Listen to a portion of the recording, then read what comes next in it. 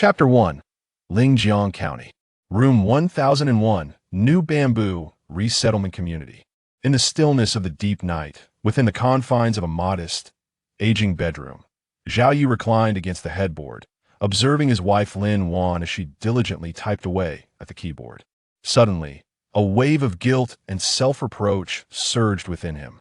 2 years prior, he had been involved in a severe car accident due to drunk driving. Though he survived, he was left with a permanent disability, his legs rendered crippled. Moreover, as the primary responsible party in the incident, he not only received no insurance compensation, but also faced substantial reparations to other victims. From that moment, his family was plunged into dire straits. Their savings depleted, his parents' retirement funds exhausted, their car gone, and their hard-earned small business collapsed. Thus, they found themselves burdened with considerable debt. Now, the family of four could only squeeze into this less than 60 square meter resettlement unit, living in a state of constant financial strain. In the face of such adversity, he and Lin Wan chose starkly different paths in this trial of life. While Lin Wan took on the responsibilities of caring for their children and attending to him, fishing during the day to make money and working part-time online at night, he, in stark contrast, succumbed to despair. Despite his own mistakes, he retreated into himself, becoming a recluse. He spent his days either sleeping, drinking, or mindlessly scrolling through his phone. A complete waste of potential, both physically and mentally. Watching Lin Wan's delicate, classically beautiful face grow increasingly haggard each day jolted Zhao Yi into a sudden realization could no longer evade his responsibilities. If this continued, he would surely wear down his remarkable wife. The thought of a future where Lin Wan lay in a cold coffin, with their son and daughter weeping inconsolably, sent a tremor through his heart, and his eyes involuntarily misted. Taking a deep breath, he rubbed his eyes, hastily dispelling the horrific images from his mind. With a voice tinged with hoarseness, he slowly uttered, "Darling, let's go fishing together tomorrow morning." Aren't you afraid of being ridiculed if you go out?" Lin Wan's fingers paused momentarily over the keyboard, before she responded with a subtle inquiry. Let them see if they wish." Zhao Yi shook his head, a look of relief crossing his face as he said, "These past 2 years, I've done nothing but burden you. I fear that if this continues, I will lose you. Compared to losing you, what does my meager pride amount to?" "Very well, do as you wish." Lin Wan gazed deeply at Zhao Yi, nodded, and chose not to elaborate further. The hardships of the past 2 years had extinguished any illusions she held about him. It would be wonderful if Zhao Yi could regain his spirits. If not, she was accustomed to it by now. "Well then, they'll head to bed. You should rest early too. Good night." Zhao Yi opened his mouth, intending to express some remorse, but upon noticing Lin Wan once again typing away at the keyboard, he wisely wished her good night instead. As the saying goes, it takes more than a day to freeze 3 feet of ice. He understood that these 2 years had deeply wounded Lin Wan's heart. Mere words would not suffice. He needed to take action. The night passed without further conversation. The following morning, shortly after 7, after Lin Wan sent the children off to school, Zhao Yi emerged from the house, limping awkwardly like a zombie from the game Plants vs. Zombies, carrying a small white bucket and a stool.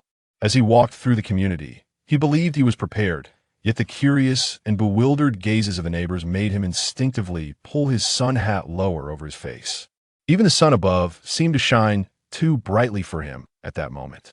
He recalled his former self, clad in a sharp suit, exuding an air of confidence akin to Zhao Zilong. Now, looking at his own frail and emaciated form, he felt a pang of despair.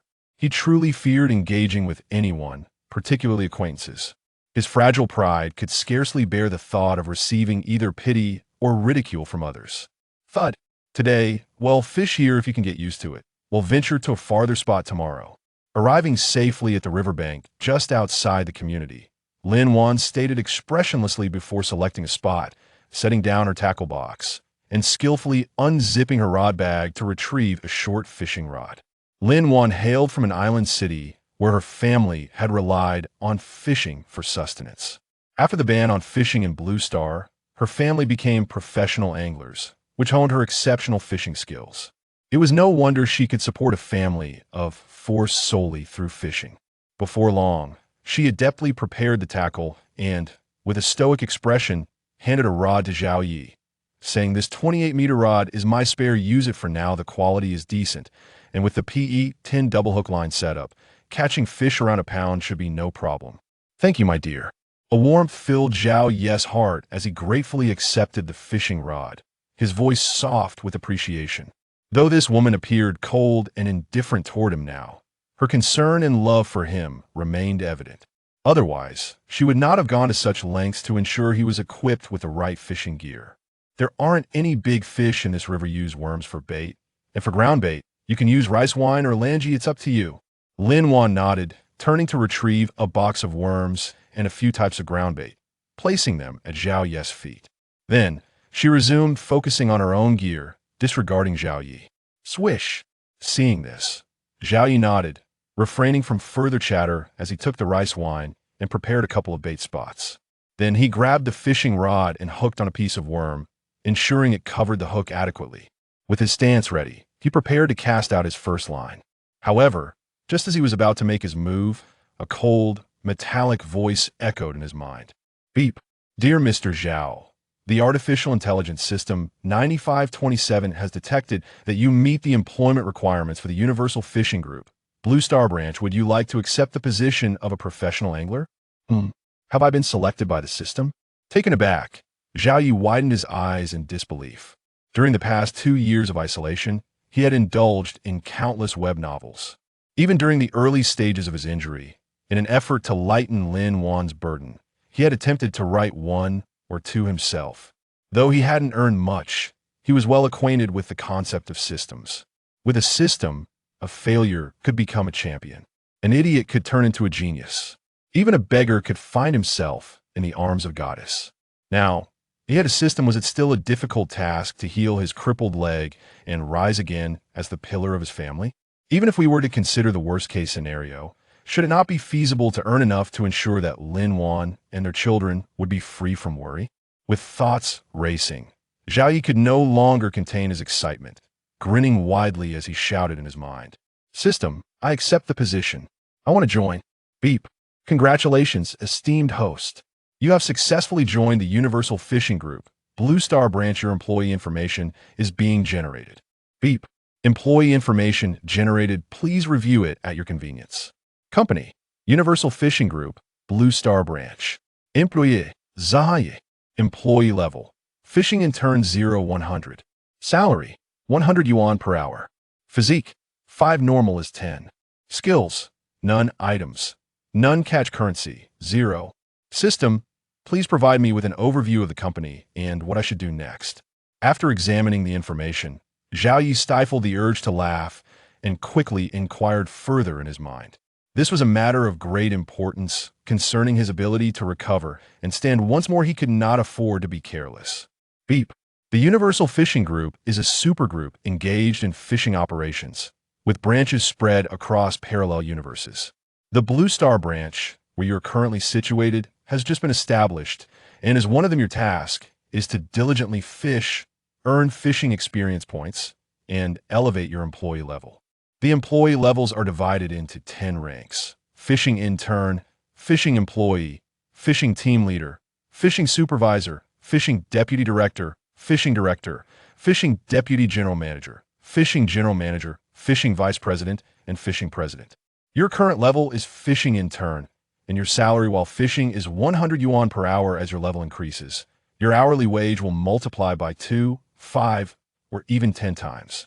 Additionally, with each promotion, the company will issue a promotion reward.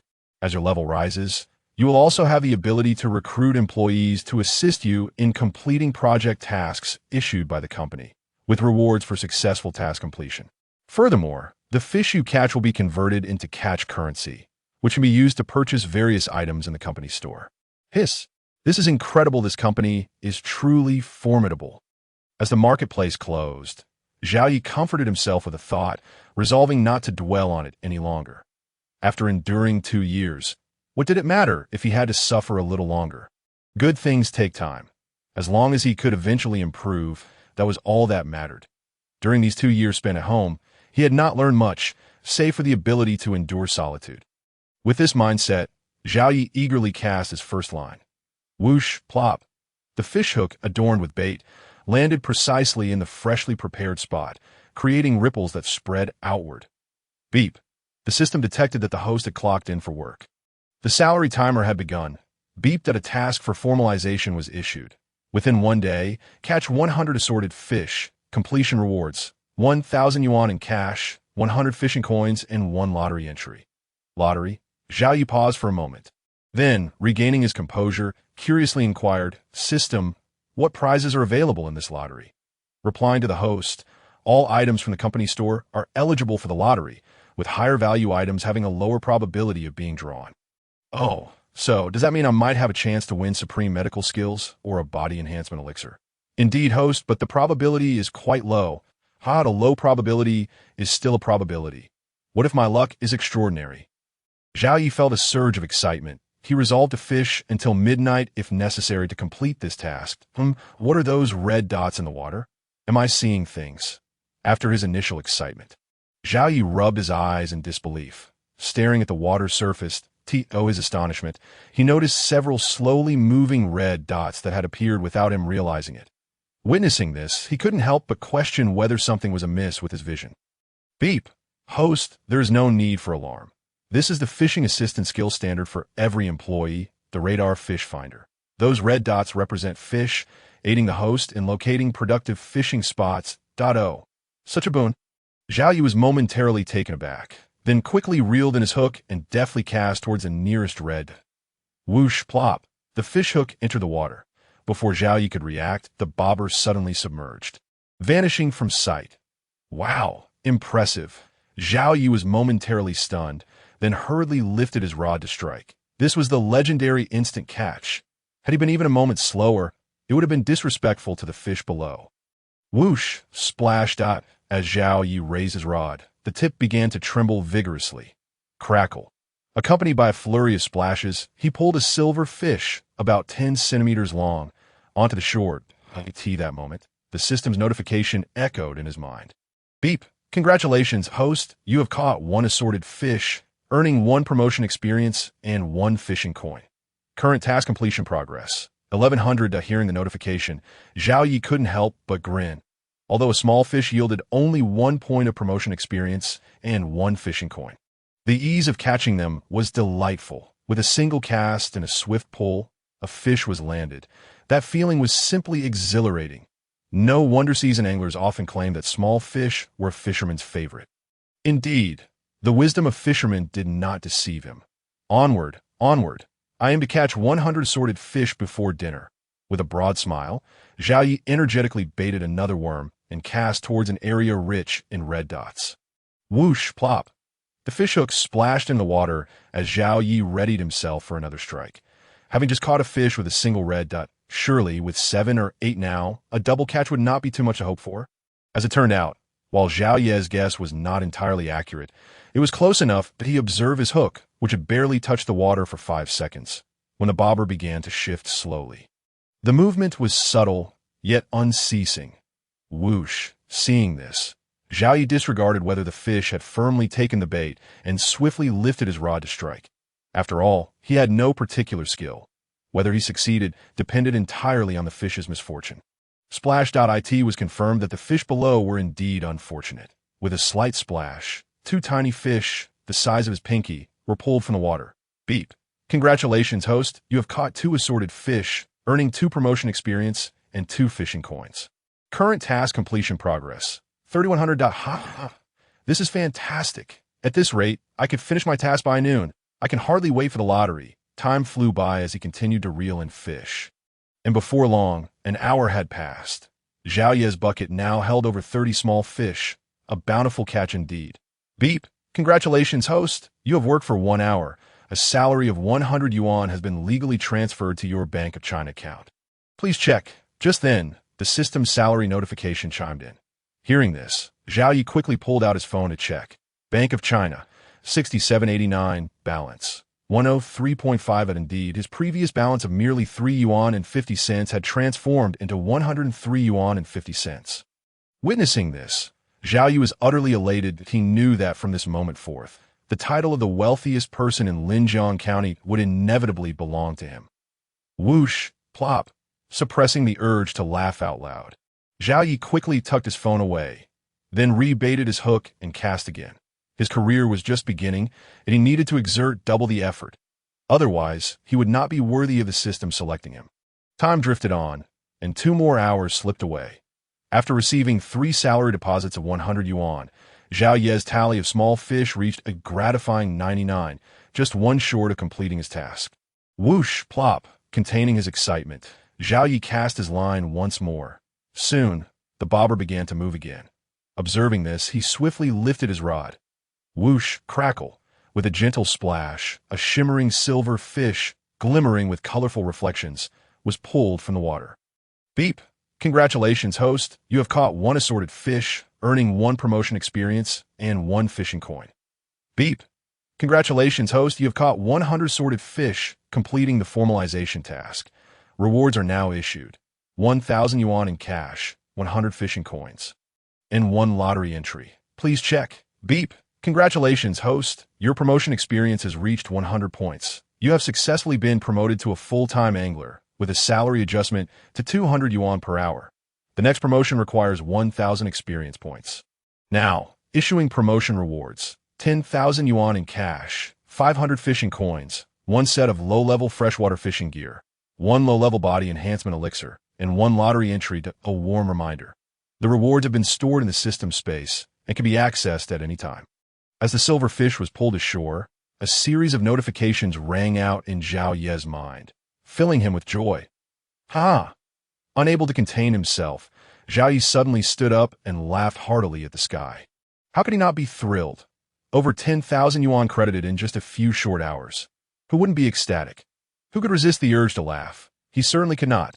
Swish, swish, swish. The sudden outburst of laughter startled Lin Wan and the nearby elderly fisherman, drawing their attention to him. In an instant, all eyes were upon him, gazing with expressions as if they had seen a ghost. Young man, you really lack ambition. It's just a few small fish. Is it worth such joy? The elderly man seated opposite Zhao Yi shook his head in disdain. Indeed, indeed. You young folks have no experience. Back when I caught a 100-pound monster, I wasn't this excited. Quite right, quite right. The young man was clearly a novice, a little fellow who had yet to see much of the world. Just as the old man finished his words, the other elderly men seemed to find an outlet for their frustrations. A cascade of sour remarks, seemingly without cost, was directed at Zhao Yi. They were already somewhat envious and jealous of him. After all, they were all fishing in the same waters, so why was it that he could catch a bounty of fish while they had only managed to reel in a few small ones? If it were simply bad luck that prevented them from catching as many, they might have kept quiet. However, this young upstart had the audacity to stand up and laugh heartily, which felt like a slap in their faces. The uncles could tolerate it, but the aunts could not. That if they didn't give this young man a piece of their minds, how could they continue to fish in peace? Zhao Yi, oblivious to the animosity brewing among the elderly men, felt his laughter abruptly cease, nearly choking on it. Awkwardly, he rubbed his nose, silently pondering, goodness, was my laughter really that outrageous? And to think they call me a novice? This is slander, pure slander. Although my fishing skills may not be exceptional, I've caught my fair share of fish. Thank you very much. I see now it's jealousy. They're undoubtedly envious of my good fortune. With this realization, Zhao Yi clenched his fists, ready to defend himself. Yet upon seeing the white-haired men, some even older than his own father, he sighed and muttered under his breath, alas, this generation of old men is utterly unreasonable, both inexperienced and overly playful. One cannot even laugh without repercussions. Very well, a good lad ought not to quarrel with old men. Today, I'm in a good mood, so I shall not let them get to me. I'll proceed with my lottery draw. Having uttered these words, Zhao Yi forced a grin at the crowd before plopping back down onto his small stool. Deep in thought, he commanded the system. System, I wish to draw for a prize. Let us begin with 1. Beep. Acknowledged, commencing the lottery.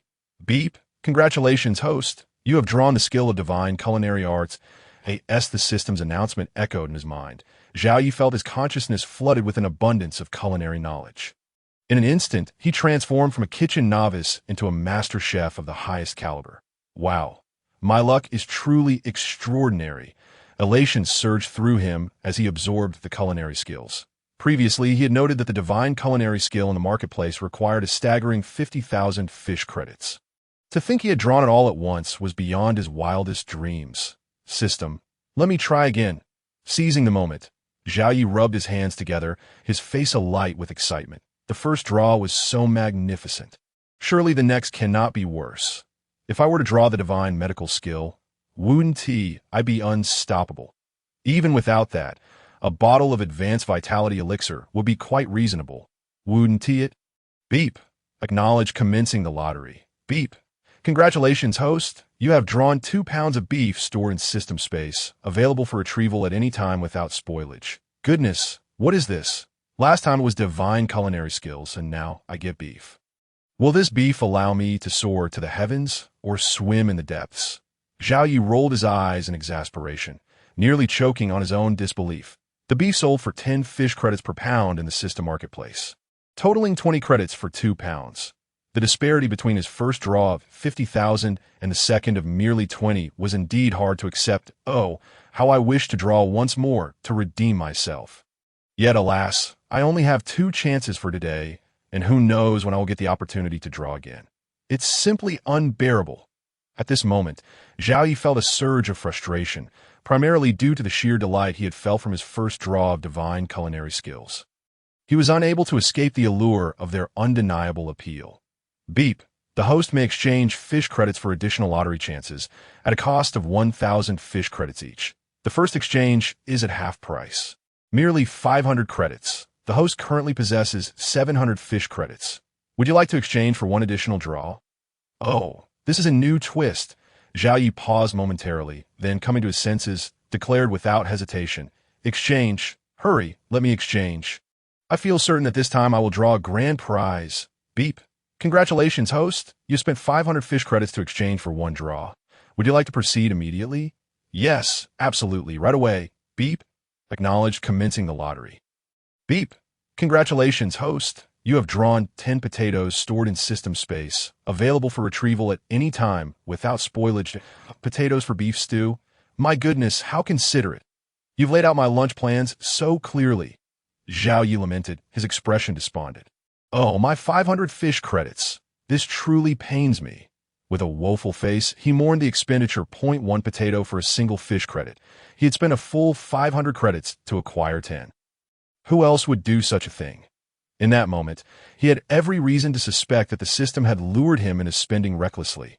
Yet, lacking evidence, he knew this was a matter beyond the jurisdiction of any authority, especially as the system was not beholden to any law. Thus, he could only blame his own greed. This was a lesson learned through hardship that he would not soon forget, that of course, while he would remember this lesson. Should he acquire enough fish credits in the future, he would not hesitate to exchange for another draw. Don't ask why. The answer is simply 2 words: divine allure. Dear, the time is nearly upon us. Shall we head back? You go pick up the children, and I will fetch some groceries that I'll whip up a delightful meal for you 3 ladies. Exiting the system, Zhao Yi began to pack up his fishing rod while calling out to Lin Wan. For him, this fishing spot no longer held any purpose. After a morning spent catching nothing but small fish, devoid of any substantial catch, he felt it was time to change venues. As it neared 11 o'clock. It was indeed time to prepare lunch. Previously, Lin Wan had always been the one to pick up the children and rush back to cook, a daily endeavor fraught with haste and toil. Now, armed with divine culinary skills, he was determined to take on the task himself. With the potatoes for beef stew already arranged by the system, he planned to buy a couple of vegetable dishes and a barrel of spring water, creating a meal of 1 meat, 2 vegetables, and a soup. Today, he was intent on ensuring that the 3 ladies enjoyed a hearty meal. As the saying goes, to win a person's heart, one must first capture their stomach. Having hurt their feelings over the past 2 years, he resolved to first satisfy their appetites and then gradually reclaim their hearts. You're cooking. Have you forgotten that you nearly set the kitchen ablaze while attempting to stir-fry some greens? Lin Wan scoffed, packing up her equipment without even looking up. I'll handle the cooking. If you wish to help, you may go buy some vegetables. That was merely an accident, not a reflection of my true abilities. Just leave it to me. I assure you, I'll prepare a delicious meal for you 3. Zhao Yi chuckled awkwardly. Waving his hand dismissively, he then pointed to the small bucket filled with miscellaneous fish. Attempting to change the subject, "Dear, what shall we do with these little fish? Should we release them?" Small fish were hardly worth the effort of processing, especially since they were mostly bones. Zhao Yi had no intention of wasting time on them. As for selling them, that thought had never crossed his mind. After all, having earned over 10,000 in just one morning, he hardly considered these trifles worth his attention. "Oh, you think you're still the boss?" Lin Wan rolled her eyes, exasperation evident in her voice. "These small fish are currently selling for 5 to 6 yuan per pound. We could easily make 30 or 40 yuan from these, which could buy a few pounds of pork to nourish the children. I assent that a better idea? Fine. Let us sell them then," Zhao Yi said, feeling somewhat embarrassed as he rubbed his nose. He realized he had not taken Lin Wan's feelings into account. For the past 2 years, she had been managing the household with a tight budget. Now, suggesting that they release the small fish must have sounded to her like he was oblivious to the value of money.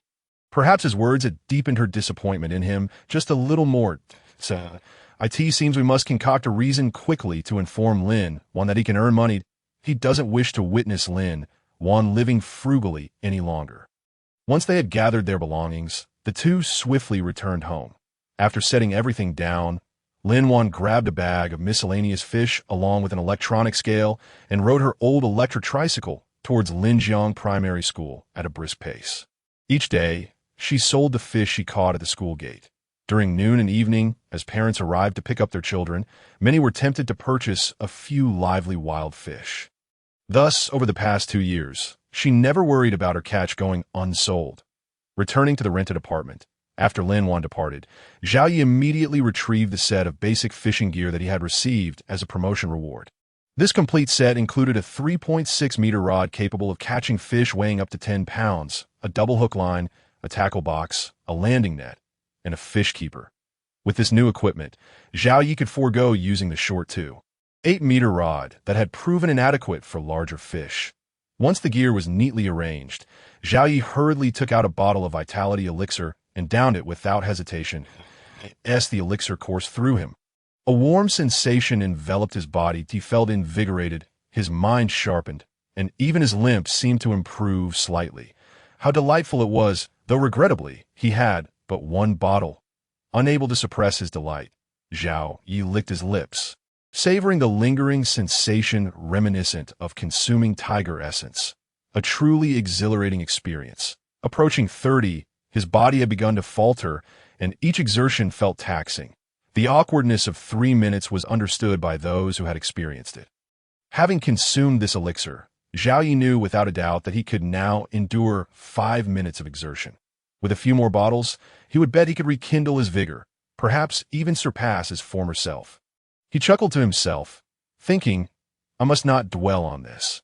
I need to prepare a meal. It is imperative that I ensure my wife enjoys a satisfying lunch, so that we may joyfully indulge in dinner later." With a peculiar laugh, Zhao Yi busied himself clattering about in the kitchen. Time flew by as he worked diligently, and before he realized it, nearly an hour had passed, just as he placed the last dish on the table. A sound of a key turning in the lock echoed from outside.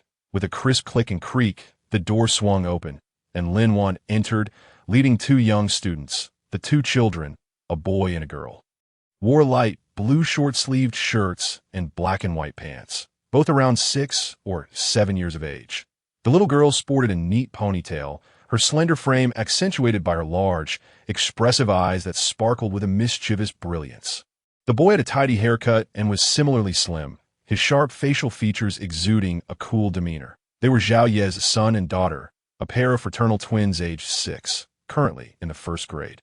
The daughter, Zhao Xiaomi, was the elder, while her brother was named Zhao Xiaoli. They had inherited the striking looks of both Zhao Yi and Lin Wan, making them quite the charming duo in their neighborhood, though they suffered from slight malnutrition due to inadequate meals. "Wow, Mama, it smells so good. Are you certain this is cooked by Dad?" exclaimed Zhao Xiaomi, peeking from behind Lin Wan, her eyes fixed on the fragrant dishes on the table. Filled with both desire for the food and trepidation toward Zhao Yi, momentarily hesitating. "Xiaomi, do you truly believe that lazy Dad would cook?" Zhao Xiaomi's words barely faded when Zhao Xiaoli interjected with a confident tone. I am certain he must have swiped money from Mom to order takeout. Ahem, defamation, pure defamation. This little rascal is slandering me. Zhao Yi felt a mix of indignation and helplessness at his son's blatant accusations. After all, he had indeed committed such an act before and had been caught red-handed. Wow, Dad, you're simply too cool. I've made my decision. From now on, you are my fan. Zhao Xiaoli exclaimed. Oh no, wait, I mean you are my idol. Actually, that is not quite right either. Whatever it is, I admire you, and I want to learn your culinary skills. Just 3 minutes later, as Zhao Yi finished tidying up, his son's enthusiastic chatter erupted behind him. Zhao Yi opened his mouth, ready to respond. But before he could, Zhao Xiaomi chimed in excitedly. Daddy, Daddy, you are incredible. You are so cool. I also want to learn how to cook. With that, she puffed out her cheeks and mimicked flames. Her little hands imitating Zhao Ye's earlier gestures of tossing food in the pea. And to his surprise, she exhibited quite the flair to ha ha ha. My dear daughter, girls shouldn't learn cooking. Let your brother take on that role. In the future, just tell him what you want to eat, and he will make it for you. Zhao Yi initially intended to boast further, but upon witnessing his daughter's adorable antics, his heart melted. He quickly set down the spatula and embraced her fragile frame, speaking tenderly, Sweetheart, it was wrong of Daddy before. From now on, just tell me what you want, and I will prepare it for you. Daddy, Xiaomi doesn't blame you that I understand you're in pain and feel sad, which is why you sleep all the time. Daddy, I asked the doctor, and he said if you eat well and exercise, your leg can get better. Daddy, can Xiaomi accompany you in exercising from now on? Zhao Xiaomi hugged Zhao Yi's neck, her large eyes brimming with tears, feeling heartbroken for her father. Yes, yes, yes. Daddy will exercise. And Xiaomi will join me. I promise I will get better point one day. I will take you and your mother to travel the world. Zhao Ye's eyes also glistened with unshed tears. He truly wished he could slap himself for not cherishing such a wonderful daughter and for allowing himself to wallow in despair. Thankfully, he had come to his senses in time. He had ample opportunity to make amends. Yes, yes, yes. Daddy is wonderful, and Xiaomi loves Daddy, exclaimed Zhao Xiaomi, burying her face in Zhao Yi's embrace, inhaling the familiar scent of her father. After 2 long years, she could finally hold him again, and it felt so good. Dad, you're biased. You love your daughter more than your son. When you grow old, I will pull your oxygen tube. Zhao Xiaoli's sudden remark nearly made Zhao Yi choke on a mouthful of water. How audacious. At just 6 years old, he is already plotting to pull my oxygen tube. Should I strike first? No. Perhaps I should bide my time, treat him well, and then deal with him later. With that resolution, Zhao Yi affectionately ruffled Zhao Xiaoli's hair, speaking gently, Son, these past 2 years, I've been remiss, and I owe you gratitude for protecting your mother and sister. Thank you, and from now on, tell me what you wish to eat, and I will ensure you grow healthy and strong. And no, I'm heading to eat now. I'll be late otherwise. Caught off guard by Zhao Yi's unexpected warmth, Zhao Xiaoli floundered, stammering as he waved his hands in a hurry. Then dashed to the dining table to bury his head in his food. In that moment, he resembled an ostrich, too shy to lift his head. Zhao Yi and Zhao Xiaomi exchanged amused glances, unable to contain their laughter. Lin Wan, observing the scene, couldn't help but smile as well. With that smile, the myriad negative emotions accumulated over the past 2 years dissipated, replaced by warmth and togetherness. After the meal, Lin Wan took the children to school, while Zhao Yi washed the dishes and tidied up. As soon as he finished, Lin Wan returned home from dropping off the kids. Upon entering, she inquired, Are you going fishing this afternoon? Of course, from now on, fishing will be my profession, Zhao Yi affirmed with a nod. He then shifted the topic. However, this afternoon, I want to be fishing in a nearby river. It's teeming with small fry, which is rather pointless. Then let us go to Shanwan River. There we can catch various species, making it a suitable spot for year-round fishing. Lin Wan nodded in agreement, her expression reflecting her approval. All right, let us set off promptly. Zhao Yi acknowledged her with a nod and picked up the low-level fishing gear set rewarded by the system, carrying it in his hand. He had already concocted excuses for the fishing gear, culinary skills, and the source of his small funds, merely waiting for Lin Wan to inquire. Okay, let us go. Unexpectedly, Lin Wan simply nodded, shouldering the fishing equipment. and stepped out first, showing no intention of asking any questions. Dear, don't you have anything you wish to ask me? Zhao Yu was momentarily taken aback and hurriedly limped after her. He was somewhat puzzled. Was Lin Wan not the least bit curious? What should I ask? Lin Wan replied with a smile, countering his question, aren't you curious about how I acquire my culinary skills? Or where I got the money to buy the fishing gear and ingredients? Well, I am curious. So, where did you get it from? Wow, dear, your reaction seems rather subdued. Oh, is it? Then how should I react? Should I be like, wow, husband, you're amazing. Where did you learn your culinary skills? And where did your money come from? Dear, I apologize for the hardships you've endured these past 2 years. I promise to work doubly hard to treat you well from now on. Hearing Lin Wan's long-lost playful tone, Zhao Yi couldn't help but feel his eyes moisten. In the past, Lin Wan loved to tease him with her playful voice when no one was around. Unfortunately, during these past 2 years, his lackadaisical attitude had caused the smile to vanish from her face, let alone her playful tone. Now, however, Lin Wan seemed to have regained her playful spirit, indicating that she was beginning to forgive him. What a wonderful woman she was! After enduring 2 years of grievances and hardships, now that he was showing signs of improvement, her heart softened. Zhao Yi felt that he must have saved the galaxy in his past life. Otherwise, how could he be blessed with such an extraordinary wife? In this day and age, people are quite realistic. How many women can serve a lackadaisical husband for 2 years without flinching? If she didn't have a heart of gold, she would have long since left him. Thus, a woman like her deserves endless love and adoration. Husband, there's no need for you to apologize. Just like our little Rai says, you've had a hard time too. So, I don't hold it against you that I was a bit frustrated earlier, which is why I didn't want to talk to you. Now that you've thought it through, I won't blame you anymore. From now on, let us fish together and earn money, ensuring we take good care of our 2 children. That would be enough to satisfy me. Lin Wan paused, turning back to gaze at Zhao Yi earnestly. She was a traditional woman, valuing loyalty and commitment, especially with 2 children binding them together. As long as life could continue, she would never give up. She always believed that tomorrow would be better. Fortunately, her persistent efforts were not in vain. Dear, rest assured, with my culinary skills, I guarantee that you and the children will be well fed and healthy. I don't want to get fat. That would be hideous. With their hearts open, the couple's bond quickly deepened. Riding on an electric tricycle, they shared the driving seat, playfully teasing each other and bursting into joyful laughter, attracting envious and surprised glances from passers-by.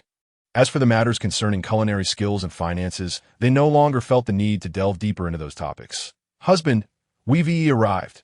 Let us enter here. It's just a 10-minute walk to the riverside. All right, let us go. It's getting late. Let us hurry so we can fish for a few more hours. After 20 minutes, they reached the foot of a lush green mountain, parked the tricycle, and shouldered their gear as they ventured inside. Following a narrow path carved by footsteps, they walked for about a quarter of an hour before finally reaching the riverside. Before them lay a winding mountain stream that resembled a silver serpent, winding through the verdant forest. Its broad, sinuous form seemed endless, evoking a sense of the meandering waterways. This was the renowned Shanwan River of Linjiang County, which also lent its name to the region. The river ran north to south, merging with the sea to the south and connecting with the Yangtze River to the north. From the southern dock, boats could navigate to reach the urban area of Shanghai. In the past, during the fishing ban, the bustling activity at the southern dock rivaled that of Shanghai's city center. Even now, it remained the most affluent area in Linjiang County, a coveted residential spot for many. The dock was filled with various fishing boats, yachts, and a steady stream of anglers and tourists. The Shanwan River boasted an abundance of fish species, with every notable freshwater fish easily found. Even some migratory marine fish were often caught. Moreover, due to numerous upstream waterfalls and the ban on net fishing by the Blue Star, various recreational fishing and tourism companies had established their presence here. Thus, Linjiang County was quite famous for fishing. In Southeast Province and throughout China, fishing was often mentioned in conversation. Husband, how's your leg holding up? They're shooting many fish here. Should we venture further in? Yes, let us go deeper. I'm fine. Zhao Yi nodded that moment. He had activated his fish-finding radar, detecting only a few scattered red dots nearby, in the distance. However, There were numerous signals, but regrettably, his short 3-meter-6 fishing rod couldn't reach them. "Dear, this spot looks promising. Let us fish here." After walking alongside the river for several minutes, Zhao Yi's eyes suddenly lit up, halting in his tracks. This water flow is calm, with neither a protruding point nor an eddy. "How did you determine this place is good?" Lin Wan asked, puzzled, then shook her head, pointing to a nearby protruding spot, suggesting, "Husband, that is a protruding point. There are generally more fish there. Shall we fish there instead?" "No, you go to that spot. I'll fish here. I have a feeling there are plenty of fish here. How about we make a bet? Whoever catches more fish wins, and the loser agrees to fulfill a request from the winner." Zhao Yi confidently waved his hand. As he spoke, he began to set up his gear. "All right, I'll take that bet. I can't believe that such a good fishing spot wouldn't yield more fish than yours." Lin Wan said, her expression one of defiance as she headed toward the protruding point not far away. "Haha, dear, you're bound to lose. Tonight, I intend to unlock new skills." Upon hearing Lin Wan agree to the bet, Zhao Yi couldn't help but break into a wide grin. He had made up his mind that tonight, not only would he feast, but he would do so in various delightful ways. "Shameless," Lin Wan exclaimed. Momentarily stumbling as her cheeks flushed a deep crimson, she scoffed and hurried her pace, acutely aware of her husband's audacity. "What if someone hears us during the day? That would be so embarrassing." Seeing her flustered reaction, Zhao Yi burst into unrestrained laughter. His wife was indeed adorable. Even after 6 or 7 years of marriage, she still blushed at such intimate topics. Swoosh! Amid the laughter, Zhao Yi continued his work. Soon he tied the rig, attached a piece of worm purchased from the system shop, and cast his first line. Ding! Detected that the host has begun clocking in for work. Salary calculation initiated. Ding! Project task issued. Catch 100 pounds of freshwater fish. Task rewards will be distributed based on the host's completion efficiency. 1 day. Excellent. 2 days. Good. 3 days. Fair. 5 days. Ordinary. Over 5 days. Poor. Oh, another task? It seems that the meat feast tonight will have to be postponed. Completing the task and earning money takes precedence. Hearing the task issued by the system, Zhao Yi suppressed his desires, deciding to work overtime for night fishing. Feasting could wait, but fulfilling tasks and earning money was urgent. The living conditions at home were currently inadequate, and moving was essential. Moreover, he owed nearly 500,000 to relatives. It had already been 2 years. While they were not rushing him, he needed to repay the debt as soon as possible. A debt-free life would surely be lighter. Swish. Here it comes. Soon, the bobber in the water began to move, prompting Zhao Yi to quickly rise to his feet and fiercely lift the rod to strike the fish. Whoosh! The sound of water being sliced through rang out as his fishing rod arched dramatically into a crescent shape. Goodness! I hope it doesn't snap or break the line. Feeling the intense tug on the rod, Zhao Yi was filled with both excitement and anxiety, fearing that it might suddenly snap into pieces. Fortunately, although the rod appeared as if it might break at any moment, it remained steadfast. Seeing this, Zhao Yi finally relaxed and began to dance around, maneuvering the fish, occasionally using his belly to push back as he retreated slowly. Seconds turned into minutes, and after what felt like an eternity of tugging, the fish on the hook finally exhausted its strength and floated slowly to the surface. Wow, darling, you're incredible. You've caught a big grass carp weighing around 7 to 8 pounds on your first cast. Lin Wan had rushed over, net in hand, eagerly waiting to scoop up the fish. Upon seeing the large grass carp surface, her face lit up with delight. The market price for wild grass carp is roughly 10 yuan per pound, meaning this one could fetch 70 to 80 yuan. How wonderful! Hee, this is just the beginning. The best is yet to come. My dear wife, just you wait. Today I'm going to have an extraordinary haul. In response to Lin Wan's praises, Zhao Yi couldn't help but beam proudly. Being hailed as impressive by his beloved wife was an exhilarating feeling, akin to a surge of adrenaline, in an instant. The fatigue he felt from reeling in the fish dissipated. Yes, darling, you're the best. I'll be watching closely. Whether we can pay off our debt soon depends on you. Lin Wan nodded fervently. Although she believed Zhao Yi was boasting, her compliments were sincere. It was crucial for her husband to receive encouragement now that he had finally stepped out into the world. She would never douse his enthusiasm. Haha, don't worry, my love. I will swiftly repay our debts and buy a new home, giving our family a place of our own that I promise you. Zhao Yi held the rod in one hand while thumping his chest with the other. With the backing of the Universal Fishing Group, money was no concern for him. As long as he put in the effort to fish, he believed that he could secure a spot among the elite of China. If not the world, that I believe in you. You have always been the best in my eyes, as long as you are willing to strive. Even if we had to live under a bridge, I would have no regrets. Lin Wan nodded repeatedly as she scooped up the fish. Her expectations were modest. All she desired was for Zhao Yi not to give up on himself and to be willing to strive alongside her. She believed that as long as they worked hand in hand, the hard days would eventually fade away. With splashes and laughter, the couple joyfully conversed as the large grass carp was pulled onto the shore.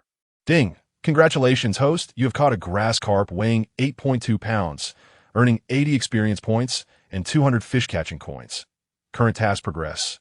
8.2 pounds. Ha! This big grass carp not only provided excitement, but also an impressive amount of experience and fish-catching coins. By this count, if I catch 12 or 13 more, I can get promoted again and complete my project task. Yes, let us keep going. I aim to finish the task by the afternoon, ensuring that dinner won't be delayed.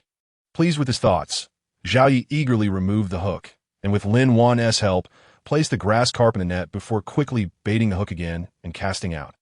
Whoosh, the hook, adorned with a worm, soared through the air and accurately landed in a spot where red dots gathered. Whooshed, oh dear, darling, come back quickly. I've hooked another fish, and it's bigger than the last one. Merely a few seconds had passed when Zhao Yi shouted excitedly, once again lifting the rod to strike. He anticipated that he would hook another fish so swiftly. Indeed, the worms provided by the system are remarkable. He used to think that one fish-catching coin per fish was expensive, but now it seemed quite reasonable. Oh, so fast. Honey, your luck is incredible. Upon hearing Zhao Yi's shout, Lin Wan, who had just gotten halfway, paused in surprise. Realizing what was happening, she turned and dashed back, her smile beaming uncontrollably. She truly hadn't expected her husband to have such good fortune.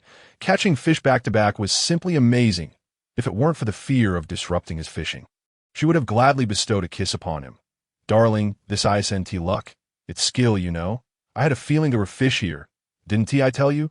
Zhao Yi, oblivious to Lin Wan's thoughts, replied while maneuvering the fish, his expression radiating pride. It was unavoidable.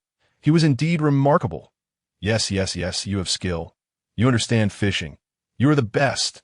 Lin Wan nodded eagerly, her smile as bright as sunshine.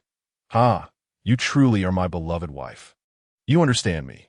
Zhao Yi laughed heartily. He was aware that his wife probably didn't believe him, but her enthusiastic support filled him with satisfaction. After all, who wouldn't appreciate a partner who always aligned with their feelings? The intense sounds of splashing persisted for over 20 minutes before gradually subsiding. That a few minutes later, a golden, plump fish emerged from the water. Oh dear, why is it a carp? Upon seeing the large fish, Lin Wan couldn't help but pout, her face displaying disappointment and distaste. Carp are considered undesirable, and people around the river seldom eat them. They are only used for ceremonial offerings during the new year. Thus, their market price is quite low. Even this 7 to 8 pound wild carp could only be sold for 3 to 5 yuan per pound, and it would be difficult to sell. Oh, my dear, please don't disdain this large carp. Just because people around here don't enjoy eating it doesn't mean it's as long as the carp has been properly prepared. It won't be problematic, and as long as it hasn't been raised in polluted water, the taste will be delightful. Just think of the yellow river carp. Isn't it also a carp? Why does it sell for such a high price? Isn't it because it tastes good? Although our local carp may not match the yellow river variety, it's still quite respectable. We want to sell this big carp. When we return, I'll prepare a sweet and sour carp dish for you and the kids. Sweet and tangy, guaranteed to please everyone. Upon witnessing Lin Wan's expression, Zhao Yi hastily assured her. With his exceptional culinary skills, he could turn anything into a delectable dish that would leave people craving more. Really, you can make sweet and sour carp? Lin Wan asked, astonished, although she had never tasted sweet and sour carp. She knew it was a renowned dish in Shandong cuisine, beloved by northerners. Haha, my dear, don't underestimate my culinary skills. There's nothing I can't make. After a brief pause, Zhao Yi added with a hint of arrogance. I am not boasting.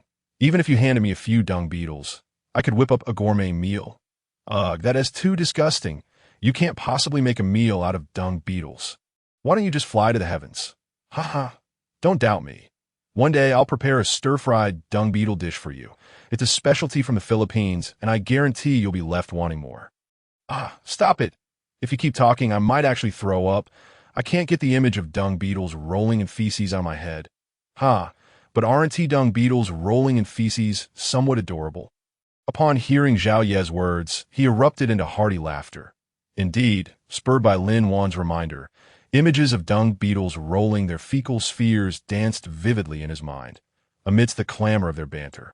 The two swiftly managed to haul a large carp ashore, but a glance downward revealed that this fish bore scales of a strikingly unique hue, half golden and half silver. Congratulations, host. You have successfully caught an 8.5-pound, two-colored carp. Weight of the catch multiplied by 2. You have gained 500 promotion experience points and 1,000 fish tokens. Current task completion progress. My goodness. The experience and tokens from this carp surpass those from the grass carp by such a margin. Zhao Yi pondered in astonishment upon hearing the system's notification. He had assumed that the carp, being less popular than the grass carp, would yield lower rewards. However, to his surprise, it was quite the opposite. This was indeed a dark horse of a fish system. What does it mean that this is a two-colored carp? Why is the weight counted as doubled? Furthermore, why are the promotion experience points and fish tokens so abundant? Driven by his curiosity, Zhao Yi promptly directed his inquiries to the system. Beep. Replying to the host, fish species across the parallel realms are categorized into 9 colors. The more diverse the hues of the scales, the superior the flesh quality and nutritional value. The vitality elixir sold in the company's store is crafted from the flesh of fish species with 2 or more colors, hence the high experience and token rewards upon capture. Additionally, due to the rarity of 9-colored fish, the company stipulates that the weight is calculated as multiplied by the number of colors that owe. Is that so? Zhao Yi paused, instinctively probing further. Then, aren't there plenty of multicolored fish in the ocean? Beep. The host is mistaken. 9-colored fish refer specifically to those with scales exhibiting 9 uniform colors, representing a certain quality of internal nutrients, rather than simply possessing multiple hues. Most of the multicolor marine fish are classified as single-colored fish, also known as original color fish. While they may be visually striking and colorful, their nutritional value is rather ordinary and commonplace. In contrast, 9-colored fish are exceedingly rare, with even the most basic 2-colored fish being a 1 in 10,000 occurrence. Oh, I see. How fortunate I am. Zhao Yi nodded, unable to suppress a sense of a WTO catch a 2-colored fish so rare and exceptional. On his second line was indeed a stroke of luck. System, how should I process this 2-colored carp to refine it into a vitality elixir? After his moment of reflection, Zhao Yi posed yet another question to the system. Beep. The host cannot refine the vitality elixir personally. However, by adding ingredients such as ginseng, reishi mushrooms, and cordyceps, and simmering them together, one can achieve health-enhancing effects. Note, the older the medicinal herbs, the more potent their effects. Oh, I shall certainly try that tonight. It would be perfect to nourish my wife and children. Zhao Yi continued. By the way, does the company store offer these medicinal herbs for sale? Beep. The company store possesses a comprehensive inventory, not only medicinal herbs, but also those aged 10, 100, or even 1,000 years. As the system concluded its response, a notification sounded, and the store interface appeared before Zhao Ye's eyes. The display showcased images of various herbs, clearly labeled with their ages and prices.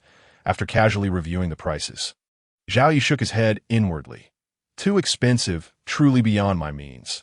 The herbs older than 10 years started at a minimum of 4 figures, and with his current fish tokens just over 1,000. He could only afford a 10-year-old ginseng. However, herbs aged 1 to 3 years were relatively affordable, around 100 tokens each. This is manageable. I shall purchase it. After a moment contemplation, Zhao Yi communicated with the system and spent over 800 fish tokens to acquire the necessary herbs aged 3 years.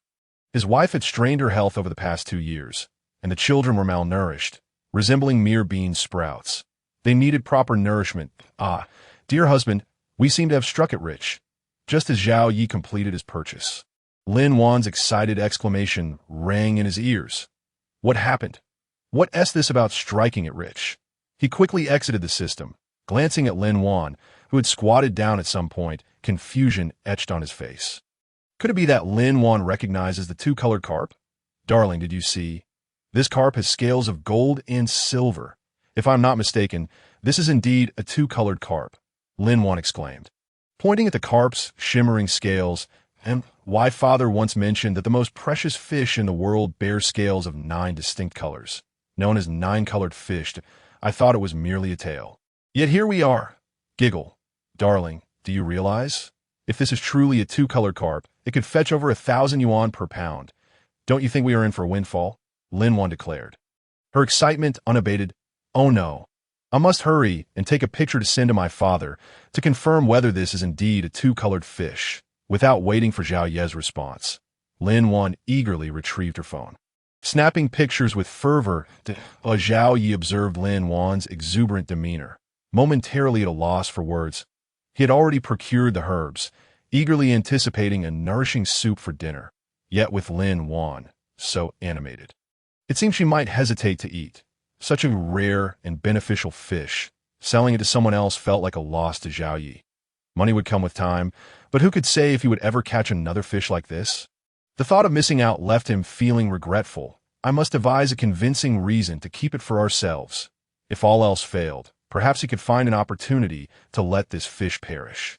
After all, in the sweltering summer heat, a dead fish would not last long. Surely, Lin Wan would not insist on selling it, would she?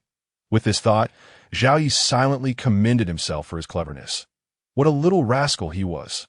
Haha, let us keep fishing. Perhaps today luck will smile upon me once more, and I might catch another.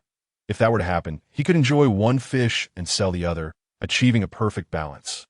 Grinning, Zhao Yi disregarded Lin Wan's antics and reattached a worm to his hook, casting it into the water with a swift motion.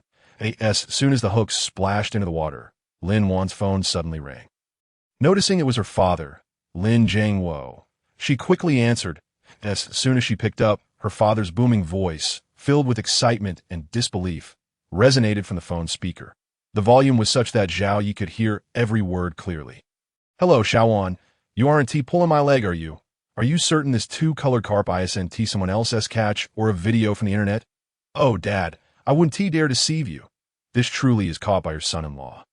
If you don't believe me, I can have him speak to you right now. Wait a minute.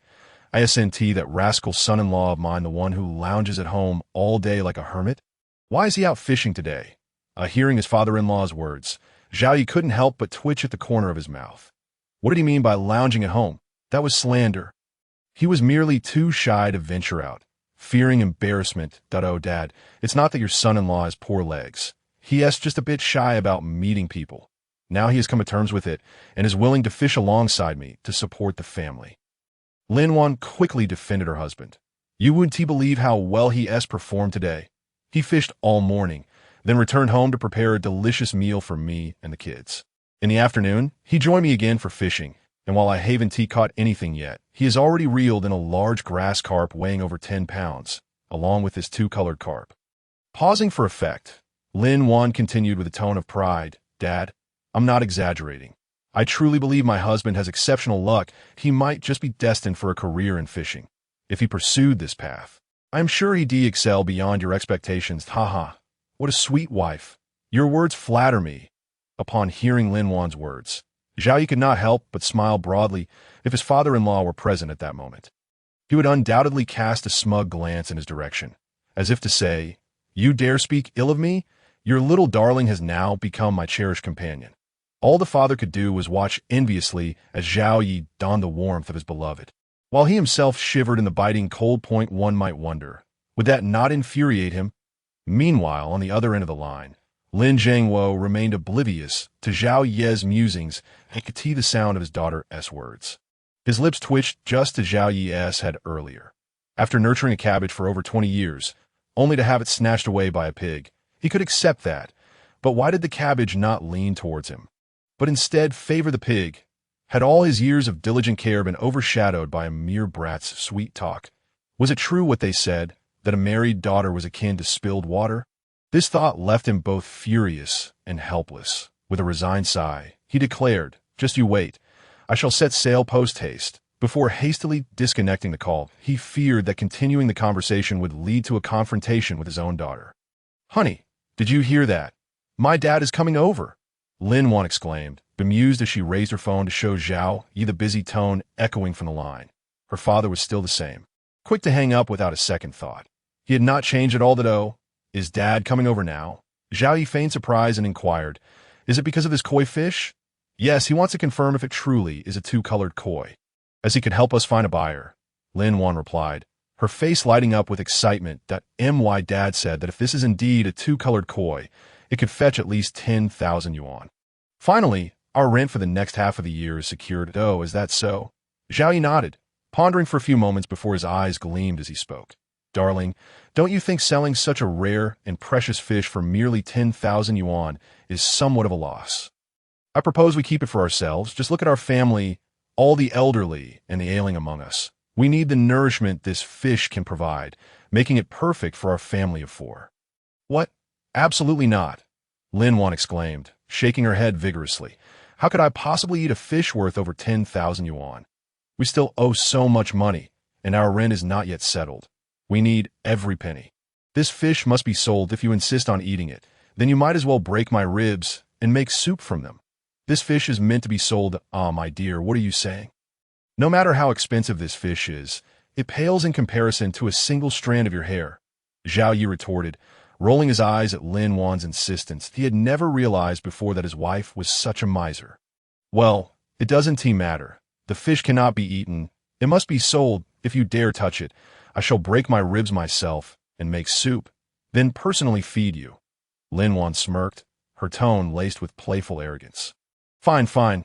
Let us sell it then. I'll leave it to you." Zhao Yi feigned annoyance. "I initially wanted to test the ancient methods of dietary therapy to see if it could heal my leg. But now that I see your greedy demeanor, I think I shall pass." "What ancient dietary therapy? Are you suggesting that eating this fish could heal your leg?" Lin Wan suddenly stood up, her eyes wide with astonishment. If it could truly mend his leg, she would be willing to eat anything, even dragon meat. "Yes, I know of an ancient recipe that can enhance vitality and invigorate the body. That if I can prepare it, my leg should fully recover." Zhao Yi was spinning a tale, his eyes not betraying a hint of deceit. Of course, it was a benevolent fib. Firstly, this little lie would ensure that his wife and child received the nourishment they needed. And secondly, it laid the groundwork for his future recovery. For someone who had been limping for 2 years, if his leg suddenly healed, it would be difficult to explain. However, if he consumed the fish, he could easily attribute his recovery to it, and no one could dispute that. Is that true? You're not pulling my leg, are you?" Lin Wan scrutinized Zhao Yi's profile, her expression filled with skepticism. After a moment of silence, she added, "When my dad arrives, I will ask him if this fish truly has such properties. Then you shall have it." After a pause, Lin Wan added, her voice dripping with determination, "But if I find out you're deceiving me, I will be furious. My dear, how could I ever deceive you? You will see for yourself when the time comes. The effect will be remarkable." Zhao Yi quickly reassured her, then changed the subject, feigning a nostalgic tone. "When I learned this ancient recipe from my master, I used to think he was bragging. That I never imagined that such a creature as the 9-colored fish truly existed. And yet here I am, having caught one. My luck is unparalleled. It seems heaven does not wish to see a promising youth like me remain a cripple." In that moment, Zhao Yi was an actor par excellence. His grateful gaze, coupled with a slight tremor of excitement in his body, could rival seasoned performers. If he were to take the stage, the title of Best Actor would be anyone's guess. "Honey, you have a master? Why was I unaware?" Lin Wan asked, a mix of surprise and curiosity evident in her voice. Given their relationship, starting from their first year of college to their marriage right after graduation, she had never heard of Zhao Yi's mentor. "Of course, I have a master. How else could I have acquired my culinary skills?" Zhao Yi boasted with a grin. "Moreover, my master taught me not only cooking, but many other skills as well. However, he has a rule. One must demonstrate proficiency before showcasing any talents in public. Right now, I have only just passed the culinary portion. The rest is still in practice when I finally reveal them. Do not be shocked. Zhao Yi considered revealing the existence of the system to Lin Wan, but the system forbade it, thus he had no choice but to fabricate a fictional master. After all, how would he explain any newfound skills in the future? Is that so? When did you become his apprentice? And where is your master? I have never encountered him. Lin Wan probed further, genuinely intrigued. Well, I became his apprentice quite some time ago, back when I was still in short pants, so you obviously wouldn't have seen him. Alas, he has long since passed away. Otherwise, I would have taken you to meet him. I am certain he would have laughed heartily upon learning I married such a wonderful and beautiful wife. Oh, I see.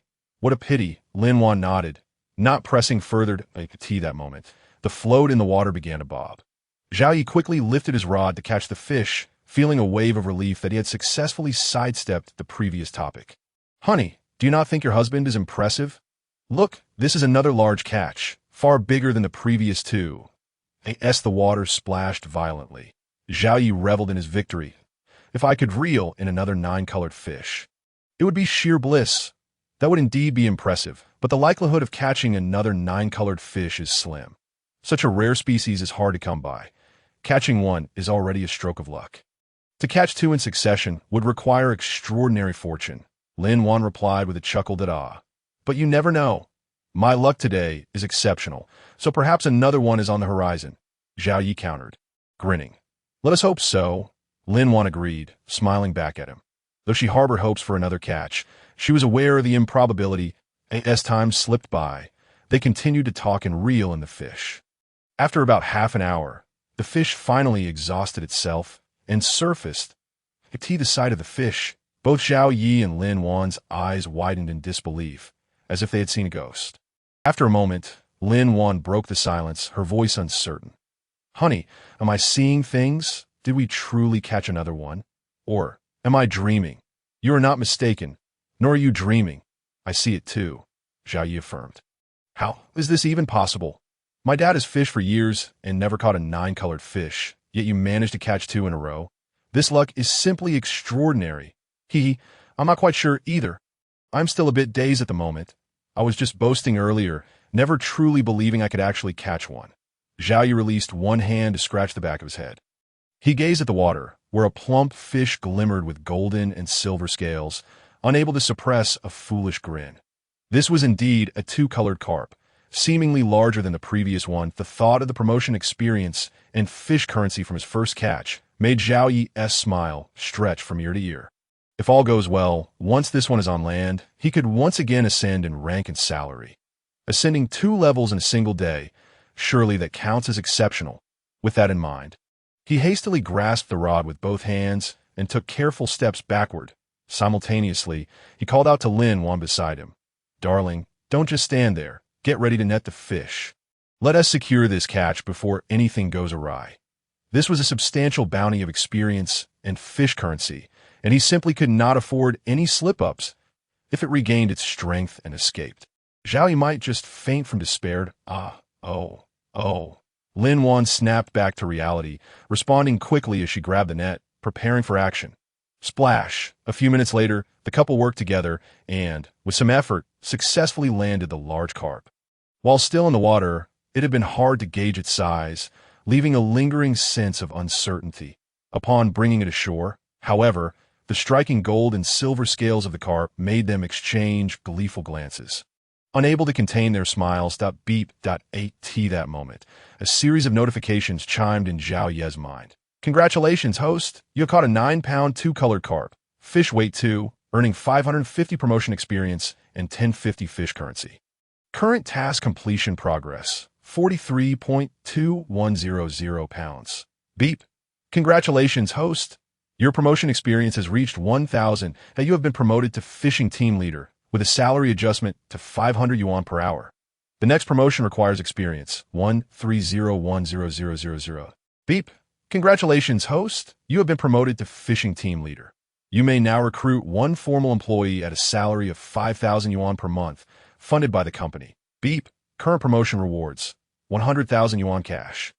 Medium-level fishing rod includes line set, capable of catching 30 pounds, 2 low-level physical essence potions, and 2 lottery draws.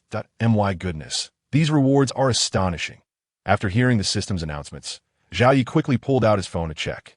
Upon seeing the 6-digit balance, his smile widened to the point of nearly reaching his ears. This morning, he had merely 350 yuan, and now it had transformed into over 110,000. Wow! At this rate, he must be surpassing 90% of the nation in wealth accumulation, right? Moreover, money was secondary. What thrilled him the most were the 10,000 fish currency points, the 2 bottles of physical essence, and the 2 chances for a lottery draw. The 10,000 fish currency points need no further elaboration. Whether for the lottery or purchasing physical essence, they were invaluable.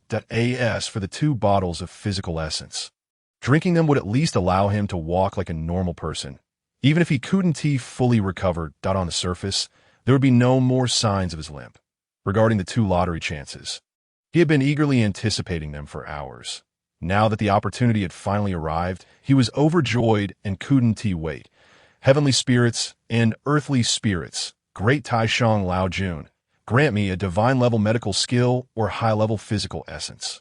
Rubbing his hands together, Zhao Yi silently prayed. After his prayer, he promptly instructed the system. System, I want to draw the lottery, both at once. Beep. Understood, host. Initiating lottery draw. Beep.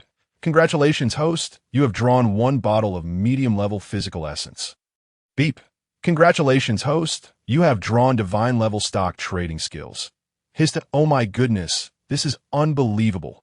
My luck today is simply extraordinary. Upon hearing the results of the 2 draws, Zhao Yi couldn't help but gasp in astonishment. There was no denying that these 2 prizes were remarkably beneficial for him at this moment. The medium-level physical essence could enhance his physical attributes significantly, allowing him to bid farewell to his limp and exceed the capabilities of ordinary people. The divine-level stock trading skill was equally extraordinary, enabling him to foresee the trends of any stock over the next year.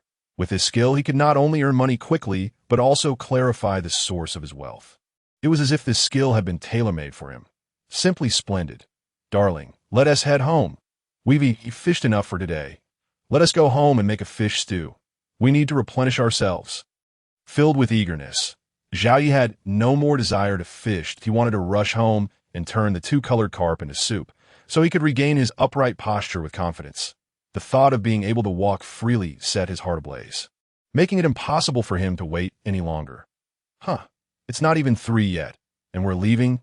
Lin Wan, still in a state of excitement, looked bewildered upon hearing Zhao Yi's sudden announcement. Once she regained her composure, she hesitated, saying, Honey, the fishing conditions are so good, why don't we fish a bit longer? What if we're lucky enough to catch a 9-colored fish? No more fishing.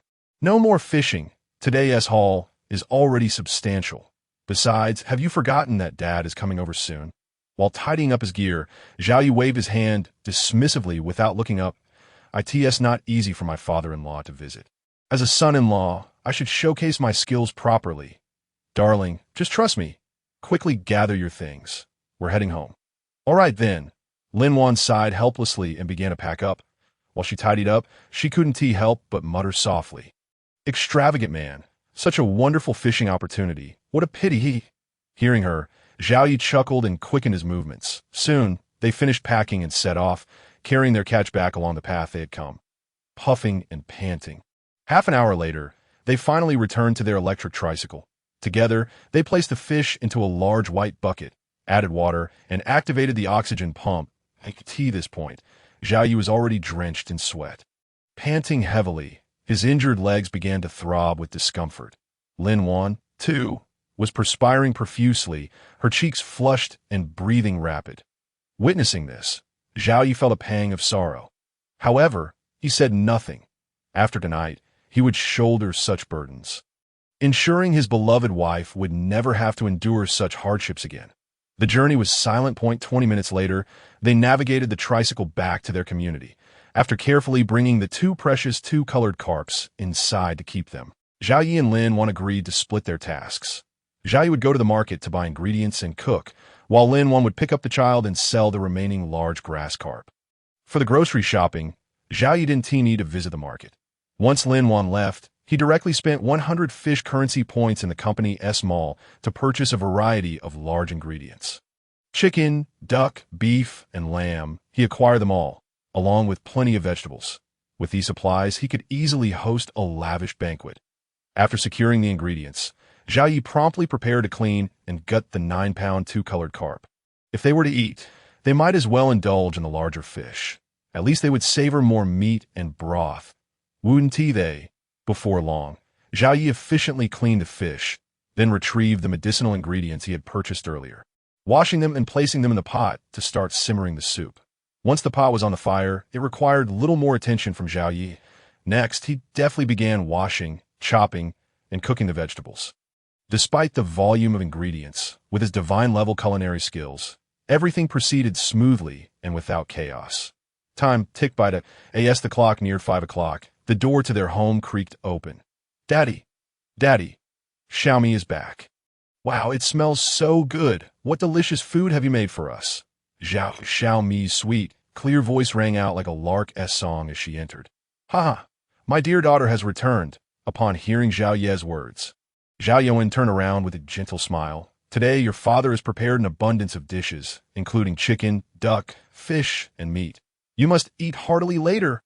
I believe Xiaomi has already indulged. Today, she intends to eat until her belly is as round as a watermelon. As she spoke, Xiaomi patted her belly and licked her lips, looking utterly adorable. Father, your good son has returned as well. Could you perhaps pay some attention to me instead of solely focusing on your daughter? At that moment, Xiaoli's dissatisfied voice chimed in. Ha! You little rascal, go wash your hands and come help your father serve the dishes. How shameful it is for a young man to compete with girls. Zhao Yi's tone turned less tender when addressing his son. With a light-hearted reprimand, he summoned him to assist. Mother, look at my father. His favoritism is glaringly evident. Why not trade me for another dad? You little brat, are you itching for trouble? If your father doesn't teach you a lesson today, you'll never learn who your father truly is. Upon hearing Xiaoli's words, Zhao Yi promptly turned off the stove, set down the spatula, and approached him. As he reached Xiaoli, he grabbed his ear and executed a swift 180-degree turn. This boy, 3 days without a beating, and he thinks he can defy the heavens. How dare you suggest your mother replace your father? Such audacity must be corrected. Ouch! Father, I was only joking. You are my most beloved dad. Even my dad cannot compare. Joking. I see you weigh 50 kilograms. 49 of which are rebelliousness, and you think being coddled is the way to go. Zhao Yi snorted, then seized Xiaoli's other ear, both hands in motion as he proclaimed, I'll teach you to swap fathers. I'll teach you insurrection. Today your father must uphold justice and discipline this ungrateful son. Child abuse. Mother, save me.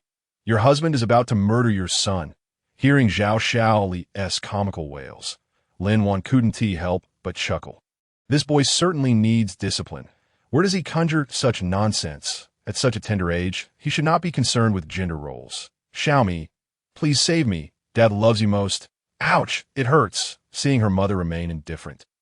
Xiaoli quickly turned to the ever-enthusiastic Xiaomi for help. If you want me to rescue you, you must call me sister. Otherwise, I shall let father continue your punishment. Ouch, sister. Xiaomi, please save me. My ear is about to fall off. You truly are adaptable. Witnessing Xiaoli's timely submission, Zhao Yi couldn't help but burst into laughter. This boy's character was truly mischievous. He must have inherited it from somewhere. Hey, what is this commotion? It's so lively that I could hear your laughter from afar. Just then, a surprised voice echoed from outside. Grandfather? Grandfather, please save me. My father is abusing your most cherished grandson. Upon hearing the voice, Zhao Yi and the others froze momentarily and instinctively turned their gazes toward the door. Upon recognizing the visitor, Xiaoli's face lit up with joy, and he began to cry out pitifully.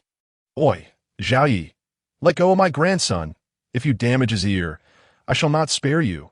The newcomer was none other than Lin Wan's father, Lin Zhengwo. Upon hearing his beloved grandson's plea for help, Lin Zhengwo immediately dropped the gift he was holding and rushed forth to rescue him. As a dutiful and protective grandfather, how could he bear to watch his beloved grandson suffer? Not even if it was his son-in-law. Dad, we're just playing around. I didn't use much force. Upon seeing his father-in-law's imposing presence, Zhao Yi quickly released his grip and took a couple of steps back. Looking sheepish, his father-in-law was not to be trifled with. Though nearing 60, his temper remained fierce. When it came to reprimanding, he meant business. Zhao Yi recalled an incident when his poor brother-in-law had twisted his son's ear, inadvertently making him cry. The moment Lin Jiangwo intervened, he delivered a resounding slap, leaving his brother-in-law dazed for quite some time. Can you imagine the sensation of a massive, calloused hand striking the head of a stout man, towering nearly 2 meters tall? Zhao Yi had never experienced it himself, but even witnessing it sent shivers down his spine. He had often wondered if his brother-in-law was a bit simple-minded, perhaps due to the repercussions of that slap.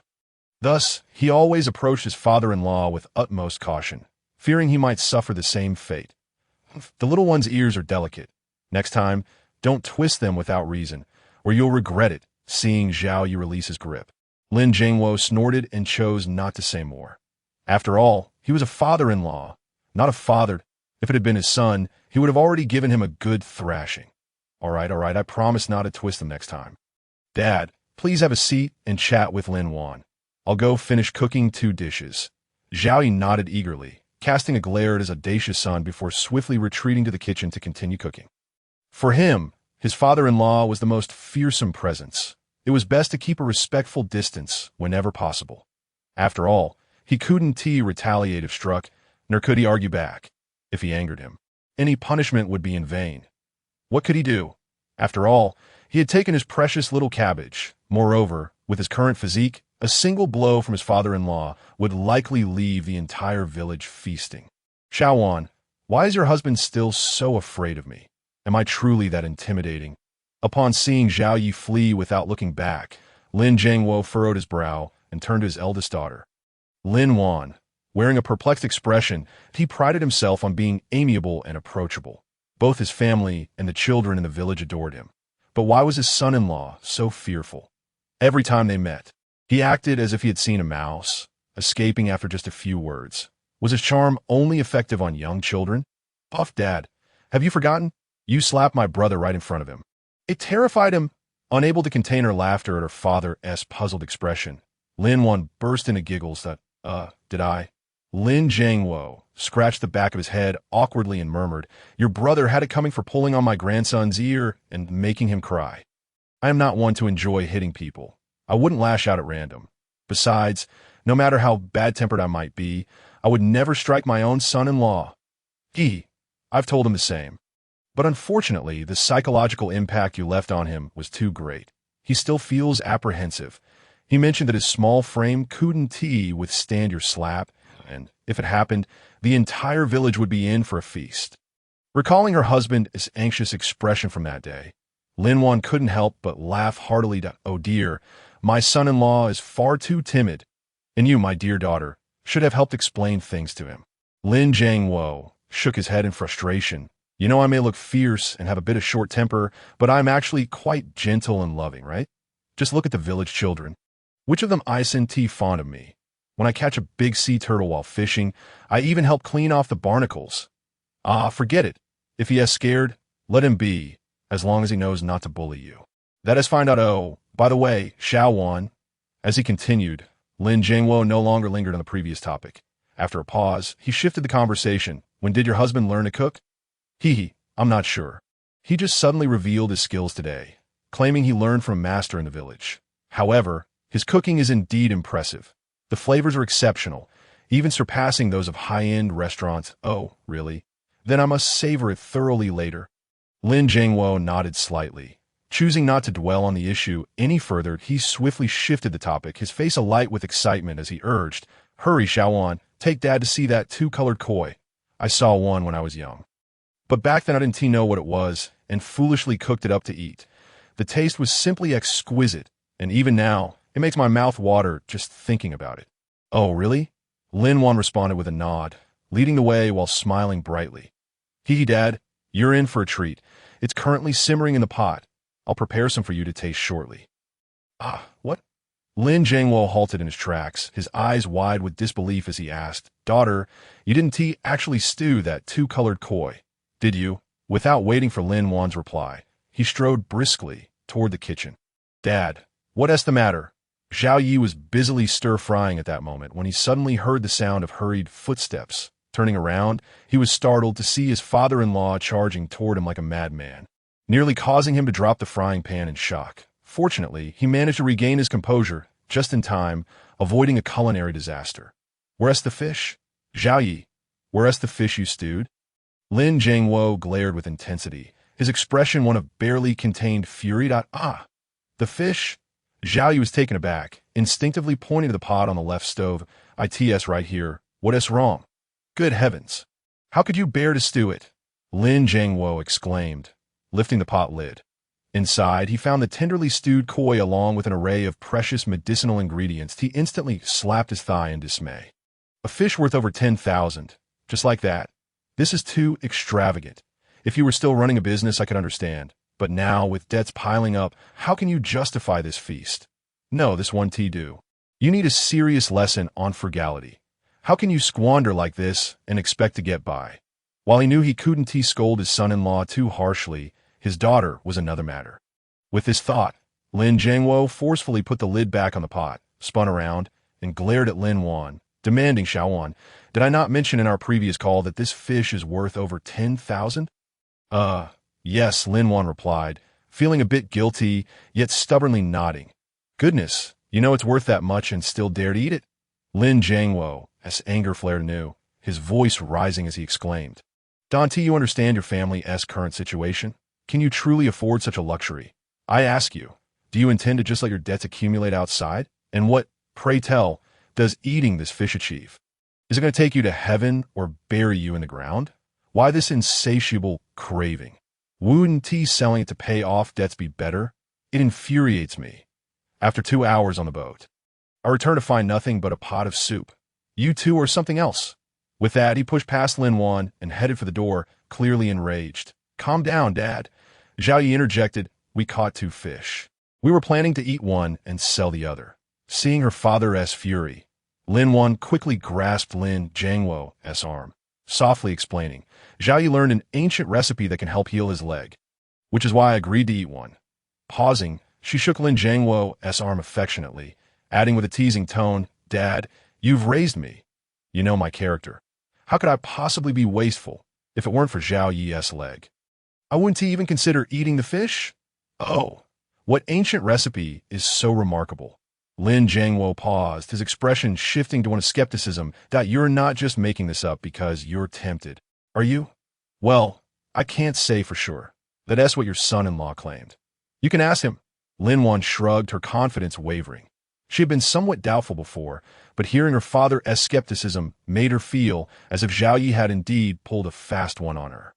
"Zhao Yi, tell me, does this ancient recipe really heal your leg? Don't you dare deceive me, or I swear I'll break your 3rd leg. Dad, it's true, if you don't believe me. I'll run for you tomorrow morning, and you'll see how I can fly. You might not even be able to keep up." Zhao Yi responded confidently, clutching a bottle of intermediate physique elixir and 2 bottles of lower-grade elixir. Convinced that healing his leg was a trivial matter.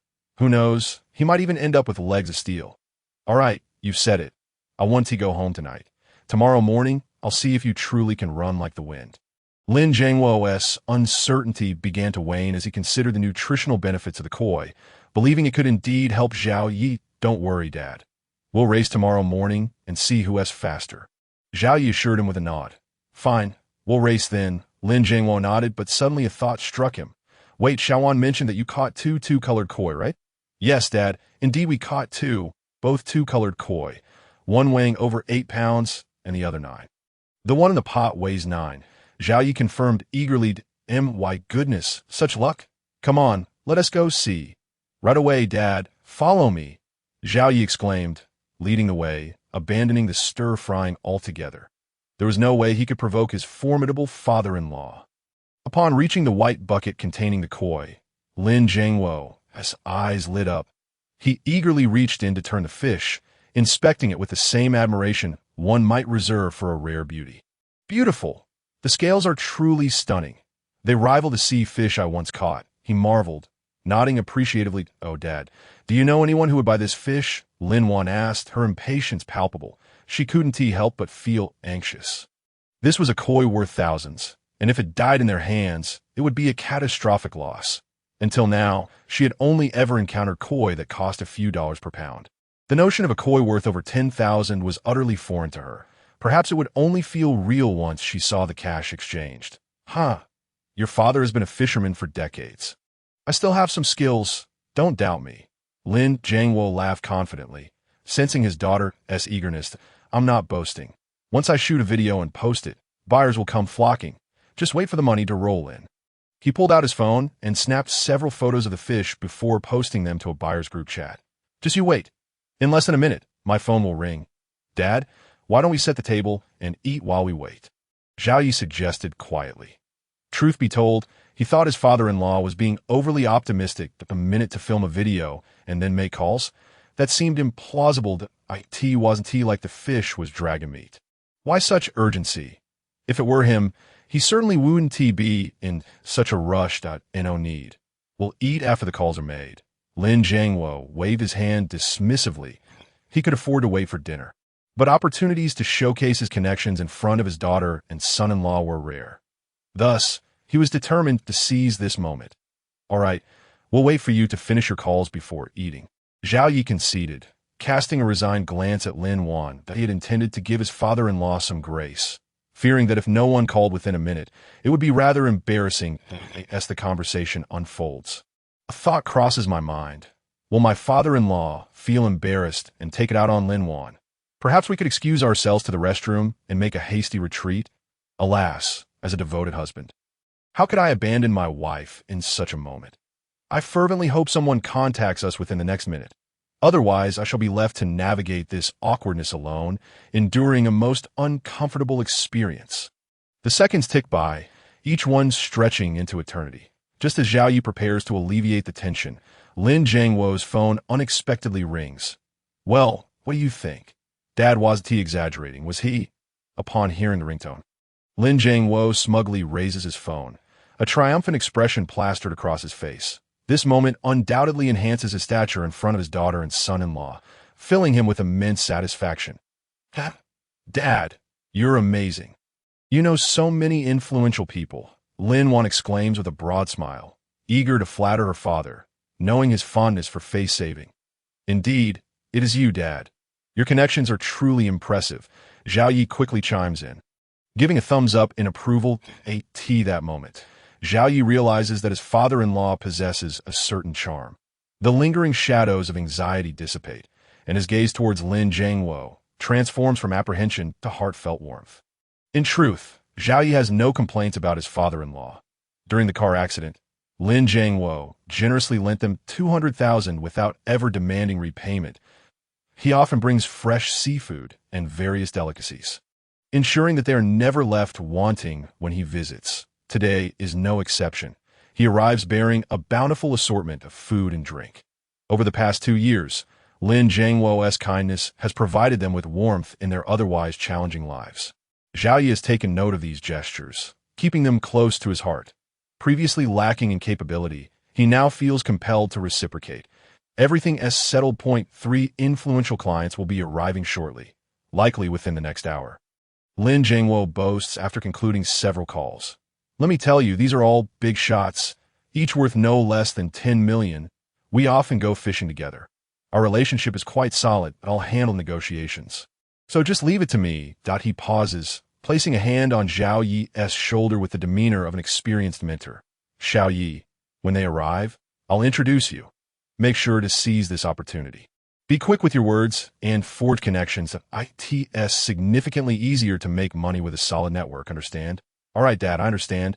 Should we eat first or wait for your friends?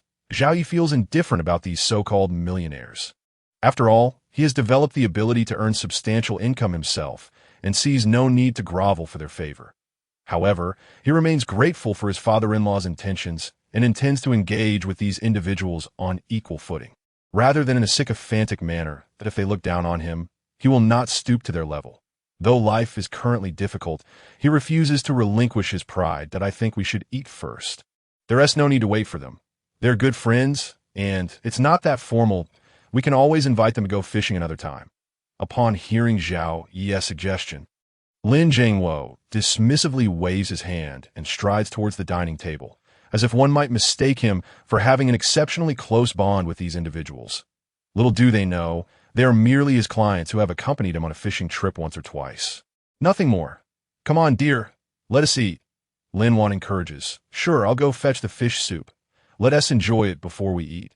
Zhao Yi nods, limping toward the kitchen. Moments later, he returns with a pot of fish soup. As he uncovers the pot, an indescribable aroma fills the air, enveloping the entire room. Wow, it smells divine. Dad, I want some soup. I want some soup. Zhao Xiaomi eagerly raises her hand, unable to contain her excitement. Zhao Xiaoli quickly follows suit, exclaiming, Dad, my dearest father, I want some too. Just one sip. No way, this pot of fish soup is for Dad. It's meant to heal his legs. Once he drinks it, he'll feel better. And you can't have any. Before Zhao Yi can respond to the children as please, Lin Wan interjects, oh, then I want to have any, Daddy. You drink up so your legs can get better. I want you to play with me. Yes, Dad. Drink quickly.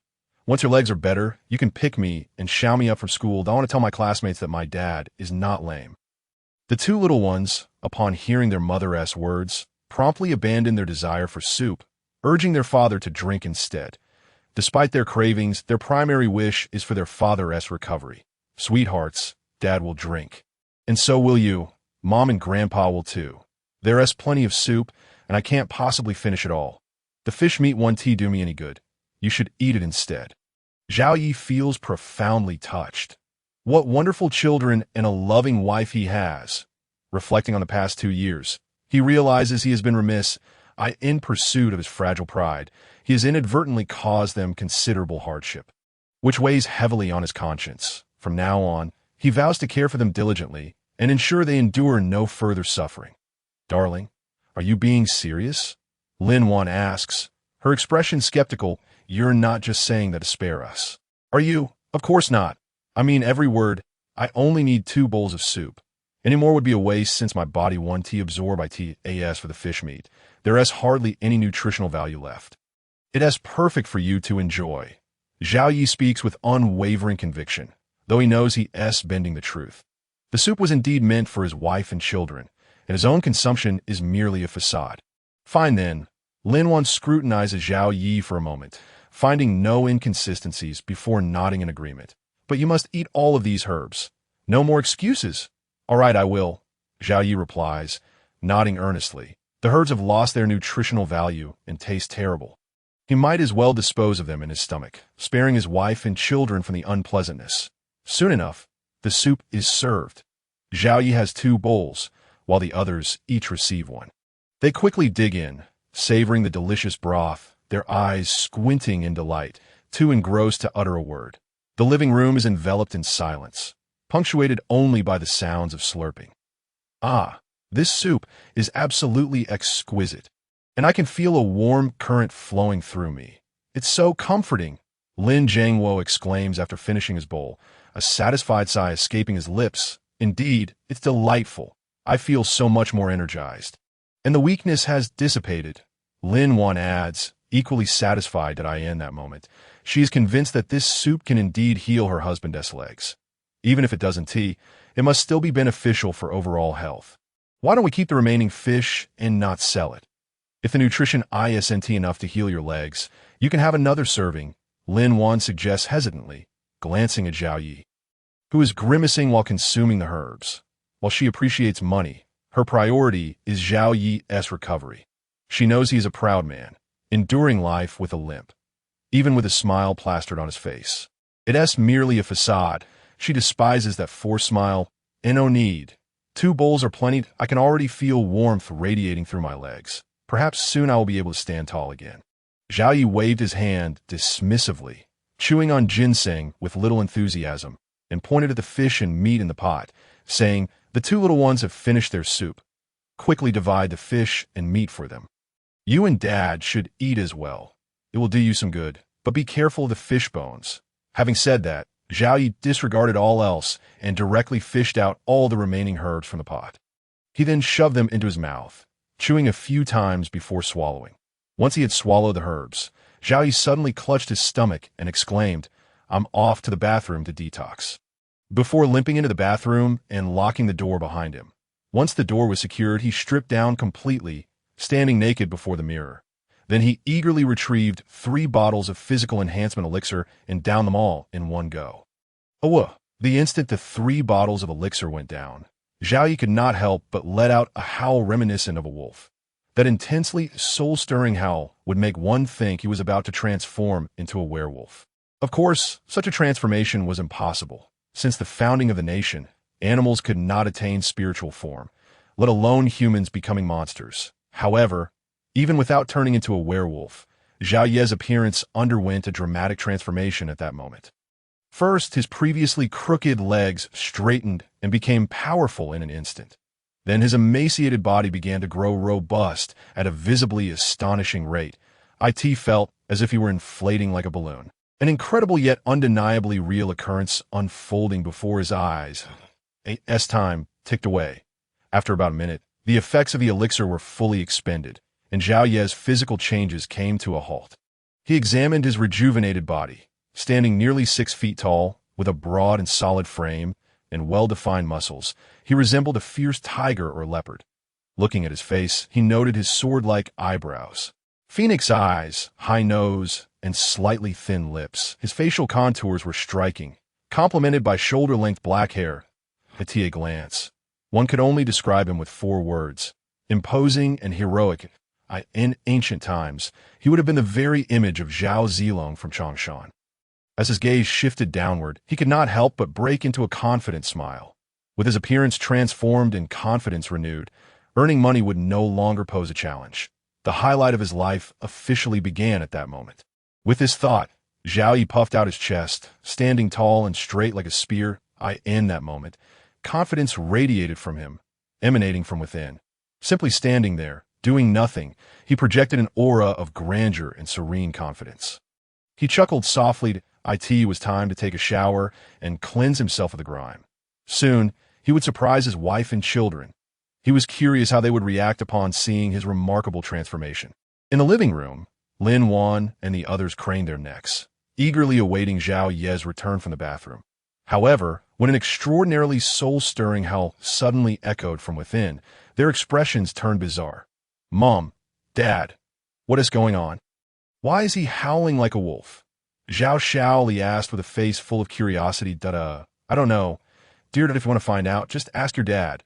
Lin Wan replied, shaking her head awkwardly. At that moment, she had mentally scolded Zhao Yi profusely. This obnoxious man truly had no sense of discretion. Had it really been just over a month since they had been intimate? Was he really that desperate? In front of the children, he dared to act so shamelessly, completely oblivious to the impact of his actions. The 2 kids could be excused for their ignorance, but her father was there too. This shameless man had no sense of shame. How embarrassing. Once your father comes out, I'll make sure to drain him dry, leaving him to whimper piteously. Dad, why are you howling like a wolf?" Zhao Shaoli, unaware of his mother-esque thoughts, dashed to the bathroom door, asking without hesitation. Not understanding required inquiry, especially when it was his mother-esque instruction. He had to comply, for he was a good child. Oh dear, why is this child so persistent? Upon seeing Zhao Shaoli rush to ask, Lin Wan's face darkened. This father-son duo was truly exasperating. Thank goodness she was there. Otherwise, the family would fall apart.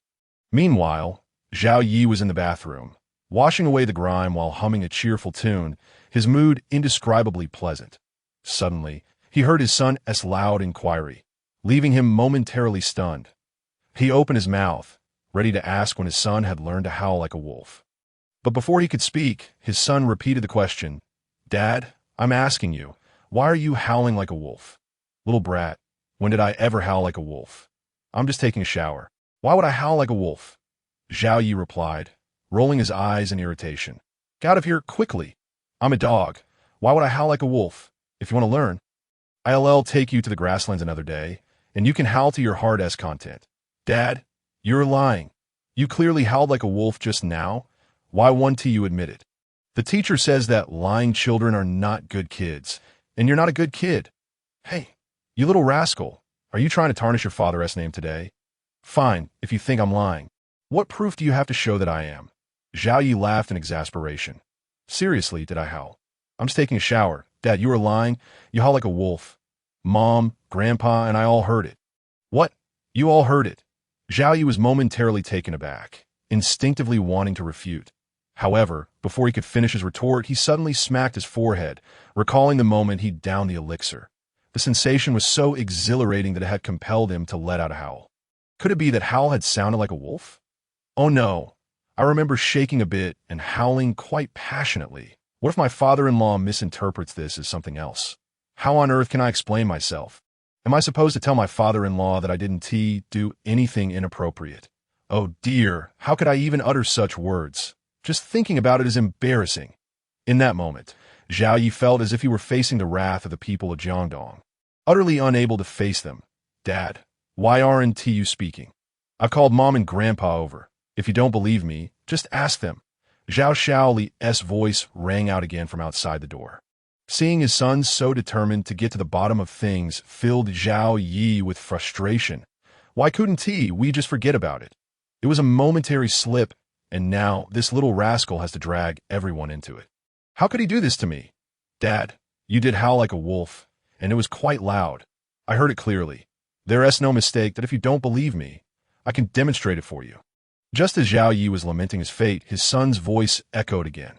Especially the last soul-stirring howl was particularly devastating. Zhao Yi's face darkened, and he unconsciously shivered. But that wasn't all. As soon as Zhao Shaoli's wolf howl faded, several bursts of laughter followed from outside. Hearing that laughter, Zhao Yi could guess it was his wife, daughter, and father-in-law. Well, this is it. I'm done for. There's no way to explain this now. Cough, cough. Honey, stop laughing. I forgot to bring my clothes. Quickly bring me a set, and remember to get the larger size I used to wear. If he couldn't explain, he wouldn't try. After all, as long as he was embarrassed, the embarrassment would land on others. Besides, he had truly done anything wrong. So why should he fear? Okay, I'll go get it now. You really howled like a wolf. I'll testify to that. Hearing Zhao Yi's words, Lin Wan responded with a hearty laugh, not forgetting to add a playful jab at him. This shameless man has no sense of propriety. Now he has been thoroughly embarrassed by our son. Deservedly so. Puffed. Upon hearing Lin Wan's final remark, Zhao Yi nearly spat out a mouthful of old blood. He could endure a significant blow, but to his astonishment, his beloved wife had delivered a devastating strike as well. A critical hit, no less. This blow was worth 999 points, inflicting damage that almost shattered his defenses. Fortunately, he now exuded confidence and composure, his thick skin rendering him impervious to such jabs. Knock, knock. Husband, open the door. The clothes have arrived. Soon enough, Lin Wan brought the garments. Rapping on the bathroom door, I asked at the old clothes from before? Zhao Yi inquired, cracking the door open slightly, given his now robust physique. The clothes he had purchased this year were already too small, leaving only the old ones from before the incident as a feasible option. Huh. Why would you want the old clothes? Those have long since worn out and turned into rags. Lin Wan placed the clothes in Zhao Yi's outstretched hand, shaking her head in confusion. Upon hearing Zhao Yi mention needing larger clothes from the past, she initially thought she had misheard. Now, it seemed her understanding was indeed flawed. Oh, very well then. I shall wear them for now. Zhao Yi accepted the clothes, shaking his head in resignation. These garments were so tight that wearing them would certainly be uncomfortable. Especially the underwear. He wondered if it would constrict the little brother. Husband, you're quite strange. One moment you're howling like a wolf, and the next you want old clothes. Are you turning into a werewolf named Brooke? Lin Wan couldn't help but tease upon hearing Zhao Yi's words. Why opt for old clothes when there were perfectly good new ones available? Transforming into a werewolf is out of the question, but you will surely appreciate your husband's current physical condition. Just don't get too excited when I come out. Zhao Yi teased, rustling as he began to dress. Indeed, once he donned the clothes, they felt constricting in every way. Glancing in the mirror, he saw the white t-shirt tightly hugging his muscular frame. His chest bulging, with his abs faintly visible. The underwear was equally snug, particularly in certain areas, which felt somewhat uncomfortable. Thankfully, he had a pair of loose shorts on top. Otherwise, he might have struggled to go outside. "Husband, are you dressed yet? Dinner is ready." Coming. Upon hearing Lin Wan's urging, Zhao Yi ceased his dilly-dallying, tugging at his clothes before enduring the discomfort to open the door and step outside. "Husband," Lin Wan's eyes widened. Instinctively covering her mouth, she gazed at Zhao Yi approaching her step by step. She looked as though she had seen a ghost, her expression one of utter disbelief. "Well, are you surprised?" Zhao Yi, pleased with Lin Wan's reaction, grinned and spoke. "Dear wife, I am all set. Not only has my leg healed, but I've also regained the weight I lost over the past 2 years. Isn't it miraculous?" After a brief pause, he winked, pride emanating from his words. "I wasn't lying, was I? That ancient recipe truly works wonders." With that, he took a few swift steps forward, wrapping her in his embrace and softly saying, "Darling, you have endured much these past 2 years. From now on, I shall bear the burdens of this family, and I promise to make you the happiest woman in the world." "Husband, am I dreaming? This is simply too incredible." As Zhao Yi held her, Lin Wan instinctively wrapped her arms around his sturdy waist, her expression one of utter bewilderment. It was utterly astonishing. Had she not witnessed it with her own eyes, she would never have believed that 2 bowls of fish soup and some herbs could not only cure a limp, but also seemingly inflate a person's physique. This shattered her understanding and somewhat defied scientific reasoning. I too find it a bit miraculous and unbelievable. Earlier, I looked in the mirror and saw myself gaining weight like an inflatable doll, which startled me into a wolf howl. I almost fainted. Zhao Yi displayed a hearty smile, scratching the back of his head as he spoke softly. "Nevertheless, regardless of how inexplicable it may seem, I assent this a good thing. Indeed, it is a good thing. As long as you're well, nothing else matters," Lin Wan replied, momentarily taken aback before nodding emphatically that in truth, regardless of how strange it might be, it was still a blessing. Her husband's leg had healed, and he was now brimming with muscle, just as she liked. Why bother questioning the reason behind it? She was no scientist, nor did she possess an insatiable curiosity. All that mattered was his well-being. "All right then, let's hurry and eat. The 2 little ones must be starving." Zhao Yi nodded earnestly, relieved in his heart. The dramatic changes brought about by the 3 vials of vitality elixir had taken him by surprise. He realized that relying solely on the fish soup explanation was somewhat flimsy. Fortunately, Lin Wan was not one to dig too deep, sparing him the need to concoct further lies to cover his tracks. "Yes, let's hasten to the dining table. I'm famished.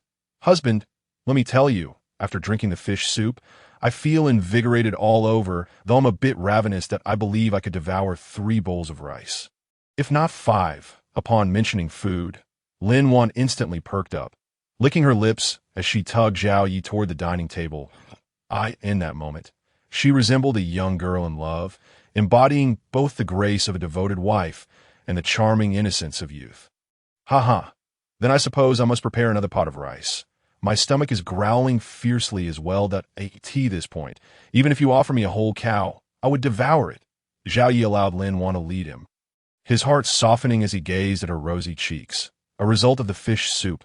Before long, the 2 settled at the table, the family of 4 plus 1 father-in-law, diving into a feast. Lin Zhengwo was equally astonished by Zhao Yi's transformation. However, being a man of the world, he refrained from probing further, despite the incredulity he felt inside. He also advised Zhao Yi and Lin Wan not to speak of it, for the changes were so dramatic that if word got out, who knew what might transpire? They could very well be subjected to research and dissection. As for the 2 children, they simply felt delighted that their father looked handsome and that his leg had healed, without any concern regarding the reasons behind these changes. Zhao Xiaoli, in particular, was fixated on Zhao Yi's wolf howl, playfully pestering him until he finally admitted to it, allowing her to relent. The enjoyable mealtime passed swiftly, and before they knew it, over an hour had flown by. Thanks to the nourishing 2-colored fish soup, the physical stamina of all 5 had notably increased, resulting in a significant rise in their appetites. Zhao Yi's consumption was especially staggering. The pot of rice he had initially prepared proved insufficient, prompting him to cook another batch and whip up 2 dishes, barely managing to satiate his hunger. Knock, knock, knock. Just as everyone began to put down their chopsticks, leaning back in their chairs with satisfied expressions while rubbing their bellies. A knock sounded at the door. "They're here. It must be M or Li and his associates." Hearing the knock, Lin Jiangwo, who had been picking his teeth, sprang to his feet, hastily placing down the toothpick and jogging to answer the door. A moment later, he ushered in a middle-aged man of around 50 and a young man in his late 20s.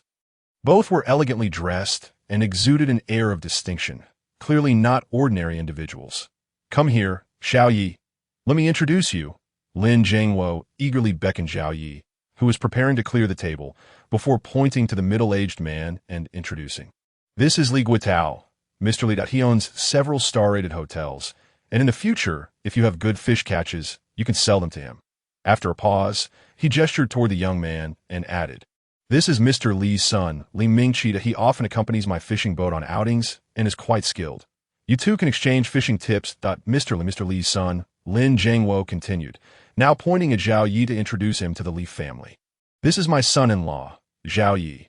You may call him Xiao Zhao or Xiao Yi, and I hope you will take good care of him in the future." Mr. Li greetings. Xiao Yi promptly extended his hand, greeting with a demeanor that was neither subservient nor arrogant. Witnessing his father-in-law's humble posture on his behalf stirred a mix of emotions within him.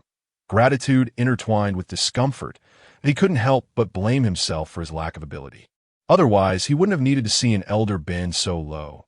Had he been more impressive, he would surely be the one receiving deference, rather than relying on his father-in-law as amiable welcome.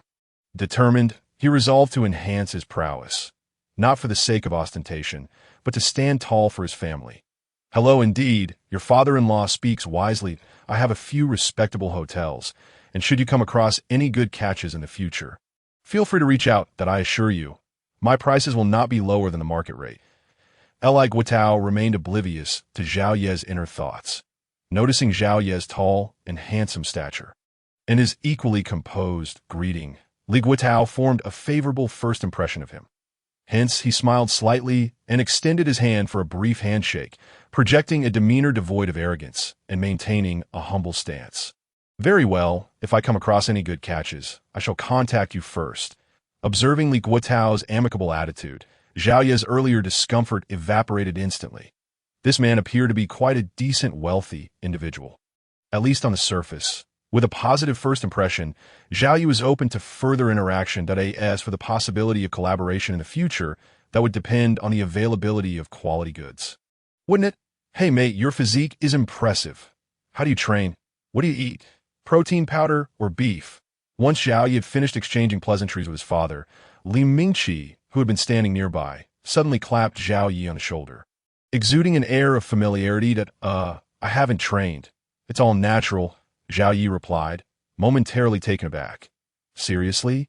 You mean to say you've never trained, yet your muscles are this large? Are you involved in heavy labor?" Li Mingqi exclaimed, his eyes wide with disbelief. No. I'm a professional angler. Perhaps fishing inadvertently builds muscle." Zhao Yi chuckled, swiftly redirecting the conversation towards his father-in-law. "Dad, please take him or Li and the others to see the fish. I'll assist Lin Wan with washing the dishes, as she is overwhelmed." With that, Zhao Yi offered an apologetic smile to Li Guitao and Li Mingqi. "I'm sorry, I'll tidy up after the meal." Pausing for a moment, adhering to the notion of being a gracious guest, he inquired, "Oh, by the way, have you eaten yet? Would you like me to prepare something for you?" Expecting a polite refusal from the Li father and son, he was taken aback when Li Mingqi unabashedly replied, "Sure, we one tea stand on ceremony. Just whip up something simple." "Thanks, Zhao." All right." Zhao Yi nodded, momentarily stunned. This fellow truly did not regard him as a stranger. Was this what they referred to as social prowess? Casting a puzzled glance at the broad-shouldered, expressive Li Mingqi, Zhao Yi turned and headed towards the kitchen, feeling slightly vexed. Having already made the offer, he could not retract it now. Thus, he patiently prepared 2 dishes and some rice. "Wow, Zhao Gu, these dishes are delicious." Soon, the 2 stir-fries were served, and upon tasting the first bite, Li Mingqi was utterly astonished. His family owned hotels, including a 5-star establishment, and he had tasted countless dishes throughout his life. Yet the plate of shredded potatoes Zhao Yi had prepared nearly left him biting his own tongue. "This is unbelievably delicious. Xiao Yi." Your cooking is truly exceptional, surpassing even the chefs at my family's five-star hotel, Li Guitao remarked after savoring a bite.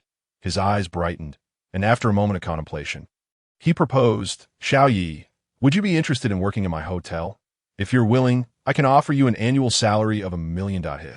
Upon hearing Li Guitao's proposition, Xiao Yi remained unfazed, while Lin Jiangwo and Lin Wan, sitting nearby, exchanged astonished glances, their eyes wide in disbelief. They felt as if a pie had fallen from the sky and struck them on the head, leaving them slightly dazed.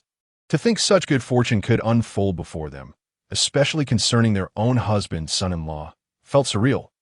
Haha, I appreciate the offer, Mr. Li, but I find great satisfaction in being a professional angler. I have no intention of taking a job at the moment. Should I decide to work in the future, I will certainly reach out to you, and I hope you won't mind then.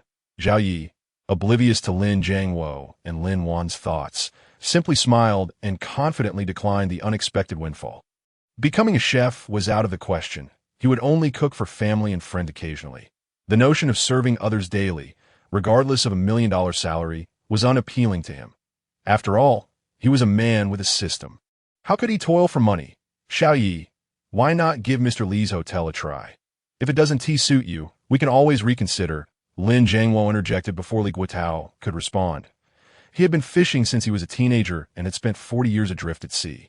Despite his wealth of experience, he often returned empty-handed, struggling to support his family of 5 or 6 with an annual income of merely 100,000.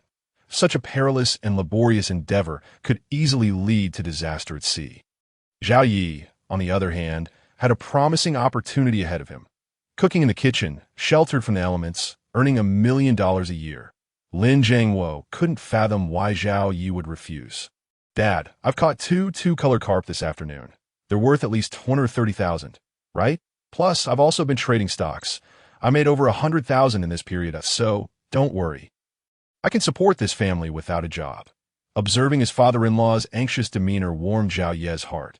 This was true love, constantly considering his well-being. However, while he felt grateful, he remained resolute in his decision not to work. This was a perfect opportunity to mention his stock trading, allowing him to reveal the money in his bank account to his wife without any qualms. What? Husband, you made over 100,000 from stock trading. Is that for real? You better not be joking. This time, it was Lin Wan who was excited.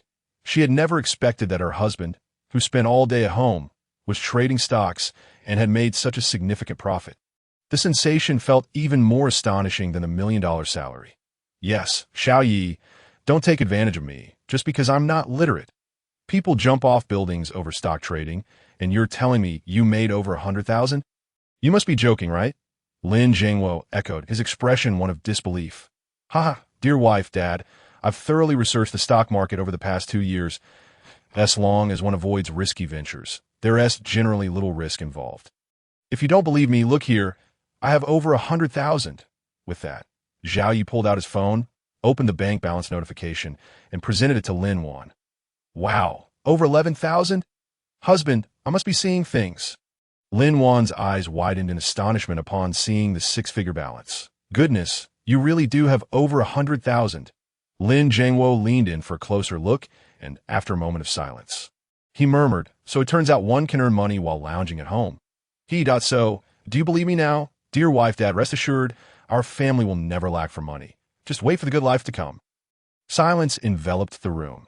Upon hearing Xiao Ye's confident declaration, Lin Wan and Lin Jiangwo fell into a contemplative silence. They were unsure whether to trust Xiao Yi, given the immense risks associated with stock trading. It could lead to either wealth or ruin. Cough, cough. Xiao Yi, you mentioned you caught two-color carp today. With the atmosphere growing too quiet, Li Mingqi couldn't help but clear his throat a couple of times before inquiring. He was a person who thrived in lively situations and dreaded sudden silence. Yes, I caught 2. One weighing over 8 pounds and the other over 9.0. And what about the 9-pound one, Xiao Yi? Li Guitao, who had been elegantly enjoying his meal, was the first to pose the question after Xiao Ye's response. I ate it. Ate it. The father and son of the Li family exchanged a glance, then shook their heads in silent exasperation. They had anticipated a delightful surprise this time, only to be met with disappointment. Truly, it was a sorrowful tale. Brother Yi, May I inquire where you caught those two bicolor carp? After a brief pause, Li Mingqi asked with hopeful anticipation. Hee, what could possibly be inconvenient about that? Zhao Yi chuckled, responding without hesitation. It's at Shanwan River. It takes merely 20 minutes to reach from my home. Oh, Brother Yi, do you fish there at night? I would like to join you to see if I might catch one or two. After a moment's thought, Li Mingqi added earnestly, Brother Yi, my grandfather has recently fallen ill and urgently needs 9 colored fish for his recovery. Thank you. All right then, I happen to be planning to go night fishing as well. So if you wish to accompany me, feel free. Zhao Yu was momentarily taken aback, but then nodded in agreement. He did not feel pity for the other, but rather was already prepared for the night fishing trip. With over 50 pounds remaining on his task, he intended to complete it tonight. After all, rewards of an excellent rank would surely be superior. Thank you, Brother Yi. I must hurry to eat. Your dishes are simply delectable. If I cannot have your cooking in the future, I fear I might starve to death. Ha. Hee, it's not as exaggerated as you claimed. If you enjoy it, you are welcome to visit often. Zhao Yi smiled gently. He did not dislike this forthright individual and was open to the idea of forming a friendship. That has settled then, but don't complain if I become bothersome. I wanted, amidst their light-hearted banter, the Li family finished their meal just as the other two bosses arrived. Consequently, the 3 bosses engaged in a brief bidding war. Ultimately, Li Guitao triumphed over the others, securing the 8-pound, 2-ounce bicolor carp for a hefty sum of 20,000 yuan. The 2 other bosses, unable to obtain the bicolor carp, departed with displeased expressions, while Li Guitao exchanged a few pleasantries before hastily leaving with his prize catch. This left only Li Mingqi, who was set to accompany Zhao Yi for night fishing. Wife, you keep that 20,000 for household expenses. I'll keep the money on my card for stock trading. No need to give you any. After bidding farewell to the others, Zhao Yi returned to his room, changing clothes while speaking to Lin Wan. Going night fishing requires long sleeves and pants. Otherwise, the mosquitoes will devour me alive. Dear, please be prudent with your stock trading. Never engage in leverage or borrow money. Understood? Lin Wan cautioned while helping him sort through his clothes. She had initially considered joining him for night fishing, but Zhao Yi insisted she rest well that night. Rest assured, I am aware of my limits. For your sake and the children's, I won't take reckless risks. Zhao Yi nodded, gently kissing Lin Wan on the forehead before taking his notebook and stepping outside. He needed to bring the notebook, not only for trading, but also to prevent Lin Wan from working late. He could earn money now, so there was no need for his wife to toil further. Once everything was in order, the trio set off in a tricycle towards Shanwan River. Why 3, you ask? Naturally, the father-in-law wished to take advantage of such a good opportunity, as well as they chatted and joked. They soon arrived at the previously empty spot, only to find it bustling with activity.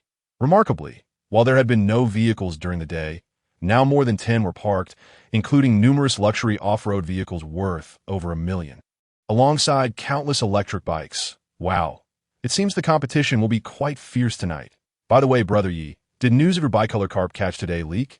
Li Mingqi remarked, visibly disheartened at the sight of so many vehicles. With such a vast expanse as Shanwan River, what competition could there possibly be? Zhao Yi parked the vehicle, gathering his gear while shaking his head at AS for any leaks. That seems improbable. It was just my wife and I this afternoon. So there's no way it could have spread. Perhaps this place is simply suited for night fishing. After all, with the sun being so harsh during the day, most people wouldn't subject themselves to that. With that, Zhao Yi beckoned his father-in-law, and using the light from their headlamps, they made their way along the mountain path to the riverbank. Before long, they arrived at the riverside, where countless headlamps illuminated the area. Every few meters, there was someone fishing, forming an unbroken line that stretched into the distance. Hello, sir. How's the fishing tonight? Li Mingqi, feeling at ease, squatted beside an elderly gentleman with distinguished gray hair and a well-dressed appearance. Striking up a conversation, I'm not too great, that I've been here for over 2 hours and have only caught 2 small crucian carp and 1 small carp, the elderly man replied, initially taken aback before waving his hand in disappointment.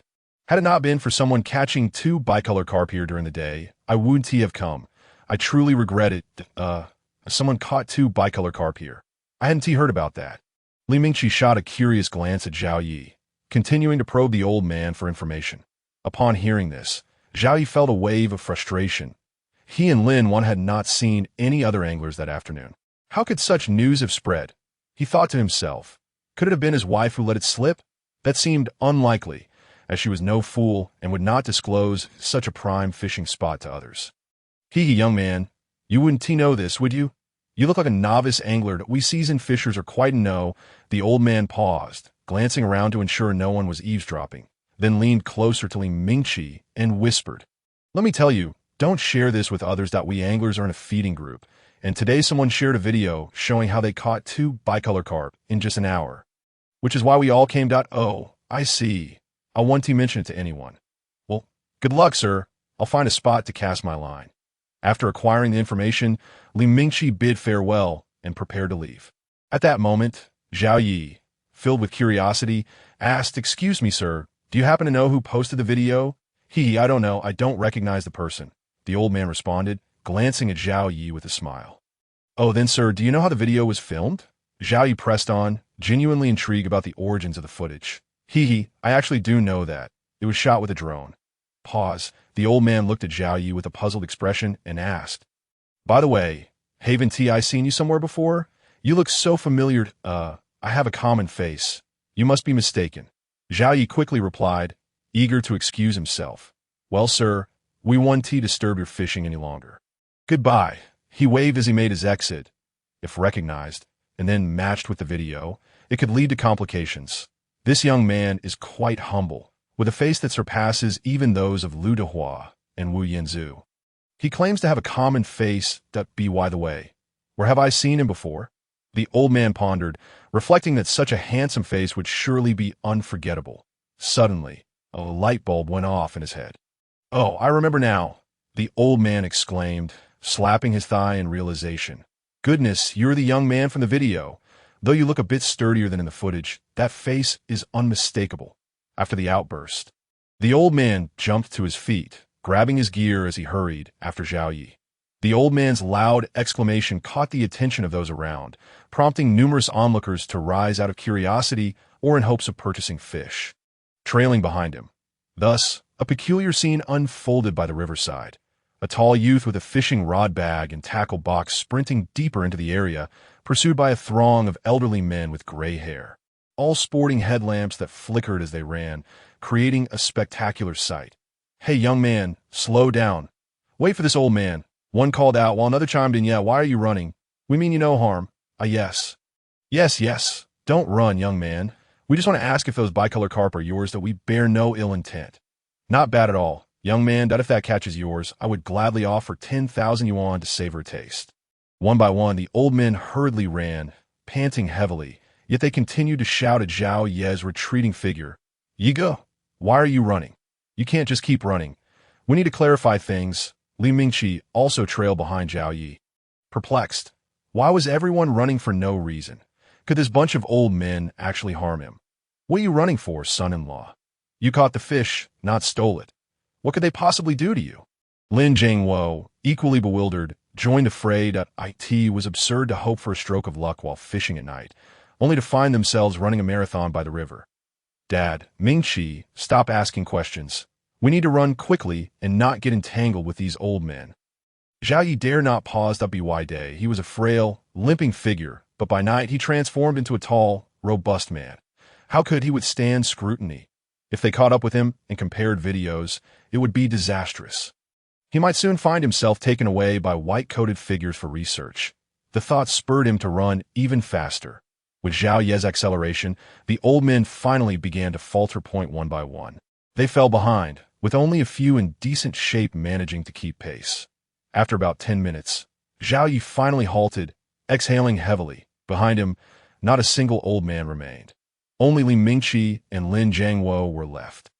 Both were on the verge of exhaustion, their clothes drenched in sweat. Li Mingqi, in particular, looked utterly spent, nearly fainting. "Why, Ego, I must commend you. How can you run so well? Indeed, son-in-law, your physical condition is quite remarkable. After such a long run, you seem hardly winded." Zhao Yi chuckled. "It's not too bad. Most ordinary people today are somewhat unhealthy, and according to system data, a score of 10 is already commendable among them. Yet, His physique had reached 13. How could a mere run leave him breathless? He had even held back his speed to allow the others to keep up. Otherwise, he would have long since vanished from sight. Speaking of which, Li Mingqi's physique was decent too, probably around T-AS for his father-in-law. While not quite matching him, was still formidable, given his weight. The old men, however, were at a disadvantage, most likely scoring only 7 or 8 at best. Ye go. You're quite the sly one, W. By the way, are we still going to fish? Once Li Mingqi caught his breath, he couldn't help but roll his eyes and lament. I initially planned to catch a 2-colored fish for Grandpa, but I nearly outran him instead. Ha ha ha. Of course we're still fishing, but it's not that I'm cunning. Rather, your physical condition needs improvement. Zhao Yi laughed heartily. What do you think is most important for us fishermen? Strength. Without it, encountering a big fish would only see you dragged into the water. As he laughed, he activated his fish-finding radar, searching for schools of fish. Before long, he located a promising spot and pointed it out to his father-in-law and Li Mingqi. Asking Dad, Mingqi, I think this spot is good. Do you want to try it? No, if you think it's good, you can fish there alone. Lin Jiangwo and Li Mingqi almost spoke in unison, refusing. They were seasoned anglers themselves, well aware of the preferred spots for fish. Seeing Zhao Ye's choice, they recognized that the likelihood of fish was slim. Instead, they spotted potentially better areas not too far away. They exchanged glances and darted off in opposite directions, leaving Zhao Yi in utter disbelief. Haha, impressive. Just don't come begging me to switch spots later. Zhao Yi gave a thumbs up, then set down his gear to prepare. Initially, he had hoped that the two would accompany him fishing, ensuring they wouldn't return empty-handed. Now that they showed no appreciation, he couldn't be blamed. Soon, Zhao Yi had his fishing rod ready and skillfully cast out his first line. The rod, a 5'4" model gifted by the system, could handle up to 30 pounds, and the bait was earthworms purchased from the company store. With a soft splash, the hook and worms sank into the water, and the upright luminous float gradually stabilized. Under the watchful eye of his fish-finding radar, red dots began to move rapidly, as if a war had erupted below, scrambling for something to tick-tock. The second hand of his wristwatch turned slowly, each second passing by. Approximately 30 seconds later, the float in the water twitched a few times before disappearing in an instant. Witnessing this, Zhao Ye's lips curled into a smile. He positioned himself, then swiftly lifted the rod to set the hook. Swish! The tranquil night air was pierced by a crisp, melodious sound as Zhao Yi raised his fishing rod. Simultaneously, a tremendous pulling force surged from the rod tip into his hands, akin to a wild stallion breaking free. Bending the rod into a perfect arc, Zhao Yi had to rise, gripping the rod tightly, fully focused on the struggle. Wow. Luck is indeed on my side. Another big catch on the first cast, after enduring the initial surge of strength from the fish underwater. Zhao Yi let out a long sigh of relief. He estimated that the fish below weighed no less than 20 pounds. Thankfully, his enhanced physique and upgraded rod had equipped him well. Had he still been the frail figure from daytime, he might not have broken the rod, but he would certainly have been dragged into the water. Impressive. Yiga, you really caught something at this spot. Seeing the commotion, Li Mingqi could not help but exclaim. Ha ha! Did you think I was joking? Zhao Yi, guiding the fish while laughing heartily, replied, I'm not boasting. I have a knack for locating good fishing spots. Ha ha! Yiga, you're out of breath from all that running. Li Mingqi looked skeptical. This is merely good fortune. You just happen to catch a fish passing by. You'll still need to rely on us later. All right, I'll wait to see your performance. Zhao Yi laughed and shook his head, choosing not to argue. Those with true skill often spoke little, finding joy in letting their abilities do the talking. Meanwhile, on the riverbank trail, just traversed by Zhao Yi and the others, Zhang Guoqing walked slowly, wearing an expression of bemusement. He couldn't fathom why that young man had sprinted so fast. He merely wanted to buy a 2-colored fish. It wasn't a robbery, so why run? Although he had been a high-ranking official before retirement, his demeanor was quite amiable, not intimidating at all. No, for the sake of his wife's health, he could not give up. He must find that young man today and purchase a 2-colored fish. Zhang Guoqing muttered to himself, then began to jog forward unsteadily. Back with Zhao Yi, he remained blissfully unaware that the elderly gentleman he had met earlier was still in pursuit. This moment. He leisurely strolled while tending to the fish, chatting with his father-in-law who was preparing to net it. Time passed, and soon a little over half an hour had elapsed. The fish beneath the water finally exhausted its strength and began to surface. Under the glow of the overhead lights, a shadowy silhouette floated in the water, obscured from clear view. "Xiao Yi, can you see what kind of fish it is?" Lin Jiangwo inquired, intrigued by the slender black shape. It seems to be a black carp." Enhancing his physique had not only improved his physical condition, but also sharpened his mental acuity and vision. Thus, even in the dark, aided by the light, Zhao Yi could vaguely discern that it was a modest-sized black carp. "Black carp?" Lin Jiangwo muttered to himself and instinctively inquired, "How much is it approximately per pound?" Due to his profession, whenever he encountered a catch with an unknown price, he would unconsciously ask about the cost. Having grown up on island, he was genuinely unfamiliar with the prices of freshwater fish. "Around 20 yuan, I suppose," Zhao Yi recalled and replied. "At 21 pounds? That's quite good. I estimated this one to weigh about 20 pounds, which comes to 400 yuan. Splendid, splendid." Upon hearing this, Lin Jiangwo calculated the weight of the fish and displayed a look of astonishment. Previously, he had thought that fishing for freshwater fish would yield little profit. He hadn't anticipated that his son-in-law possessed such remarkable skills, catching 400 yuan worth on the very first cast. If this was the standard, making 1,000 yuan in a day would not be a daunting task. Although it paled in comparison to a chef's annual salary of 1 million, it offered the advantage of independence, sufficient for supporting a family. Yet he wondered whether this was mere luck or genuine ability. "Yes, quite satisfactory," Zhao Yi nodded, feeling pleased as well. 400 yuan was inconsequential to him. What mattered was that this fish weighed 20 pounds, significantly advancing his task completion. He felt quite content. "Hey, young man, I finally found you. You truly can run." Zhao Yi was about to say something more when suddenly a somewhat disgruntled elderly voice came from behind. Turning instinctively, he saw the little old man who had been chasing them earlier, now standing behind him with a face full of resentment. Sir, I don't believe I owe you any money." Zhao Yi blinked, looking at the old man with a puzzled expression. This fellow was indeed tenacious. It had been half an hour since they last saw him, yet here he was, still pursuing them. What could he possibly want?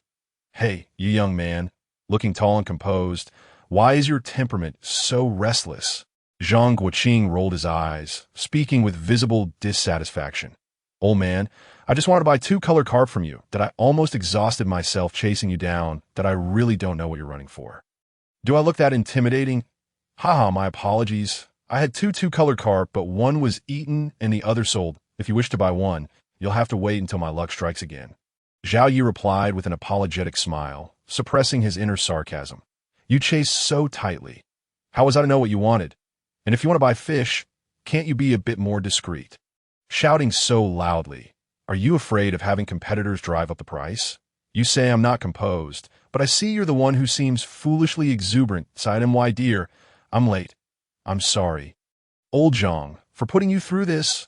Unaware of Zhao Ye's internal musings, Zhang Guoqing felt deflated upon hearing Zhao Ye's words. His wife had been increasingly frail, needing to wrap herself in blankets even in the summer heat. Despite various supplements, her health showed no signs of improvement.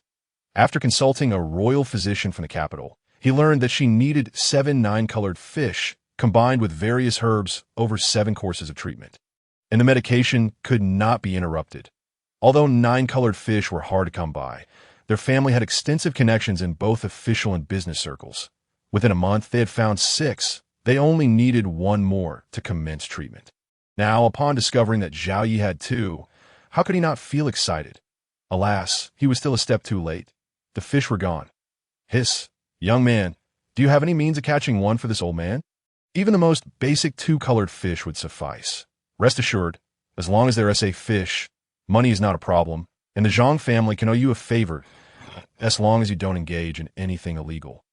I can help you settle matters here in Linjiang County or even in Xiaohai City.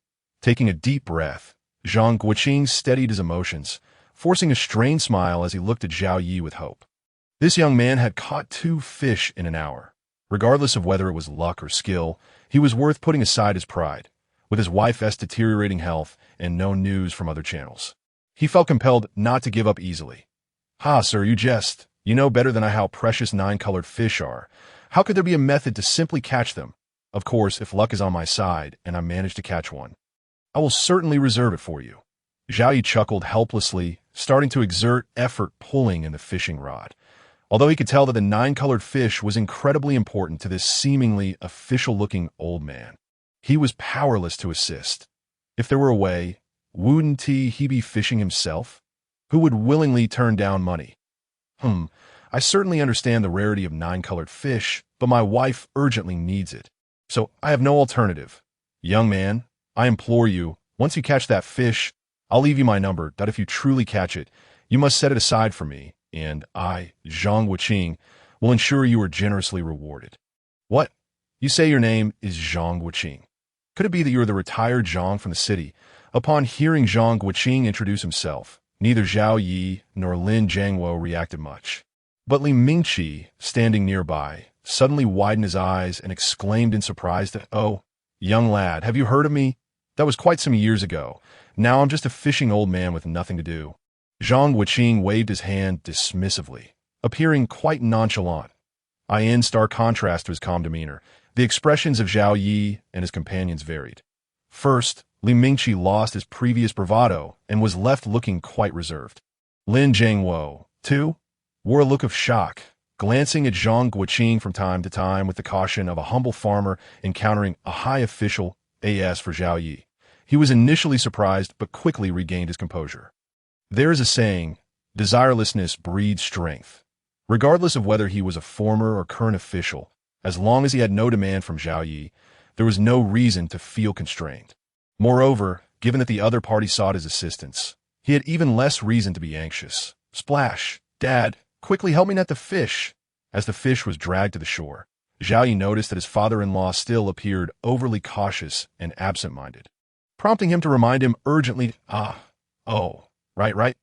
Lin Jiangwo snapped back to reality upon hearing this and hurriedly agreed, beginning to net the fish. Not blame him for lacking ambition. As a mere fisherman from a small island, he had never encountered a high-ranking official before. Even though this individual was retired, it was still a level beyond his reach. This was a figure from television news. To encounter him so closely was almost unbelievable. However, this certainly elevated his status.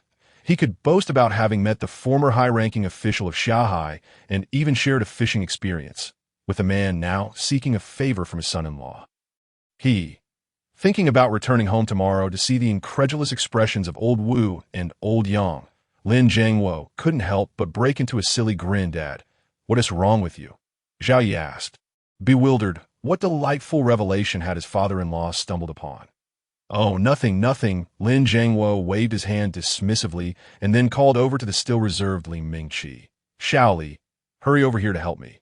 This bluefish weighs at least 25 pounds. Coming. Li Mingqi, as if granted a reprieve, quickly rushed over to assist. Splash, splash, splash. The 20-plus pound bluefish fought fiercely in the water, akin to a small calf that took considerable effort for the two of them to finally bring it ashore. Ding! Congratulations, host! You have caught a two-colored bluefish weighing 26.4 pounds. Fish weight x2, you gain 1,300 experience points and 3,000 fish currency. Current task completion progress, 96,100 pounds. This bluefish is a two-colored bluefish. Upon hearing the system's notification, Zhao Ye's eyes widened in astonishment as he stared blankly at the bluefish in the net. Utterly bewildered, that moment, he thought it was utterly absurd. Absurd beyond belief. Was it not said that nine-colored fish were quite rare? Why did it seem that he had encountered several? And even more. System, could you please explain why two-colored fish are so easy to catch? Adhering to the principle of seeking guidance when faced with uncertainty, Zhao Yi inquired directly within his mind. Ding. There is no need for the host to be astonished. The reason this system has chosen you as its host is precisely due to your high latent luck attribute.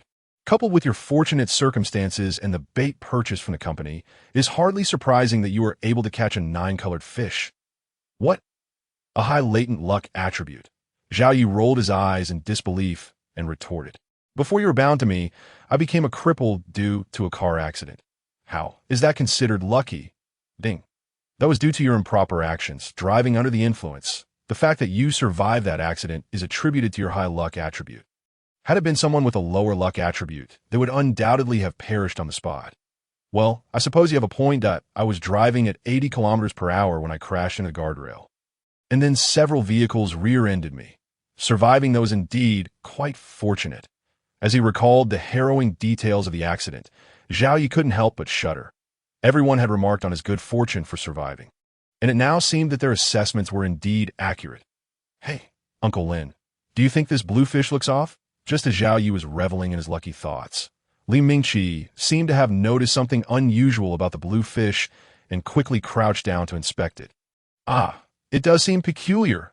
Lin Zhengguo, upon hearing this, hastily followed suit and crouched down to examine the fish as well. As he caught sight of the scales, his eyes widened in shock as he exclaimed, "Holy cow, this blue fish is a two-colored blue fish. Indeed, half blue and half black. It is undeniably a two-colored blue fish." Li Mingqi shouted with excitement, his expression brimming with enthusiasm, as if he were the one who had caught it. "What? A two-colored blue fish? Are you certain you haven't made a mistake?" Upon hearing their exclamations, Zhang Wuqing, who had just been lost in thought, suddenly perked up. He darted over to the two and crouched down to take a look. Upon seeing the evenly distributed blue and black scales, he felt a rush of exhilaration flush his face. "Hey, young man, you must sell me this fish. I'll offer you 50,000, no, 100,000, plus a favor." "That's out of the question, old Zhang. This fish is not for sale to you. Brother Yi has already promised me it." Before Zhao Yi could even interject, Li Mingqi sprang to his feet, visibly agitated. "My grandfather is waiting at home for this fish to prolong his life. I can't let it go, not even to a retired higher-up like you." "What do you mean by that, young friend?" Zhang Guoqing's eyes narrowed, his demeanor suddenly imposing. "Old Zhang, my grandfather is gravely ill and urgently needs the 9-colored fish to sustain him. Before I came out with Brother Yi tonight, we agreed that the fish he catches is mine. If you want to use your status to pressure me, then I have nothing more to say." Though anxious, Li Mingqi stood his ground resolutely. He was a dutiful grandson, willing to offend this powerful figure if it meant prolonging his grandfather's life. Silence. Faced with Li Mingqi's words, Zhang Guoqing could only retract his imposing aura and respond with silence. He was fighting for the sake of his beloved, while the other was fighting for his grandfather. They were both motivated by family. What could he do? Could he truly resort to using his status to coerce? Yes, he had the power to do so, but if he did, would he still be the unencumbered Zhang Guoqing? Would his partner accept this fish? How about you both wait a bit longer? It is still early. Perhaps I will be lucky enough to catch another one. Seeing the atmosphere grow tense, with neither party willing to yield, Zhao Yi interjected calmly. He feared that if he remained silent, the two might very well come to blows over the fish. Both Zhang Guoqing and Li Mingqi paused at Zhao Yi's suggestion. Once they regained their composure, they instinctively shook their heads, nearly voicing their disbelief. However, recalling Zhao Yi's formidable track record, they opened their mouths, but ultimately chose to remain silent, as they were unsure how to divide the catch. They could only concede to Zhao Yi's request to wait a little longer. "Zhao Yi, you were right not to pursue a career as a chef. With your luck, fishing should yield you just as much, if not more," Lin Zhengguo remarked, giving Zhao Yi a thumbs up as he sensed the unusual tension dissipating. In that moment, he genuinely felt proud of his daughter and slightly smug. After all, a competent son-in-law only added to his bragging rights. "Didn't it? Rest assured, Dad. Whether fishing or cooking, I won to earn less. I have that confidence," Zhao Yi replied with a smile as he rebaited his hook. "Well, if it were before, I would have thought you were boasting. But now I believe you," Lin Zhengguo said, assisting in placing the fish into the catch. Suddenly, his expression grew serious as he cautioned. "However, while earning money is commendable, one must not be blindly confident, especially in stock trading. It may sound lucrative, but there are plenty who have jumped off buildings. We are just ordinary people. As long as we have enough money, there's no need to take unnecessary risks, understand? Always consider your wife and children, as well as your parents in the countryside. Never do anything that would worry your family. Also, if you plan to buy a car in the future, remember never to drink and drive again. We cannot withstand another incident like that." "Understood. Dad, I will keep your words close to heart." Zhao Yi nodded earnestly, mentally vowing to remember his father-in-law's advice. These words were indeed invaluable. had he heeded such wisdom 2 years ago. Perhaps he could have avoided the hardships he faced. Nevertheless, it was reassuring to see that everything was now on an upward trajectory. As long as he continued to put in effort, a bright future awaited him. Of course, although he had suffered these past 2 years, he had also gained wisdom. To the very least, he had learned to discern who was worth cherishing and who should be distanced, just like the family of his father-in-law before him. They were to be treasured, and those relatives who had extended a helping hand during his trying times were deserving of gratitude. As for those so-called friends, it was best to leave them unmentioned. They were no longer part of his journey, and they would likely never meet again. Haha, as long as you are aware, I want to say more, I'll get back to fishing and see if I can catch another two-colored fish. Here we go again. Zhao Yi nodded in agreement, but before he could utter a word, he noticed that the float he had just cast into the water had disappeared once more. Sensing this, he swiftly raised his rod to hook the fish. Whoosh, wah wah wah. The melodious sound of water slicing through the air resonated once more. It was loud and vigorous, not quite as intense as the previous blue fish, but certainly not insignificant. Wow, impressive, Zhao Yi. Your speed in catching fish is truly enviable, Lin Jiangwo exclaimed, retracting his foot that had just taken a step forward, with his own rod firmly planted in the fishing box. He figured it was better to watch Zhao Yi catch fish. After all, he could assist in netting the catch later, which was far more enjoyable than sitting idly by. I told you this spot was excellent. You just didn't believe me. How about this? Once you land that one, you can come over to fish here. Zhao Yi grinned triumphantly, eager to invite his father-in-law over, with 2 successful catches under his belt.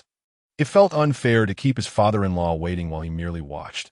After all, he had the fish-finding radar. He could choose the best spots at Wildada. That sounds great. Once you reel that one in. I'll come over to fish, Lin Jiangwo replied eagerly, rubbing his hands together in anticipation. Without hesitation, he agreed. After all, this was his son-in-law. There was no need for formality, especially since he had no intention of taking the catch home anyway. All right, then, Zhao Yi nodded, choosing not to elaborate further as he focused intently on the struggle beneath the water. His rod could handle up to 30 pounds, and the fish beneath was clearly not as large as the previous one, so he had no fear of breaking his line. Thus, after exerting all his strength for merely 10 minutes, he successfully tired out the fish below. What kind of fish is it? Is it a two-colored fish?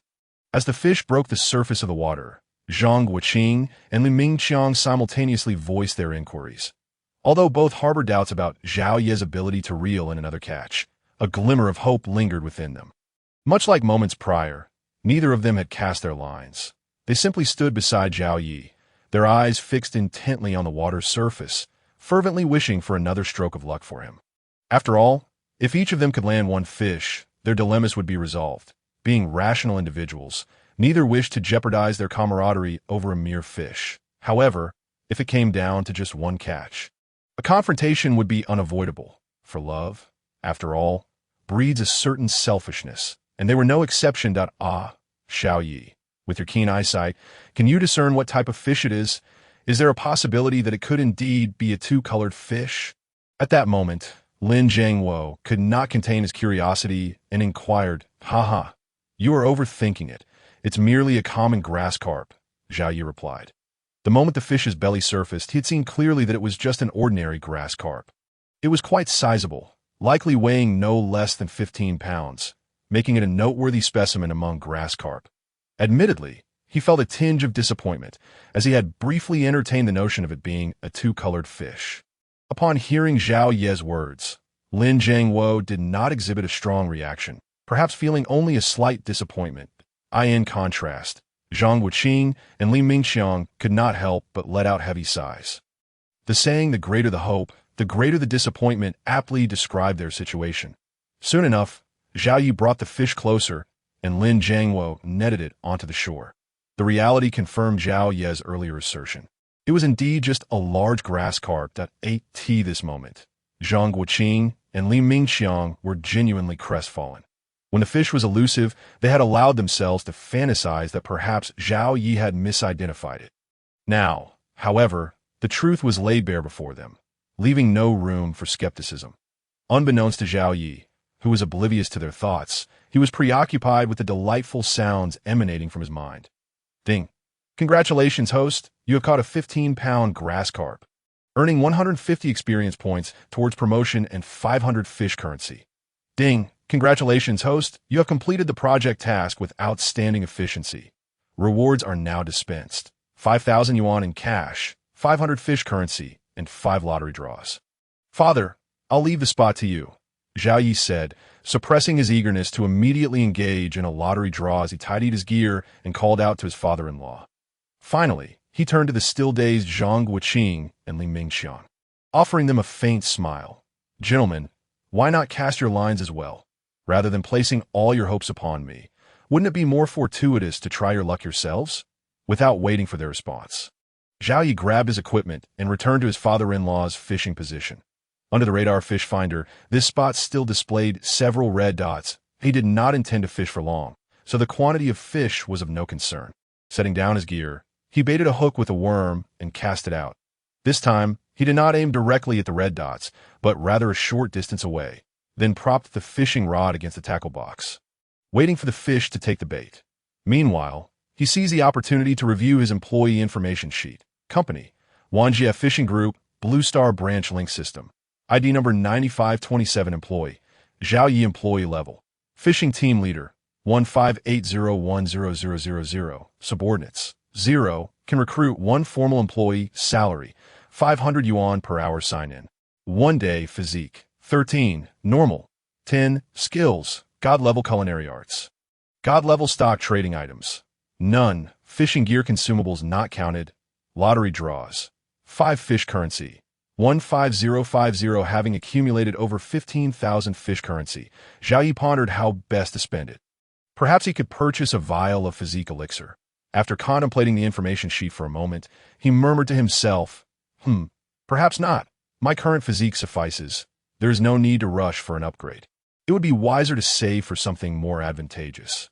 After finishing his musings, Zhao Yi excitedly rubbed his hands together, then immersed himself in thought, instructing the system, I would like to draw. Let's start with a warm-up. Ding. Acknowledged lottery draw commencing. Ding. Congratulations, host. You have drawn a set of collapsible stainless steel kitchenware, now stored in the system space. Zhao Yi felt somewhat speechless, wondering how he had ended up with kitchenware. However, upon reflection, it seemed quite useful. The set was comprehensive, including a stove, small gas canisters, pots, pans, cutlery, and more, all neatly packed and foldable, making it easy to transport. This way, when he and Lin Wan went fishing, they could prepare their own meals, which seemed rather appealing. With this thought, Zhao Yi's earlier frustrations dissipated. The system proceeded with more draws, and this time, he opted for a bold 4 consecutive draws. After a moment of anticipation, he resolutely decided to go all in. Determined to strike it rich, ding. Acknowledged for consecutive draws commencing. Ding. Congratulations, host. You have drawn 1 million yuan in cash, now transferred to your bank account. Ding. Congratulations, host. You have drawn a luxury riverside apartment in Jianglan Banquet Hall, the property deed and purchase contract stored in the system space. Ding. Congratulations, host. You have drawn a modified off-road pickup truck, now parked in your exclusive space at Jianglan Banquet Hall. Ding. Congratulations, host. You have drawn God-level driving skills, with all driving licenses stored in the system space. Wow, wow, wow. Zhao Yi was utterly exhilarated, momentarily rendered speechless. All 4 draws yielded grand prizes, which was simply astonishing. The cash alone freed him from the shackles of debt, allowing him to return to his village and proudly reunite with his fellow villagers. As for the luxury apartment in Jianglan Banquet Hall, it was the finest residence in Linjiang County, bar none. Situated by the river in the southern part of the city, it boasted the best hospitals, schools, and amenities in the entire county. Living there was a symbol of status, a coveted dream for many. He recalled pointing to one of the buildings shortly after marrying Lin Wan, vowing to one day acquire a unit for their family. Little did he know that today, that dream would become a reality, and it was a spacious flat to boot. In that moment, Zhao Yi could vividly imagine the excitement and tears of joy that would fill Lin Wan's eyes upon seeing their new home. Just the thought of it sent waves of anticipation coursing through him. Hey, Zhao Yi, what are you grinning about? You caught a fish. Raise your rod and set the hook. just as Zhao Yi was lost in fantasies of commanding a grand yacht across the boundless ocean. His father-in-law's voice suddenly broke through his reverie. Instinctively looking up at the bobber in the water, he found it was nowhere to be seen. Huh. Oh, realizing the situation, he quickly responded, raising his right arm to set the hook. With a swift motion, the familiar sound of splashing water resonated throughout the area once more. Zhao Yi once again became the most dazzling figure under the night sky. Alas, comparing oneself to others can be disheartening. I've been fishing here for ages without a single bite, and you just arrived and caught one. Fishing with you really bruises my ego, listening to the resounding sound of water being sliced. And witnessing Zhao Yi exerting himself with the rod firmly in his hands, it was evident that he had caught another sizable fish. Observing this scene, Lin Jiangwo couldn't help but feel a pang of envy and a hint of frustration. He wondered whether Zhao Yi was simply extraordinarily lucky or if he himself was woefully unfortunate. Despite the change in circumstances, he remained utterly motionless, while Zhao Yi continued to reel in fish after fish. It was indeed hard not to feel a twinge of jealousy and admiration. Fortunately, Zhao Yi was his son-in-law. Had it been the likes of old Wu or old Yang from the village, he would surely have been incensed. Come on, Dad, you can't blame me for this. If the heavens decide to rain and the fish choose to bite, I can't control that, Zhao Yi replied, feeling somewhat helpless in light of his father-in-law's complaints. He had only a few red dots to his name, and he had deliberately avoided casting near the red dot locations. How was he to account for such swift bites? Meanwhile, his father-in-law had at least a dozen or 20 red dots, with the bobber sitting right in the middle, yet it remained stubbornly still. What could he possibly say? Truth be told, Zhao Yi was also curious whether his father-in-law had touched something he shouldn't have before coming out. For how else could one explain such misfortune? Humph, don't get too cocky, you young lad. Just because I lack experience with freshwater fish doesn't mean I can't catch them. Next time, let us go sea fishing, and you'll see me land the big ones. Lin Jingwo huffed, his expression one of defiance. Hey, father-in-law. How could he lose face in front of his son-in-law? All right then, let us plan an outing to the sea sometime, Zhao Yi replied with a smile, promptly changing the subject. Dad, I've heard that sea fishing can be quite lucrative. Is that true? Well, it's decent. I suppose it should be more profitable than catching freshwater fish. Lin Jiangwo casually nodded, adding, your mother-in-law and I, along with your uncle, can earn quite a bit if we work hard, perhaps around 100,000 a year. Though part of that comes from guiding fishing excursions. Pausing for emphasis, he continued, however, fishing in the open sea carries significant risks.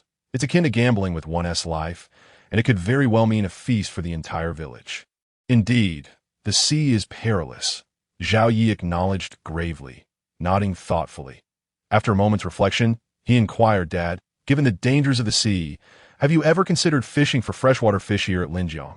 Although Zhao Yi had not ventured much to the ocean, he had heard tales of individuals who had met their demise in its depths. If he were to fish in the sea, he would first need to procure a cutting-edge fishing boat designed to withstand wind and waves. Otherwise, he would only dare to fish near the shore, resolutely avoiding deeper waters. The car accident 2 years prior had taught him to cherish life. He could no longer afford to be reckless. Good fortune aside, courting disaster was a sure way to meet one's end. I hadn't really thought of that. Lin Jiangwo sighed, a bitter smile gracing his face. Xiao Wan's 2 younger brothers are at marriageable ages. And with Xiao Ron needing to attend school, all of this costs money that a reduction in income is simply untenable. Oh, speaking of Lin Wan and Lin Wu, they're both 26 and 24, right? Do they have partners? In discussing his father-in-law's family, one could not overlook the sheer number of them. Lin Wan was the 3rd child, with 2 older brothers above her, 2 younger brothers below, and 1 sister, while both elder brothers were married. The younger 2 remained single. With so many sons, an annual income of 100,000 hardly seemed sufficient, especially considering the financial demands of establishing families that, in today's society, marrying off even one son could be quite taxing, let alone for an average person. Even if they could manage, they might very well end up raising a bachelor. Hence, Zhao Yi genuinely admired his father-in-law's capabilities, were he in Lin Jiangwo's position. Without a system to rely on, he could not guarantee he could support 4 sons and 2 daughters, all of whom had, apart from the eldest, attended university. Yes, one is 24 and the other is 26. I'm not even mentioning their partners. It's their lack of relationships that has me concerned. Lin Jiangwo chuckled. What is there to rush about? Nowadays, young people marry later. Some are in their 30s and still single. Nonsense. When I got married, I was barely 20, Lin Jiangwo retorted. You were only 23 when you married Lin Wan. If Lin Wan and Lin Wu are 30 and still unmarried, I might just worry myself to death. Not a chance. The Lin family genes are strong. Each of you is tall and handsome, so finding a partner shouldn't be difficult. Zhao Yi laughed heartily. I agree. Your mother-in-law was quite the beauty in her youth. Famed across 10 miles. And I, too, was considered quite the handsome LSO indeed. Our genes are commendable. Lin Jiangwo beamed with pride. After a brief pause, adhering to the spirit of mutual flattery, he praised Zhao Yi. That being said, the Zhao family genes are impressive as well. Especially you, my boy. In terms of height and appearance, you can certainly hold your own against the Lin family when you married Xiao Wan. I remarked how well-matched you two were. The next generation would undoubtedly be even more striking that, as it turns out, I was quite right. Look at my grandchildren, they're like porcelain dolls straight out of an animated film. Truly stunning. Indeed, Dad. Not only do you possess good genes, but your taste is impeccable as well that I'm in awe, Zhao Yi replied, fully embracing the flattery, lying through his teeth without batting an eyelid. It must be said, the three women from the Lin family were undeniably beautiful, each more alluring than the last, especially his wife, who had been the belle of her school. However, his father-in-law and 4 brothers-in-law were another story altogether. While not outright unattractive, they certainly did not exude charm. Each was tall and robust, with a formidable presence that could be intimidating at first glance. He recalled the first time he visited Lin Wan's family. With his father-in-law leading the way and 4 brothers-in-law following behind, it was autumn, and they all wore impeccably tailored black suits and sunglasses, nearly causing him to flee in terror, as he half expected them to be members of a gang. Yet, as he got to know them better, Zhao Yi discovered that beneath their intimidating exteriors, they were all quite endearing and genuine. So, Shaoli, do you find Uncle Lin attractive? In what sense are you referring? His face, he has quite a distinctive look. Oh, Shaoli, do you feel a sense of neon no umi? Yes, there's a bit of that indeed that A.S. Zhao Yi and his father-in-law engaged in their playful banter. Zhang Wuqing and Li Mingqi exchanged glances. Point one was an oblivious father-in-law, and the other an endlessly flattering son-in-law. This duo was quite the amusing pair. If it weren't for the fish, they would surely have rushed over to compare genes and see who was the most dashing. As time slowly passed, the sound of slicing water continued for over 20 minutes before finally fading away. The fish beneath the surface had at last revealed its true identity. What kind of fish is it? Is it the 9-colored fish? Lin, Zhang, and Li inquired in near unison, their eyes fixed on the shadow in the water. Don't rush. We'll know once we get closer. However, don't get your hopes too high. The chances of it being a 9-colored fish are slim, Zhao Yi replied, shaking his head as he reeled in the line. Though his eyesight was keen, all he could discern was a long, dark shadow, making it impossible to ascertain the fish's identity, let alone confirm if it was indeed a 9-colored fish. Wait, is that a black fish? As the fish drew nearer, Li Mingqi's eyes narrowed in concentration as he murmured to himself. Being younger, his vision was slightly better, but the darkness still obscured his view. Yes, indeed, it's a large black fish, estimated to weigh no less than 10 pounds. Although Li Mingqi struggled to see clearly, Zhao Yi could make out every detail. The fish's dark scales adorned with flecks of white, its cylindrical body, and its serpent-like head, all confirmed that this was indeed a large black fish. It's a black fish. No wonder it's not particularly large, yet possesses such strength. By the way, this fish would make a delightful sour fish dish. The black fish is renowned far and wide, particularly the dish of sauerkraut fish, which has become a household name. Even Lin Jiangwo, who typically does not indulge in freshwater fish, is no stranger to it. Haha, Dad, do you enjoy sauerkraut fish? Upon hearing Lin Jiangwo's words, Zhao Yi chuckled as he hung up the phone, replying, Then tomorrow I shall prepare one for us to savor. No, such a large black fish could fetch at least 30 to 40 yuan per pound. How can we possibly eat it? That would be sheer extravagance. Lin Jiangwo hastily waved his hand in refusal. Oh, come now. It's not as if it cost us anything. It's all from the water. What is there to hesitate about? Zhao Yi replied with a smile. With 110,000 yuan in his bank account, what is wrong with treating oneself to a sauerkraut fish? Not to mention, he could afford to eat one every day if he wished. Alas, you young folks earn a bit of money and start to flaunt it, utterly oblivious to the value of frugality. You casually talk about eating a fish worth hundreds. You truly are generous. Lin Jiangwo sighed, exasperated. Dad, money isn't saved. It's earned. If saving money guaranteed wealth, then all the elderly in the village would be rich, and we should not chastise ourselves. We can make compromises in most areas, but when it comes to food, we must enjoy it. With money, one should indulge and not be stingy over trifles. It won't lead to prosperity. This was the essence of Zhao Ye's character. To put it bluntly, he could be seen as extravagant.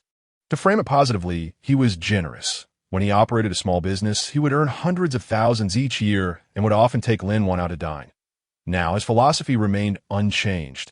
Money was meant to be spent to enhance one's quality of life. Otherwise, what was the point of keeping it in a bank for others to utilize? Sai, my boy, you follow this peculiar philosophy. No wonder Shaoan always remarks on your lavishness. We of the older generation have always been thrifty, stretching every penny. You youngsters, however, live for today, spending as if money were limitless. When the time comes to need it, you find yourselves in despair. Lin Jiangwo rolled his eyes in disbelief. With so many sons in the family, would they not be left out in the cold? Enough of this chatter. I am determined to eat that black fish. Not even Jesus could dissuade me from it. All right, if you want to eat, then eat. After all, you caught it yourself. I have no say in the matter. Lin Jiangwo, frustrated, rolled his eyes again, muttering, I'll be heading back tomorrow. Out of sight, out of mind. Whether you eat or not is of no concern to me. Dad, if you're going back, you must first enjoy the sauerkraut fish before you leave. Such a large black fish, isn't something you can just decide to eat whenever you please. Zhao Yi retorted cheerfully, unperturbed. Eat. I'm not foolish. Why would I pass up free food? They both laughed heartily. Indeed, when there are delicacies available, one must not deny oneself, for to do so would be a disservice to one's own worth. The two bantered about this topic for quite some time until the black fish was finally dragged to the shore. With a splash, the fish was lifted from the water.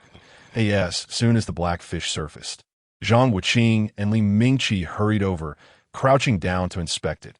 Unfortunately, it was merely an ordinary large black fish, leaving them quite disappointed. Dad, don't just stare. Your rod has a bite too. Hurry, it's running away. Seeing the three still engrossed in the black fish, Zhao Yi shook his head in disbelief. Suddenly, he noticed his father-in-law's fishing rod shaking vigorously and promptly called out a warning. What? I have a bite too. Oh wow, I really do.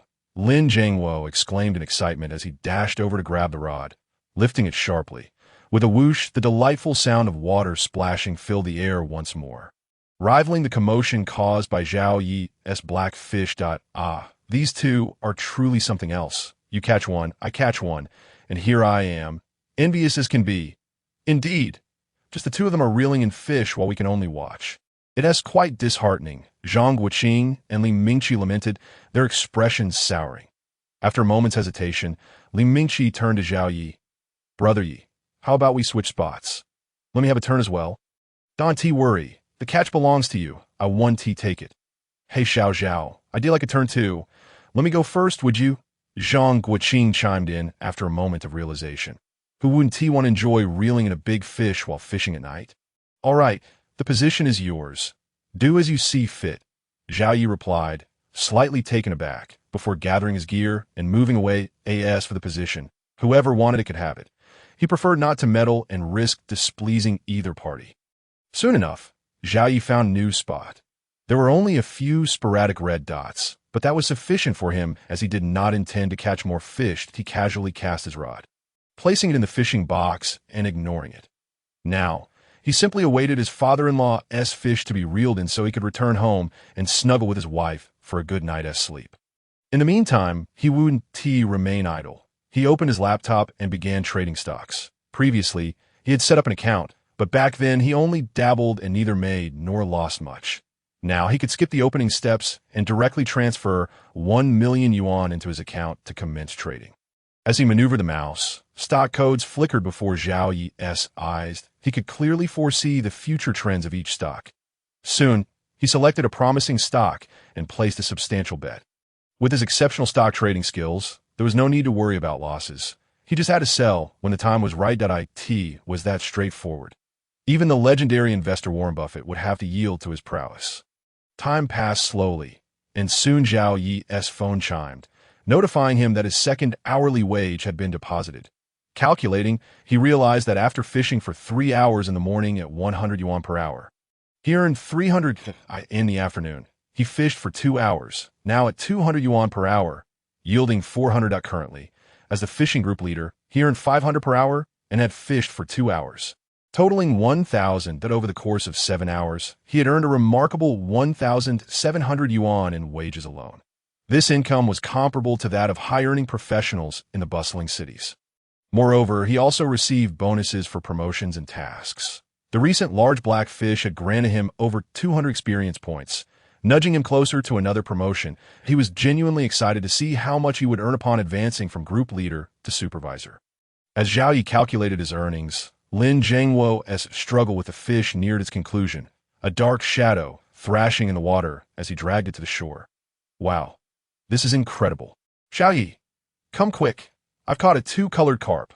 When the fish was finally brought to the shore, Lin Jiangwo was astonished to discover he had caught a 2-colored carp. This was truly a stroke of luck. What? A 2-colored carp? Before Zhao Yi could respond, Zhang Wuqing and Li Mingqi leapt up in excitement, racing to Lin Jiangwo's fishing spot, crouching by the riverbank to gaze at the large carp in the water. Upon seeing the brilliant gold and silver scales glimmering, they erupted into jubilant excitement, dancing as if they had just won the lottery. "Haha, Dad, your luck is remarkable," Zhao Yi remarked, strolling over with a calm demeanor. Though pleased to hear that his father-in-law had caught a 2-colored carp, he remained composed, tidying up his gear.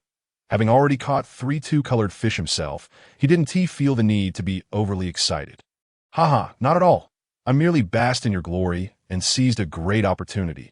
Upon hearing his son-in-law's praise, Lin Jiangwo humbly waved his hand. However, the expression on his face betrayed his modesty, revealing a palpable sense of pride. "Hee, one cannot say that it is merely good fortune.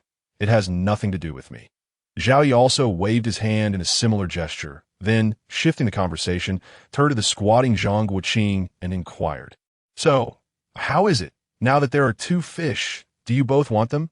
"Yes, we definitely want them." Upon hearing Zhao Yi's question, the two suddenly stood up, responding resolutely. "All right, then discuss who will take the blue fish and who will take the carp. And then quote a price that, if it's reasonable, transfer the money and take them." Zhao Yi nodded, then picked up a nearby net to assist in landing the 2-colored carp.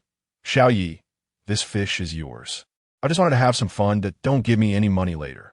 Noticing Zhang Wuqing and his companion moving aside to discuss, Lin Jiangwo quickly approached Zhao Yi to preemptively set things straight. Although he had a fondness for money, he could not accept his son-in-law's. This fishing spot originally belonged to Zhao Yi, and had he continued to fish here, he would never have caught the 2-colored carp. Thus, he believed this fish rightfully belonged to Zhao Yi, not to him. We can talk about that later." While tidying up the equipment, Zhao Yi waved his hand and said, "Dad, it's getting late. Let us call it a night." All right." Lin Jiangwo nodded and hurriedly began to pack up as well. Zhao, we've come to an agreement. I'll take the blue fish, and Xiao Li will take the carp." Just as Zhao Yi finished packing, Zhang Wuqing and his companion approached. Zhang Wuqing extended a finger and said, "It's the same price as before. I'll give you 100,000 plus a favor." Just the 100,000 will suffice. The favor can be disregarded. It's a normal transaction. No favors involved. Zhao Yi smiled and waved his hand, then took out his phone and said, "Of course, if you, sir, are willing to befriend someone much younger than yourself, I would be delighted." Good. Then it's 100,000 plus becoming friends. Let us add each other on WeChat, and I'll transfer the money to you that we can arrange to have a meal and fish together sometime. Zhang Wuqing laughed heartily as he took out his phone this moment. His impression of Zhao Yi was exceedingly favorable. To maintain such composure and dignity while being aware of his status is a quality worth cherishing. He was even contemplating whether to bring his grandson over for an introduction next time. Splendid. Then we shall have a meal and fish together sometime. Zhao Yi was oblivious to Zhang Wuqing's thoughts. He simply acted in accordance with his principles. After all, spending 100,000 on this two-color carp was already a generous price. How could he possibly ask for a favor in return? Ding. Soon, the two added each other on WeChat and completed the transaction. With a chime, Zhao Yi's wealth increased by 100,000. What a delightful moment. Brother Yi, this two-colored carp is larger than the one you caught previously. So, I'm offering you 30,000. Please don't think it's too little. Just after completing the transaction with Zhang Wuqing, Li Mingqi approached, stating his offer. 30,000 is already quite generous. I certainly won't complain. Thank you, brother. Zhao Yi laughed heartily as he put away his phone, then turned to his father-in-law with a beaming smile and said, Dad, collect the money. Hey, you rascal. Didn't I say that this fish is yours? I merely helped in catching it. I can't accept this money. If I do, my mother-in-law will surely make me kneel on a washboard when we get home. Don't put me in such a predicament. Lin Jiangwo covered his pocket where his phone was, retreating while shaking his head vigorously like a rattle drum. If you refuse to accept it, then just give it to Li Mingqi. I'm indifferent. After all, I didn't catch it myself. That I'm off now, Uncle Zhang. Zhao Yi cheerfully tossed this remark as he grabbed his gear in one hand and the bag containing the blue fish and large black fish in the other, nodding at Zhang Wuqing as he began to leave. His silhouette was carefree, devoid of any lingering attachment. Oh, you rascal! How can you be like this? Lin Jiangwo exclaimed, jumping anxiously behind. This young man was indeed extravagantly generous. 30,000, and he seemed utterly unconcerned. Nevertheless, this son-in-law was genuinely commendable, warming his heart and making his previous efforts feel worthwhile. Uncle Lin, hurry and take out your phone to accept it. Just consider it your son-in-law being filial to you. All right, I shall accept it for now, and tomorrow I'll transfer it to my daughter. Hearing Li Mingqi's words, Lin Jiangwo, feeling both helpless and gratified, took out his phone and accepted the transfer. Having such a generous son-in-law is quite a dilemma for me, old Lin. Yet, why do I feel an urge to smile? He quickly shook his head, dismissing those chaotic thoughts, picked up his gear, and hurried after Zhao Yi. The four of them walked in silence along the path back to the parking lot outside, then went their separate ways, clang, clang. Riding the three-wheeled vehicle, which was noisy except for the horn, Zhao Yi and his father-in-law soon returned home. What time is it? Why are you still awake? Upon entering, Zhao Yi observed Lin Wan and the two children watching television in the living room. Unable to contain his curiosity, I can't sleep. I don't know what is going on tonight. But everyone seems quite energetic. However, tomorrow is Saturday, and the kids don't have school, so letting them watch a bit of Bald Chong is fine. Lin Wan replied lazily, shaking her head. Oh, that must be the effect of the two-colored carp. Just look at your faces now, all rosy. You look very healthy. After scrutinizing Lin Wan and the children's complexions, Zhao Yi's spirits lifted. Earning money is delightful, but nothing is more important than the health of my wife and children. Seeing their faces glowing with health brought him genuine joy. Oh, really? No wonder I feel so warm. Lin Wan instinctively touched her face, noticing it seemed smoother. She then turned her gaze to the two little ones, who were intently watching television, and found their faces were equally rosy, resembling adorable red apples. This soup is indeed effective. Next time we catch more, we should keep them for ourselves instead of selling them. Zhao Yi set down his gear and walked over to the corner with the large black fish, preparing to place it in water for safekeeping. What nonsense are you spouting? This fish is so difficult to catch. If we manage to catch one, it's pure luck. How could there be a next time? Lin Wan shook her head, seeing the large black fish Zhao Yi was holding, her face lighting up. Wow, you caught such a big black fish tonight. It must weigh around 10 pounds, right? It's even more than that. Once I raise it well, I'll surprise you. Just don't get too excited. Zhao Yi smiled, leaving an air of suspense. There's a surprise. Upon hearing about the surprise, Lin Wan grabbed Zhao Yi's arm and shook it playfully, urging him with a charming expression. What surprise? Hurry and tell me. Don't rush. I'll let you know once I've raised the fish. glancing back at Lin Wan, who was clad in a white silk nightgown, a seemingly modest short-sleeved top paired with long pants. Her classical and gentle features still rendered her breathtakingly beautiful. Especially under the dim light, she appeared even more enchanting, captivating Zhao Yi. He swallowed hard, shaking his head to dispel any inappropriate thoughts. His father-in-law was staying over tonight. And with the house being so small and lacking soundproofing, indulging in any carnal desires would only lead to his own discomfort. Xiaowan, I've transferred the money from selling fish to you. Please check. Unbeknownst to Zhao Yi, lost his own thoughts. Lin Jiangwo had interacted with the two little ones before directly transferring the 30,000 to Lin Wan. Initially, he planned to do it the next day. But since Lin Wan was still awake, it seemed an opportune moment. This way, it would also make his daughter happy, so why not? Money from selling fish. Lin Wan looked at her father in bewilderment, instinctively asking, Dad, how much is it? 30,000.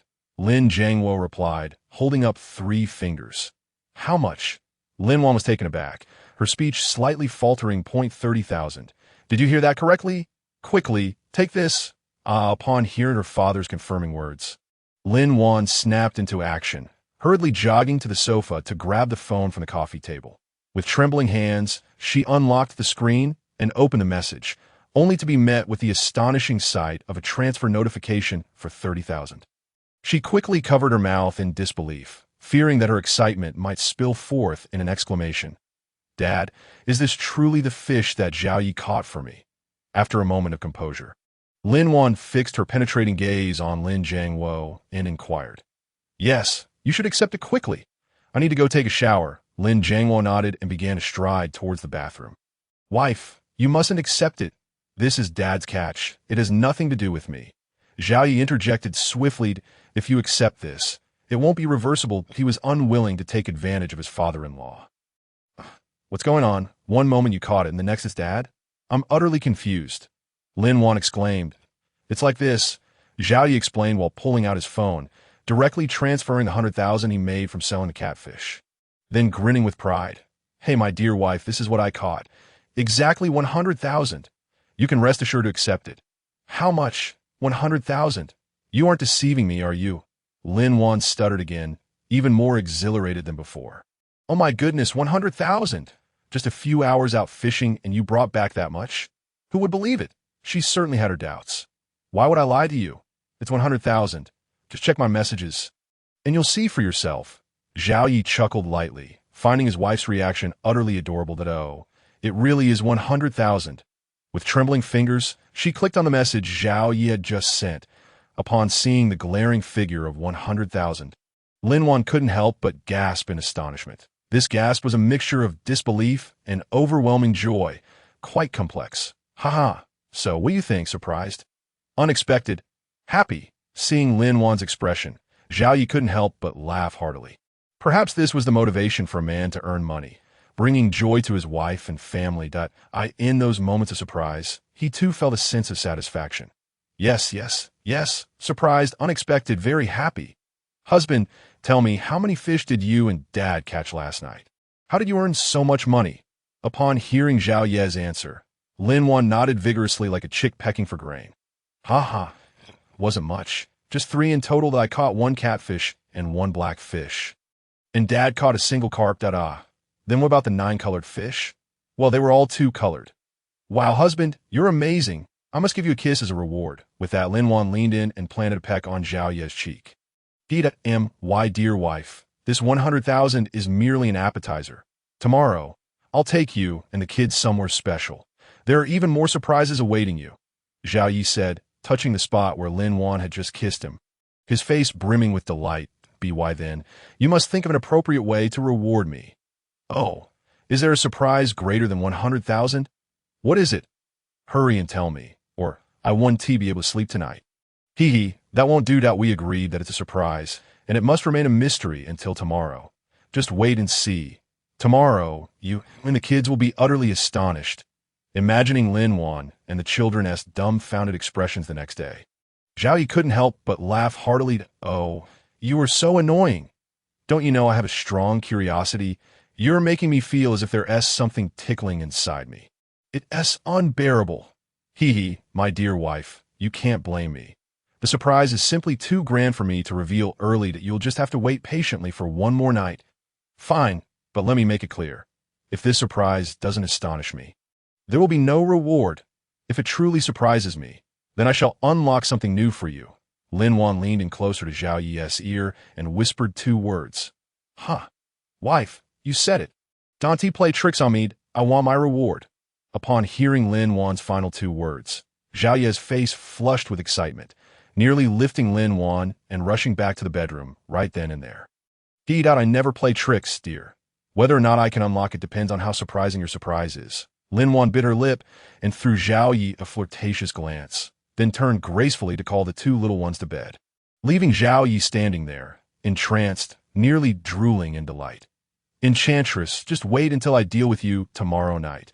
The night passed in silence. The next day, Zhao Yi awoke early, stretching lazily, observing his father-in-law snoring peacefully in bed. He shook his head in bemusement. The IT was quite a contrast to his fragrant wife. However, there was little he could do. There were only 2 rooms in the house, and the shabby sofa was far too small for anyone to sleep on. So they had to make do. Fortunately, his robust physique meant that even a few hours of sleep left him feeling invigorated.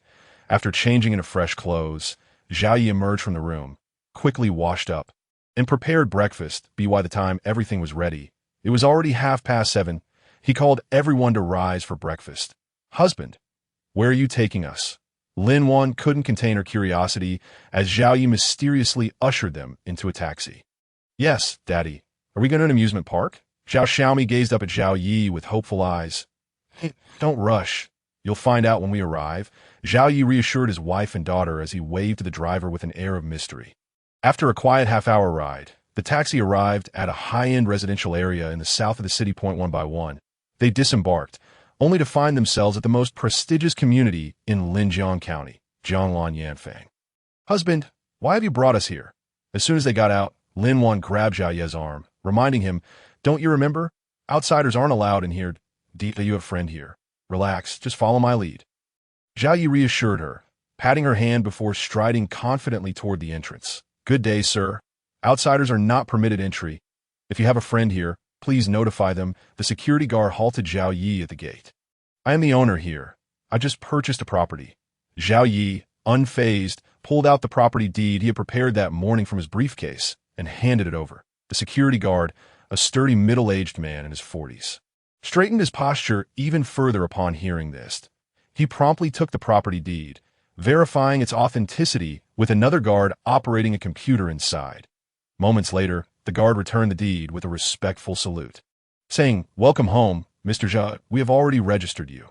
Rest assured it won't happen again. After a pause, noticing the group had no vehicle, he inquired, Mr. Zhao, would you like us to arrange transportation for you back home? That would be fine. Zhao Yi nodded, silently commending the property management and security of the community. Truly, it was the finest residential area in Linjiang County, and with such security and decorum, one could certainly feel at ease living here in the future. Soon, Zhao Yi and the others boarded the property's sightseeing vehicle, which glided smoothly towards a row of houses nestled by the river at the far end, as they gazed upon the towering buildings of more than 20 stories. Surrounded by lush greenery and the picturesque scenery, they also beheld the fountain garden in the central area. Lin Wan, Lin Jiangwo, and the 2 little ones wore expressions of utter bewilderment. They were still in a daze, unsure of what exactly had transpired. It was not until they disembarked from the sightseeing vehicle, entered a building, and ascended to the top floor via the elevator that they began to regain their senses. Darling, what on earth is going on? Lin Wan inquired, followed by Lin Jiangwo echoing, Yes, Xiao Yi. What is this situation? Standing before the expansive entrance of a unit designed for 1 household per floor, the couple's confusion lingered, particularly as the conversation between Zhao Yi and the doorman echoed in their minds, leaving them incredulous. Dad, is this your newly purchased house? Is this our new home? The 2 little ones, one on either side, tugged at Zhao Yi's clothes, their faces alight with excitement. The sights they had witnessed from the sightseeing vehicle, including the small amusement park, had utterly captivated them. If this were indeed their new home, how blissful it would be. Yes, indeed, this is our new home. Come, Let's go inside and see if you like it, Zhao replied, nodding as he approached the front door, keyed in the passcode, and swung the door open, stepping inside first. According to the property deed, this spacious flat boasted 6 bedrooms, 2 living rooms, 3 bathrooms, and 1 kitchen, with a total area exceeding 400 square meters, complemented by a large open-air garden on the top floor. It was fully furnished and equipped with all necessary amenities, ready for immediate occupancy. Upon entering, Zhao couldn't help but squint in delight. The house was truly to his liking. The warm color palette exuded a sense of understated luxury rather than ostentatiousness, creating a comfortable and inviting atmosphere. "Wow, how beautiful!" exclaimed the 2 little ones in unison as they followed closely behind. Lin Wan and Lin Jiangwo, entering afterward, were equally taken aback, especially Lin Wan, whose eyes sparkled with affection. "Darling, is this really our new home?" As they walked through the living room, Lin Wan cautiously touched the creamy leather sofa and softly asked, "Yes, this is our new abode. I had mentioned before my intention to buy a house here. And now I have fulfilled that promise, so what do you think?" Zhao affectionately teased Lin Wan by gently rubbing her nose, gazing at her with warmth in his eyes. "I love it. I adore it. Let me explore our new home first, and I'll reward you later tonight," Lin Wan replied, nodding vigorously, her eyes radiating charm, before fluttering off with the 2 little ones to explore the various rooms.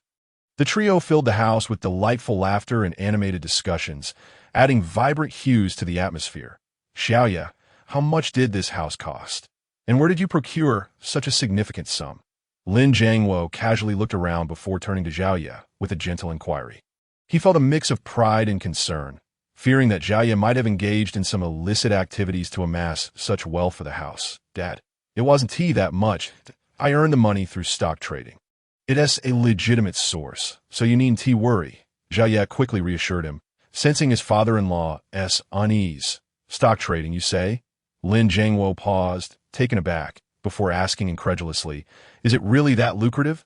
Moreover, didn't you mention before that you only made about 100,000?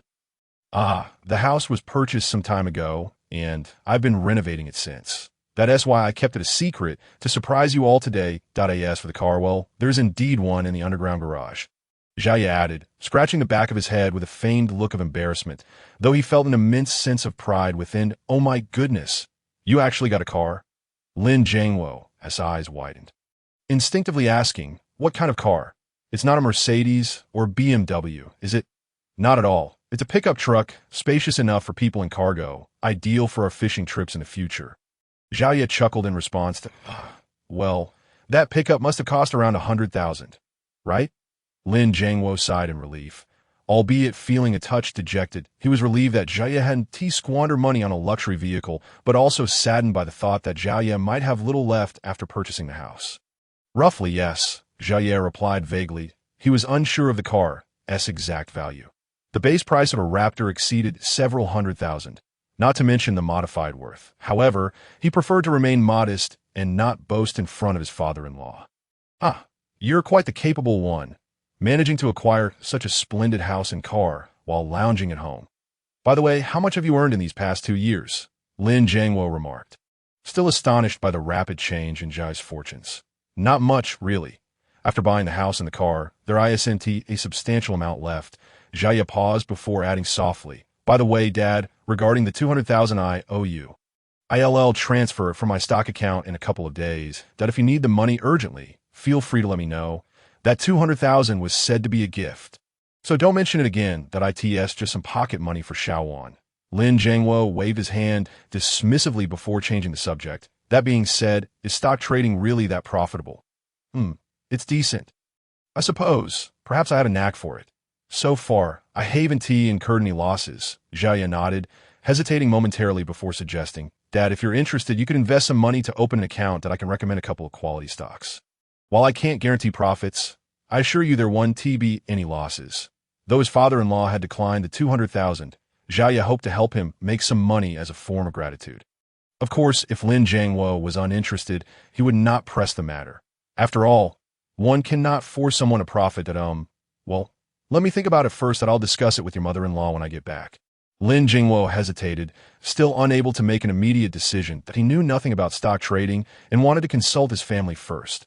All right then, Zhaya nodded, refraining from further persuasion, given the nature of stock trading. Who could confidently promise returns? Therefore, it was understandable for his father-in-law to have reservations. After some casual conversation with his father-in-law, Zhaya joined the house tour. The group of 5 explored every nook and cranny, from the smallest bedroom to the master suite, the bathrooms and the kitchen. Finally, they ascended to the rooftop garden to admire the riverside view and the entire Linjiang County cityscape. Oh my goodness, Xiaoye, you're quite the storyteller. You fib so convincingly, it's as if you don't even blink. This is a pickup? This is a Raptor. It's superior to most Mercedes or BMWs. How dare you claim it cost around 100,000?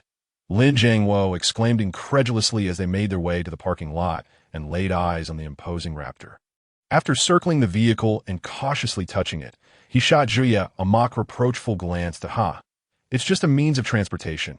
It's not that significant. Zhuya chuckled, gathering the 2 little ones as they climbed into the vehicle.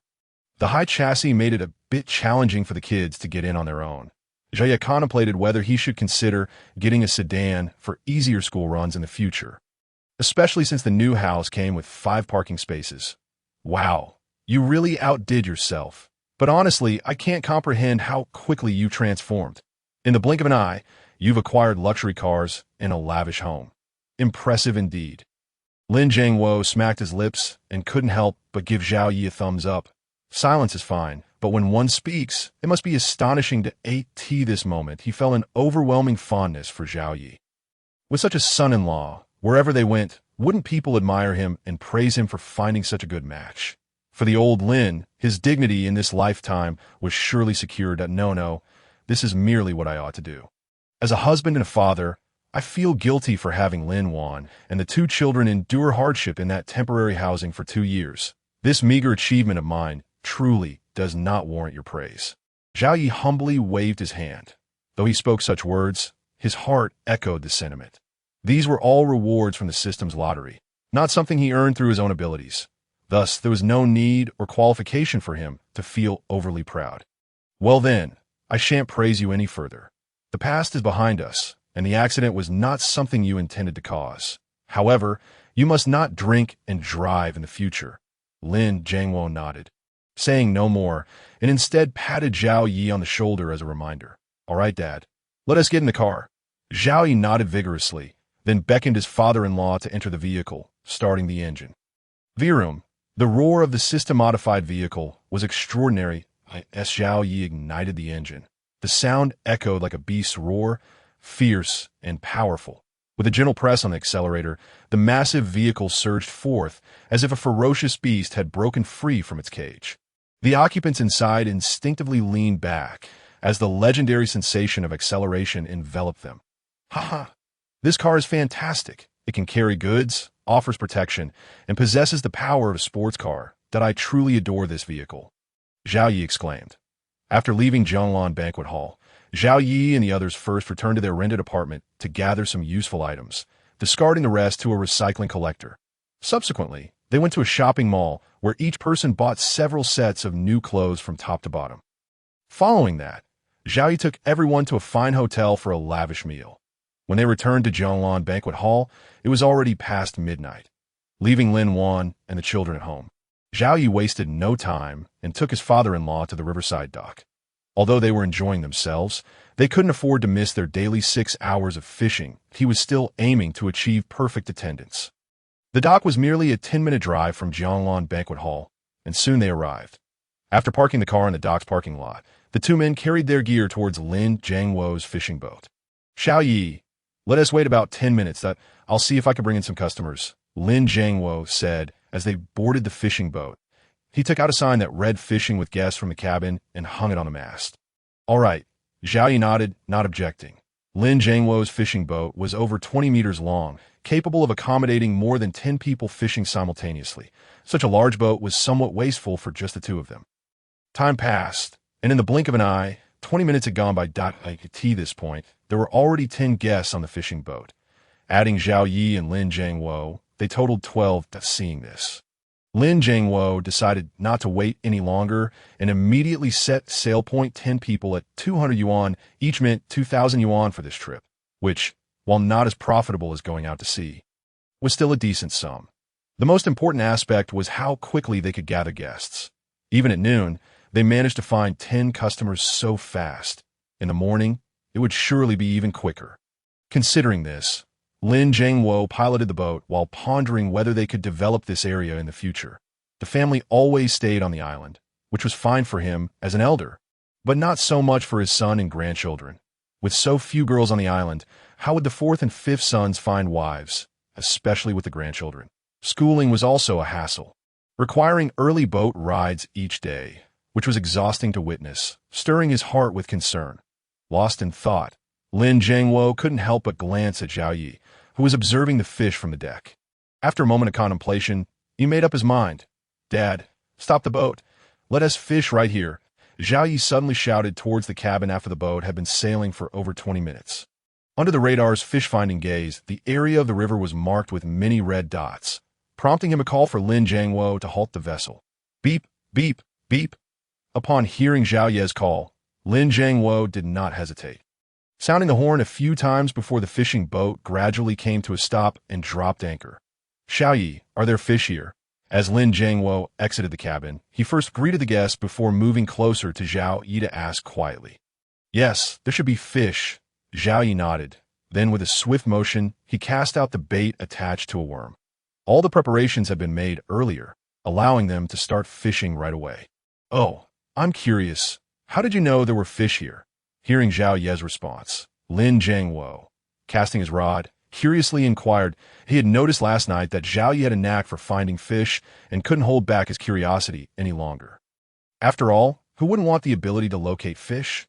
"Well, it's hard to say. It's probably just good luck, or perhaps a sixth sense," Zhao Yi replied with a laugh, casually concocting an explanation. "I just see a spot and feel there's fish there. Sometimes luck is on my side, and there are indeed fish. Other times, I might miss them." "You possess such a skill." Lin Jiangwo was greatly surprised. After pondering for a moment, he nodded, saying, "This must be the legendary sixth sense." "Haha, perhaps, but this is something you should keep to yourself. I wouldn't want to be taken for research," Zhao Yi chuckled, jokingly warning him. "Rest assured, I am not foolish. I know what can and cannot be said," Lin Jiangwo assured him. Zhao Yi nodded, just about to flatter him when, unexpectedly, the float in the water began to move.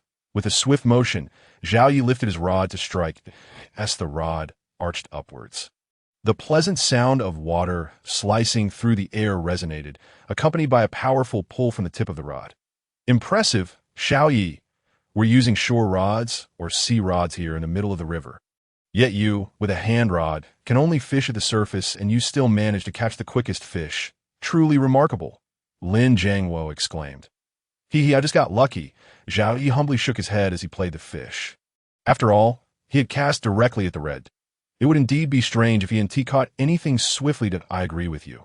Luck is certainly on your side," Lin Jiangwo nodded. Zhao Yi smiled and began to exert more effort.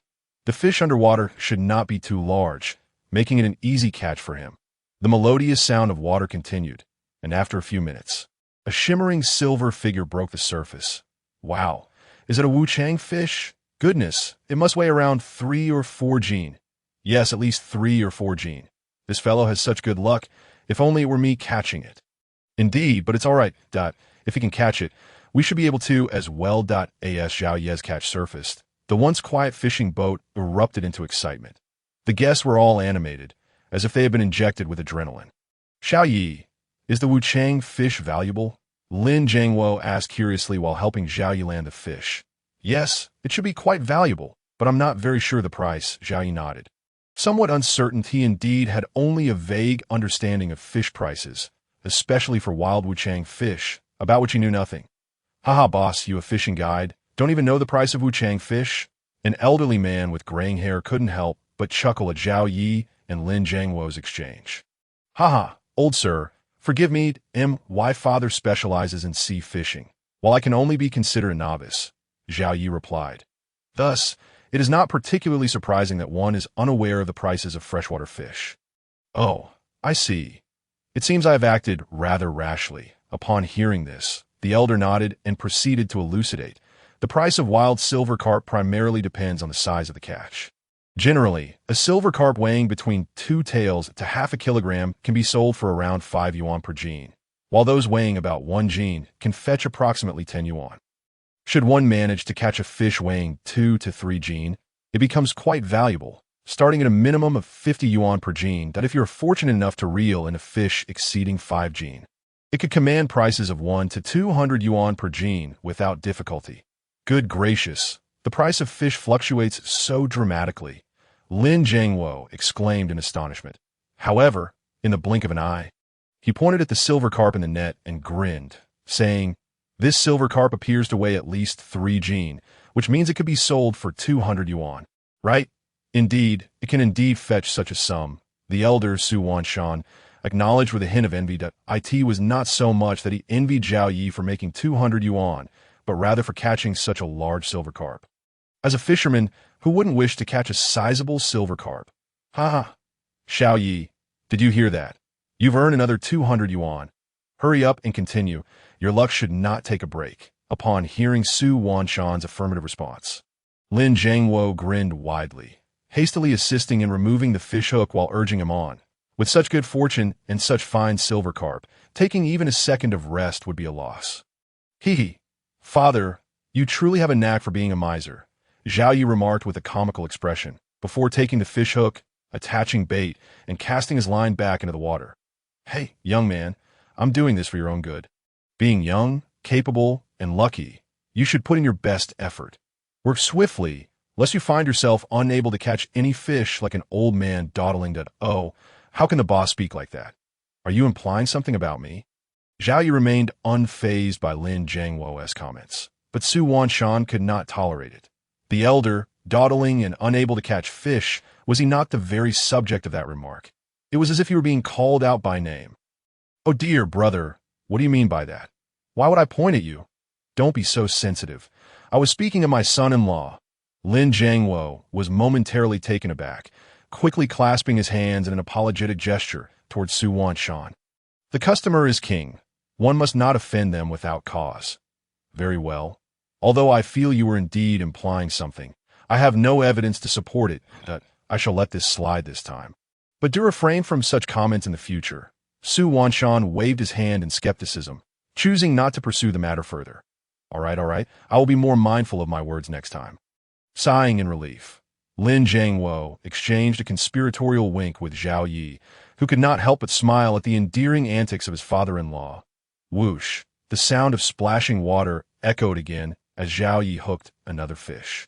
As he lifted his rod, a delightful sound of water slicing filled the air once more. Fishing in the river is a wonderful pursuit, for one seldom encounters small fish. When one does catch a fish, it is generally of substantial size. The one he is currently reeling in, judging by the sound and the force in his hands, is undoubtedly larger than the previous catch. Young man, your luck is extraordinary. While we have yet to catch anything, you have already hooked another one. Su Wanshan remarked, a twinge of envy in his heart. It is merely good fortune. If you believe my fishing spot is better, once I land this fish, we can swap places. Upon hearing Su Wanshan's words, Zhao Yi humbly shook his head.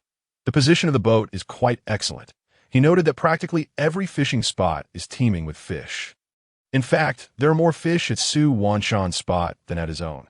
The reason Su Wanshan has not caught anything is simply due to his casting position being slightly off.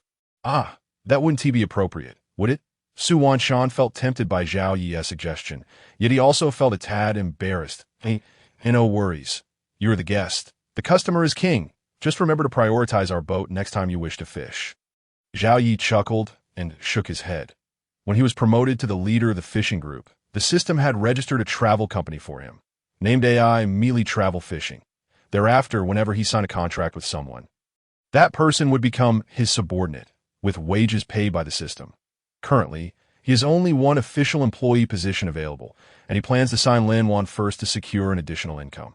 Of course, he is not particularly concerned about the 5,000 yuan monthly salary. The main advantage of having a company is that it allows him to legitimately recruit employees to assist him in completing future system tasks. Next, he intends to acquire a fishing boat, allowing him to fish in the river alongside Lin while simultaneously engaging in the business of guiding others to fish by establishing a good rapport with Su Wanshan now. He aims to prepare for future business endeavors. Oh, then I won't hold back. Next time I fish, I will certainly prioritize your boat. Su Wanshan, unaware of Zhao Ye's intentions, nodded enthusiastically upon hearing this. Fishing on any boat is still fishing, and now that he can enjoy a favorable fishing spot without cost, why not take advantage of it? Haha. All right, let us agree on that. We'll exchange contact information later. And should you wish to fish again, just give us a heads up that I guarantee attentive service. Zhao Yi added, oh, by the way, we will provide meals on the boat at noon, so you won't need to bring any provisions. All right, I will definitely seek you out next time I go fishing, Su Wanshan replied, nodding repeatedly. This time he was sincere and genuinely intrigued. When fishing in the river, the greatest hassle is finding something to eat. If one is not careful, they may end up starving. Now that there will be food available after fishing, he is eager to join in. After all, money is not a concern. The primary goal is to have fun. He'd young boss, I can also come and fish on your boat next time. Can we switch spots first? Yes, we can also fish on your boat. We would like to change positions too. Right, does your boat offer a membership card? If so, please issue me one. Money is no object at this moment. The others grew anxious, all clamoring to switch spots. Everyone calm down. I'm not boasting that I have considerable insight when it comes to finding fish. Allow me to give you some pointers shortly, and I assure you will all have a bountiful catch today. Observing the anxious fisherman on the boat, Zhao Yi wore a subtle smile. His loud remarks were intended to draw attention, and the results were indeed promising. From here on, as long as he demonstrates a bit of skill, how could he not attract these fishing enthusiasts? Ahem, young boss, you're not just talking big, are you? Do you truly possess such abilities? Yes, we are all seasoned fishermen with decades of experience. Don't try to show off in front of us. Indeed. Upon hearing Zhao Yi's words, the fisherman could not help but frown. While they would not deny his luck, claiming to have genuine skill was another matter entirely. The IT is preposterous. Each of them possesses decades of fishing experience. How could they possibly be outdone by a mere youth? There must be a limit to boasting. Whether or not he possesses true skill, you shall soon find out. Just wait until I land this fish, and I guarantee you won't be disappointed. Zhao Yi laughed heartily, brimming with confidence as he skillfully maneuvered the fish. Without the proper ability, he would not dare to take on such a task. Today, he is determined to showcase his true prowess to this group of fishermen, thereby paving the way for business opportunities. With the support of these loyal fans, he anticipates a continuous influx of clientele in the future. All right, I will see your skills. If you truly possess such talent, then I will make your boat my first choice for fishing in the future. Of course, if you are merely boasting, do not blame me for my harsh words. Yes, if you truly have the ability, I will fish on your boat as well. If you are just bragging, then the title of King of Strong Words will not be easily earned. Impressive indeed. Observing Zhao Ye's confident demeanor, the onlookers began to harbor a flicker of doubt within their hearts.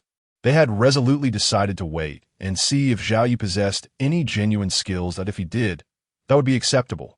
However, if he were merely boasting, they would not hesitate to hold him accountable. Chuckling at the somewhat threatening remarks from the fisherman, Zhao Yi merely smiled, unfazed. These individuals were now akin to fish ensnared by his hook, and soon he would reel them in with ease. Not a single one would escape. With this thought in mind, Zhao Yi tightened his grip slightly, and before long, the battle with the fish approached its conclusion. Splash! As the crowd focused their gaze, they beheld yet another chaozui. This one even larger than the last, estimated to weigh no less than 5 pounds. Witnessing this spectacle, the fishermen present were enraptured, their admiration palpable. If this were merely luck, it could be dismissed, but if it were genuine skill, it would indeed be remarkable. Contemplating this, they found themselves somewhat hopeful that Zhao Yi was indeed capable. Old man, I shall leave this spot to you you recall where I fished earlier. I had baited it with my secret mixture. Do ensure you don't fish off target. Once Zhao Yi's father-in-law assisted in netting the large chaozui onto the boat, Zhao Yi immediately signaled to Su Wanshan that, of course, he would not foolishly declare that he could sense the presence of fish. Instead, he spoke of a secret mixture, although he was not entirely fabricating it. The mixture truly existed within the company's store, and it was superior to most bait available on the market. Zhao Yi had indeed planned to redeem it in due course and open a factory. For now, it served as an excellent advertisement. All right, I remember. Let me give it a try. Upon hearing Zhao Yi's call, Su Wanshan eagerly rubbed his hands together and picked up his fishing rod to cast a go ahead and fish. I'll attend to the others. Zhao Yi nodded and then approached Su Wanshan's fishing spot. He did not immediately bait his hook. Instead, he retrieved a package of the system-redeemed bait from his tackle box. He then flashed a smile at the onlooking fisherman and declared, "Behold, this is what I refer to as genuine skill, my ancestral secret bait. A mere handful will undoubtedly attract all the fish in the vicinity." Pausing for effect, he produced a package of vegetarian bait and another of meaty bait, adding, "Of course, while the bait may attract fish, the effectiveness ultimately depends on the quality of the bait itself. These two recipes are also my family's traditional formulas, one for catching herbivorous fish and the other for carnivorous species. A blend of one bait and two types of bait, alongside a fishing rod, will allow you to catch any fish you desire." "Goodness, are you here to advertise?" one fisherman exclaimed. This bait truly is effective as you claim." "Indeed, do not boast excessively. I have tried the finest baits available, and none have proven as remarkable as you suggest." Yes. The fishermen widened their eyes in disbelief, staring blankly at Zhao Yi. They felt a mixture of annoyance and amusement. They had initially thought Zhao Yi possessed some genuine skill in locating fish, only to find him promoting his products instead. Do not be so skeptical. The efficacy of an advertisement lies in its results. Allow me to demonstrate the prowess of this bait and mixture. In response to their doubts, Zhao Yi promptly opened the bait package and addressed the crowd. "This spot, where the old gentleman just fished for half an hour with no success, will now be enhanced. I will sprinkle my bait and then switch to my secret bait. You shall witness the outcome." Without waiting for a reply, Zhao Yi grabbed a handful of bait and scattered it across a particularly red-spotted area. Next, he took a bowl, poured in some meaty and vegetarian bait, added a bit of water, and began to in no time, he formed a ball of bait the size of a fist. "Now I shall commence fishing. Do pay close attention." Satisfied, Zhao Yi addressed the crowd before attaching the bait to his hook and casting it into the water. With a splash, the hook submerged, causing the fishermen to instinctively place their rods in the holders and curiously gather behind Zhao Yi. Watching the bobber in the water, silently counting the seconds, they were eager to discover whether the bait truly lived up to its reputation or if Zhao Yi was merely engaging in theatrics. Tick-tock, time ticked away, and after approximately 30 seconds, the bobber, bobbing gently in the water, suddenly vanished beneath the surface. Witnessing this, every individual present gasped in astonishment. "Wow, it's a big black bobber. Did we really catch a fish? Is this for real? Is the bait this effective? My goodness, it appears this young man speaks the truth. This bait is indeed a family secret, and its results are exceptional. Hey, young man, how much for this bait? I need a portion. My rod is itching to fish." Yes, I want some too." In an instant, the fishermen's doubts dissipated, replaced by a fervent desire to acquire Zhao Yi's secret bait and embark on their own fishing ventures. "Calm down, everyone. This bait is not yet in mass production, so I cannot sell it to you just yet. However, every guest present today will have the opportunity for a complimentary trial that I will notify you all as soon as it is ready for mass production. And I hope you will support me then." Zhao Yi chuckled as he reeled in a fish, explaining the situation to the excited crowd. The bait had been redeemed with fish catch currency, and he was unwilling to part with it for mere cash. Money could be earned easily, but fish catch currency was not so readily available, and he would not engage in such folly. "Oh, is that so? What a pity, but having the chance to experience it now is quite nice." "Yes, indeed. Just be sure to inform me when you begin mass production." "Absolutely. Let us exchange contact information so you can notify me as soon as it's available." Though they could not procure the bait at that moment, the fishermen begrudgingly accepted the chance for a trial. After all, it was not Zhao Yi's fault he lacked stock. "Very well, I'll create a chat group and add you all. Once mass production begins, I will announce it immediately." After a brief pause, Zhao Yi continued, "Also, if you know any fishing enthusiasts, feel free to invite them to the group that we can share photos of our catches or discuss great fishing spots, enhancing our fishing techniques together." "Indeed, This is a splendid idea, young man, that we are all fishermen here, and sharing our experiences will be a delightful pastime. Absolutely. The young man is right. Working in isolation is not advisable. Collaborating and exchanging ideas is far more enjoyable. Once you establish the group, please include me. I have many fishing friends I can invite. Count me in as well. I run a reasonably sized aquaculture business and frequently require fish catches, especially rare species. When you have fish to sell, please post in the group. I assure you, the prices will be fair. I feel the same way. In an instant, the fisherman began to chatter animatedly. Perhaps no one anticipated that this small group, originally consisting of only a dozen individuals, would eventually expand into the largest fishing exchange and trading community in China and even the world. Zhao Yi, the group leader, became an idol, a legend in the hearts of the fishermen. Whoosh! The excitement among the anglers aboard Lin Jiangwo's boat reached a fever pitch. Ever since they began to experience Zhao Yi's secret bait, every single one of them started catching fish. The melodious sound of water being sliced by the hooks echoed repeatedly, harmonizing with the joyful laughter of the fishermen, creating a delightful symphony. Zhao Yi, are you planning to start a fishing business? Lin Jiangwo, who had remained silent, suddenly posed a question softly to Zhao Yi. It's more of a side endeavor. Zhao Yi paused briefly before explaining, I've registered a travel fishing company and am looking to recruit some employees. Currently, it's just Lin Wan and me, and it feels a bit wasteful to head out on the river alone. I plan to take some guests along for now. Once I have more employees, I want to have the capacity to do so. Of course, if business flourishes, I might consider purchasing additional boats and hiring staff to manage them. Oh, I see. Lin Jiangwo hesitated before finally saying, I initially intended to bring your uncle and the others along to work with you. But it seems that's not feasible now. Then come along. I haven't bought any boats yet, so Lin Wan and I can join you in fishing for now. Zhao Yi was momentarily taken aback. Then with a smile, he half-jokingly replied, Of course, if you're willing, you could also join my company, that I assure you'll earn more than before. Having the entire family of his father-in-law, seasoned fishermen, under his wing would be ideal. After all, he would need to hire people sooner or later, so it's prudent to stock up on talent now. As for a salary of several $100,000 a year, it truly didn't concern him.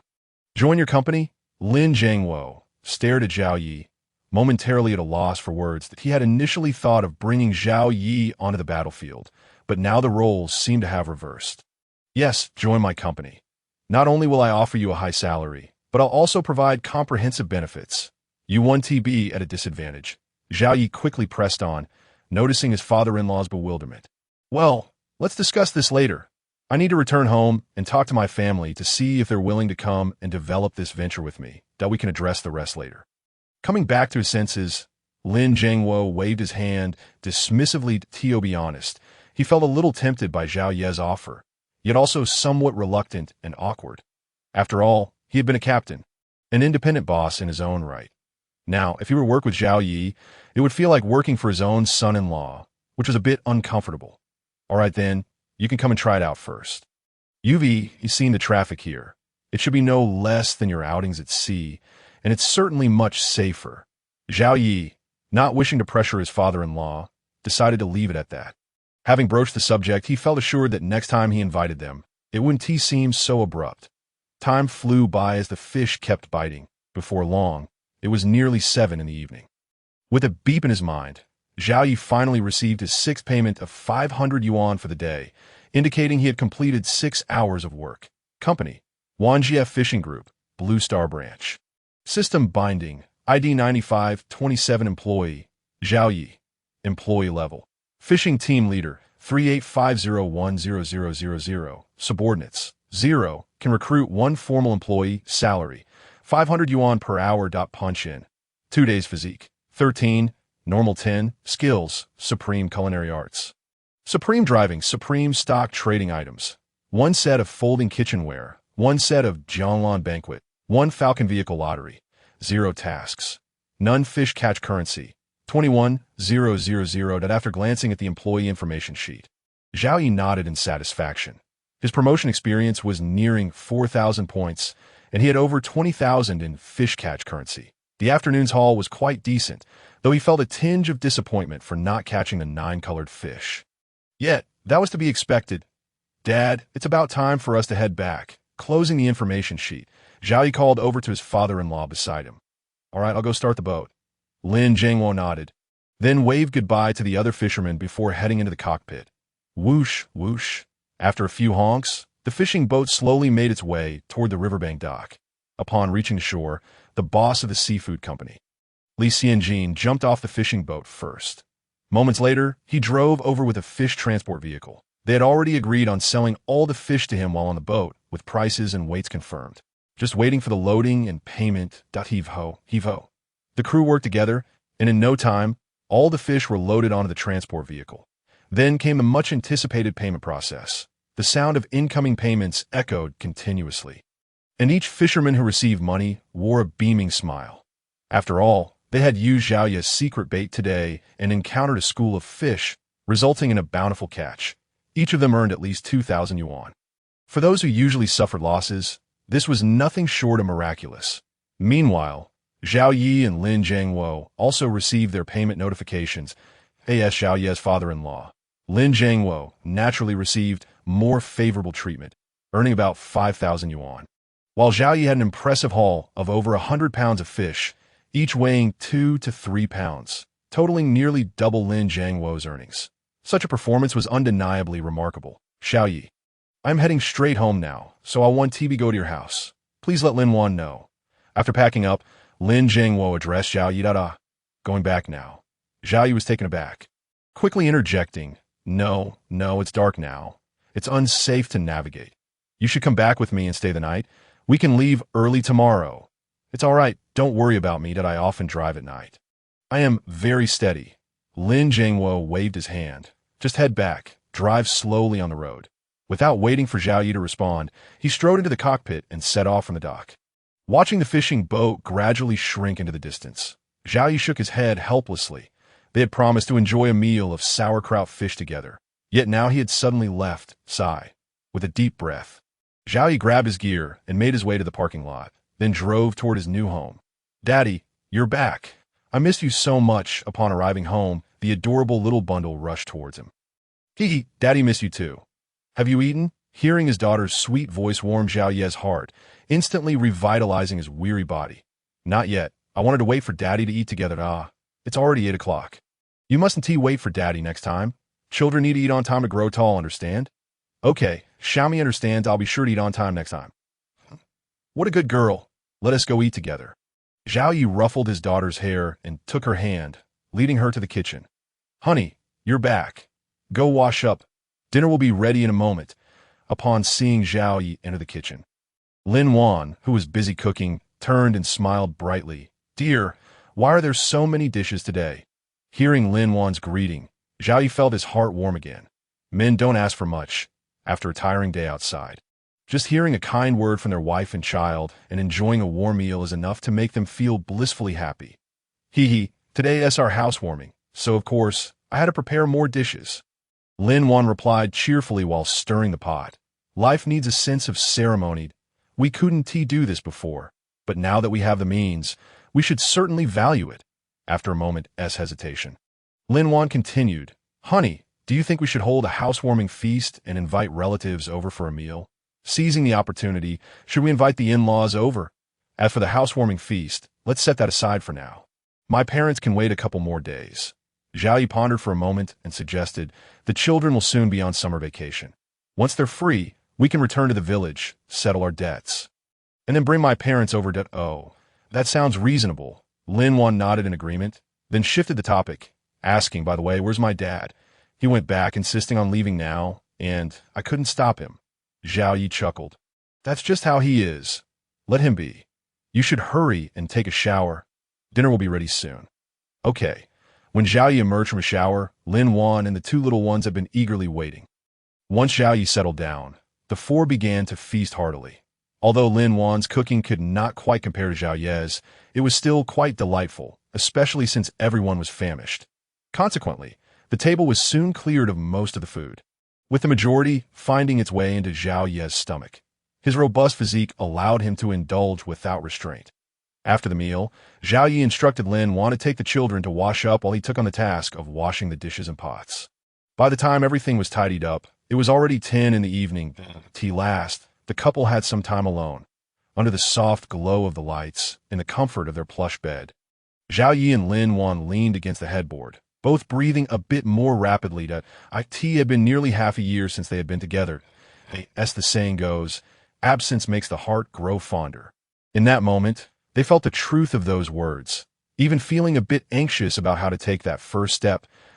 An air of intimacy enveloped them, a rosy haze swirling around, after what felt like an eternity. Zhao Yi could no longer resist and leaned in first. A soft rustling ensued, and the moon outside blushed as the chirping of the insects grew louder. An hour later, Zhao Yi reclined against the headboard with a triumphant expression, while Lin Wan lay contentedly in his embrace. Neither spoke. They simply listened to each other's heartbeat, savoring the love that enveloped them. The night passed in silence. The next morning, at 8 o'clock after breakfast, the family of four donned their sun-protective attire and climbed aboard their vehicle. Heading to the river where they had previously fished for two-colored fish, the children had clamored to join them for fishing, insisting they wanted to help earn some money. Reluctantly, Zhao Yi and Lin Wan acquiesced. "Sweet daughter, are you tired? Do you need Daddy to carry you?" Zhao Yi asked, glancing back at his daughter, who was trailing closely behind him along the mountain path. "Daddy, I'm not tired. I can manage," Zhao Xiaomi replied decisively. Shaking her head, she then inquired, "Daddy, are you tired? Do you need me to help carry the fishing rod?" "No need. Daddy can carry it. That if you get tired, just tell Daddy, and I'll carry you," Zhao Yi said, affectionately ruffling the little girl's hair, his face radiating love. "Daddy, I'm tired. I need to be carried," Zhao Yi stated. Before Zhao Xiaomi could respond, Zhao Xiaoli chimed in eagerly. "What do you mean tired? What do you mean carried?" Zhao Yi, facing his son, adopted a stern expression and chided, "A little man like you should not complain about being tired after such a short walk, that you're less resilient than your sister and mother.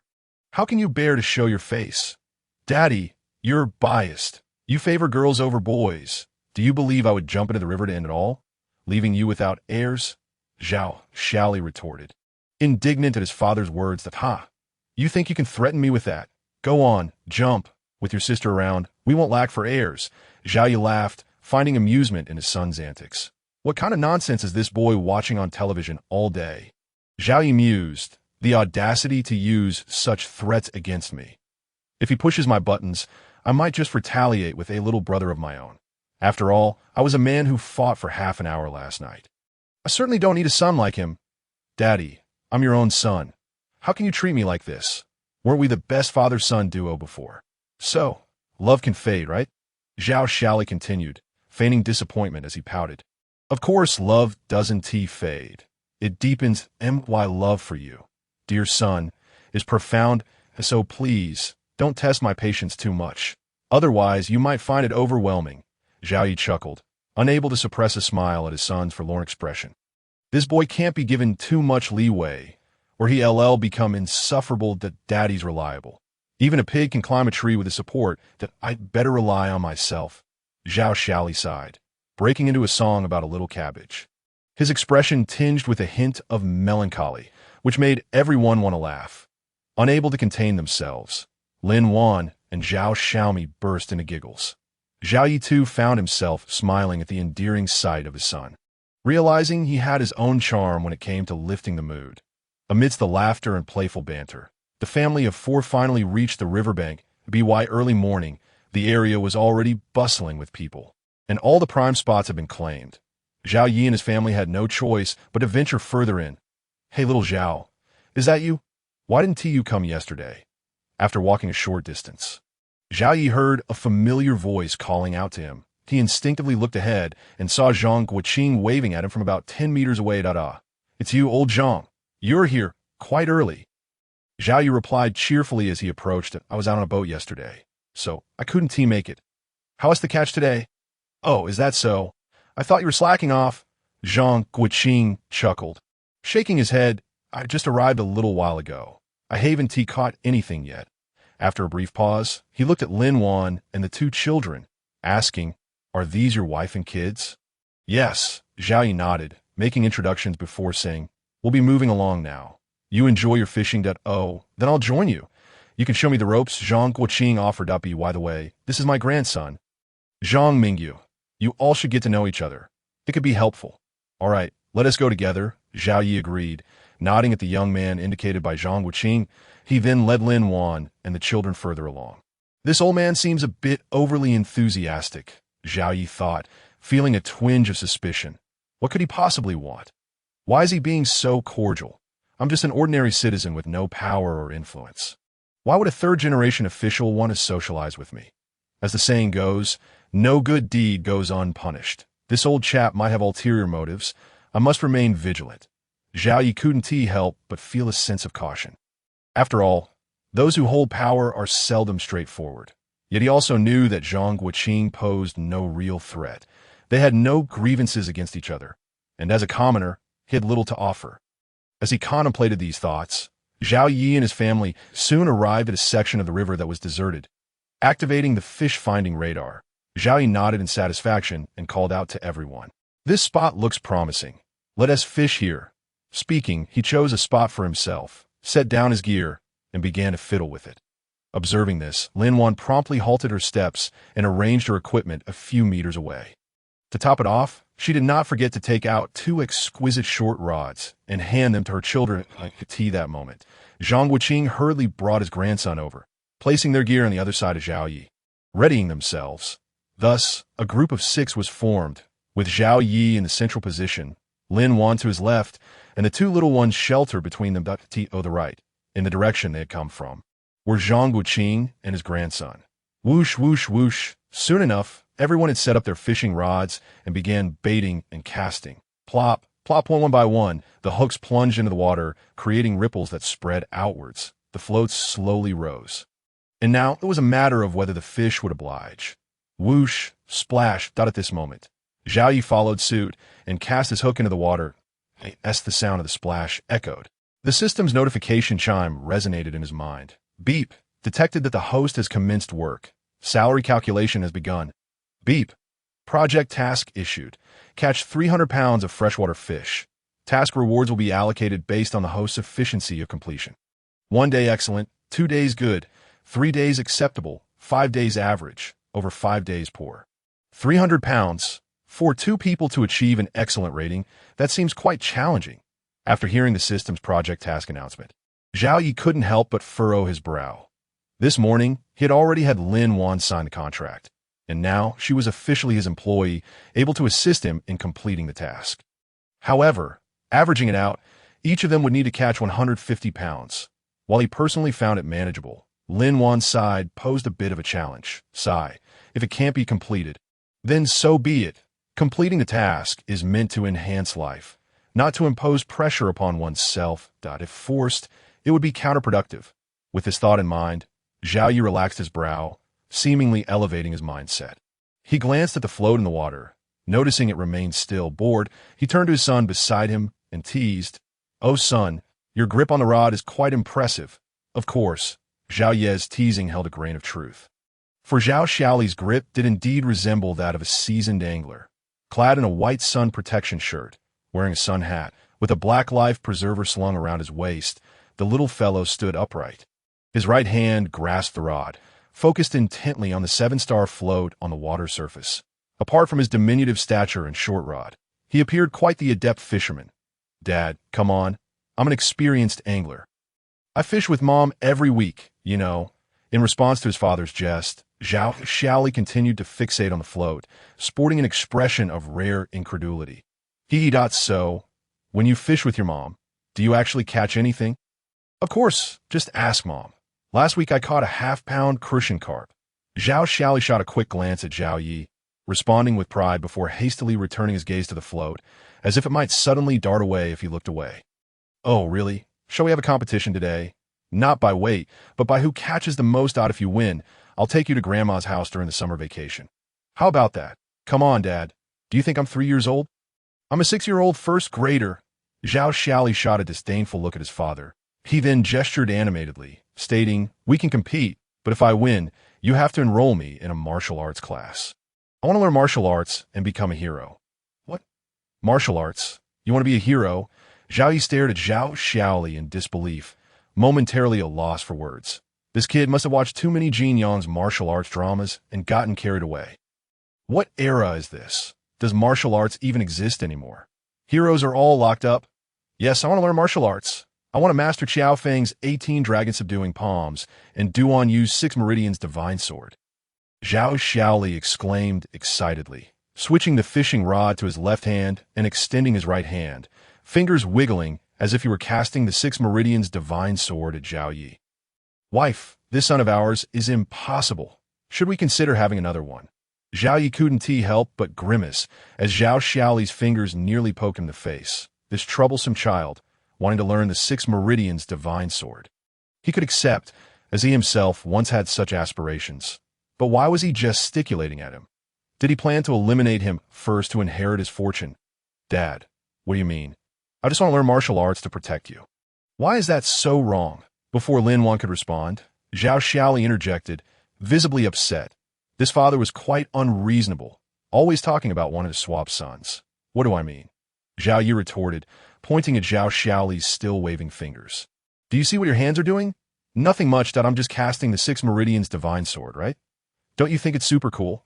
Zhao Xiaoli replied, confused, and instinctively flicked his fingers again. Yes, you're casting the 6 meridians divine sword. Zhao Yi nodded grimly. He then raised his voice, exclaiming, but why are you casting it at your own father? Are you trying to shoot me? Pausing, Zhao Yi continued with a frown, if I send you to learn the 6 meridians divine sword, and you actually manage to cast it on me, how will I survive? I still want to live a couple more years. For the sake of my longevity, please refrain from becoming a hero. All right. Zhao Xiaoli's mouth fell open in shock, momentarily speechless. The others, witnessing this exchange, stifled their laughter, their faces flushed red. Indeed, this was a pair of extraordinary father and son, one daring to speak, the other daring to respond. As if there were truly a place to learn the 6 meridians divine sword. Dad, are you serious? Zhao Xiaoli, oblivious to the thoughts of others, stared blankly at Zhao Yi after a moment of silence. I'm a first grader. How could I not know that the 6 meridians divine sword is fictional? After a pause, he looked at Zhao Yi as if he were the fool. Dad, you don't really think I want to learn the 6 meridians divine sword? Do you? Isn't it? This time, it was Zhao Ye's turn to be stunned at a first grader having a moment of delusion, wanted to learn the 6 meridians divine sword. Wasn't that quite normal? After all, he himself had wanted to learn once. Was there anything wrong with that? Ha ha. Dad, you're so naive. I'm not a fool. How could I really want to learn the 6 meridians divine sword? That's all made up for TV. How could it be real? Besides, even if it were real, I wouldn't learn it. Don't you know the popular saying nowadays? What saying? Zhao Yi instinctively asked, and no matter how high your martial arts skills are, you still fear a kitchen knife. You have your divine sword, I have my handgun, that if you don't believe me, I'll take you down with one shot. Zhao Xiaoli answered confidently, clearly having said this many times before. Goodness, where did you learn such a well-rehearsed line? Zhao Yi looked at his son in utter disbelief that moment. He felt an urge to open this kid's head and see what was stored inside. It's just something I researched with my classmates. Cool, right? Cool. Who told you that no matter how high your martial arts skills are, you still fear a kitchen knife? Zhao Yi retorted, his face darkening. Can an ordinary person with a kitchen knife defeat someone trained in martial arts? Haven't you seen the movies about empty-handedly disarming someone with a blade? In the world of corporate business, there exists a skill called divine martial arts, which, according to its description, allows one to dodge bullets as long as their physical fitness is strong enough. Forget about kitchen knives. This kid truly knew nothing and was just making things up? Dad, come on, that's just bragging. Zhao Xiaoli countered defiantly. One of my classmate dads is a military officer, and he said that those martial arts stars on TV are all fake. After a brief pause, he shifted the topic and said, however, he also mentioned that practicing martial arts can strengthen the body, so I'm inclined to enroll in Taekwondo. Taekwondo, if you truly wish to learn martial arts. I can teach you someday, and I assure you it will be far superior to that trivial Taekwondo. That it is indeed a good thing for my son to desire to learn martial arts. But Taekwondo is certainly out of the question. He pondered how to swiftly acquire the ultimate martial arts skills so that he could teach his son the essence of Chinese Kung Fu. If one is to learn, they must learn the best, for after all, Chinese Kung Fu is the most formidable. Huh. Dad, you know martial arts? Zhao Xiaoli's eyes widened in astonishment as she gazed at Zhao Yi. Filled with curiosity, the others also cast inquisitive glances toward Zhao Yi, their eyes brimming with profound intrigue. Ahem, that of course, your father possesses a multitude of skills. In a few days, I shall attain mastery, and then you will witness the might of our Chinese kung fu. Zhao Yi coughed nervously, quickly diverting his gaze towards the bobber in the water. He could not afford to lose face in front of his wife and child. Moreover, claiming to possess skills at this moment could hardly be deemed bragging. After all, his physical prowess was evident, and one or two individuals would indeed struggle against him, which could be considered a form of martial ability, right? Furthermore, he would eventually acquire the ultimate martial arts skills. Once he achieved mastery, it would hardly be considered an exaggeration. Nevertheless, he felt a twinge of insecurity about his current claims. Fortunately, at that moment, the bobber in the water began to move that a frog is coming. Observing this, Zhao Yi shouted excitedly, simultaneously raising his right arm to cast the fishing rod. Whoosh! Splash! The familiar and melodious sound of slicing through water suddenly resonated, capturing everyone's attention. Zhao Yi's previous words were instantly forgotten. With the curious gazes of the crowd dissipating, Zhao Yi exhaled a sigh of relief. Point 1 must not boast aimlessly. Should someone take it seriously, the consequences could be dire. This lesson was worth remembering. Whoosh! Splash! Zhao Yi had just endured the initial struggle with the fish beneath the surface when Lin Wan and others began to catch fish one after another. In an instant, the delightful sound of water slicing filled the air. Hey Dad, could you give me a longer fishing rod? This one is too short to catch big fish. The first to reel in a catch was Zhao Xiaoli, who found a small fish dangling on his hook. Faced with the sight of the fish, Zhao Xiaoli expressed his dissatisfaction toward Zhao Yi. You won't be able to handle a long rod. That if you don't believe me, I have a 3.6-meter rod in my tackle bag. You can give it a try, Zhao Yi said, grinning as he gestured towards the tackle bag nearby. Teaching someone is often ineffective, but demonstrating something once can lead to understanding. Zhao Yi did not wish to stifle his son's lofty aspirations. Rather, he was willing to let him learn from a few setbacks. After all, he was right there, and the risks were manageable. Dad, don't underestimate me. I can definitely handle it. I'm quite strong. Perceiving his father's skepticism, Zhao Xiaoli retorted defiantly. He then retrieved the longer rod with agility, swiftly attaching the bait and positioning it. Finally, he stood up, gripping the rod with both hands. Dad, watch closely. I can lift it. Indeed you have lifted it. But can you cast it? Observing the little fellow struggling with the lengthy rod, Zhao Yi could not help but shake his head in amusement that he truly was an indomitable spirit with such a modest height. He dared to wield such a long fishing rod. It was akin to a small figure wielding a massive sword, clearly impractical. All right, here I go. Hearing this, Zhao Xiaoli immediately released his left hand to grasp the hook. But as soon as he did, the rod tipped toward the water, and his right hand could not stabilize it, causing him to hurriedly retract his left hand to maintain balance. How is it? Is it too strenuous? Perhaps it's best to put it down and stick to the short rod. No, I can do it. I absolutely can. Zhao Xiaoli, undeterred, gritted his teeth and attempted once more. This time he managed to grasp the rod with one hand while holding the hook with the other. However, when he tried to cast it, the rod simply fell down, despite his efforts to regain control. Splash! The rod plunged into the water, creating a significant splash, with droplets landing on Zhao Yi, leaving him in a state of amused exasperation. You truly are a mischievous son. How was that? Did Dad deceive you? Holding the rod in one hand and patting the water off his clothes with the other, Zhao Yi chuckled as he advised. Best to switch back to the short rod. Even if you cast it, if you catch a fish, you won't be able to reel it in. If the fish is large, you might end up in the water. After a moment, Zhao Yi earnestly continued, Son, we should act within our capabilities. Never overreach, for it can lead to harm for both you and others, understand? Dad, I understand, but I still want to try one more time. Fine, give it a shot. Just be careful not to hurt yourself. Zhao Yi shook his head helplessly, yet nodded with a sense of pride. This boy was indeed stubborn. However, it was a good quality. A boy's tenacity is far better than one who gives up at the first sign of difficulty. I understand, Dad. I will be cautious. Zhao Xiaoli nodded, then meticulously reeled in the rod before casting it out again, this time lifting it with both hands. This time he had truly learned as he no longer separated his hands to cast but began to sway the rod back and forth. Gradually lifting the hook as the amplitude of the hook's swing increased, he suddenly exerted force and successfully cast it out. Wow, little brother, you did great. You really did it. Seeing Zhao Xiaoli succeed, Zhao Xiaomi immediately exclaimed in admiration. Yes, son, impressive. Lin Wan followed suit, giving a thumbs up in affirmation. Dad, I did it. Isn't it cool? Zhao Xiaoli smiled at Lin Wan and Zhao Xiaomi, then turned his gaze toward Zhao Yi, compared his mother and sister. He craved his father's approval even more. Perhaps this is the essence of father-son bonding. Indeed, quite cool, but do not become complacent. Catching a fish is what truly showcases your skill, and I suspect you may struggle with that. Zhao Yi nodded, first acknowledging his son's achievement, and then dousing him with a splash of cold reality. Zhao Yi felt a sense of pride in the little one for successfully casting the rod and for his clever approach. However, he would not simply shower him with praise. He had to be a stern father.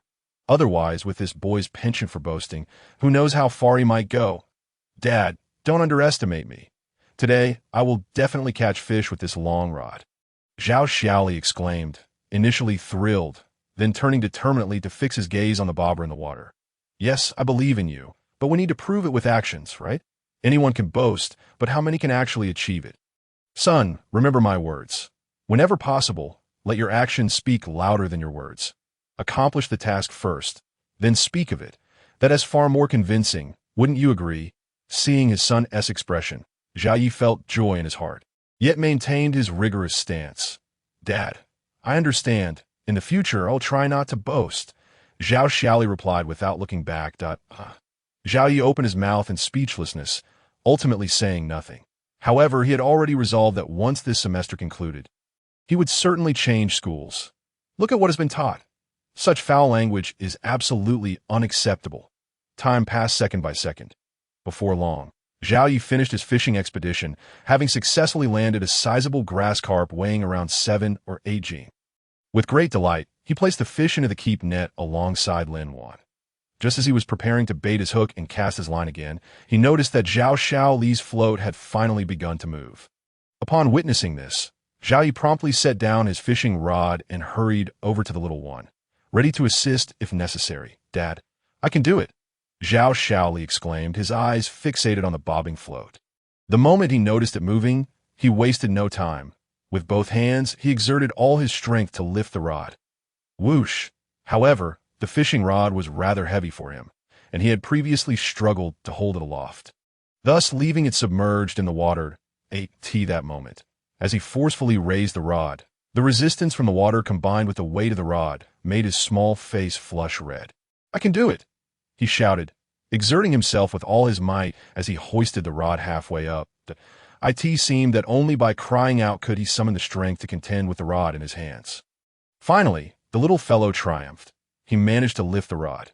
Just then, an immense force surged from the tip of the rod into his hands, causing him to stumble forward uncontrollably. Dad, help me! In shock at the unfolding scene, the little one instinctively clutched the rod tightly, calling out for his father behind him. Xiaoli, let go quickly. Lin Wan and Zhao Xiaomi, witnessing the commotion, became flustered and urgently urged Zhao Xiaoli to release the rod. Yet, Zhao Xiaoli was indeed quite stubborn. Ignoring their pleas, he clung to the rod, allowing the fish beneath the water to drag him toward the river without any intention of letting go. At that moment, everyone was baffled by the boy's thoughts. Was he reluctant to let the fish escape, or did he believe he could hold on? Hey, you little rascal, you truly have no fear of death. Seeing that Zhao Xiaoli was merely steps away from tumbling into the river, Zhao Yi grew anxious. He quickly extended his hands, firmly grasping the boy's shoulders while reproaching him with a mix of exasperation and jest. You little brat, what a troublesome mind you have. You're almost in the river and still let go. If I weren't here, you'd be drowning today. Pausing for a moment, he continued to pull the little one back while saying, speaking of which, you've watched so many martial arts films, and all you remember is the dragon subduing 18 palms and the 6 meridians divine sword? Didn't they teach you about the principle of knowing when to take and when to release? A true man must know how to pick up and let go. Don't you think you should learn that? Knowing you can't hold it yet you still refuse to let go. ISNT that akin to lighting a lamp in a toilet, seeking death. With a sigh, Zhao Yi lamented, "Alas, how could I, such a clever man, give birth to such a foolish child? Remember, my son, don't force yourself to do what you cannot. Wait until you have the ability to do so. Never make such foolish mistakes again. Understand? Dad, I'm not foolish. I know you were behind me, and 1T let me fall into the water, but if you weren't here, I would have let go long ago, all right? So this is my fault then?" Zhao Yi was momentarily taken aback, then shook his head in disbelief. The boy didn't seem to know whether he was joking or serious. If he truly believed in his father, then perhaps it wasn't entirely wrong. It's neither your fault nor mine. Just help me reel in the fish quickly. I can barely hold on. Fine. You little rascal, just wait until we land this fish. I'll see how I can spank you. Zhao Yi rolled his eyes in exasperation, then took the rod and began to reel in the fish that it didn't take long for him to bring the fish to the surface. "Wow, son, your luck is incredible." Zhao Yi exclaimed in astonishment upon seeing the fish in the water. He had not expected that his foolish son would catch a two-colored carp, although it wasn't particularly large. Weighing only 3 to 4 gene, this was still quite a stroke of luck. That it is well known that most people fish their entire lives without ever encountering a 9-colored fish. Yet here was Zhao Li, only 6 years old, reeling one in. Truly an unprecedented feat in fishing history. Dad, what's wrong? Is the fish I caught really impressive? Standing at a height that afforded him a limited view, Zhao Li could not see clearly what type of fish was floating in the water. However, upon hearing his father's praise, he cleverly deduced that the fish he caught must be remarkable. He peered curiously while grinning widely, resembling the foolish son of a landlord. "Yes, it's quite impressive. It's the same type of fish we ate a couple of days ago." Glancing at his silly son, Zhao Yi nodded with amusement while reeling in the line. The foolish sometimes have their fortunes.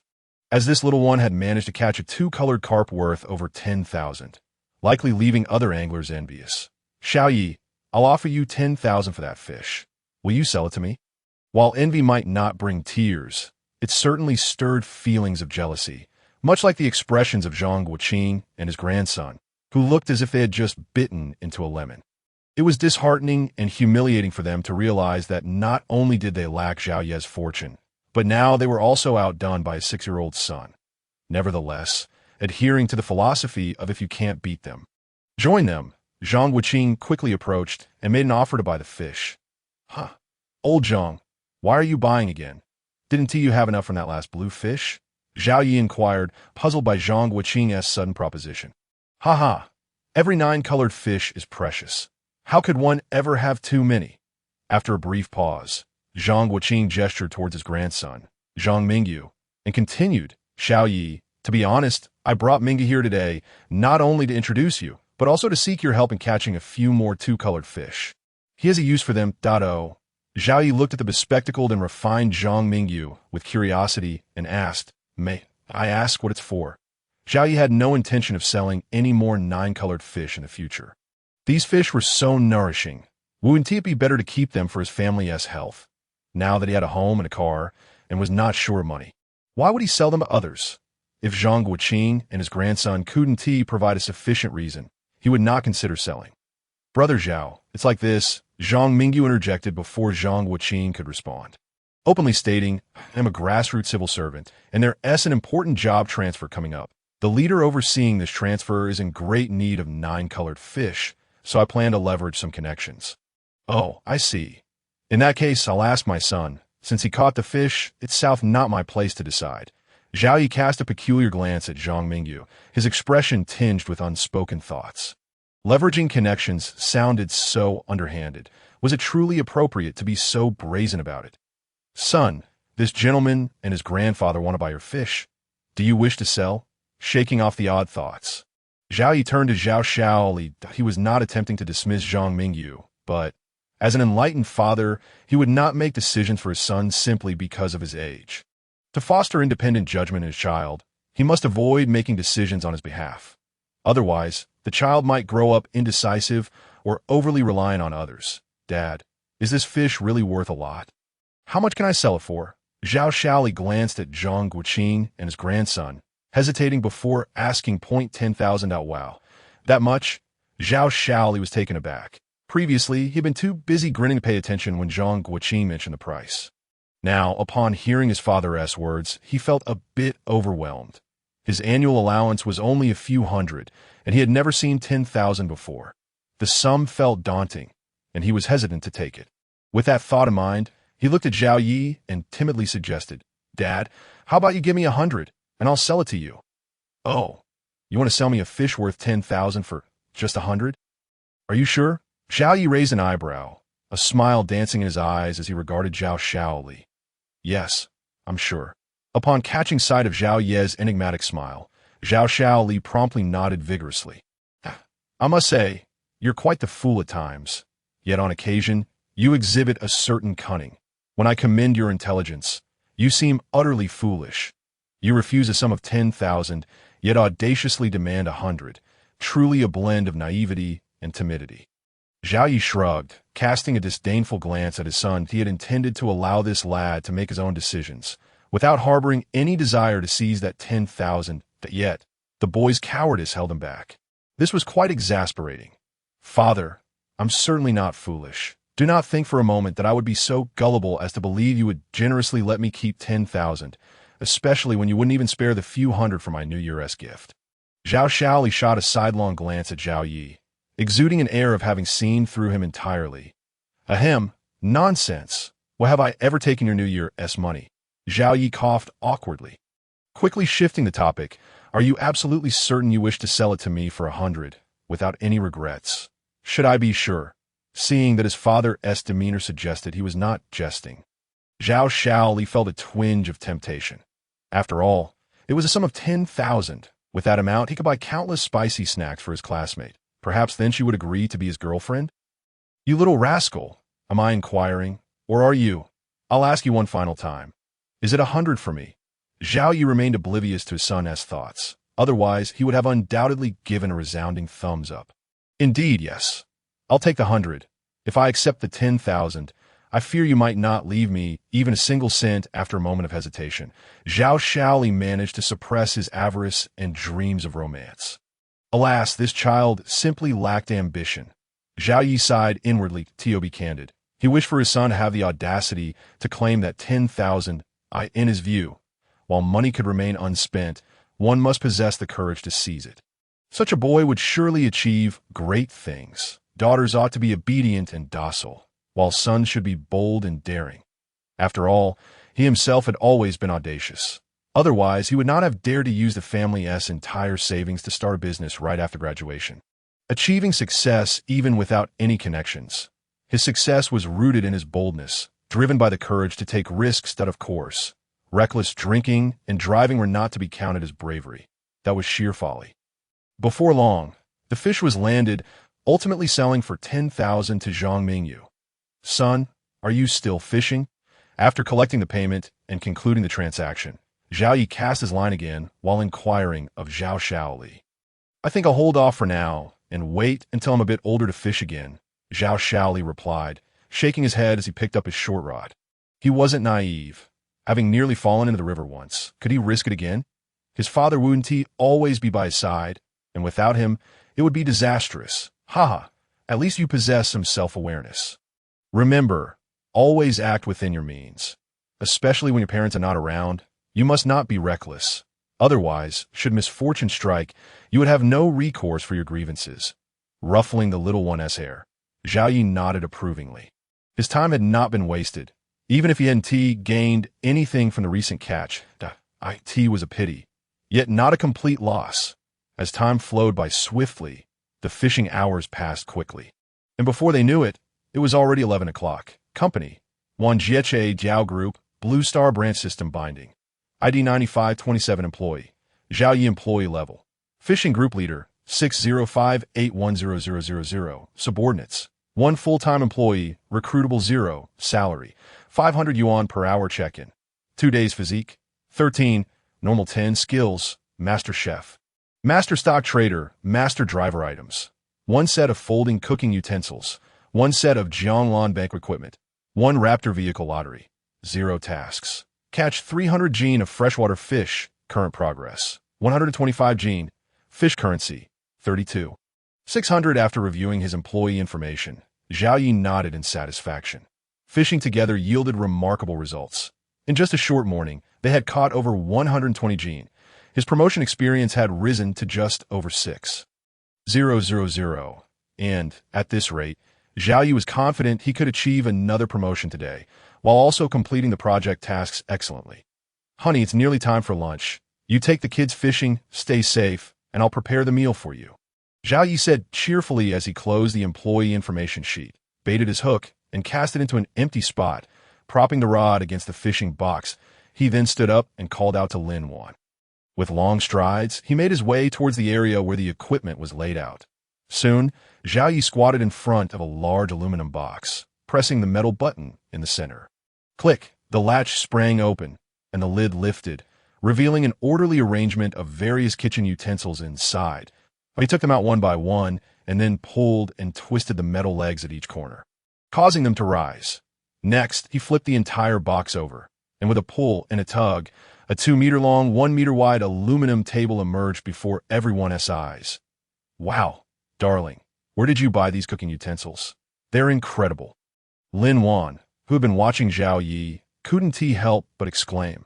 Earlier that morning, she had planned to bring packed food, but Zhao Yi insisted on cooking on-site for lunch. She initially thought he was joking, but now it seemed he was quite serious. I stumbled upon them and thought they were quite suitable for our fishing trip. So I purchased them, Zhao Yi replied with a smile as he set up the stove on the table. This equipment was indeed quite useful. Being made of aluminum alloy, it was lightweight, and carrying it on his back had been almost effortless. Truly, the Adage System products are always top-notch, held true. Dad, let me help you. Father, I'll assist too. The two little ones, intrigued by the new items, abandoned their fishing rods and hurried over to Zhao Yi, their eyes sparkling with curiosity. All right, you can assist your father. Let us head to the riverbank to wash these first. Nodding and ruffling the heads of the two little ones, Zhao Yi gathered the pots, pans, and vegetables he had bought from the market and went to the riverbank to clean them. Lastly, preparing to kill a fish was also essential. With everything set, Zhao Yi commenced the culinary process, boiling rice, chopping vegetables, lighting the fire, pouring oil, and stir-frying. His movements were deft and graceful. Even in an outdoor setup, he exuded an artistic beauty akin to that of a master chef. Sniff, sniffed out, it smells so good. Soon, a rich aroma wafted through the air, tantalizing the senses of Zhang Guiqing and his grandson, who were fishing nearby, causing them to salivate uncontrollably. Little Lin, has Zhao Yi worked as a chef before? Zhang Guiqing turned to Lin Wan, who was observing Zhao Yi stir-frying, that he has not worked as a chef, but he learned from a master and cooks quite deliciously, if you don't mind. Would you like to join us for a meal later? Huh, is that appropriate? Lin Wan disregarded the earlier part of Zhang Guiqing's statement. What did it matter whether he had trained as a chef or where he had learned? As long as she could savor the mouth-watering dishes, nothing else mattered. Appropriate? Of course, you and my husband are friends. Sharing a meal is certainly appropriate. Lin Wan nodded with pride. Indeed, whether young or old, anyone who tasted the dishes made by her husband inevitably fell prey to the deliciousness phenomenon. Well then, my grandson and I shall shamelessly join you for a meal. As their conversation flowed, Zhao Yi's first dish was ready. The moment the dish was served, the mouth-watering aroma intensified, leaving everyone craving more. Little Lin, let us go see how Zhao Yi is cooking, and we can learn a thing or two. Upon witnessing the scene, Zhang Guiqing and his grandson lost all interest in fishing. After exchanging a brief greeting with Lin Wan, they hastily placed their fishing rods into the tackle box, standing up to jog towards Zhao Yi. Wow, Dad, this dry pot cabbage is absolutely delicious. It's so crunchy and fragrant. I adore it. Yes, Dad, I give this dish a score of 101. Hurry and give me another bite. Hearing the praises from the two little ones and seeing their expressions of sheer delight, Zhang Guiqing and his grandson, who had just approached, could not help but swallow hard. Gulp. Zhao Yi, could you spare an old man a taste? Just a tiny piece of cabbage would suffice. Unable to restrain himself, Zhang Guiqing blurted out his wish, then quickly realized his faux pas, awkwardly gesturing with his thumb and forefinger to indicate a minuscule portion. However, the fervor and longing in his eyes conveyed to Zhao Yi that a tiny bit was merely a formality, and he should not take it literally. All right then, each of you take a pair of chopsticks, and I'll serve you some to try. Zhao Yi chuckled and was not at all stingy. After all, he had prepared food for the two of them, and now that they had the audacity to ask, there was no reason to decline. All right. Upon hearing Zhao Ye's words, the grandfather and grandson beamed with joy, promptly retrieving a set of aluminum alloy bowls and chopsticks. They presented them to Zhao Yi with both hands, just as if they were collecting food from a cafeteria. Here, give it a try. It may not compare to the grand feast you've had before. It's just some home-cooked dishes, so please don't turn your nose up at it. Zhao Yi generously served several pieces of cabbage and a few thin slices of beef to each of them. After serving them, he wasted no time and called out to Lin Wan by the riverbank. "Wife, stop fishing and come over for dinner." While calling out, he retrieved 3 more sets of chopsticks and filled each bowl with a generous portion of food. 2 servings were handed to the eagerly awaiting children, while one was reserved for Lin Wan. Zhao Yi was no fool. Since outsiders had tasted the food, his wife and children certainly deserved theirs as well. As for himself, he was indifferent. After all, chefs typically do not enjoy their own creations. Although he was not one to adhere to this notion, he did not harbor an overwhelming desire for it either. Brother Zhao, your cooking is truly remarkable, rivaling even that of the Summer Sea Grand Hotel, if not surpassing it. Zhang Mingyu, who had been relatively quiet, exclaimed after taking a bite, as a scion of a prominent family. He had savored countless culinary delights throughout his life, yet this simple dry pot beef and cabbage left him wanting more. He had deliberately observed Zhao Ye's seasonings, which were predominantly the simplest of ingredients. If Zhao Yi had access to a full array of seasonings, he could only imagine how exquisite this dish could be. I'm glad you like it. That I just threw it together casually. Zhao Yi replied with a modest smile. Zhao Yi, you mustn't let other chefs hear you say that. Otherwise, they might chase you down the street with a spatula. Zhang Guoqing interjected after finishing his dish in a few bites. I've had my fair share of meals prepared by renowned chefs, even at state banquets. Yet these dishes seem to pale in comparison to yours. Pausing for a moment, he raised his thumb in appreciation and continued. With your culinary skills, you're truly unparalleled among the chefs I have encountered. You're exaggerating. I'm just a self-taught home cook. How could I possibly compare to the masters of state banquets? Zhao Yi chuckled, waving his hand dismissively. Old Zhang and Brother Zhang, I'm merely an ordinary fisherman, not a chef. If you find it tasty, feel free to indulge, but please don't spread the word. I have no desire to become a cook for the elite. If you wish to remain anonymous, we certainly want to spread it around. However, it's a pity that such culinary talent goes unrecognized. Zhang Guoqing lamented that I am confident that with your skills, if you were to open a restaurant and teach others, you could certainly become a culinary master in time. A culinary master is a bit much.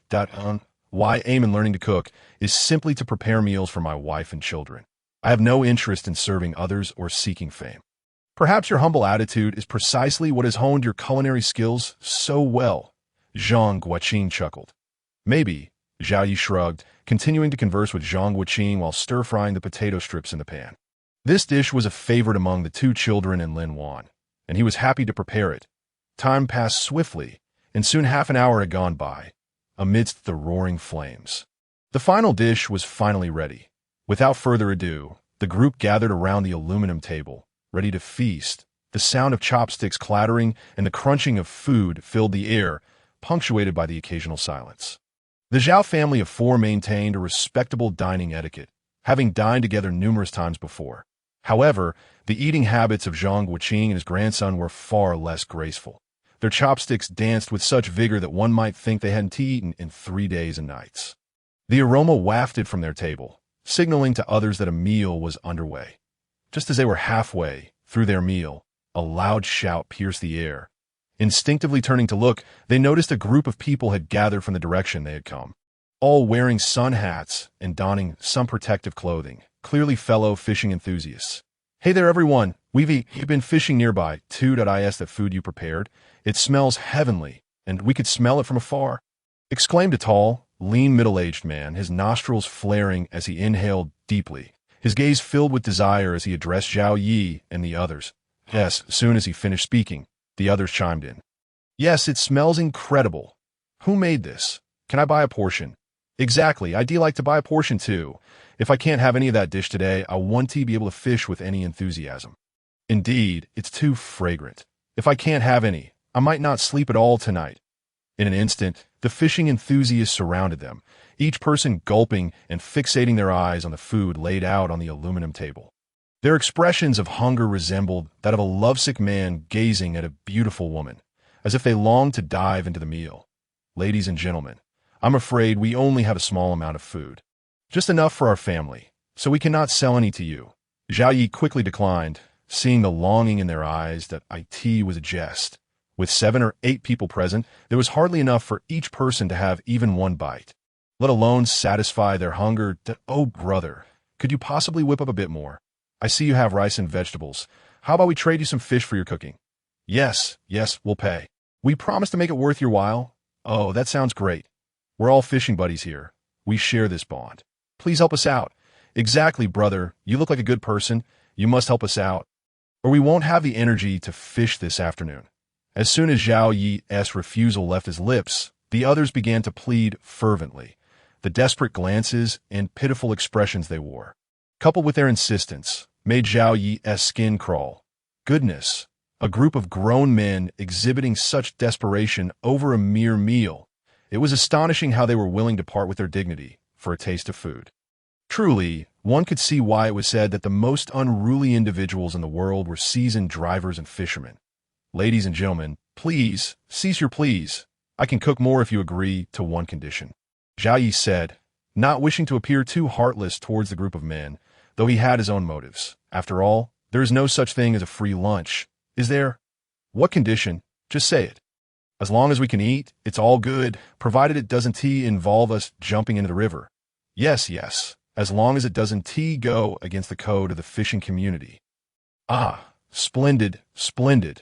As long as it is within the bounds of the law, feel free to propose anything.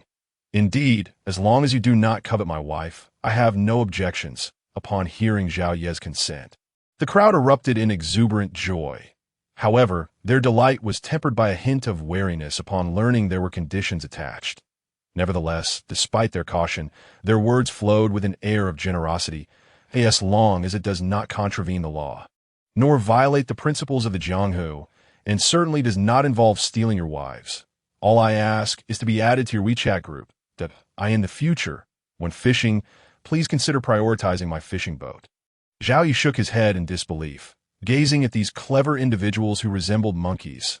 They boasted of their generosity, yet each was quick to propose conditions that blocked any possible loopholes of a few individuals. Perhaps with rather peculiar thought processes, even suggested the outrageous notion of robbing a wife, which was utterly absurd. If he were not keen on attracting more clients, he would have had no desire to entertain such oddities. With a wife as beautiful as mine, would I truly be foolish enough to vie for yours? Or am I a fool? Of course, I agree. Brother, please open the WeChat group. I wish to join immediately. Indeed, I thought you would propose something more demanding. This condition is so appealing that I would have wanted to join even without your prompting.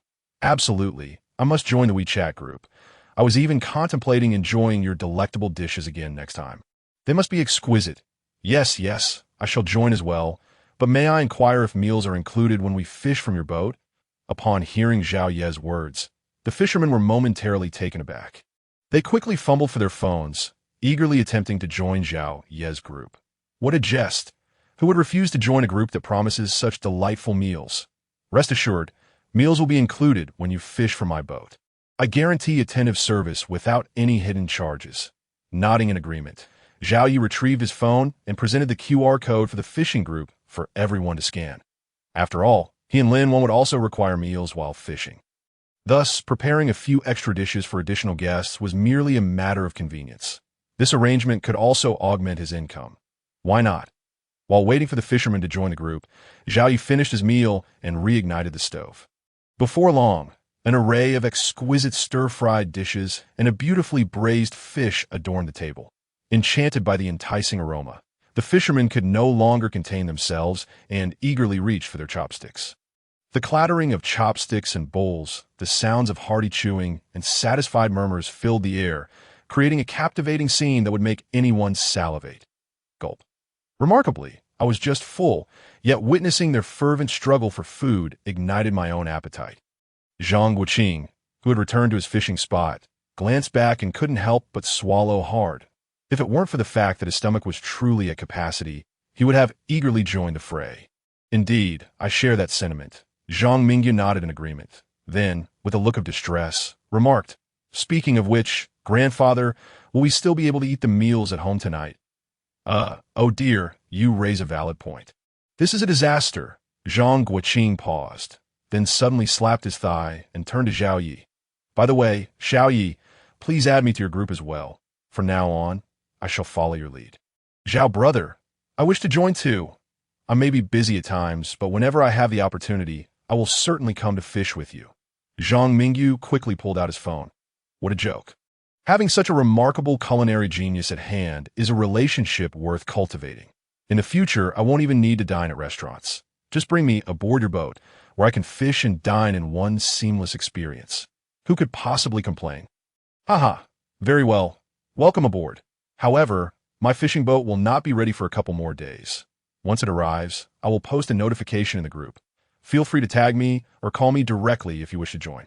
Zhao Yi smiled as he added the two to the group. He had already accumulated over 30,000 fish catch coins. If he could hold out for a few more days, he should be able to gather enough to purchase a modest fishing boat. Wonderful, wonderful.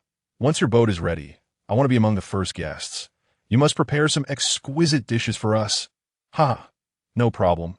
I assure you'll enjoy the meal. Ha, you must hurry, for I intend to start dieting from today. Eagerly awaiting the grand feast on your opening day. Ha, do take care, for if my boat is delayed, I wouldn't want you to starve. Amidst the banter and laughter, Zhao Yi reeled his line and rebaited the hook.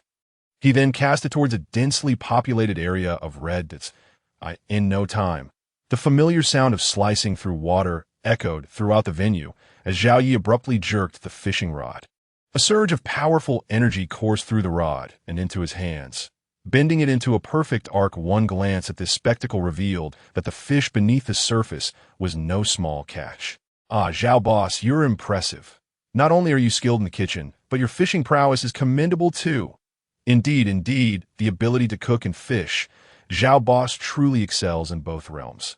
Remarkably, with my years of fishing experience, I would wager that this catch weighs no less than 30 pounds. Impressive indeed. Yes. Do you see the muscles on Zhao boss's arms? Just look at that explosive strength. It's evident he has trained before. Absolutely. Look at Zhao boss's waist. That's the legendary stud waist. With such strength, he can certainly tackle giant fish with ease. Having devoured the meal, the fisherman had unknowingly gathered behind Zhao Yi and his companions. Upon witnessing Zhao Yi land a significant catch, they began showering him with compliments as if their tongues were coated in honey to him. My friends, if you continue to flatter me, I might lose my strength to fish. Listening to their praises, even Zhao Yi, who was thick-skinned, found it somewhat overwhelming. For heaven's sake, we're here to fish. Why do you incessantly praise my skills, yet keep mentioning my muscles? And the stud waist? What about my boyfriend arms? The inverted triangle shape, or my chocolate abs? Why do you not mention those? Zhao boss, you focus on reeling in your fish while we merely speak the truth. Please do not take offense. Yes, Zhao boss, we are all straightforward individuals. And our words are sincere. If you find them unpalatable, simply disregard them. Indeed, we speak no falsehoods, only the truth. We are all honest folks. Ahem. Hearing their remarks, not only Zhao Yi, but even Lin Wan and Zhang Guoqing nearly choked on their drinks. Are these truly honest folks? What kind of honest person would come sniffing around for food? What honest person would lavish praise on another's muscles while fishing? Moreover, who would claim to be an honest person? Each one of them, with their bushy eyebrows and bright eyes, appeared quite sincere, yet their actions suggested otherwise. And oh wonder the fishing community is rife with the saying, every fisherman is a talented individual, and their words are always pleasing to the ear. This saying holds true indeed. For instance, although Zhao Yi felt a tad embarrassed, he was inwardly quite pleased. After all, what man does not enjoy being complimented on his impressive physique? Especially the stud waist. It is the ultimate aspiration of any man. Oh dear. The melodious sound of water slicing through continued unabated for half an hour, eventually subsiding gradually. During this time, Zhao Yi and the fisherman had forged a profound friendship. It was inevitable, for their words were sweetly spoken, and Zhao Yi delighted in listening, allowing their camaraderie to blossom naturally. In the meantime, these individuals had taken the opportunity to relocate their gear, clearly intent on further deepening their relationships throughout the afternoon. Of course, if they could indulge in a dinner together, that would be even more delightful. With a splash, moments later, a slender fish adorned with 3 vibrant colors broke the surface of the water. Is it a tricolored rice-level hairtail? Upon sighting this fish, every single person present sprang to their feet in unison, their eyes wide and mouths agape, expressions of shock and disbelief mirroring one another. Even Zhao Yi, who had been standing, felt an urge to sit back down on the tackle box only to rise again. Slow down, darling, don't let it get away. After a considerable pause, Lin Wan took a deep breath, her voice quivering as she tugged at Zhao Ye's arm, softly advising him. Yes, Zhao Yi, be cautious. Whatever you do, don't let it escape. If that fish gets away, not only you, but I too would lose sleep for 3 days and nights. Zhang Guoqing chimed in, snapping back to reality and rushing to Zhao Ye's side. Indeed, Zhao, take a deep breath. You mustn't let anxiety take hold. Zhang Mingyu added, following suit. Daddy, you're the best, you can do it. Yes, Dad, I believe in you. Though the 2 little ones may not comprehend the fish's rarity, they were astute enough to sense the tension, their little faces taut as they rallied beside Zhao Yi for encouragement. Please stop. You're making me nervous too. That fish has been playing hard to get for so long. It's not going to escape now. Besides, you've all seen your fair share of 2-colored fish. We seasoned observers here. It's merely a tricolored fish, nothing to be startled by. Observing the nervousness of those around him, Zhao Yi, who had initially felt a thrill, found himself caught in a web of anxiety. He took a deep breath, attempting to soothe his companions. Darling, please stop talking and focus on reeling it in. Be exceedingly careful. If that fish escapes, I might just faint in the restroom. Yes, Zhao Yi, please refrain from speaking. Concentrate on reeling it in, and do not be careless. Indeed, securing it is paramount. Only once it's in hand can we truly feel at ease. Daddy, heed Mom's words, and don't speak. Just fish well. Yes, Dad, be good. Zhao Yi opened his mouth, shaking his head in exasperation. Resigned, he ceased speaking and began reeling in the line diligently. Shaolin, perhaps you should take over. I'm too wary to scoop this fish. If it escapes, I wouldn't be able to bear it. Moments later, Zhao Yi had coaxed the fish to the riverbank. I could see that moment. Zhang Guoqing, who had been poised with a net, hesitated, shivering slightly at the thought of making a move. After all, a tricolored hairtail was exceedingly precious. If he mishandled it, who would take the blame? All right, I'll scoop it, Lin Wan declared after a moment's hesitation, nodding as she accepted the net. The fish belonged to her family. It was only right she take responsibility. Taking a deep breath, Lin Wan steadied herself, trembling slightly as she lowered the net into the water. With a splash, as soon as the net touched the fish, it shook its head and tail, darting away into the depths, vanishing from sight. This startled Lin Wan, prompting her to swiftly retract the net. Darling, where's the fish? Did it escape? Unable to see the fish, Lin Wan feared it had gotten away. Her voice tinged with an edge of panic. No, dear, don't fret. It's just a fish. It can't have gone far. Seeing Lin Wan's distress, Zhao Yi felt a pang of sympathy and quickly sought to reassure her. A tricolored rice-level hairtail was indeed rare, but paled in comparison to the value of a single strand of Lin Wan's hair. He certainly didn't want her feeling disheartened over this fish. How can I not be anxious? How can it be nothing? This is a tricolored rice-level hairtail. With it, we could clear our debts. Lin Wan retorted, pouting. Come now, my dear, we live in such a lovely house. Do you truly believe I can't manage that little bit of debt? Zhao Yi chuckled, shaking his head at the absurdity of her concern. I've already set aside the funds. You needn't worry about money. Once the children are on summer break in a couple of days, we can go one by one to settle our debts, all right? Okay, fine. Then I'll scoop again. Upon hearing Zhao Ye's words, Lin Wan nodded lightly. Though her anxiety lessened, her gaze remained fixed on the water's surface, unwilling to divert her attention for an instant. After enduring 2 years of hardship, she couldn't easily shed her frugal nature. Even now, knowing Zhao Yi was financially stable, she instinctively wanted to hoard money. Perhaps only when her pockets are filled could she truly alter her mindset. How about you help me with the rod while I scoop? Lin Wan suggested. This fish is quite strong. You might not be able to reel it in. Observing Lin Wan's demeanor, Zhao Yi chuckled wryly, realizing she had become entirely consumed by thoughts of money. It was clear that reasoning with her was futile. He would have to take matters in his own hands. After all, the fish had yet to be caught, and there were too many uncertainties. He feared Lin Wan would be devastated if it slipped away. All right, I'll handle the rod, and you can scoop.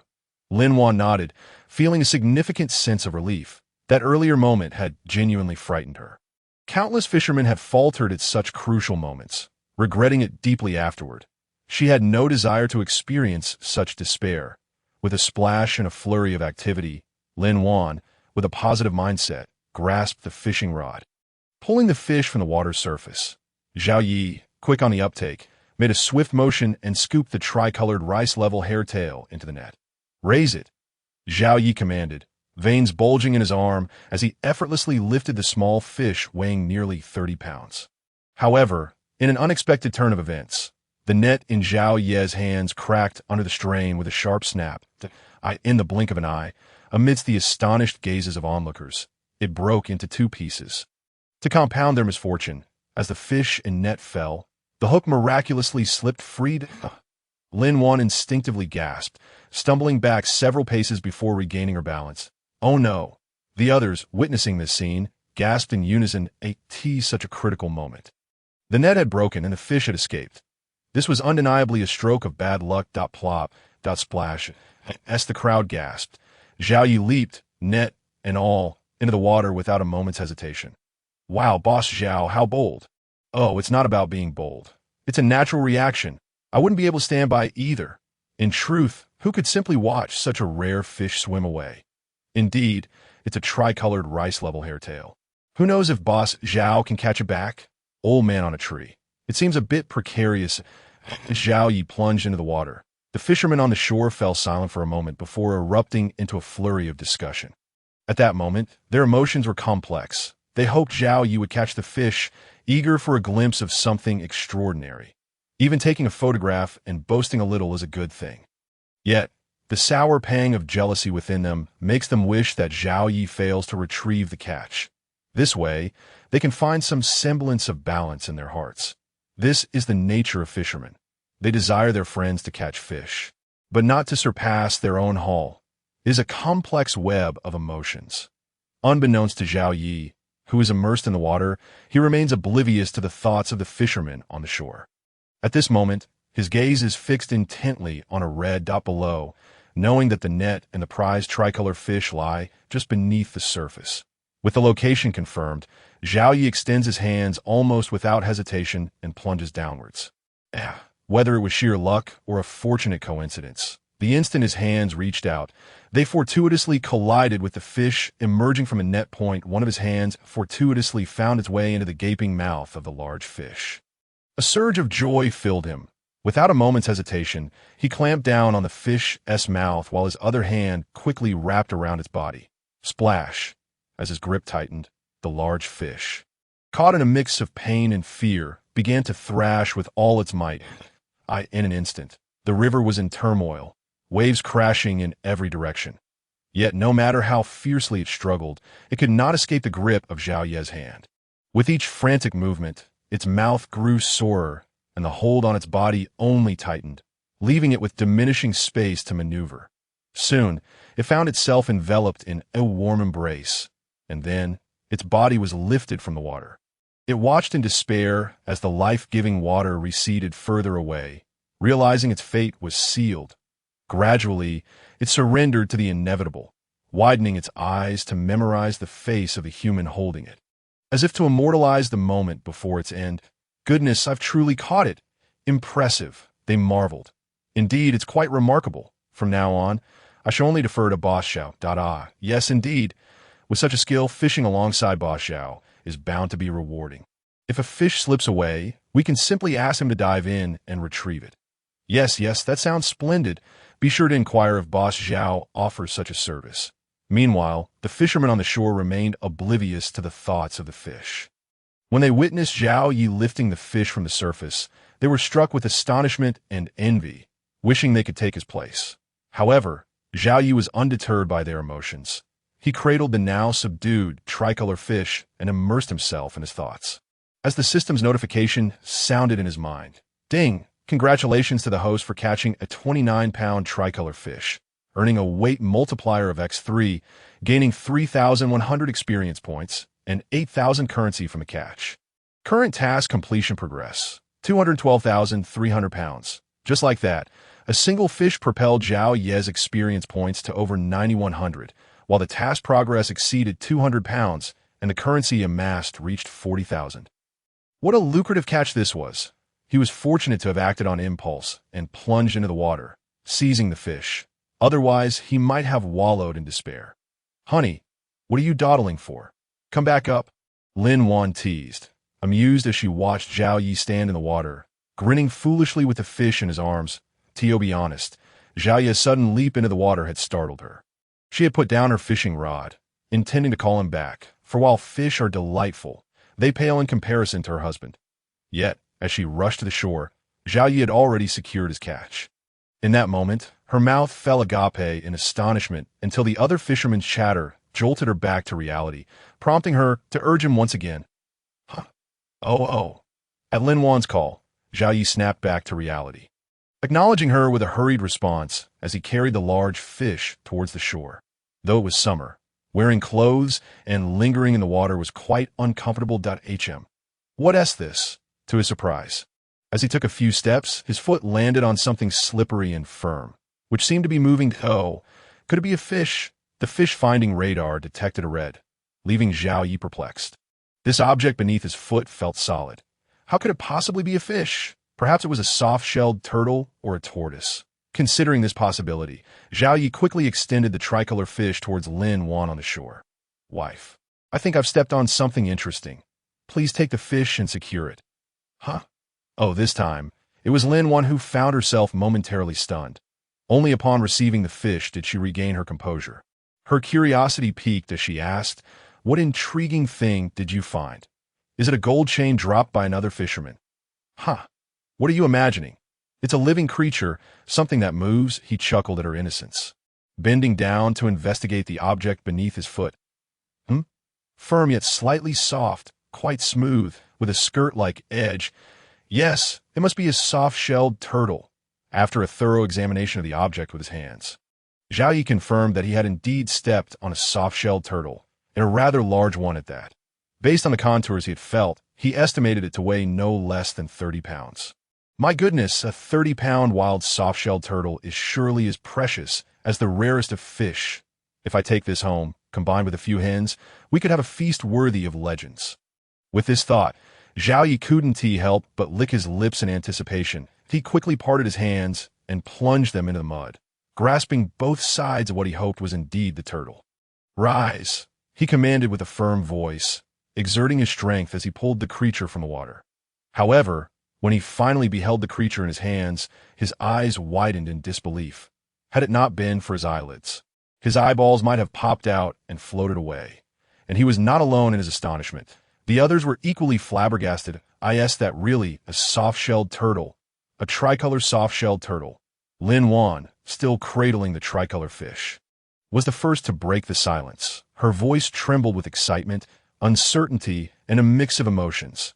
Zhao Yi did not respond to Lin Wan's inquiry. In fact, he barely registered her words. His mind was consumed by a barrage of system notifications ringing incessantly. "Ding! Congratulations to the host for catching a 30-pound tricolor soft-shelled turtle. The fraction is not counted, earning a weight multiplier of x3, gaining 4,000 experience points and 10,000 currency from the catch. Ding! Congratulations to the host. Your experience points have reached 10,000, and you have been promoted to fishing supervisor with an adjusted wage of 1,000 yuan per hour. The next promotion requires experience, 315,010,0000. The fraction is not counted. Ding! Congratulations on being promoted to fishing supervisor. You may now recruit 3 formal employees and 1 fishing team leader, with salaries of 5,000 yuan per month for formal employees and 10,000 yuan for the team leader. All funded by the company. Ding! Promotion rewards issued. 50,000 yuan in cash, 50,000 currency, one advanced shore fishing rod, including line set, capable of catching 100 pounds, 3 low-level physique elixirs, and 5 lottery draws. Ding! Congratulations to the host for completing the project task with outstanding efficiency. Current rewards: 10,000 yuan in cash, 1,000 currency, and 10 additional lottery draws. My goodness, this is incredible, Zhao Yi thought, taken aback by the windfall. But then again, can a turtle caught by hand really be considered a catch? The flood of notifications finally ceased, and as Zhao Yi regained his composure, he felt both elated and perplexed. However, his confusion dissipated quickly as he had no time to ponder. He needed to get ashore and prepare for his lottery draws. At present, he possesses a staggering 15 opportunities for a draw, and the thought of what treasures he might unearth fills him with awe. Dad, Mom, are you speaking to you? Did you hear that? Huh? Oh, what? His wife, startled, quickly cradles the tricolor soft-shelled turtle as she turns to Lin Wan with an inquiring gaze. I was just wondering if my eyes were deceiving me. Is that truly a tricolor soft-shelled turtle in your hands? Lin Wan, having regained her composure, is now certain that her vision is not playing tricks on her, and she speaks again without the tremor in her voice that, of course, despite her calmness, she wishes to confirm with Zhao Yi to ease her mind. Doesn't she? You are not mistaken. It is indeed a tricolor soft-shelled turtle. Just look at the gold, silver, and green hues. It's quite evident. I assent it. With a hearty laugh, Zhao Yi swiftly ascends the bank, presenting the tricolor turtle to Lin Wan with a beaming smile. Darling, let us pack our belongings and head home at once. Tonight, I shall prepare akin's farewell feast for you and our children, ensuring it will be a culinary delight that will leave you wanting to devour your own tongue. Goodness, Boss Zhao, are you truly going to consume that tricolor soft-shelled turtle? Just as Zhao Yi finishes speaking, before Lin Wan can respond, the fishermen, having regained their senses, gather around, chattering excitedly. Incredible, Boss Zhao. Not only are you lucky, but you are also quite extravagant. That tricolor turtle must be worth at least several 100,000. Do you really intend to eat it? Indeed, it's quite extravagant. If it were me, I would certainly keep it in an aquarium and treat it like royalty. Exactly. If this creature were my home, everyone who visits would surely be in awe. I'm not short on cash, and keeping it would require effort. Why not just eat it and save myself a trouble? Zhao Yi retorts to the fisherman, having just received a promotion along with a hefty bonus of 1 million. He is genuinely not in need of money today for keeping it. He could consider it if it were a turtle. But a soft-shelled turtle? That is a different matter altogether. Keep a soft-shelled turtle is akin to keeping a turtle. Who does that? Especially when one of the fishermen suggested treating it like royalty. That notion struck Zhao Yi as quite humorous. The thought of regarding a turtle as family made him chuckle internally, though he managed to suppress his laughter. Well, Zhao Yi, your point is valid. With money, one can indeed feast, Zhang Wuqing interjects. However, on another note, that turtle likely weighs around 30 pounds. Surely your family of 4 cannot consume it all. If there is excess, have you considered selling portion? After a brief pause, he adds a bit sheepishly, of course, if you are willing to sell, I would be the first buyer, and I assure you, the price will be fair to— Yes, Zhang's point is reasonable. I, too, wish to buy it. I'm not greedy. I only desire the head, and I'll offer 10,000 what? The head is quite a delicacy. You think 10,000 is enough? I'll bid 20,000. No one else can outbid me. All right, I want to contest the head. I'll take a leg instead, and I'll offer 10,000 and I, too, want a leg. The meat is tender, and a soup made from it would be absolutely delightful. I'm rather impoverished, Boss Zhao, but I wish to purchase the shell as well, and I'll offer 5,000. Goodness, you're not impoverished, but rather quite miserly. You think 5,000 will suffice for the shell? Off you go. I'll bid 50,000. Once consumed, I can flaunt it. As Zhang Wuqing's words hang in the air, the fisherman's eyes light up, and they begin raising their hands, eager to make offers to Zhao Yi. While they cannot bear the thought of parting with the entire creature, they feel they could manage to accept a head or a leg. You fellows are quite audacious in your proposals. At this rate, I'll be left with nothing but turtle eggs. Zhao Yi rolls his eyes in exasperation. Hurry along to a cooler spot. I'm not selling this. Not a single part of this turtle will be sold. I have elders at home, and 30 pounds wouldn't suffice for us. Oh, Boss Zhao, You mustn't be so unyielding. Surely a little something for those who have come here. If not, perhaps we could share a bowl of soup together? Ah, yes, I'm not greedy. I merely wish for a taste. Hearing the fisherman's humble requests, Zhao Yi nearly yields. However, considering there wouldn't be much soup from a single turtle, he firmly shakes his head. I am sorry, everyone. I truly cannot sell to you this time. Perhaps next time, should I have the opportunity to acquire another, I'll be happy to sell the whole thing to you for now. Let us leave it at that. After a moment, Zhao Yi cuts off any further entreaties, waving his hand that I'm soaked through. Today, as fishing ends here. Farewell, everyone. He then turns to Zhang Mingyu and asks, Brother Zhang, can you manage to eat this tricolor fish? Alas, I wish to, but it's simply too extravagant. This could fetch several 100,000, and my old supervisor wouldn't indulge in it either. I think I'll pass. Zhang Mingyu shakes his head with a sigh.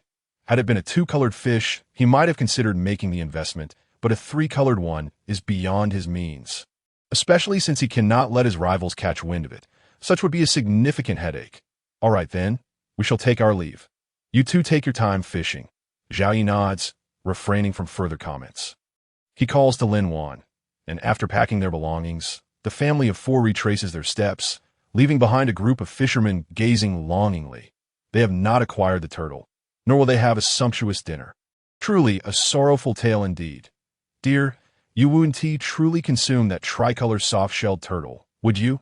Once they're out of sight, Lin Wan halts, her face a picture of discontent as she questions him. Yes, why not? Zhao Yi replies, momentarily taken aback before nodding in agreement. What is wrong with that? It's worth several 100,000. Can you really stomach it? Lin Wan rolls her eyes in exasperation. Consuming it one grant us immortality. Your leg has healed now. What purpose would it serve? After a pause, Lin Wan speaks earnestly. Darling, while we are indeed affluent, we shouldn't be so extravagant. We will have plenty of expenses for our two children in the future. Trust me, let us sell this soft-shelled turtle.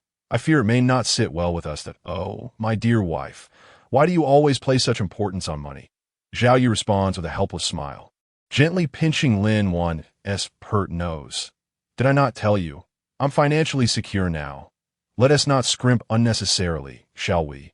After a moment, Zhao Yi gazes affectionately at his wife and children. Speaking softly, though consuming this tricolor soft-shelled turtle grant us eternal life, it will indeed bolster our health. You should have realized that from our previous experience. If we eat well, we'll fall ill less often, which is far better than spending money on hospital bills. Please just trust my judgment on this. Let us keep this turtle for nourishment, that I want you all to be healthy and thriving. Do you understand? But it's just too large. We could never finish it all. Perhaps we could keep some and sell the rest to Zhang and the others. Lin Wan persists, still trying to hold her ground. It has simply too much to consume. If it were converted into cash, it would be exhausting to carry. The thought of a single bite equating to thousands makes her reluctant to indulge. Of course we can finish it. Zhao Yi counters confidently that I plan to keep it for a couple of days, then take it back to my hometown for preparation. That way, my parents can enjoy it as well. They've endured quite a bit over the past 2 years and deserve to be nourished.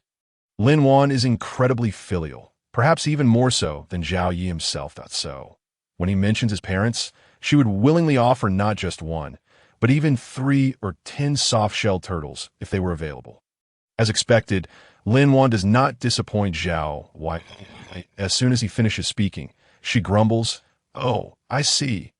Why didn't you mention that sooner? If it's for my parents, of course I want to sell it." She then gestures toward the fish basket Zhao Yi is holding. How about we keep that tricolor fish as well, and bring it back for them? After a moment, Lin Wan adds with concern.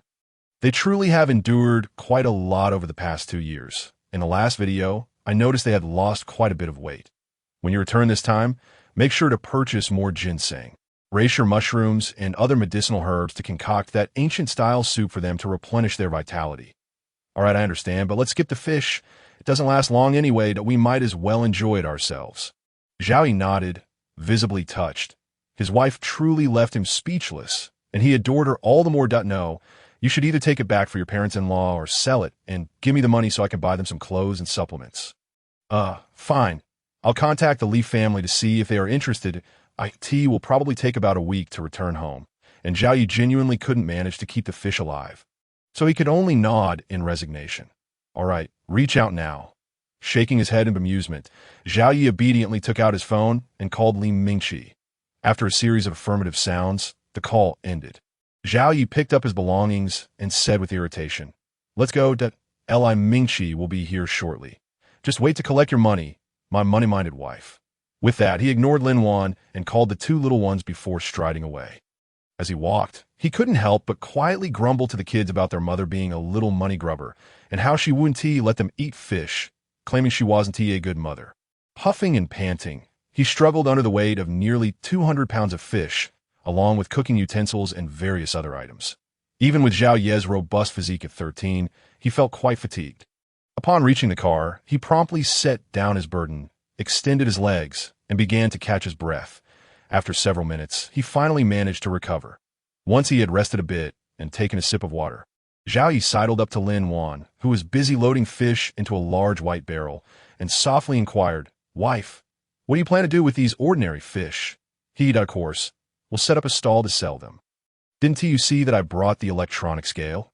Lin Wan tossed the last grass carp into the barrel, then pointed to the scale tucked away in the corner of the trunk. Her face beaming with joy that we got over 100 pounds. We'll earn over 1,000 at home. How delightful. "Ah, we're really setting up a stall," Zhao Yi replied, his expression one of reluctant resignation. "Why don't we just find a restaurant to sell them directly? Surely they'd be willing to buy wild fish. In a way, those restaurant owners are quite unscrupulous that I sell them for 11 or 12 yuan per pound. And they only offer 8 or 9 that I refuse to suffer such a loss. With over 100 pounds of fish, retail sales could yield an extra 2 or 300 yuan, which could be spent on some good food and drink. It's still early, and we have nothing to do at home. It's better to earn more by selling, don't you think?" Fine, do as you wish." Zhao Yi shook his head, conceding defeat. He realized that Lin Wan's money-minded nature had been fully activated. Now, anything related to money, she would be meticulous about. Put it in the words of his hometown. A single dime could not be lost, even if one ran 3 streets. Then let us hurry and go. We'll set up near Linjiang Primary School. Don't worry, I'll sell out quickly. Seeing Zhao Yi relent, Lin Wan eagerly pushed his back, cheerfully urging him on. "Stop pushing. If you keep it up, I want to go." All right, I want to push. Just hurry up and don't dawdle." I'll dawdle. "You don't let us eat fish, just care about making money, you little miser." And so, the two bantered playfully, pushing and shoving each other, while the two little ones looked on helplessly as they got into the car. Setting off towards Linjiang Primary School. Come see. Authentic wild river fish, freshly caught and guaranteed fresh. Upon reaching the entrance of a relatively upscale community near Linjiang Primary School, Zhao Yi had just helped Lin Wan set up their stall when her clear voice rang out. Zhao Yi stood there, momentarily taken aback, his mouth agape as he watched Lin Wan. He had not anticipated that, in just 2 short years, she had transformed so remarkably.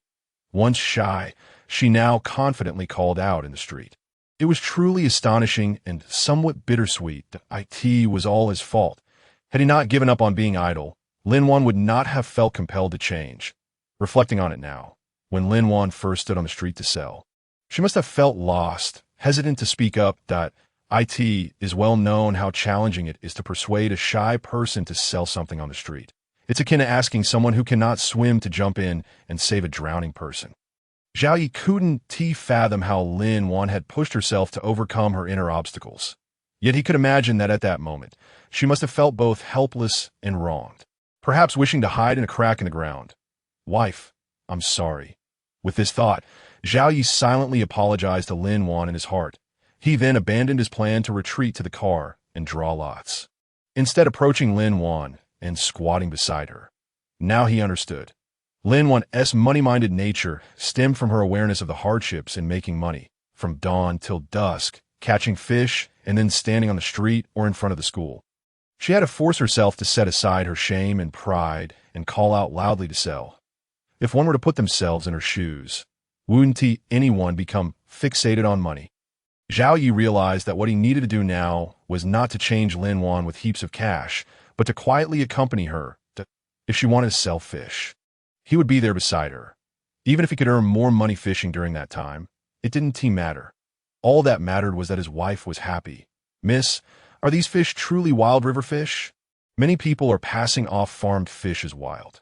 After a while, an elderly lady approached the stall, scrutinizing the fish with a discerning eye. Upon hearing this, Lin Wan quickly smiled and explained, "Auntie, these are definitely wild river fish. My husband and I caught them early this morning by the river. Just look at the color and vitality of the fish.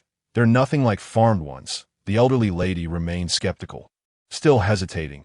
Noticing her uncertainty, Zhao Yi swiftly grabbed a grass carp from the barrel and showcased it to her. "Auntie, look at these scales.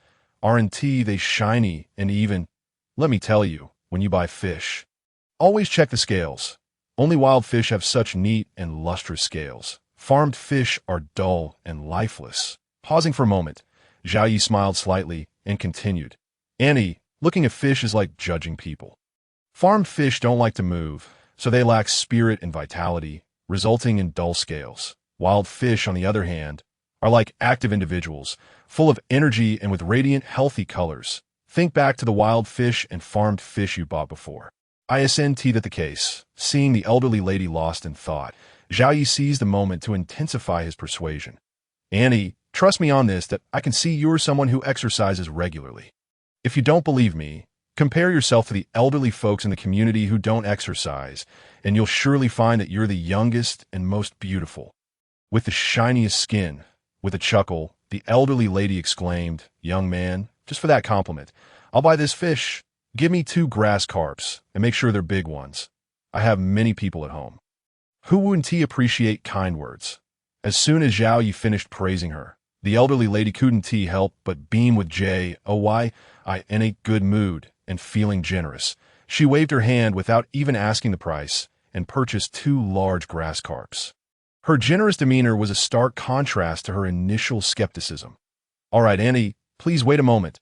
I'll pack the fish for you right away." Zhao Yi smiled slightly at her words, while Lin Wan was overjoyed. She knew her husband was eloquent, but she hadn't expected him to win over even the neighborhood ladies with his words. It was truly impressive and worth emulating. Thus, she quickly followed Zhao Ye's lead, addressing the elderly lady as Auntie, and deftly tore off 2 large black plastic bags. Before Zhao Yi could react, she had already grabbed a fish and cheerfully asked, "Auntie, how about this one? Do you need me to help you prepare it?" "Yes, indeed. I'll make one of them in a sour fish soup, so please help me slice it. The other one I want deboned and minced, as I plan to make fish balls." Upon hearing the elderly lady's request, Lin Wan was instantly taken aback. Initially, she had only intended to be polite, perhaps merely engaging in casual banter, but to her surprise, the elderly woman was anything but courteous, insisting on slicing, deboning, and mincing the fish. While she could manage the slicing with some effort, the latter tasks were far beyond her capabilities. What to do? Could her husband's hard-earned business, which had cost him so much effort to secure, truly be at risk of failing? Yes, I may not possess the skills, but my husband does. With this thought, she swiftly cast a pleading glance toward Zhao Yi. With her husband has exceptional culinary talents, surely deboning a fish would pose no challenge for him. "Please wait a moment. I shall fetch a knife and assist you in preparing the fish," she said to the elderly lady, receiving Lin Wan's look of desperation. Zhao Yi couldn't help but chuckle at the absurdity of the situation as he nodded at the elderly woman. His wife was quite the character.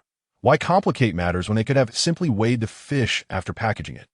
But now, here they were, caught in this predicament. Thankfully, he prided himself on being a culinary virtuoso. Otherwise, this order would undoubtedly have gone awry. With that thought in mind, Zhao Yi wasted no time in retrieving 2 kitchen knives. "So, 1 fish for slicing and the other for deboning and mincing, correct?" he confirmed as he grasped one of the fish. "Yes, please slice it thinly, and ensure the bones are thoroughly removed. I have children at home, and I would hate for them to choke," the elderly lady cautioned anxiously. "Rest assured, I am quite professional in this regard." Zhao Yi replied with a nod. He then poised the knife in his right hand and decisively struck the fish head that Lin Wan had just weighed, producing a resounding thud that left the fish limp and lifeless. Without missing a beat, he plunged the knife into the gills, applying a gentle force to sever one side of the bright red gills completely. In mere moments, he replicated the action on the opposite side. With the gills removed, Zhao Yi began to scale the fish, the sound of scraping filling the air until the fish was left glistening and bare. Subsequently, he pressed down on the fish's body with his left hand while slicing along the spine with a knife held in his right, creating a precise incision that traveled upwards. Soon, he reached the midpoint, swiftly gripping the fish's tail with his left hand and pushing down with his right. The blade sliced through the fish's back until it met the solid head, where he wasted no time in chopping cleanly through. The head split effortlessly in two, exposing the innards within. With a quick motion, Zhao Yi removed the entrails, leaving only the pristine fish bladder. He then rinsed the fish in a bucket of water to wash away the blood and scraped off the dark membrane from the belly before beginning to slice it. Each cut was executed with precision, perfectly uniform as though measured with a ruler. After a few minutes, the grass carp was entirely disassembled. The fish fillets were neatly separated from the bones, presenting a sight that inspired confidence. After packaging the fish fillets, Zhao Yi turned his attention to the second fish, repeating the process with the same deftness. Once completed, he held both the fish fillets and bones in his hands, ready to mince the latter. With rhythmic precision, the sound of a knife striking the cutting board resonated like a drumbeat, captivating the attention of onlookers who began to gather, enchanted by Zhao Yi's skill. The elderly lady, unable to resist the infectious rhythm, began to nod her head in time with the motions. "Young man, you are truly impressive. I have never witnessed such skill in fish preparation that I shall certainly return to purchase fish from you again," the elderly lady remarked, giving Zhao Yi a thumbs up as she completed her payment and took her bag. "Thank you. Please do come back. I shall ensure you receive a discount next time," Zhao Yi replied with a smile. Despite the inner turmoil he felt, he understood that maintaining a cheerful demeanor was essential for business. "Sir, I would like a grass carp prepared just as you did before." With the bones removed and minced, another customer called out, "I would also like a fish, sliced, please," chimed in another. As Zhao Yi cheerfully attended to the requests, he found himself surrounded by a throng of eager customers, each clamoring for his services. While he felt the weight of the demand, he couldn't help but feel a sense of joy for Lin Wan as he watched her delight in the profits they were making. Time passed steadily, and after an hour, aside from a few remaining fish types, the catch was sold out. With a sigh of relief, Zhao Yi stood up and stretched his arms, turning to tease Lin Wan. "My dear, I fear I may not be presentable anymore. I never imagined I would become a fish butcher. Indeed, my husband, your efforts were well worth it. I just counted, and we made over 1,600 yuan, a nice little sum." Lin Wan replied, her face beaming with generosity. "As a reward for your excellent performance, I shall treat you to an ice cream or a bottle of soda. Your choice. Is that all? After toiling for over an hour. My knife is dull, and you offer me merely an ice cream. How cruel!" Zhao Yi feigned a mournful look. "Well, do you want it or not? If not, I could save a few yuan," Lin Wan teased, winking as she tidied their supplies. "Of course, I want both. I wish to indulge in ice cream while sipping soda," Zhao Yi declared determinedly, gritting his teeth as he helped her clean up. "Ah, that won't do. You can only choose one. It's quite a few yuan," she countered playfully. "Then I shall buy it myself. A few yuan is no issue for me," he replied confidently. "That is even less acceptable. Your money is my money, and mine is still mine. You shall not use my funds to buy yourself treats," Lin Wan retorted, crossing her arms defiantly. "Very well, but don't expect me to butcher fish again if this is how it's going to be. I am a gentle soul, unwilling to have blood on my hands. That cannot be. Fish must still be prepared, perhaps this time ice cream. Next time soda," Zhao Yi conceded. "All right, but next time, you must greet me with a smile while I butcher the fish. A frown will not do as it affects business." And so, the couple continued to bicker playfully over ice cream and soda while they cleaned up, ultimately reaching a compromise that, in the end, Zhao Yi was satisfied with an ice cream in one hand and a soda in the other. However, upon seeing the children with their extravagant Haagen-Dazs ice cream, his modest treats seemed far less appealing. Yet, Lin Wan, noticing his discontent, cheerfully produced a Haagen-Dazs from behind her back, lifting his spirits once more. The two then engaged in a light-hearted battle over the ice cream, ultimately sharing a single Haagen-Dazs between them, each taking half, along with half of Zhao Yi's humble treat. Even that bottle of ice-cold cola was shared between the two of us, each taking sips, enveloped in a warmth of affection and blissful enjoyment. In stark contrast, the two little ones in the back seat, savoring their ice cream, wore expressions of exasperation. It felt as though they had indulged a bit too much. Their bellies swollen, rendering even the ice cream in their hands somewhat unappetizing. My dear, I shall take a shower first. You and the children should hurry and wash up as well, Zhao Yi called out to Lin Wan as they returned home, before promptly disappearing into the master bedroom's bathroom. Gurgle, gurgle. Upon entering the bathroom, he eagerly retrieved 3 bottles of low-grade physical enhancement elixir and downed them one by one. Instantly, a warm, soothing current coursed through his body, sweeping away the fatigue from the journey and the effort of gutting fish. Simultaneously, his muscles expanded slightly, and his strength continued to surge. Delightful, he murmured, clenching his fists and relishing the immense power surging within him. With his current physicality rated at 16, he mused that carrying an additional 200 pounds of fish along the mountain path should pose no challenge whatsoever. Alas, while the elixir was indeed remarkable, each time he consumed it, he could not shake off a sense of wistfulness, as that warm sensation dissipated like the final tremor, leaving his mind in a state of emptiness, ripe for contemplation.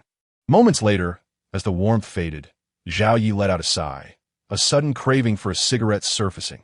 However, the thought of the upcoming lottery invigorated him anew. 15 times. He had a full 15 chances to draw. With a stroke of luck, perhaps he would win another bottle or 2 of the physical enhancement elixir. The anticipation of experiencing that delightful tremor once more made him lick his lips as he carefully stowed away the bottles. With eager hands, he rubbed them together and commanded the system in his mind. System, initiate the lottery. Let me begin with a 5-in-a-row draw. Ding. Ding. Congratulations, host. You have drawn 100 bags of bear biscuits. Ding. Congratulations, host. You have drawn 100 packs of napkins.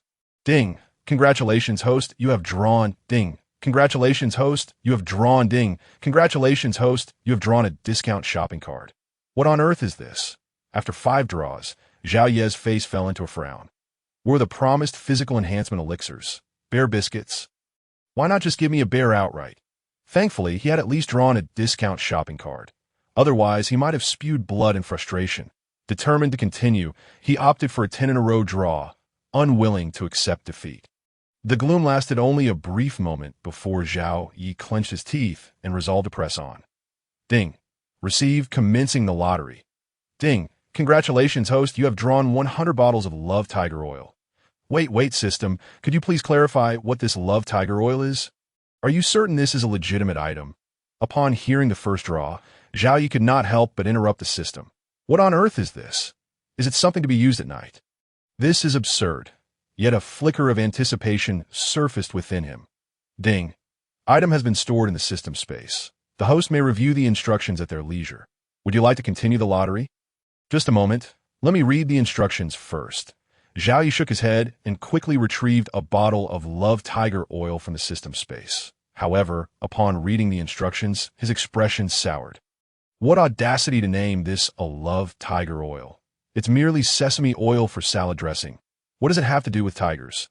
A scathing review, a 9-star critique. System, continue. With a bemused expression, he grumbled before instructing the system with renewed determination. Ding. Received, continuing the lottery. Ding. Congratulations, host. You have drawn a modified red BMW Mini, parked in the downstairs parking lot. This is quite all right. It would be perfect for my wife. I was planning to buy her one in a couple of days, but this saves me the trouble, Zhao Yi thought to himself. Ding. Congratulations, host. You have drawn Keep It Up. What on earth is Keep It Up? Even a bag of bear biscuits or Love Tiger Oil would suffice. Zhao Yi could not help but grumble internally. However, it seemed his complaints had irked the system, as the subsequent draws yielded either Keep It Up or useless trinkets. In desperation, he clasped his hands together, pleading with the system, praying to the deities above.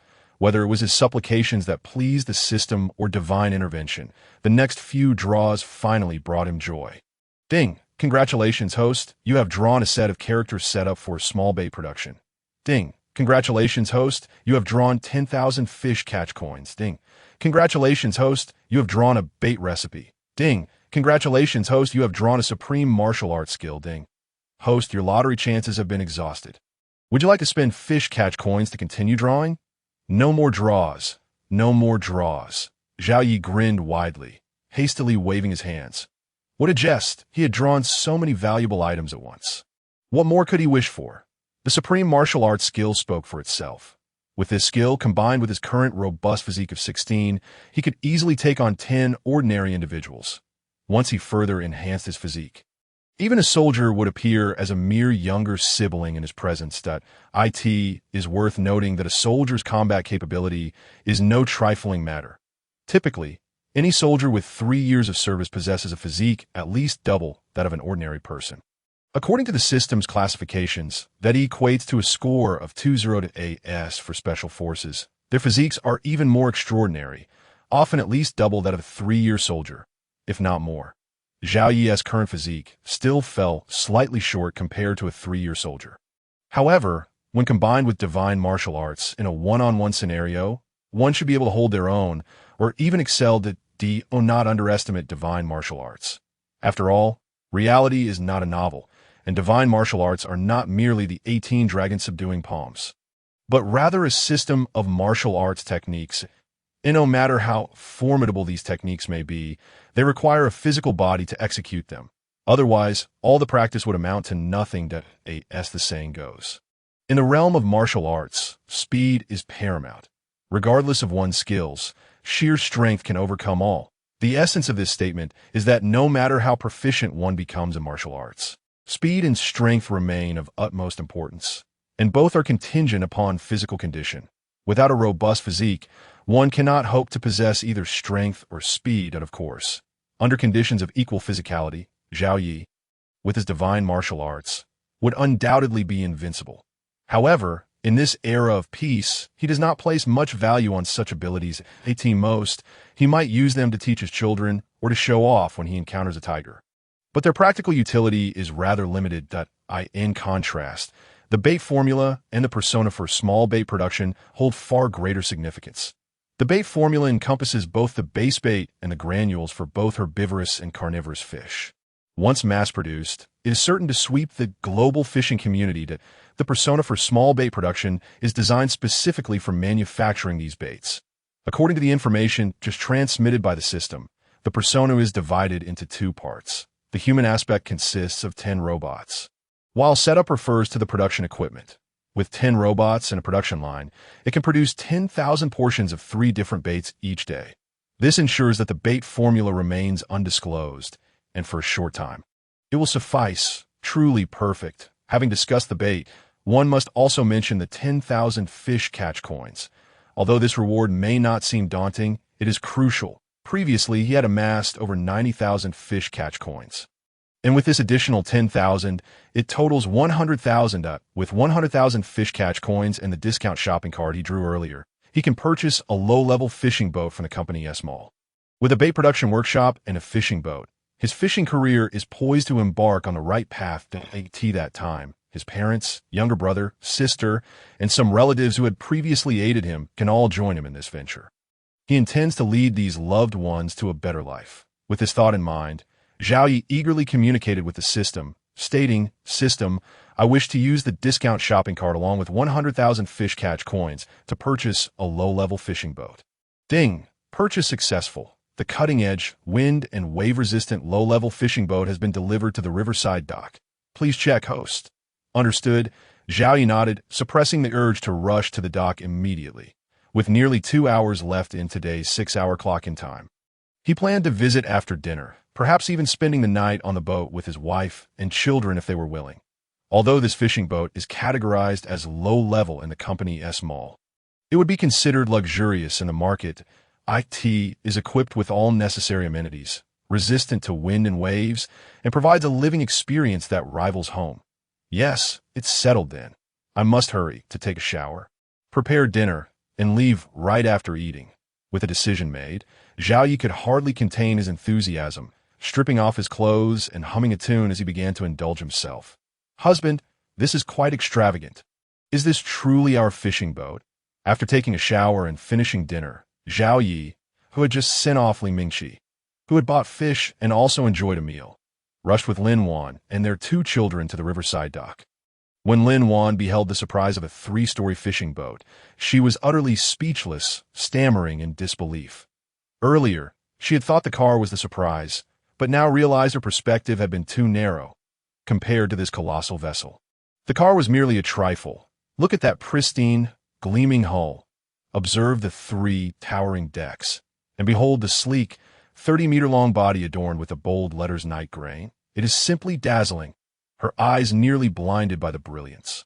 She could hardly believe this was real. Just 3 days prior, their home had been devoid of wealth, and now they stood amidst luxury, with opulent houses, cars, and a magnificent fishing boat all in place. Who wouldn't feel bewildered? What do you think? Is it not a delightful surprise? Do you like this gift from your husband? Although Zhao Yi was unaware of Lin Wan's exact thoughts, her astonished expression indicated that this surprise had left her momentarily dazed. Yet he found her bewilderment endearing and gratifying. Husband, this surprise is overwhelming. I can hardly believe it. I fear I am dreaming. Once she regained her composure, Lin Wan looked at Zhao Yi with wide eyes and said, "Quick, lend me your arm. What do you need my arm for?" Zhao Yi was momentarily taken aback, but obediently extended his arm towards her. "Ouch! Why are you pinching me?" As soon as his arm was within reach, she seized it and spun him around, causing him to gasp in surprise. Didn't they say dreams don't hurt? I wanted to see if this was real." Lin Wan giggled sweetly, releasing her grip and blinking innocently. "Oh my, if you want to check if it's a dream, why not pinch yourself? Why pinch me?" Zhao Yi rolled his eyes in exasperation, muttering under his breath, "I must be a fool to actually offer my arm for you to pinch." At that moment, he felt quite put upon. Not only had he given a surprise without any reward, but now he was being pinched for it. Was it really that easy for him? Pinching myself would hurt. You know, I'm most afraid of pain this is a reward for you. Let us go show the kids around our fishing boat. All right, touching his lips where Lin Wan had kissed him. Zhao Yi's grievances vanished, and he hurriedly led his family to explore. Of course, it was his first time as well, and everything felt novel. "Husband, this fishing boat is utterly extravagant. How much did you spend on it? Moreover, how much secret money do you have hidden?" From the lower deck to the upper deck, standing on the top deck outside the suite, Lin Wan gazed at the shimmering river and felt the gentle breeze caress her face. Momentarily lost in bliss with her eyes closed, remembering the luxury within the fishing boat, she gasped and then turned to Zhao Yi, her gaze ablaze with curiosity. She vowed she had never thought to ask Zhao Yi about his finances before, believing that after purchasing the car and house, he would have just enough to settle debts, and even if there was some left, it wouldn't be significant. However, it now seemed she had grossly underestimated Zhao Yi's financial capacity. The lower deck, which housed the cockpit, contained 20 bunk beds along with bathing facilities. The first level featured a cockpit with 2 genuine leather recliners and a space for tea and meetings behind them. The second level boasted a kitchen and dining area, sufficient to run a small restaurant. The third level was home to a spacious luxury suite, complete with a television, refrigerator, and all necessary appliances. Such an extravagant fishing boat must have cost a fortune to acquire. Forgive her limited knowledge. She simply could not fathom the price. Put it into perspective, her father's fishing boat alone was worth over $1 million compared to this one. That boat was as insignificant as a mere trinket, completely incomparable. Thus, the value of this fishing boat must be exorbitantly high. Thinking about the mountain of cash spent on this fishing boat made her want to cry. She couldn't help but wonder how much money this extravagant man had left after the purchase. At that moment, she pondered whether she should take control of the finances to prevent him from continuing his lavish spending. I didn't spend too much, Jaya answered weakly, feeling a bit guilty under Lin Wan's intense gaze. "I don't have much left, aside from the 500,000 for debts. The rest is all in the stock market." Though she was unaware of Lin Wan's exact thoughts, Zhao Yi felt a sense of foreboding in his heart, as if someone were coveting his little treasure trove, sending a chill down his spine. "Not much money," he pondered. All the money in the stock market." Upon hearing this, Lin Wan found herself both amused and exasperated. This extravagant man was clearly lying, unable to meet her gaze, a sure sign of guilt. However, considering that this money was earned through stock trading, she decided not to press the matter further. Instead, she shifted the topic and cautioned him with concern. Darling, you must be careful with your stock trading that it's better to earn less than to be greedy. Greed is the worst enemy in trading that if possible, you should focus on some tangible industries, something you can see and touch, which will offer you more peace of mind, won't it? Yes, my dear, rest assured, I am well aware of that. Zhao Yi nodded repeatedly, but inwardly he mused, what can be more profitable than stock trading? In just 2 short days, over $1 million invested in the market had already netted him to 300,000. With another $1 million invested this afternoon, he anticipated at least a similar return by tomorrow. Come on. What business can yield such quick profits? Selling flour? Or robbing a bank? Therefore, while he must engage in real industries, stock trading could not be neglected that, of course, all of this was merely a side venture.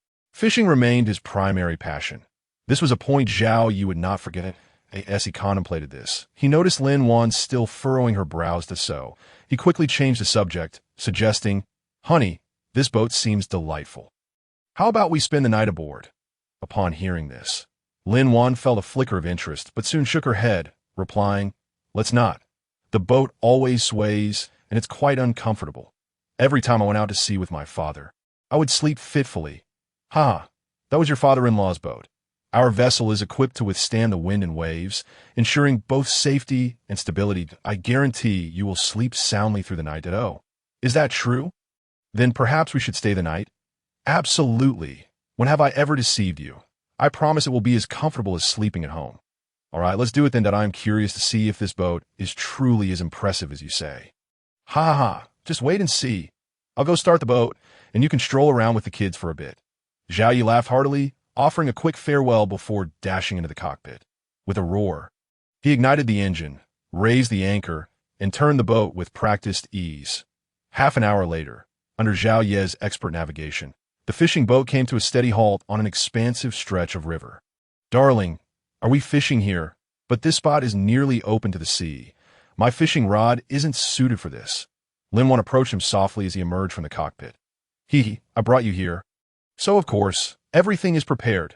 Zhao Yi gently teased as he playfully flicked Lin Wan's nose. He then moved aside to open his rod bag, revealing 2 exquisite fishing rods, one black and one white.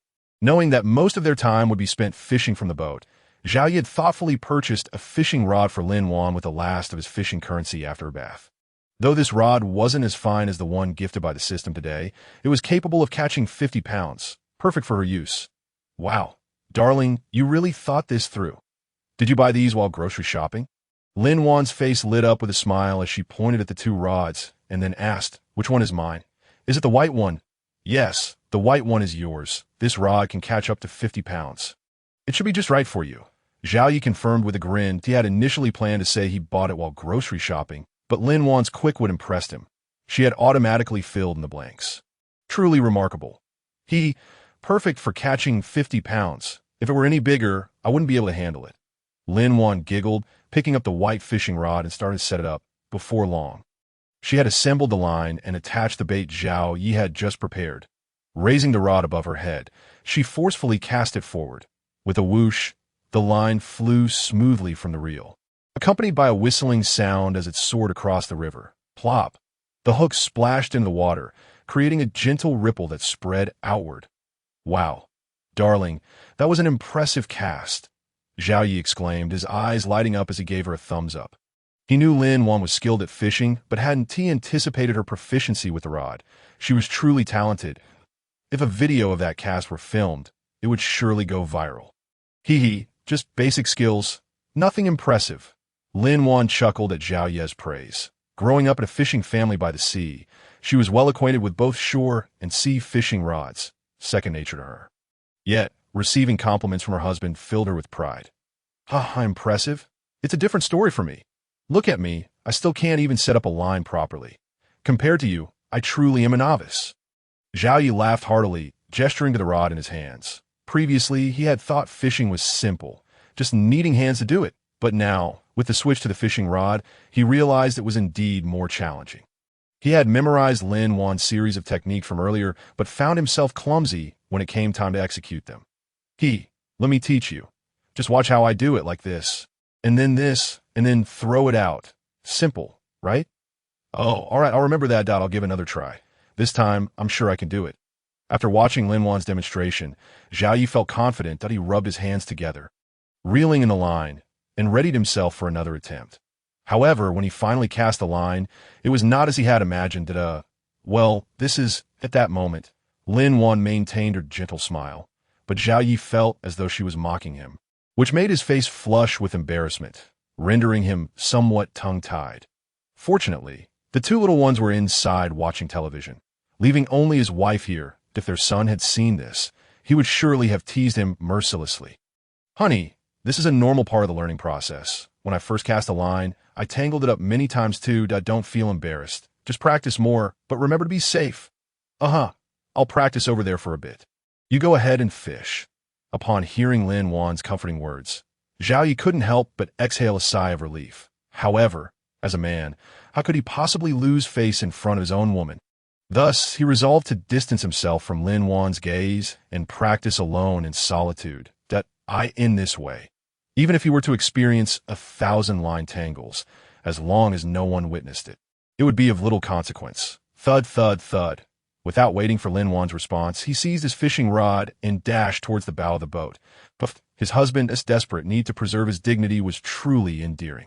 Observing Zhao Ye's retreating figure, clutching the fishing rod, Lin Wan couldn't help but chuckle. Goodness, this little minx dared to laugh at her husband. Just wait until he retreats into the mountains for 18 years of arduous training.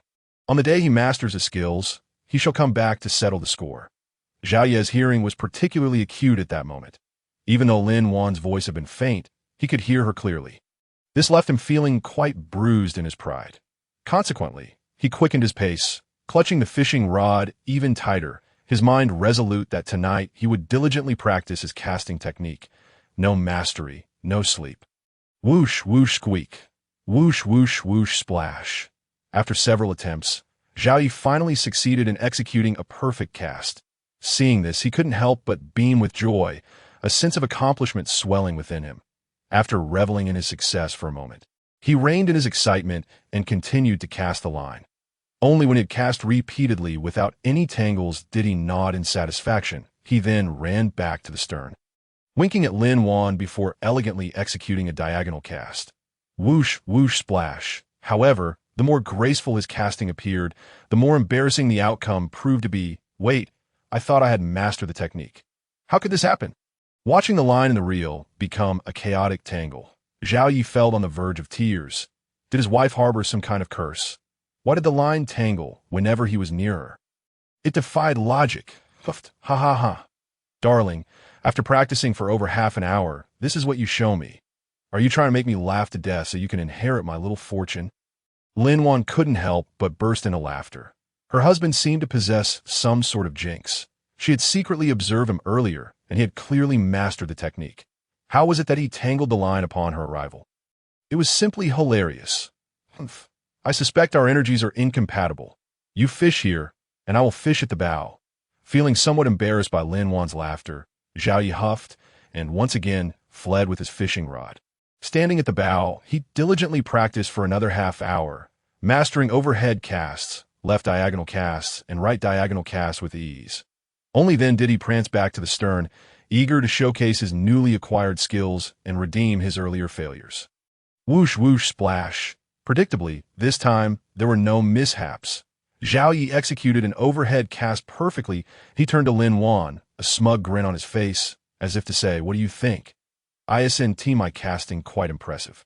Darling, your casting skills are nearly on par with mine. Truly remarkable." Lin Wan, ever supportive, gave Zhao Yi a thumbs up, showing her approval. Ha ha ha. You flatter me, you flatter me. You're not too shabby yourself. Let us learn from each other and progress together. Zhao Yi placed the fishing rod in the rod holder by the side of the boat, feigning formality as he bowed dramatically. Ha ha ha. All right, dear, enough of the antics. You've made me laugh so much my stomach hurts. Very well, let's focus on fishing. Zhao Yi nodded, suppressing his playful thoughts. Just then, the bobber he had recently cast began to move. Seeing this, Zhao Yi quickly retrieved the fishing rod from the holder, resting the top against his abdomen, and began to reel in the line with his right hand. Creak, creak. Whoosh, whoosh, whoosh. Whoa, is this my first catch a hefty one? With a series of swift movements, he felt an immense pulling force in his hands. Sensing the ferocious power, Zhao Yi was convinced this was indeed a colossal fish. The 30-pound fish he had caught earlier paled in comparison to this formidable creature. Darling, don't just reel it in. You should alternate between reeling and letting it run to tire it out. Otherwise, neither the rod nor the line will withstand the strain, and you'll wear yourself out as well. Noticing Zhao Yi furiously cranking the reel to the point it seemed ready to smoke, Lin Wan urgently cautioned him. Really? Oh, right. After pondering Lin Wan's advice, Zhao Yi realized she was correct. His earlier vigorous efforts had indeed been exhausting. Even with his robust physique, his arms felt slightly sore. He nodded, eased the tension on the reel, and shook his arms to relieve the strain. Whoosh, whoosh. Just as he loosened the reel, the fish below surged with newfound energy. The vigorous thrashing was so wild that one might think it had gone mad, darting about with the line in a frenzy. Creak, creak. Observing this, Zhao Yi quickly grabbed the reel again, but refrained from reeling in too forcefully. That it was only after the fish had swum a considerable distance that he resumed his vigorous reeling. Whoosh, whoosh. Creak, creak. Hoo, hoo, hoo. Thus the two engaged in a tug-of-war that lasted over an hour. Finally, as the fish began to tire, Zhao Yi let out a huge sigh of relief and began to reel in the line at a measured pace. No wonder those who catch large fish are often exhausted. Some even get dragged into the water. Truly, battling a fish feels akin to wrestling with a bull. Without sufficient strength, one cannot hold their ground. Indeed, Lin Wan agreed, nodding thoughtfully to, I remember once when I went out to sea with my father, I caught a yellowfin tuna weighing over 200 pounds. The strength it exhibited was extraordinary. It nearly pulled me off my feet. Fortunately, my father was there. Otherwise, you might not have seen me again. Oh, is that so? We must learn from this experience. Zhao Yi nodded in trepidation, recalling that he would soon be taking customers fishing, which could pose similar dangers. Tomorrow, I'll buy some life jackets. It's essential we wear them while fishing on the boat for added safety. Yes, life jackets are indeed a necessity. We should also consider purchasing safety lines to secure to the railings. Our safety is paramount, but when it comes to customers, we must take every precaution. Otherwise, should an accident occur, we would be liable. Lin Wan nodded in agreement before inquiring, by the way, the boat is ready. When do you plan to start taking customers? Perhaps the day after tomorrow. Zhao Yi contemplated. Tomorrow, I intend to take you and the children to the amusement park. When I was fit, the children were too young to go. And now they are older, yet I have changed. Everything is just right now, so I want to compensate for the childhood experiences they missed. Pausing, Zhao Yi gazed tenderly at Lin Wan and softly continued. Of course, I also wish to take you on a carousel ride. There's a saying online. If one is innocent, take her to see the world's wonders. If one has suffered, take her on a carousel. Our children are still innocent, and we shall show them the wonders of the world. A.S. for you. Having endured much in the past 2 years, I hope to soothe your weary heart with a carousel ride. Lin Wan blinked, remaining silent as a warm sensation enveloped her eyes, threatening tears. Over the past 2 years, she had contemplated returning to her parental home with her 2 children, yet each time she envisioned Zhao Yi.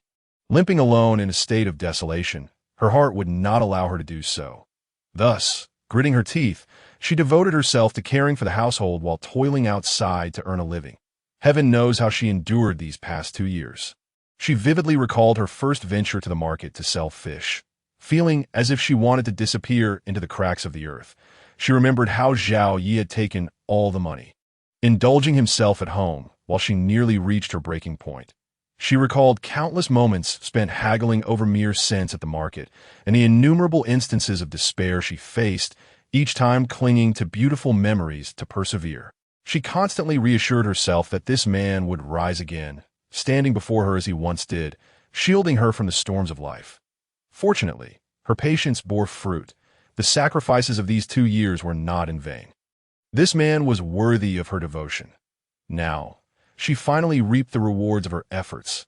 Life was indeed wonderful, that if this were a dream, she wished not to awaken, desiring to linger in this moment a while longer. The sound of rustling and creaking filled the air, as if time had come to a standstill, with only the gentle breeze whispering through the fabric of their clothes and the sound of Zhao Yi's fishing reel spinning. Lin Wan remained silent, and Zhao Yi did not utter a word either in that moment. Words were unnecessary. They simply needed to feel each other's sentiments, As moments ticked by, the sudden splash of water heralded the emergence of a large black fish, over a meter in length, breaking the surface. Zhao Yi quickly turned the fishing reel, reeling it in with haste. "Hey dear, what kind of fish is this? It's pitch black and resembles a dolphin." Soon, the massive fish was dragged beneath the boat, and as the light illuminated its form, Zhao Yi was momentarily taken aback. This creature, over a meter long, grayish and somewhat dolphin-like, was oddly adorable. Yet they were in a river, not the ocean.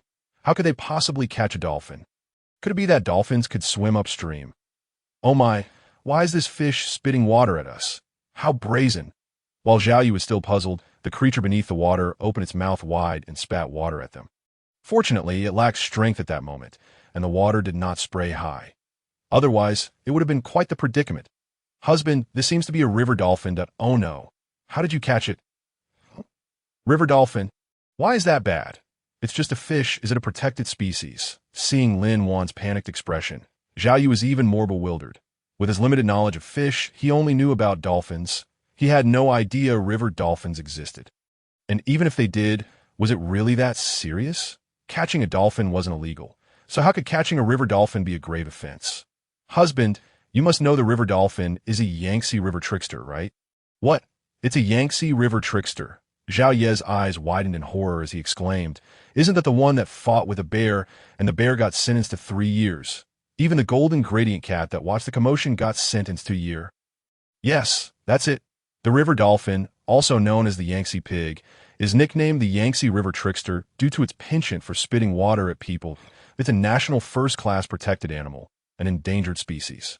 If it dies, husband, our family will truly be finished."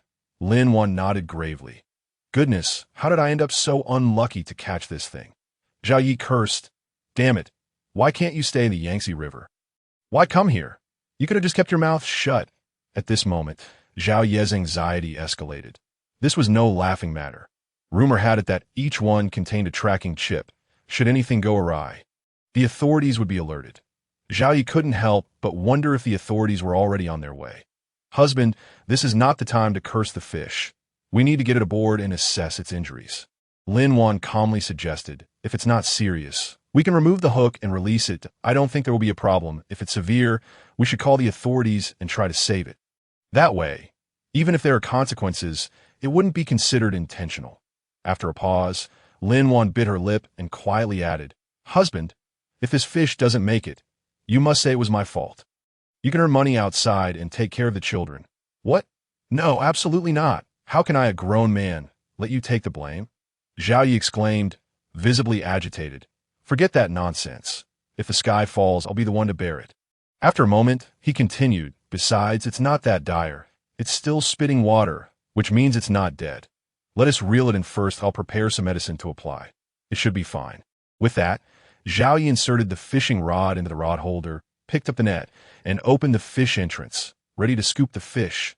Unbeknownst to him, Lin Wan had taken the fishing rod from the holder and pulled out her phone to snap a few pictures. "Hey, you little rascal, why are you so vengeful? You're the one who's greedy, not me. Why are you spitting water at me?" As the net dipped in the water, the river trickster spat another stream of water at Zhao Yi. However, this creature was now at its wit's end, akin to a 70-year-old man whose vitality had waned. It could barely muster the strength to spray. Yet, it was undeniably stubborn, continuing to spit despite its ineffectiveness.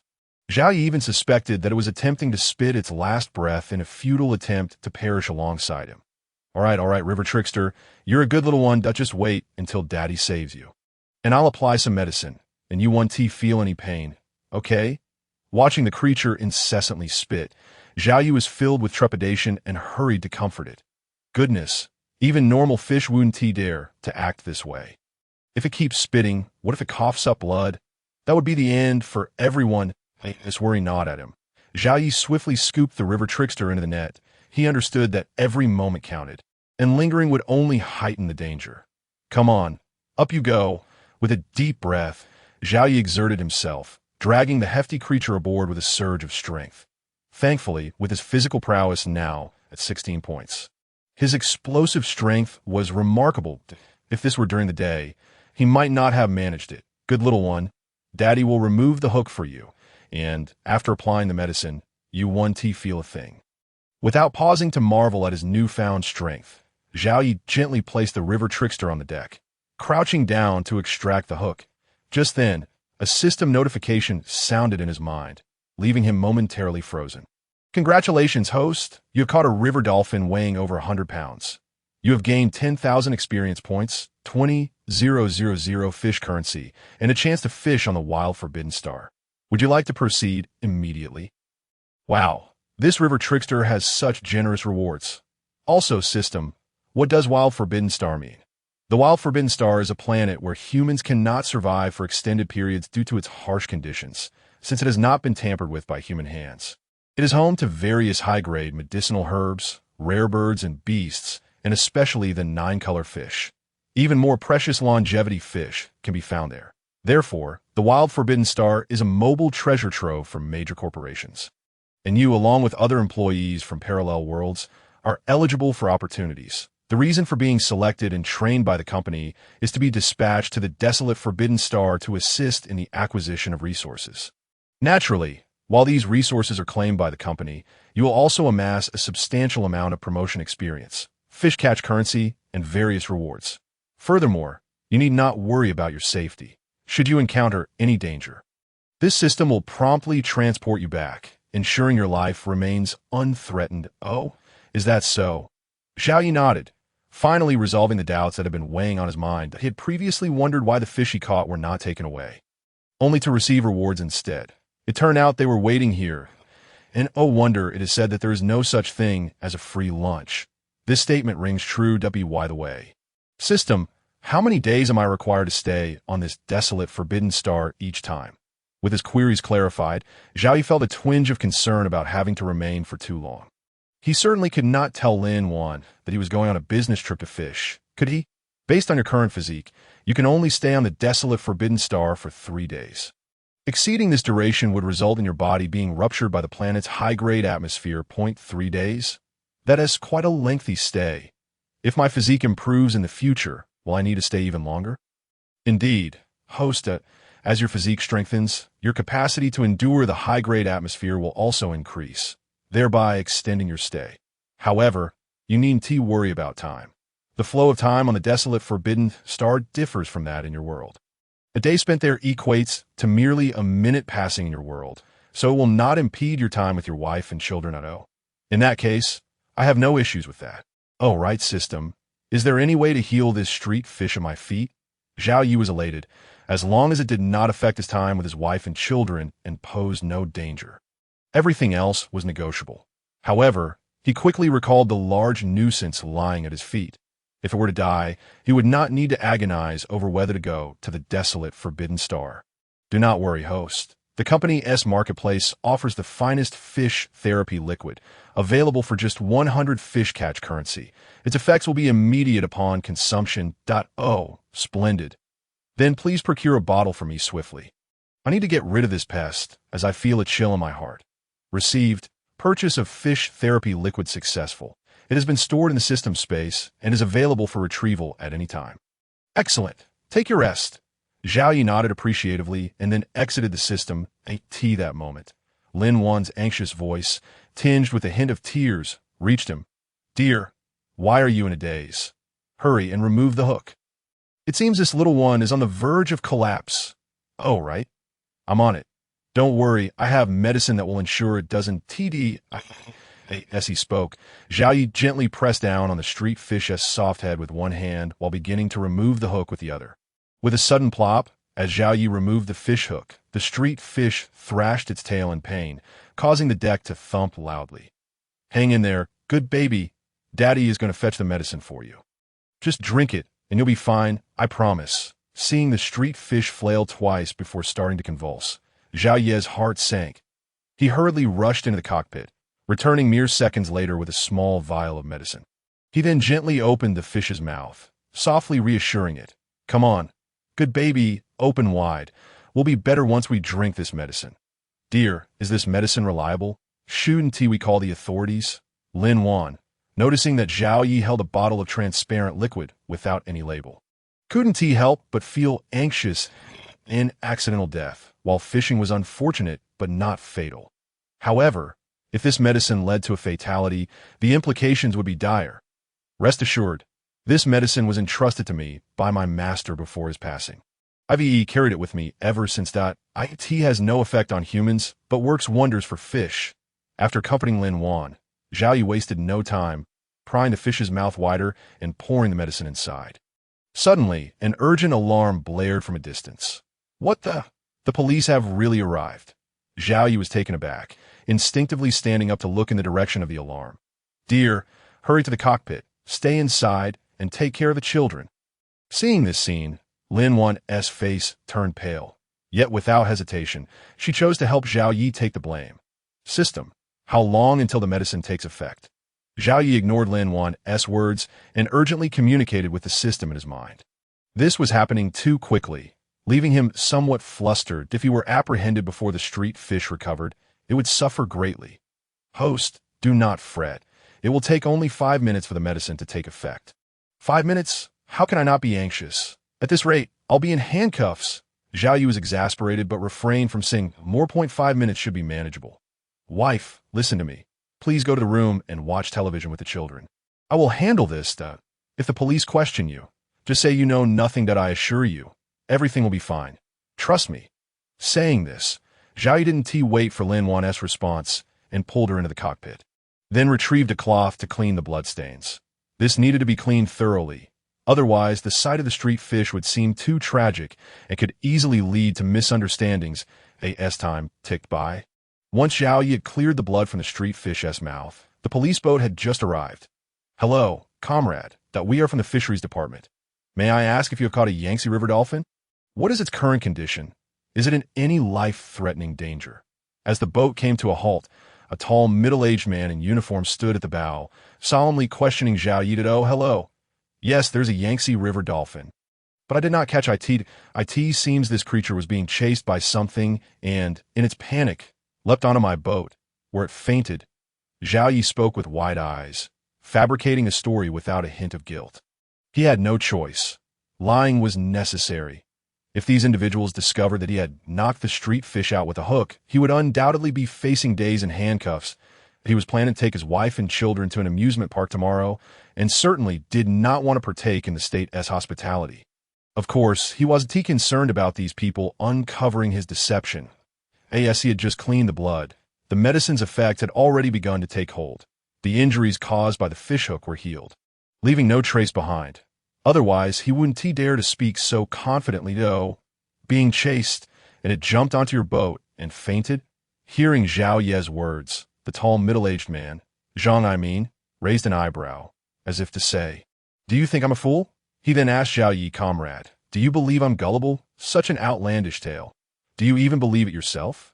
After a pause, he suddenly shouted, Quickly release the Yangtze River dolphin. You are now suspected of deliberately harming a nationally protected species and possibly illegal hunting. You will face the consequences of your actions. Why don't you believe me, officer?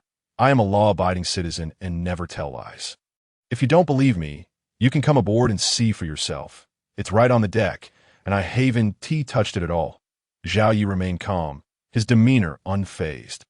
With no visible injuries on the fish, it certainly wouldn't die. What was there to fear? If he could just wait a minute or two more, the street fish would be lively again, and he would have nothing to worry about. Very well. I shall come aboard. If I find anything amiss, prepare yourself for legal repercussions. Observing Zhao Yi's unwavering composure, Zhang began to doubt his initial assumptions. The positioning chip could only locate the dolphin, but could not ascertain its condition. Previously, the dolphin had been thrashing about wildly, leading them to suspect it had been hooked by a fisherman. Upon seeing Zhao Yi's fishing boat, they became even more convinced of this notion. However, now it seemed that the situation was not as it appeared.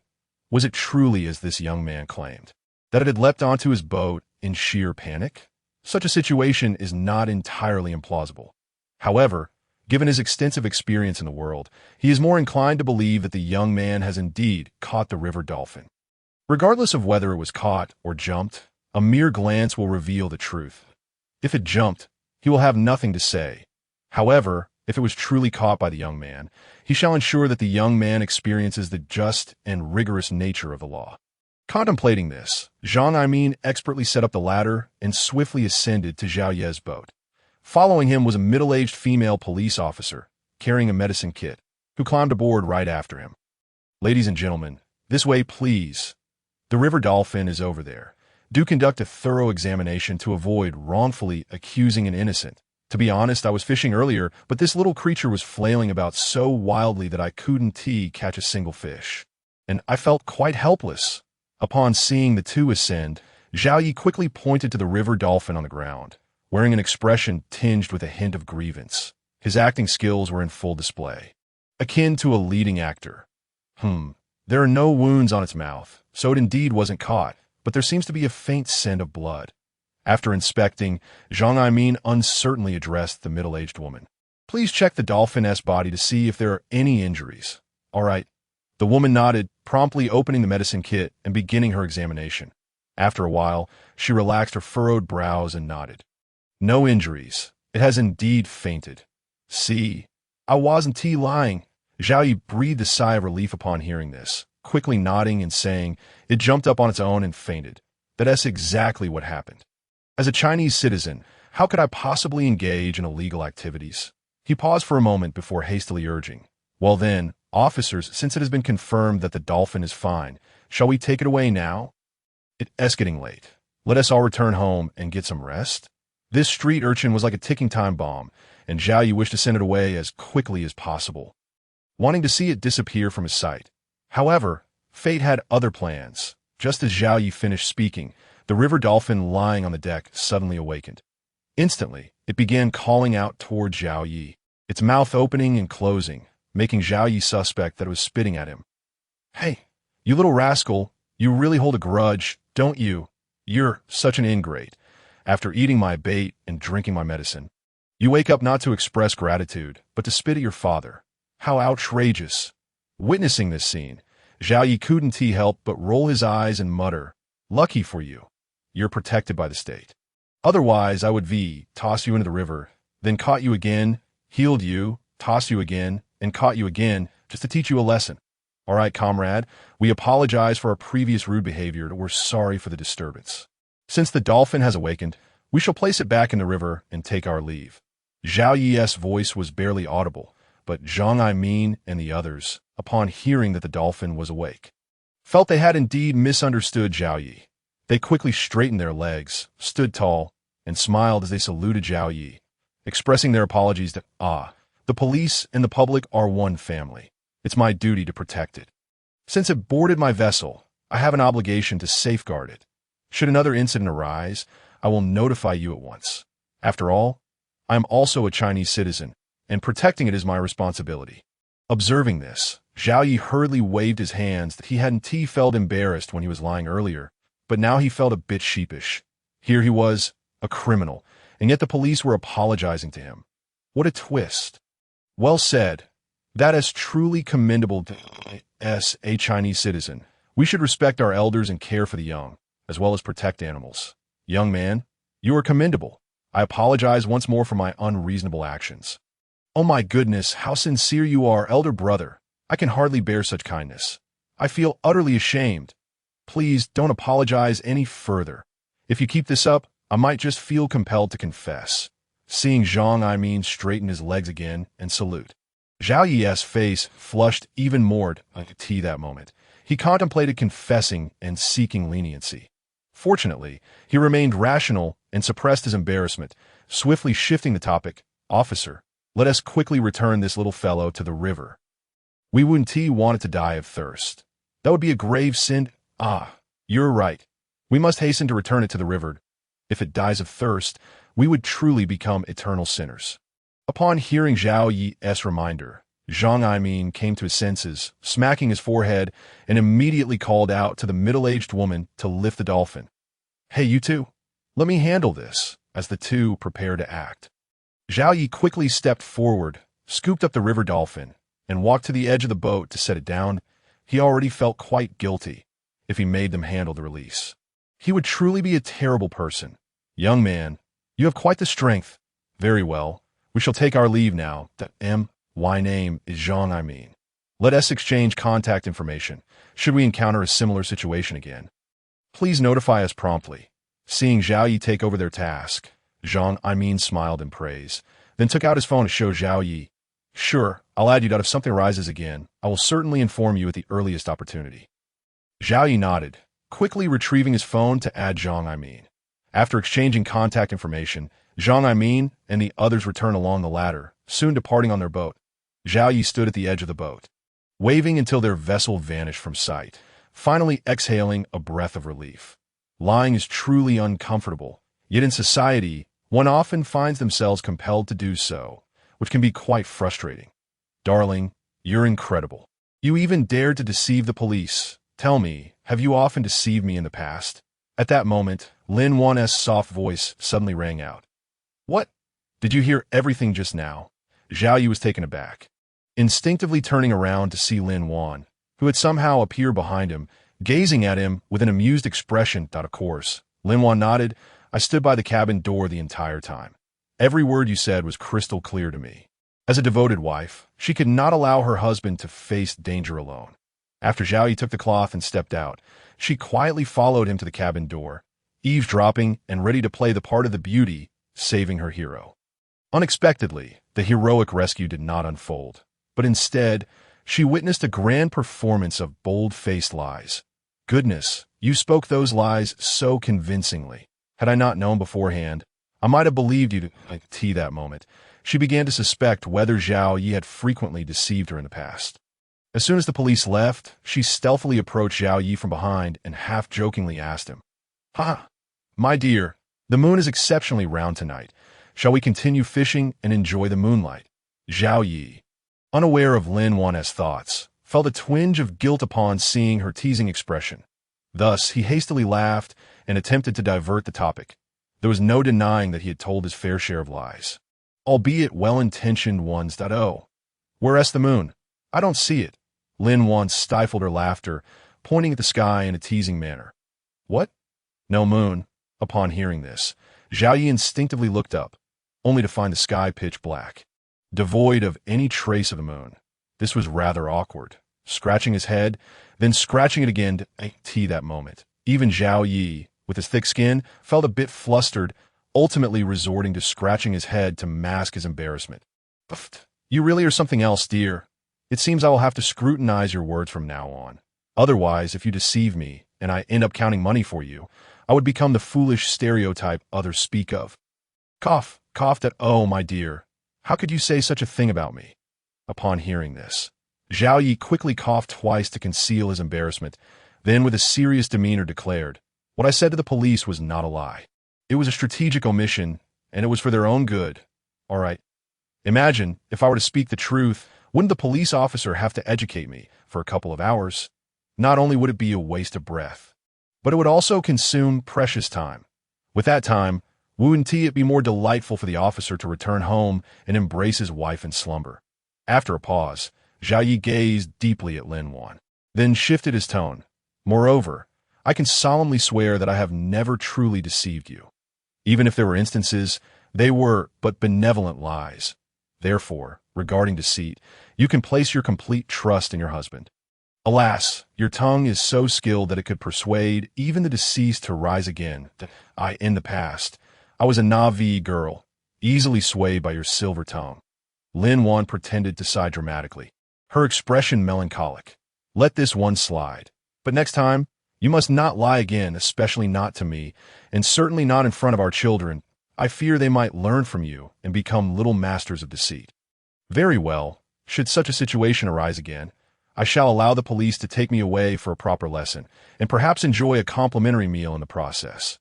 Zhao Yi sighed in relief, nodding vigorously in agreement. That one do. Should that happen again, you could still resort to this method. You were right before. We should indeed consider the police officer's perspective and not waste public resources. My dear wife. So this is the true you. Zhao Yi looked at Lin Wan, his gaze filled with an indescribable peculiarity. What do you mean by that? Lin Wan felt a bit flustered under Zhao Yi's scrutiny and playfully tucked a stray hair behind her ear, retorting, stop staring. If we encounter an unusual situation, I grant you permission for strategic concealment. However, you must not play any strategic games with me, Otherwise, saying this, she pinched her fingers and made a spinning gesture towards Zhao Ye's waist. Ah, all right, I shall heed your counsel, my wife. Upon witnessing this gesture, Zhao Ye instinctively covered his waist and nodded eagerly. In an instant, he stroked his chin, teasingly quipping, "By the way, does this mean I am also permitted to lie on official orders?" "Pa, I only mentioned special circumstances, not that you should become a master of deceit." With a playful pout, Lin Wan changed the subject, asking, "Are you still going fishing?" "No more fishing, no more. I can't bear the thought of reeling in a street urchin." Zhao Yi waved his hand dismissively. "The hour is late. You should hurry and see to the children's bedtime while I head downstairs for a quick bathroom visit and a shower." Zhao Yi had not forgotten about the savage forbidden star. According to the system, it was teeming with 9-colored fish, high-grade medicinal herbs, and wildlife.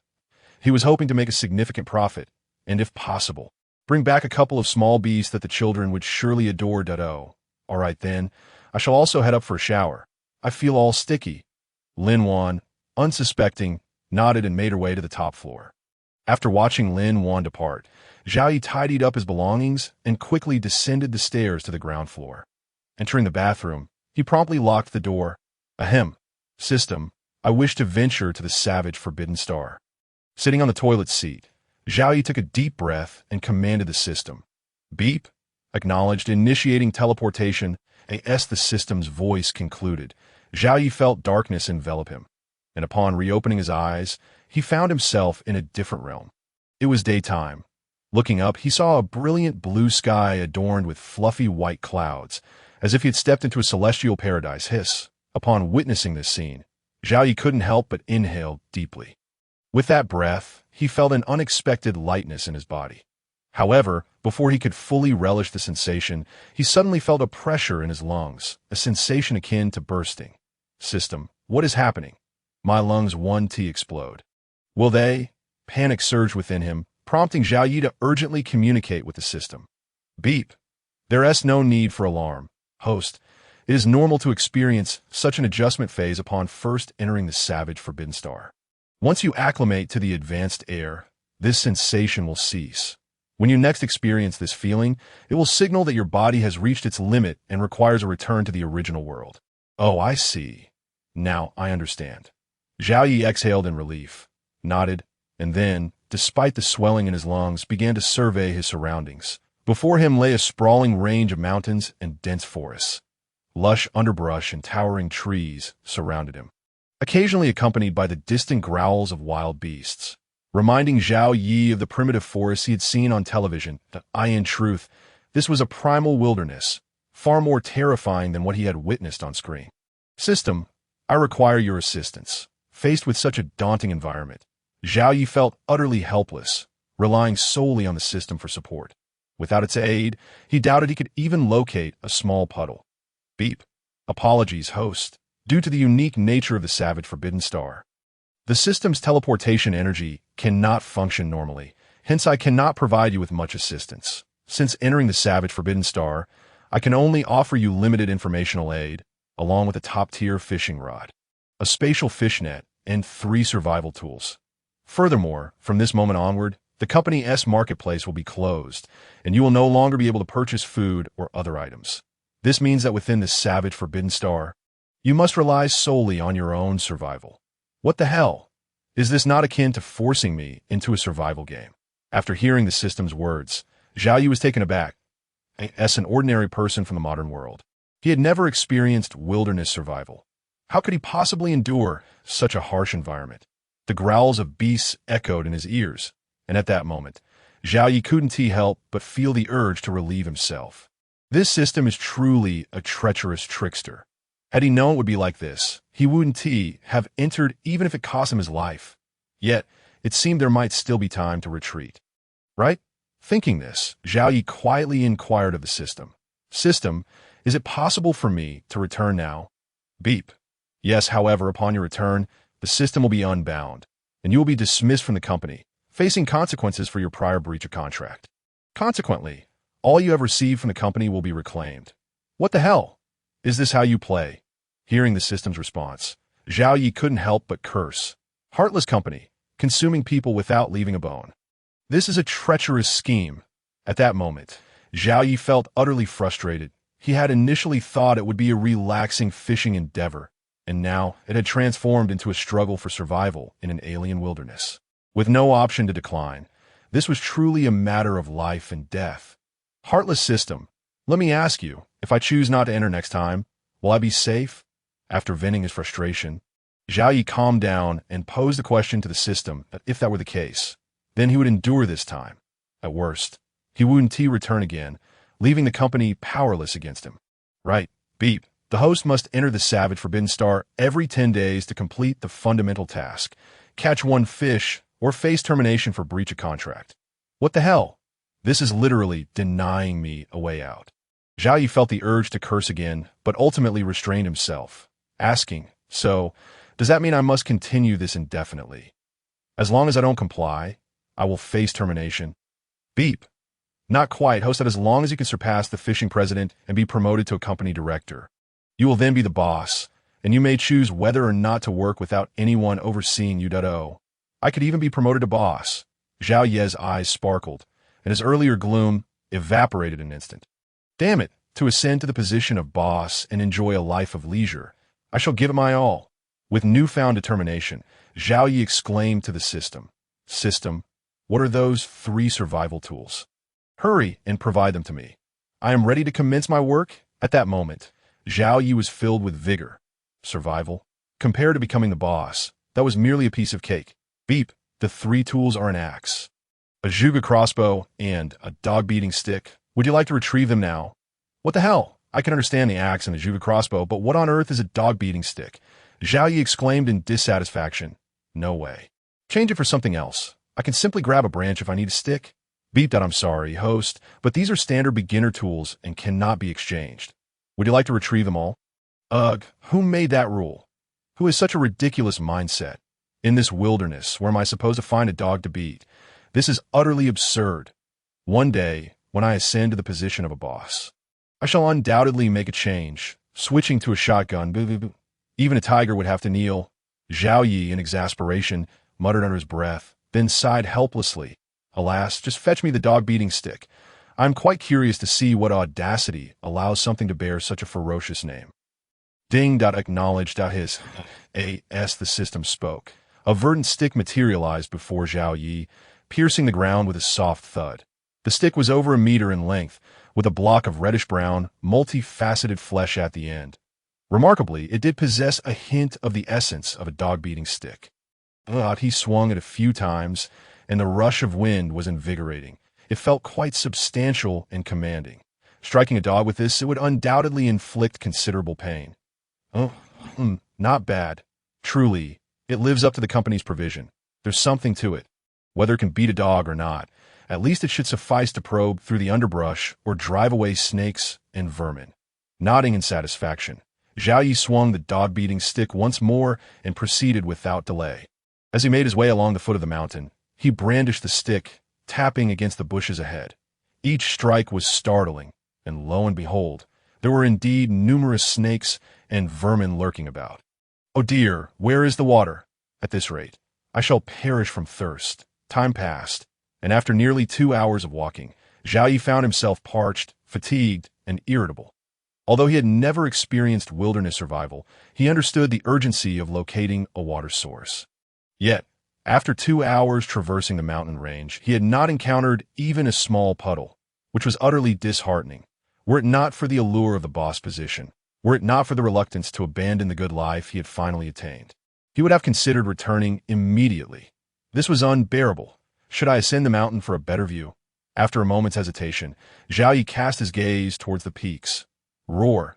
Just then, the roar of a wild beast echoed in his ears, causing him to step back in alarm, fearing the sudden appearance of a tiger or bear. Damn it, I have the system backing me up. What is there to fear? Up the mountain I go. Once the wild roar subsided, he hesitated for a few more minutes before resolutely deciding to ascend. After all, the system had assured him that should he find himself in danger, he would be teleported back. What was there to fear? Moreover, as long as he remained vigilant, he might avoid an unfortunate encounter with a beast. Even if misfortune struck, he possessed the Juga crossbow. He could still flee. What was there to fear about being torn apart by a beast? Furthermore, if fortune favored him, he might stumble upon a beast den and, with a stroke of luck, bring back a few cubs. That would be even more delightful. With this thought in mind, Zhao Yi retrieved the Zhuge crossbow from the system. Holding it in his left hand while wielding the dog-beating stick in his right, cautiously making his way up the mountain, it must be said that Zhao Yi possessed a certain audacity within his character. A more timid individual would likely have been too frightened to ascend, even just by the intermittent roars that could send them into a panic. Where am I headed? In the blink of an eye. Zhao Yi had been trudging up the mountain for over 2 hours, during which he had faced several perilous situations. Though he had successfully navigated each one, the ensuing panic had left him disoriented. Currently, he was lost, unsure of what lay ahead or where he had come from. The heat of thirst and fatigue weighed heavily upon him, exacerbated by the tension that left him feeling utterly drained. Fortunately, he could rely on the system to return him. Otherwise, he might have succumbed to despair. Huffing and puffing, after another 10 minutes of trudging, Zhao Yi spotted a large green stone and promptly sat upon it. He could walk no further. In his current state, he needed to rest and recuperate his strength, lest he be unable to flee from a beast should he encounter one. Roar. However, misfortune seemed to follow him like a shadow. Just as Zhao Yi settled down, a loud beastly roar erupted, startling him greatly. Whooshed, he sprang to his feet, brandishing the Zhuge crossbow in readiness while straining to discern the source of the sound. Roar. This was bad. The beast seemed to be heading in his direction. He needed to flee, and quickly. The second roar was noticeably louder than the first, sending Zhao Yi into a panic. He hastily grabbed the dog-beating stick beside him, disregarding direction, and bolted. Huffing and puffing, he ran for what felt like an eternity, losing all sense of time and place. Only when the roars faded into the distance did he finally come to a halt. What the hell, next time someone mentions that binding a system is a ticket to success, I swear I will berate them fiercely. Gasping for breath, Zhao Yi muttered between breaths. 3 days in a house with a car and savings. I don't find that excessive. I am risking my life here. Previously, Zhao Yi had thought the company's system was generous, and that accumulating wealth and development was swift, signaling a rise to success. But now, it seemed like a cruel illusion. Given the current workload, even doubling it wouldn't feel excessive. After several minutes of deep breathing, he finally had the opportunity to survey his surroundings. Oh my, is that a waterfall? Suddenly, Zhao Yi's eyes widened in disbelief as he gazed a few hundred meters to the side. There stood a sheer cliff. Water cascaded down from the cliff, resembling the Milky Way descending from the heavens or the life-giving spring flowing into the world. Truly a breathtaking sight. It was an unexpected stroke of fortune. Ha! One cannot force flowers to bloom. Yet unwittingly, amidst panic, I have discovered a water source. Truly, heaven does not forsake those in need. Overjoyed at this revelation, Zhao Yi could not spare a moment to rest and dashed towards the waterfall.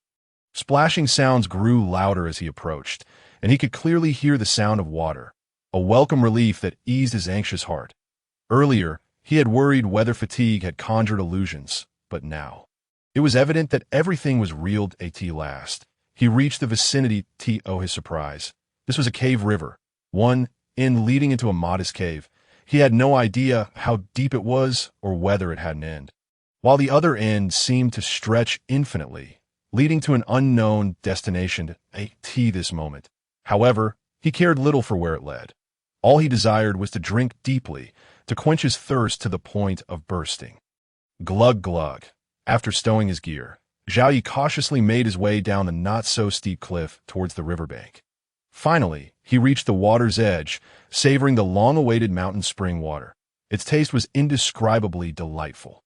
Zhao Yi vowed he had never tasted such exquisite water in his life. Even the spiritual water he had purchased from the company mall paled in comparison, of course. It was possible that his prolonged thirst made him relish even the most mundane of flavors. Much like a starving person could find joy in stale food. How refreshing. After quenching his thirst, Zhao Yi let out a satisfied burp. He then reclined by the riverbank, reflecting contentedly. Alas, my previous days were far too comfortable. This current experience is quite beneficial, serving to temper my will, ensuring I can better care for my wife, children, and family. Although Zhao Yi was raised in a rural environment, he is not truly engaged in any arduous labor throughout his life. Upon graduating from university, fortune smiled upon him as he successfully launched a company. While his life may not be characterized by opulence, he is indulged in a state of blissful oblivion, following a car accident. The hardships he endured in the hospital were minor compared to the burdens that Lin Wan had to bear. Subsequently, after binding with the system and joining the company, his quality of life began to improve steadily. This sequence of events has led to a significant lack of resolve on his part. When he first ventured into the wild Forbidden Star, his initial instinct was to retreat rather than to persevere. Similarly, 2 years prior, despite being the architect of his own mistakes, his first thought was to evade responsibility rather than to confront it. If the roles were reversed with Lin Wan, Zhao Yi would likely find it difficult to maintain his resolve for 2 consecutive years. For instance, when he mistakenly believed that the Jiangtuan street vagabond had perished, Lin Wan was ready to take the fall for him immediately. In contrast, the former version of himself would most likely have faltered in such a moment. It is not that he lacks affection for Lin Wan. Rather, it is his character that poses a problem, lacking the fortitude that a man should possess in the face of adversity. In this regard, Lin Wan, as a woman, surpasses him by leaps and bounds, a fact that incites a sense of shame within him. Fortunately, he has come to this realization, and thus he intends to use his time in the wild Forbidden Star to cultivate his willpower. He aspires to transform into a man of stature, someone who bravely confronts challenges rather than retreating at the first sign of trouble. This way, should he ever be dismissed from the company, he would not fear the consequences, for by then, he would be equipped to face any challenge head-on. As his thoughts swirled, Zhao Yi sat up with determination. It was time to go fishing and address his immediate needs. He also needed to construct a shelter for rest, acknowledging that this was a long-term endeavor rather than a fleeting pastime. System, please provide me with a fishing rod and a fish net. Zhao Yi called out, ding. Acknowledged. With the system's response, a rod bag and a fish net materialized at his feet. Upon unzipping the rod bag, he discovered 2 fishing rods, a 6'3" hand rod and a sea rod, complete with a matching line set. Zhao Yi felt an undeniable excitement at the sight of these rods. According to the company's mall description, these top-tier rods were extraordinarily robust, with no fish capable of snapping them. And the lines were equally resilient. It was truly a case of having a rod in hand, possessing dominion over the waters. Regrettably, these rods could only be used within the confines of the wild Forbidden Star. The spatial fish net, however, was even more remarkable. Though it appeared like an ordinary fish net, in essence, it had the capacity to hold an infinite amount while remaining lightweight, a genuine marvel for catching fish. Alas, this extraordinary item was also restricted to use in the wild Forbidden Star. Unlike the top-tier rods, which could be purchased from the mall, albeit at a steep price, this fish net was not available for sale, leaving him to covet it from afar. Hey system, you've given me the rods and the net, but what about bait? Zhao Yi inquired. Rummaging through the rod bag without finding any bait, he found it perplexing that in such a remote mountainous area, he was not provided with bait. After all, he couldn't very well climb trees to catch birds for it. Could he think? Bait must be sourced by the host. As a gentle reminder, you may catch insects in the grass, hunt using beast meat, dig for worms in the soil, or gather seeds from wild plants, among other options. Fine, I can manage on my own, Zhao Yi conceded, initially inclined to complain, but ultimately nodding in acceptance. He was confident he could find water, and without bait, he believed he could still succeed in his quest. With a newfound determination, Zhao Yi set off toward a patch of grass by the water's edge. Wielding his dog stick, given his current skill level, hunting was too perilous, but catching an insect should pose no significant challenge. With a soft rustling, he struck the grass with his stick, causing numerous small insects to scatter in every direction. His eyes lit up at the sight, and he quickly reached for a hopping grasshopper. However, whether due to his slow reaction or the grasshopper's speed, it leaped just beyond his grasp. Frustrated, Zhao Yi retracted his hand, ready to pursue another target. Yet there was not a single insect in sight. Indeed, the wild Forbidden Star proved to be a realm of formidable creatures. Even the insects were impressively agile. He had once thought highly of his own abilities, but now he felt like a novice, one unable to catch even a mere insect. Shaking his head, Zhao Yi couldn't suppress a self-deprecating smile. The pride that had lurked within him dissipated in that moment. How could he feel proud when, at his current level, he was incapable of handling even the simplest of challenges? The world is vast, and there are always greater beings. If he couldn't even manage the insects of the wild forbidden star, what right did he have to feel superior? Perhaps he would earn the right to be proud once he could single-handedly subdue a tiger in this wilderness. Setting aside his pride, Zhao Yi resolved to change his approach. He no longer struck the grass with his stick. Instead, he knelt down, carefully parting the foliage in search of his elusive quarry. His focus sharpened, wary of the possibility of encountering a snake that if he struggled to catch insects. What chance did he have against a serpent? As time passed, after several minutes of diligent searching, he stood up, dirt-smudged and disheartened. The insects were far too swift, or perhaps he was simply too slow. Each time he felt he was close, they managed to elude him, akin to grasping at shadows. It was as if he were trying to catch Lao Lu.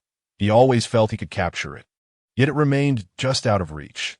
Even more infuriating was the fact that when he remained still, Lao Lu would too, waiting for him to make a move before darting away to safety. Watching him from a distance, were it not for the lack of expression on the insects, Zhao Yi might have suspected they were mocking him. Fool, come and catch me. However, he had no evidence to support such a claim. Even if he did, it would matter little, as he simply could not match their speed. Sighing in resignation, he recognized the reality of his situation.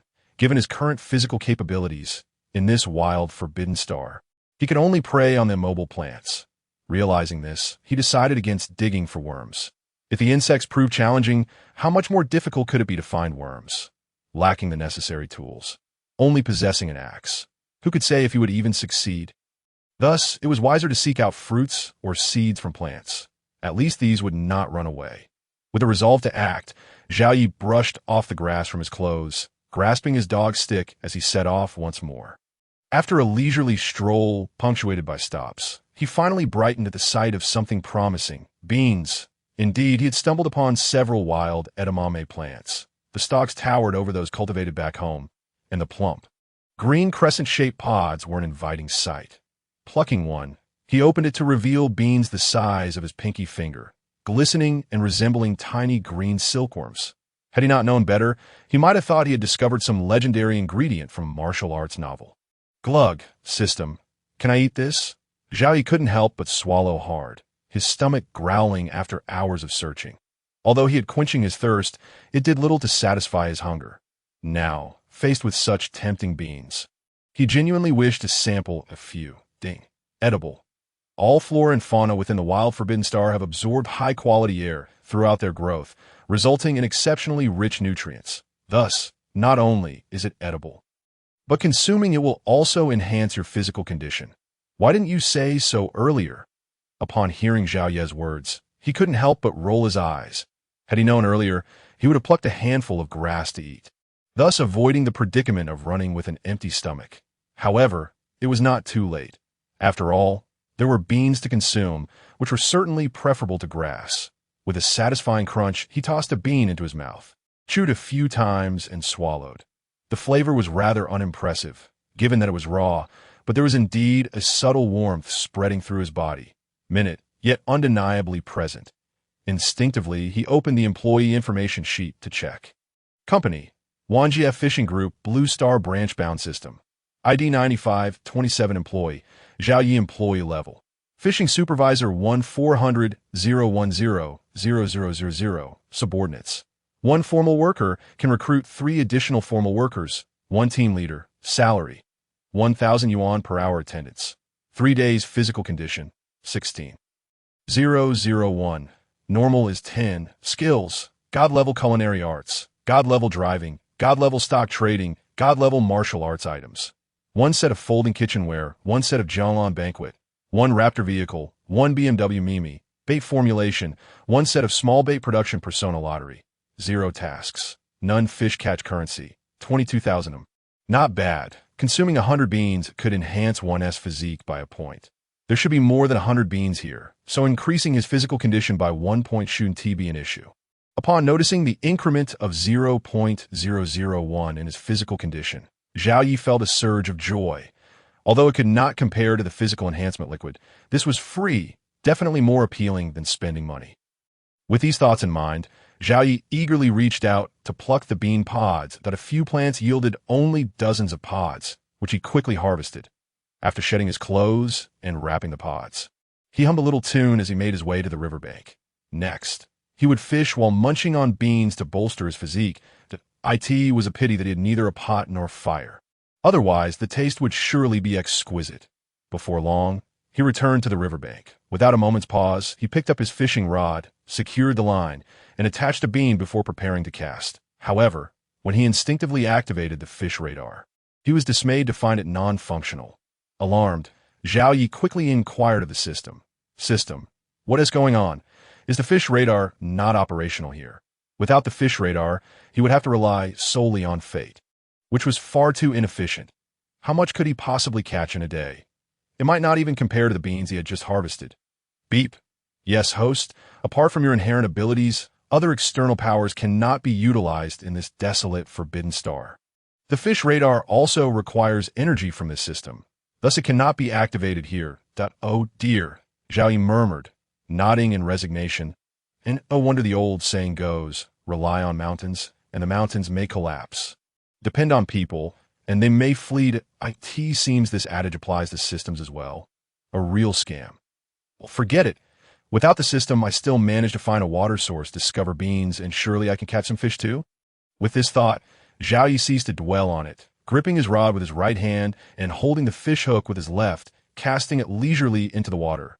Swish, plop, the hook splashed into the water, and Zhao Yi gently reeled it in, contentedly shelling beans and munching on them. Surrounded by picturesque mountains and clear waters, armed with a fishing rod and a handful of beans, he felt an unparalleled sense of ease.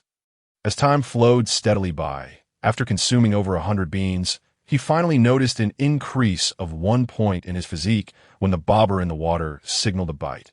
With alacrity, Zhao Yi sprang to his feet and sharply raised the rod to hook the fish. Whoosh, as he struck, the familiar sound of water splashing echoed, while the rod bent into a crescent shape. Wow, what a catch! He exclaimed, exhilarated by the prospect of a hefty fish. It was indeed the forbidden star, living up to its reputation. While he struggled against the fish beneath the surface, Zhao Yi couldn't help but mutter to himself. Judging by the force exerted on the rod, he estimated the fish weighed no less than 50 pounds. If 100 beans could increase his physique by 1 point, how much would this 50-pound fish yield? He eagerly anticipated the moment he could feast on it.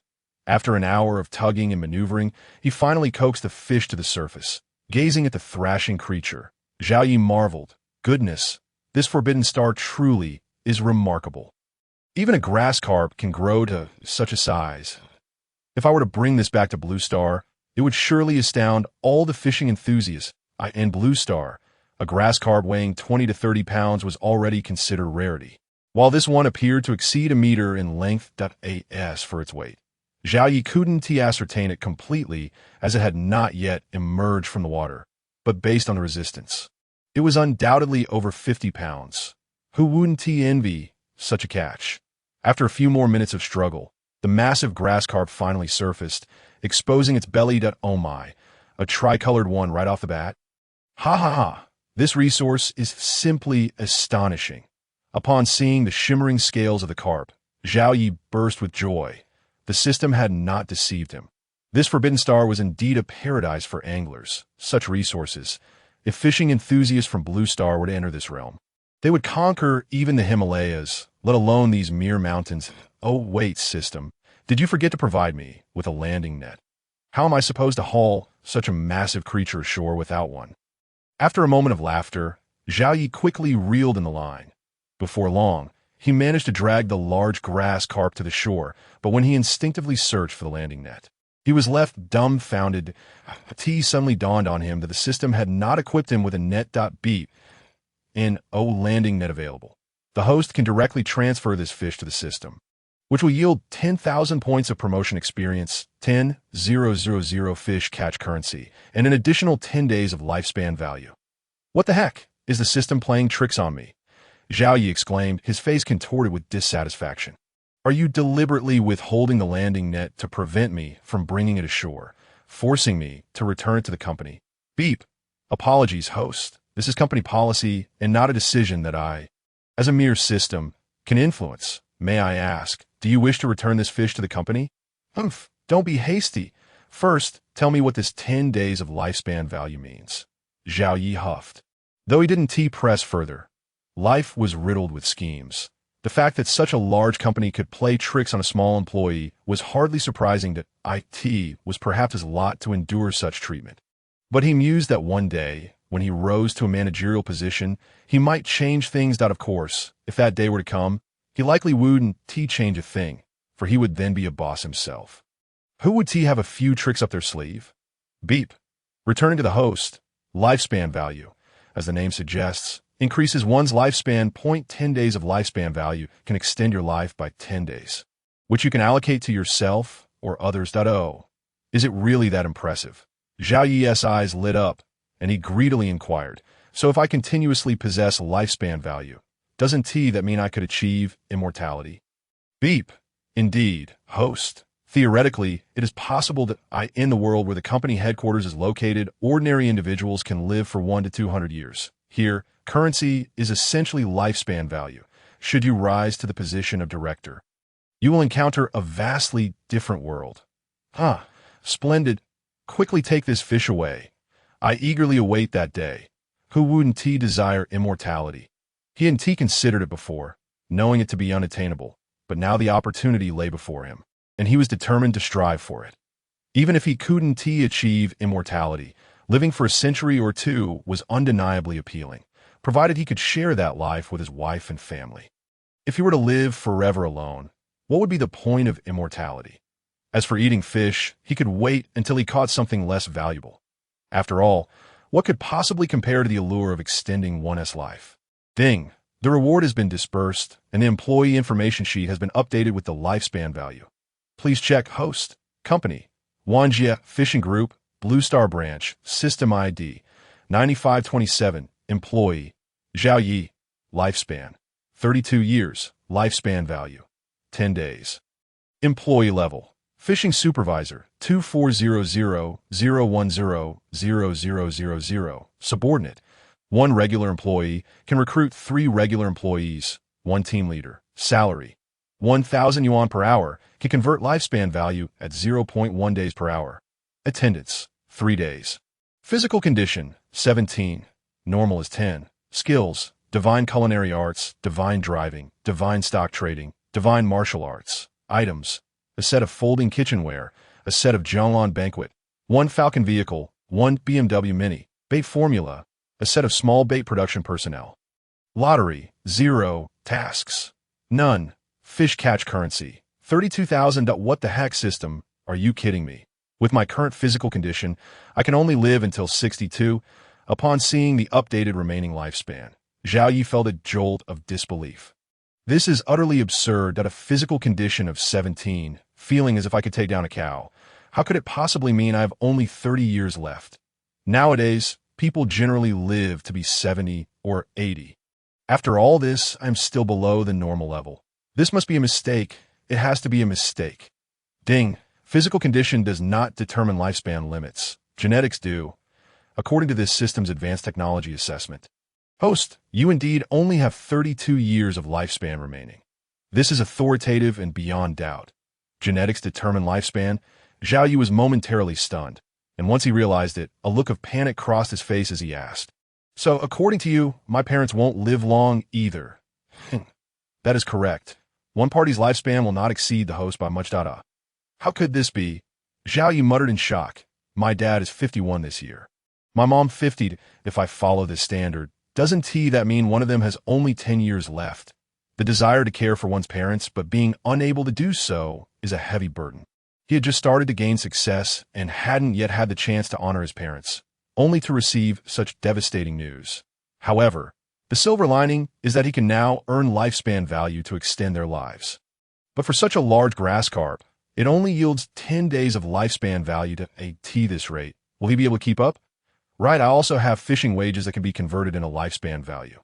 What use is money? Of course, converting it to lifespan is far more enticing. With that thought, Zhao Yi quickly instructed the system, Hurry and convert my wages into lifespan value. Ding. Understood. Your current salary has been converted from Blue Star currency to 0. 1 days of lifespan value per hour. That is quite good. If I fish for 10 hours a day, that translates to 1 day of lifespan. Moreover, with potential for promotion and salary increase at this rate, ensuring my parents, wife, children, and even siblings and father-in-law live to 100 years old should not pose much of a problem. With a bit of effort, it's even possible to extend their lives further. With a sigh of relief, Zhao Yi nodded in satisfaction.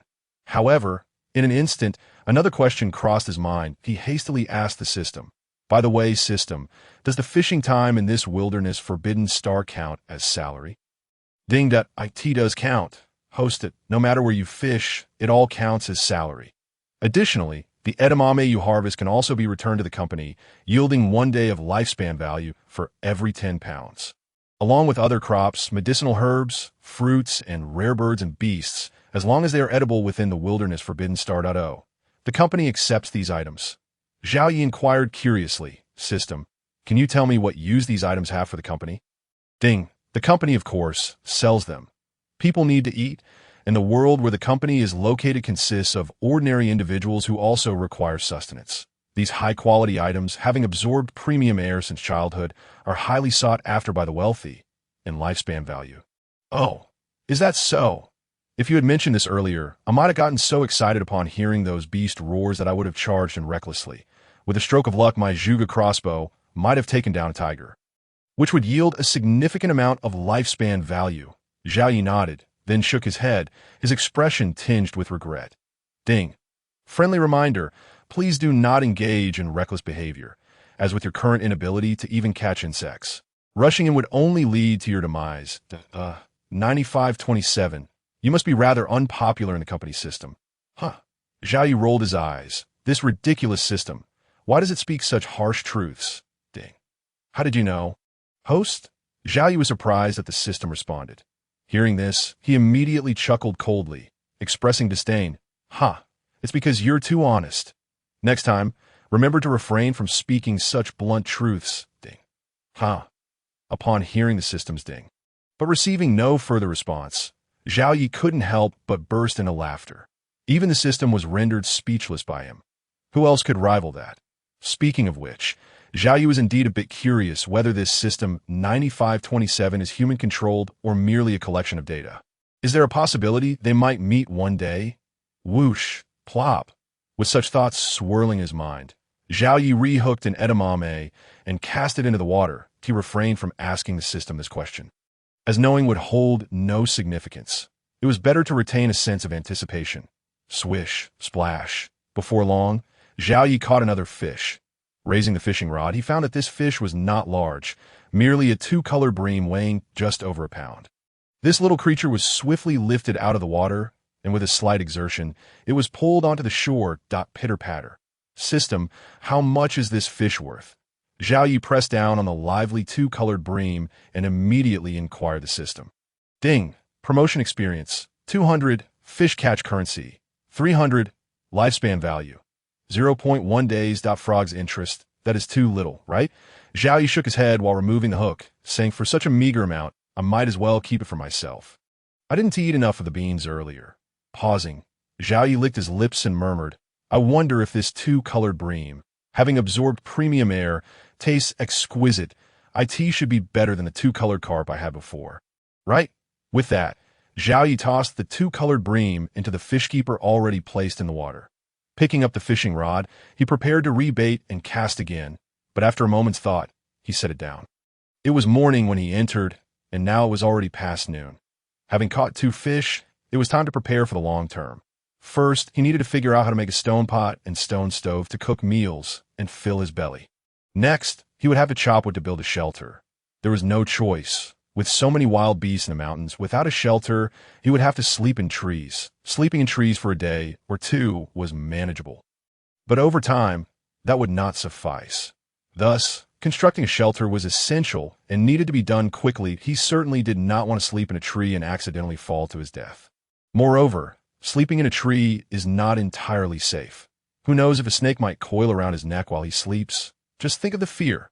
With these thoughts in mind, Zhao Yi wasted no time and immediately set to work.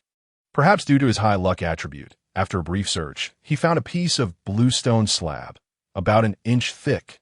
With this thickness, it would not crack easily under fire, and its dimensions were roughly 40 to 50 centimeters. Perfect for a flat stone pot.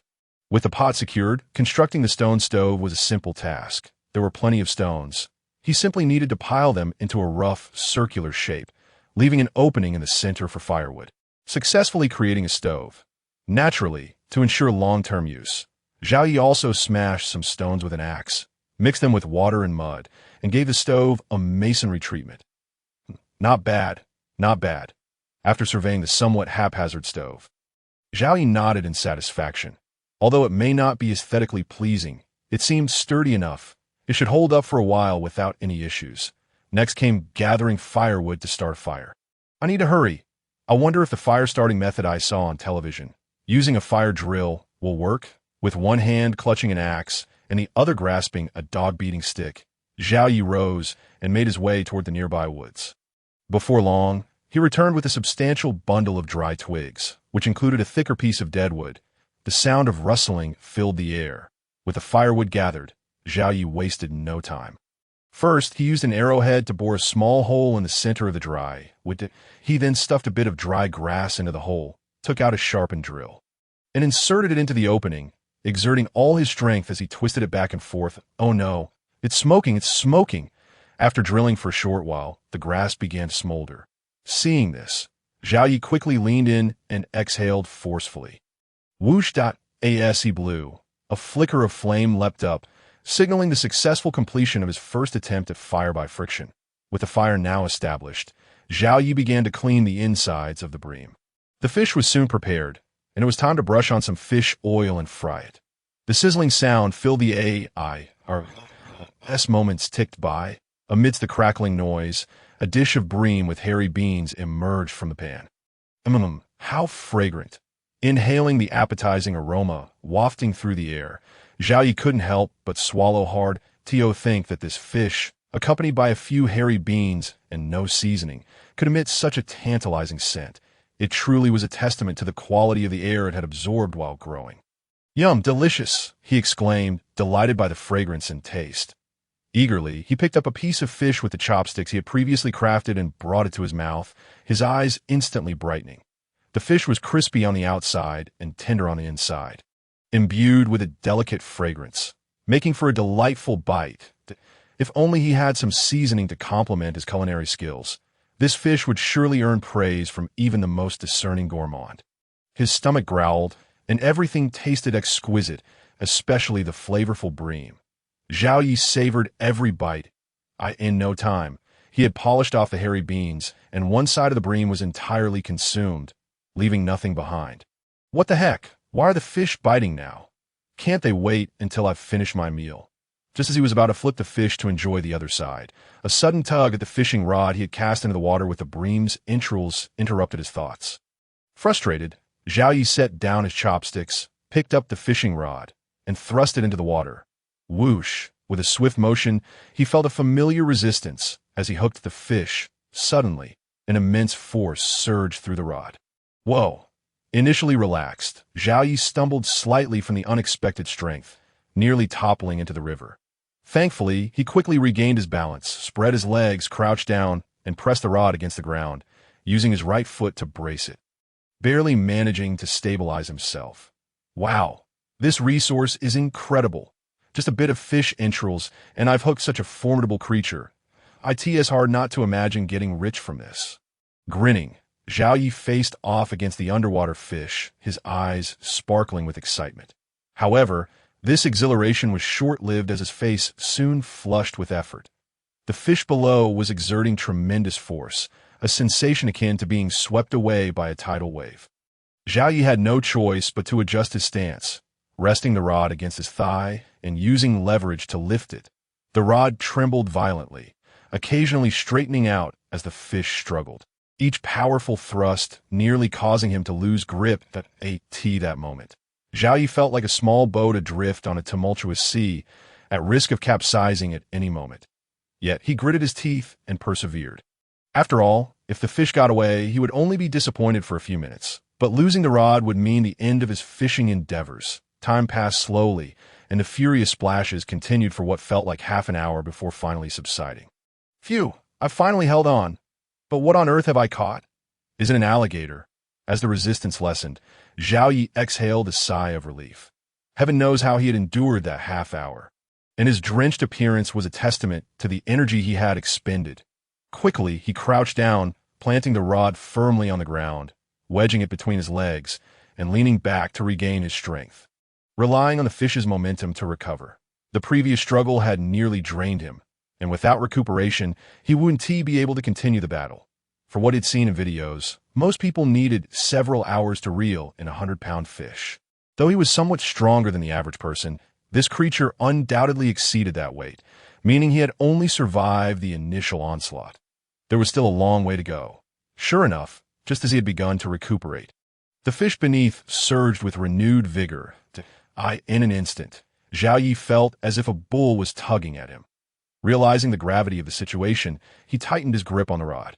Leaning back further and channeling all his strength to combat the powerful fish this moment, he thought to himself, if the fish suddenly let up, he would surely tumble backward.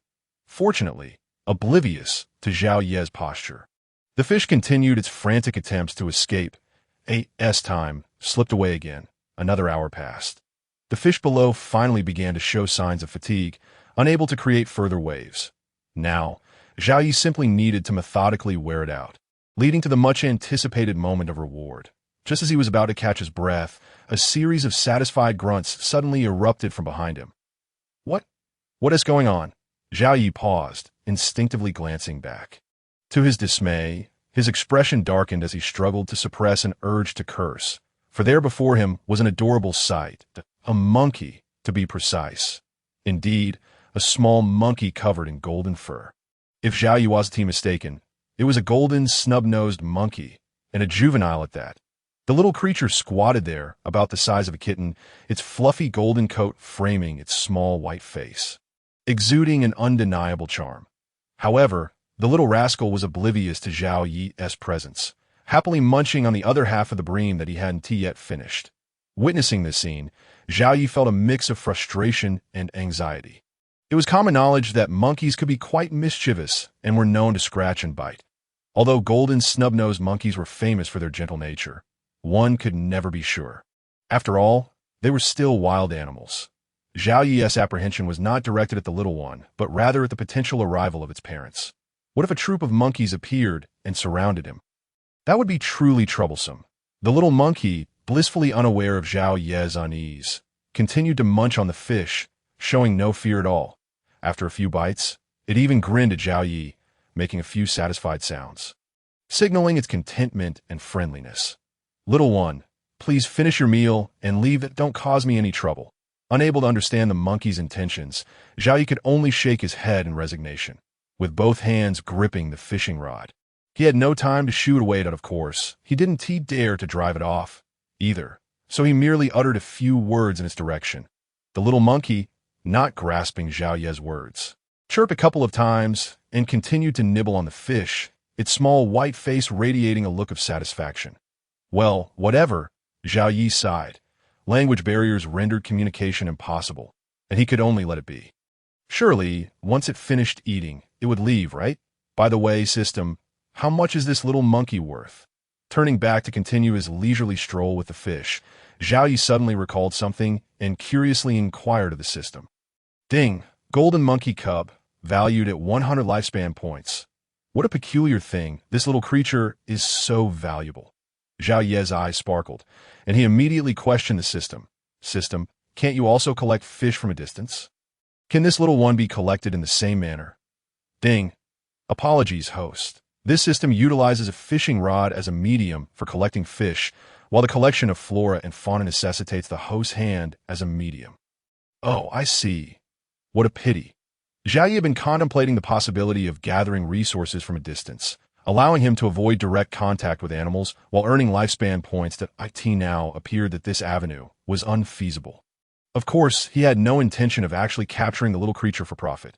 While lifespan points are indeed precious, One must not act with a lack of conscience. The thought of this tiny being sold for meat was too cruel for Zhao Yi to bear.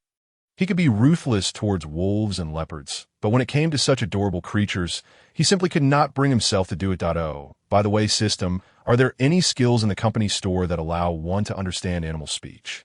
Spending time here without anyone to converse with would surely be quite lonely. If I could engage in simple communication with the animals, it might alleviate some of that solitude. Ding. Yes, host, but it requires 50,000 fish coins. Your current balance is insufficient for purchase. 50,000? Zhao Yi nodded thoughtfully. He currently had over 30,000 fish coins, and with the addition of the large fish in the water, he believed it should suffice.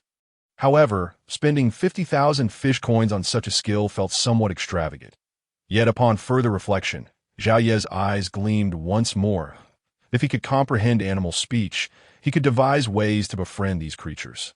And among friends, mutual assistance would surely be reasonable, wouldn't it? For instance, he could ask the parents of this little one to assist him in fishing while bringing some fruit to sample. Surely that wasn't too much to ask. Of course, he mustn't simply take without giving. He could share some of his grilled fish with the little creature, thereby establishing a beneficial cooperative relationship. Moreover, in this dark mountain expanse, these monkeys must be quite familiar with the terrain. Perhaps, with their help, he could uncover other treasures and explore broader waters. With this thought, Zhao Yi resolved that once he reeled in the fish and had enough fish coins, he would exchange for the skill. Yip yip! While Zhao Yi was lost in thought, the little creature behind him made a sound again. Instinctively turning to look, he saw that the little one had consumed nearly half of the fish and seemed to be satiated. Upon noticing Zhao Yi's gaze, it humanely pointed at the fish and then gestured towards the depths of the forest, as if asking if it could take the fish away. Take it, take it. Zhao Yi wasn't sure if his interpretation was correct, but he nodded nonetheless. After all, the little one had nearly devoured the fish, and he certainly wouldn't eat any more of it, so why not be a good person? However, this little creature truly did not treat him as an outsider. Having eaten its fill, it still wanted to take some with it. How amusing! Seeing Zhao Yi nod, the little golden monkey emitted a joyful sound, then bounded off into the depths of the forest with the fish in its grasp. Ah, how adorable! To have such a little pet nestled in one's arms would surely be delightful. Zhao Yi smiled gently, feeling inexplicably cheerful despite not understanding the little one's vocalizations. If not for his need to continue fishing, he might have been tempted to keep the little creature close and ruffle its head affectionately. As he watched the little one's figure disappear into the trees, Zhao Yi returned his focus to the task at hand. Time passed once more, and soon half an hour had slipped by. Just as Zhao Yi was nearing the end of his fishing escapade, he heard commotion coming from the nearby woods. Yip yip, wow wow, quack quack. 3 consecutive calls from monkeys echoed, the first filled with youthful joy and familiarity. He recognized it as the previous little one. The second call was softer and somewhat magnetic, as if beckoning or alerting. The final call was deep and resonant, sounding much like a warning. Turning to investigate, Zhao Yi confirmed his suspicions. 3 golden monkeys emerged from the woods. The smallest among them was indeed the little golden monkey who had been eating and carrying away. The other 2 were larger, with the one leading the way likely being the little one's father, who had issued the quack quack warning. This was a robust golden monkey with dark golden fur, significantly larger than the adult monkeys Zhao Yi had seen on Blue Star, judging by its fluffy coat. Zhao Yi estimated it to stand no less than 1.5 meters tall, and it wielded a bone wolf fang club, exuding a fierce demeanor. The other monkey, slightly shorter, appeared to be the little one's mother. She had a lovely hue, her fur tinged with orange-yellow, and her gentle face radiated the essence of a devoted wife and mother. In her grasp, she held a large bunch of bananas, which delighted Zhao Yi immensely. Such a generous offering of bananas, if sold to the company, would surely yield a substantial amount of lifespan points. Evidently, his earlier notions were correct. Establishing a good rapport with monkeys would surely bring a bounty of fruit. Yip yip! The little creature, sandwiched between its parents, excitedly called out upon seeing Zhao Yi glance over. Simultaneously, it pointed at the bananas held by its mother, as if to say, I ate your fish, and now I'm bringing you bananas. The other 2 monkeys remained silent, their eyes fixed on Zhao Yi, exuding a subtle yet human-like wariness, as if to communicate, "Hairless monkey, do not approach. We are formidable." Chuckling at the scene, Zhao Yi merely smiled and nodded at the little one before calmly turning back to continue his fishing. Of course, while he appeared composed, internally he was quite anxious. After all, given his lack of physical prowess, he couldn't possibly contend with two adult monkeys. Furthermore, the father monkey's gaze was intimidating, as if it would not hesitate to swing the club at him should he make a wrong move. Recognizing the precariousness of the situation, he refrained from calling the little one over. Who could predict whether the father monkey might suddenly become aggressive? After all, this was a creature that had absorbed high-quality air, and its strength and speed were undoubtedly superior to his own. Should it decide to turn on him, he would have no chance to flee. Thus, it was imperative to reel in the fish swiftly in exchange for the skill to understand their speech, which would surely offer him some peace of mind.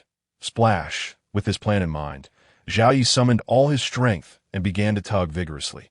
After all, the fishing rod and line were durable. What was there to fear? Thus, the once exhausted fish beneath the water, after enduring Zhao Yi's relentless pulling, soon broke the surface. Whoa, is that a giant yellow catfish? Or is it tricolored? Upon glimpsing the true form of the massive fish, Zhao Yi's eyes widened in disbelief. The yellow catfish, also known as yellow-boned fish or yellow-throat fish, was well known among the Chinese populace. This delicacy, with its few bones and delicious flavor, was beloved by many, especially the elderly and children. Typically, these fish weigh only a few taels, and anything over a pound is considered a giant. Yet now before him was a creature exceeding 100 pounds, and judging by its gaping maw, Zhao Yi had no doubt it could swallow that little golden monkey whole. That a fish of such gargantuan size was likely only found in the legendary Amazon River.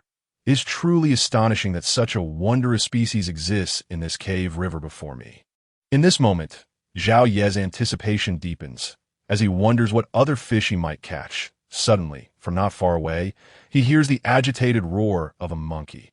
Instinctively turning his head, he sees a trio of monkeys that have approached him unbeknownst. The father monkey, brandishing a bone club, is baring his teeth in fury at the giant yellow catfish in the water, his eyes filled with a deep-seated hatred, as if driven by a desire for vengeance. Meanwhile, the mother monkey stands guard beside him, watching over their little one, who trembles in fear, hiding behind its parents, too frightened to even peek at the enormous fish. Observing this scene, Zhao Yi ponders thoughtfully, hastening his line retrieval, that he fears that if the father monkey fails to catch the yellow catfish, his wrath might turn upon him. Thus, his immediate goal is to haul the fish closer and allow the system to collect it. As the giant catfish draws nearer, the father monkey's shouts become increasingly frantic, as if he is on the verge of lunging at any moment. Zhao Yi urgently implores the system in his mind. System, are you done yet? Hurry up and collect it. Be patient, host. You must pull the fish to the shore for me to complete the collection, the system responds. How can I not be anxious if I don't hurry? That male monkey will go mad. Just look at that fearsome bone club. If it strikes the fish, all will be well, but if it accidentally lands on me, you'll be rendered useless. Rest assured, I am a formal entity. Even if you were to perish, I could simply find another host to serve. Zhao Yi rolled his eyes in disbelief, exasperated by the system's audacity that he had previously looked forward to meeting it, contemplating a future meal together, but now he felt as if he would rather feed it dung. Congratulations, host. You have successfully caught a 100-pound giant yellow catfish, earning 25,000 experience points, 38,000 fish coins, and an additional 50 days of lifespan. Finally, with Zhao Yi gritting his teeth and hastily reeling in more line, the system's notification of successful collection echoed in his mind. He let out a sigh of relief as the weight of the fishing rod lessened. Casting a glance at the father monkey, Zhao Yi noticed that it had moved closer, raising the bone club high above its head, poised to strike. System quickly purchased the beast language skill, he exclaimed, stepping back to distance himself from the enraged creature. This was a wild animal, and a furious one at that. Zhao Yi dared not stand too close. If the giant catfish vanished and the monkey had no target for its fury, he could very well become the unfortunate recipient of its wrath. Received. The divine beast language skill is now being transmitted. As the system's chime resonated, a wealth of knowledge flooded Zhao Yi's mind. Once he absorbed this information, he reflected upon it, instantly understanding the earlier calls of the three monkeys. In that moment, Zhao Yi felt fortunate that the system allowed for skill purchases. Otherwise, he would have been unable to decipher the monkeys' vocalizations. Understanding their language diminished his apprehension towards the father monkey. He set down his fishing rod and beckoned to the little one with a smile, asking cheerfully, "Little one, are these your parents? Did you bring them over to offer me bananas?" He pointed toward the banana in the mother monkey's hand to emphasize his inquiry. The little golden-haired monkey, though perplexed by Zhao Ye's words, excitedly nodded upon seeing him gesture toward the banana, realizing the little one was saying it had come to return a banana after eating a fish. Zhao Yi was astonished. Were the father and mother monkeys truly so intelligent? They understood the need for their child to return something after consuming another's possession. This was akin to encountering a human with fur, stripped of their hair. They might surpass humans in intellect, and oh wonder people spoke highly of monkeys. Now he could see the truth in that. Friendly reminder.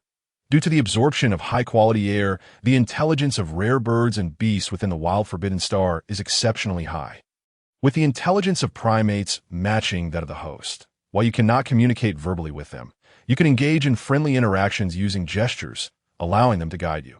You are sure to discover even more in the wild Forbidden Star. As Zhao Yi pondered this revelation, the system's gentle reminder echoed in his mind, filling him with delight. Having intelligence meant they were less likely to lash out violently. Thus, he felt less need for excessive caution. With this thought, Zhao Yi's expression softened further as he waved at the little monkey, grinning, "What a good little one you are! Come here and let your brother pet your head. Later, I'll treat you to some fish." Perhaps the monkeys were indeed quite intelligent. The little one, despite not understanding human speech, could comprehend gestures.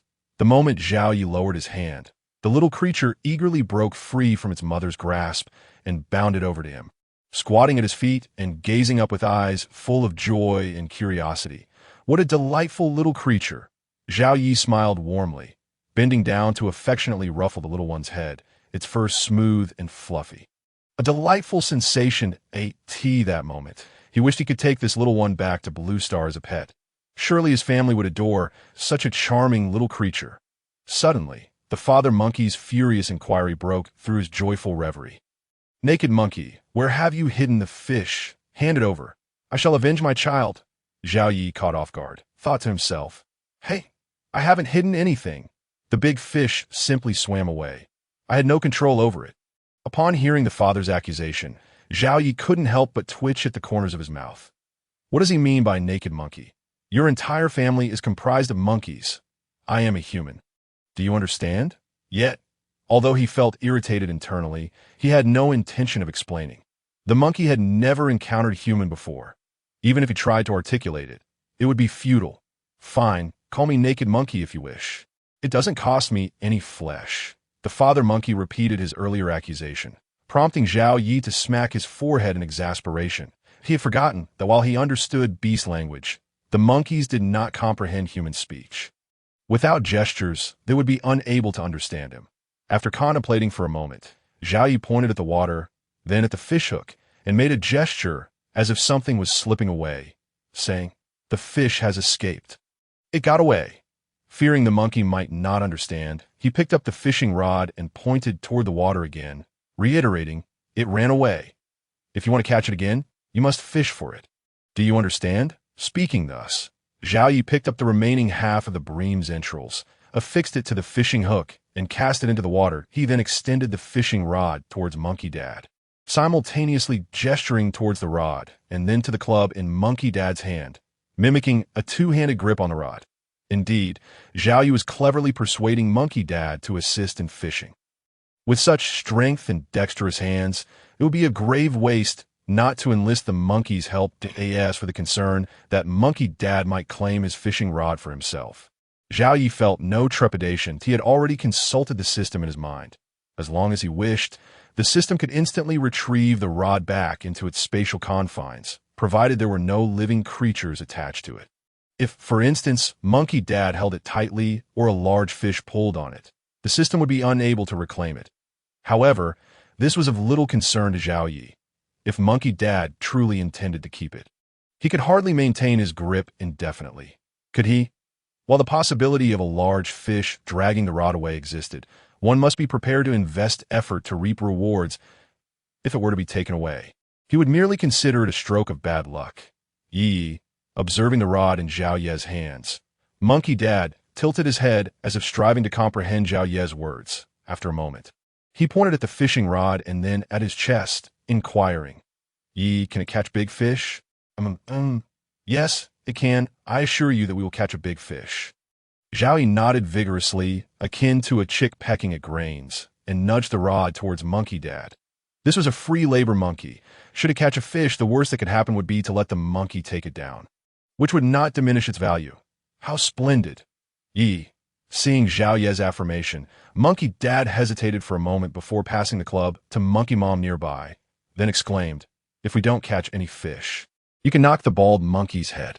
With that, he approached Zhao Yi, seized the fishing rod, and mimicked Zhao Ye's previous stance, gripping the rod with both hands, eyes fixated intently on the water. Alas, had he known, he would not have allowed this monkey to fish.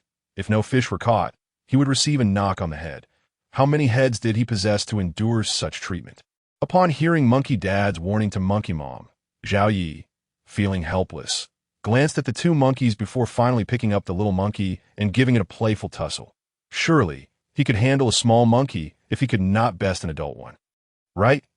The little monkey, oblivious to the predicament caused by its parents, closed its eyes contentedly as Zhao Ye's large hands tousled its T relished the scent of this hairless monkey, seeing the little creature nestled in his embrace.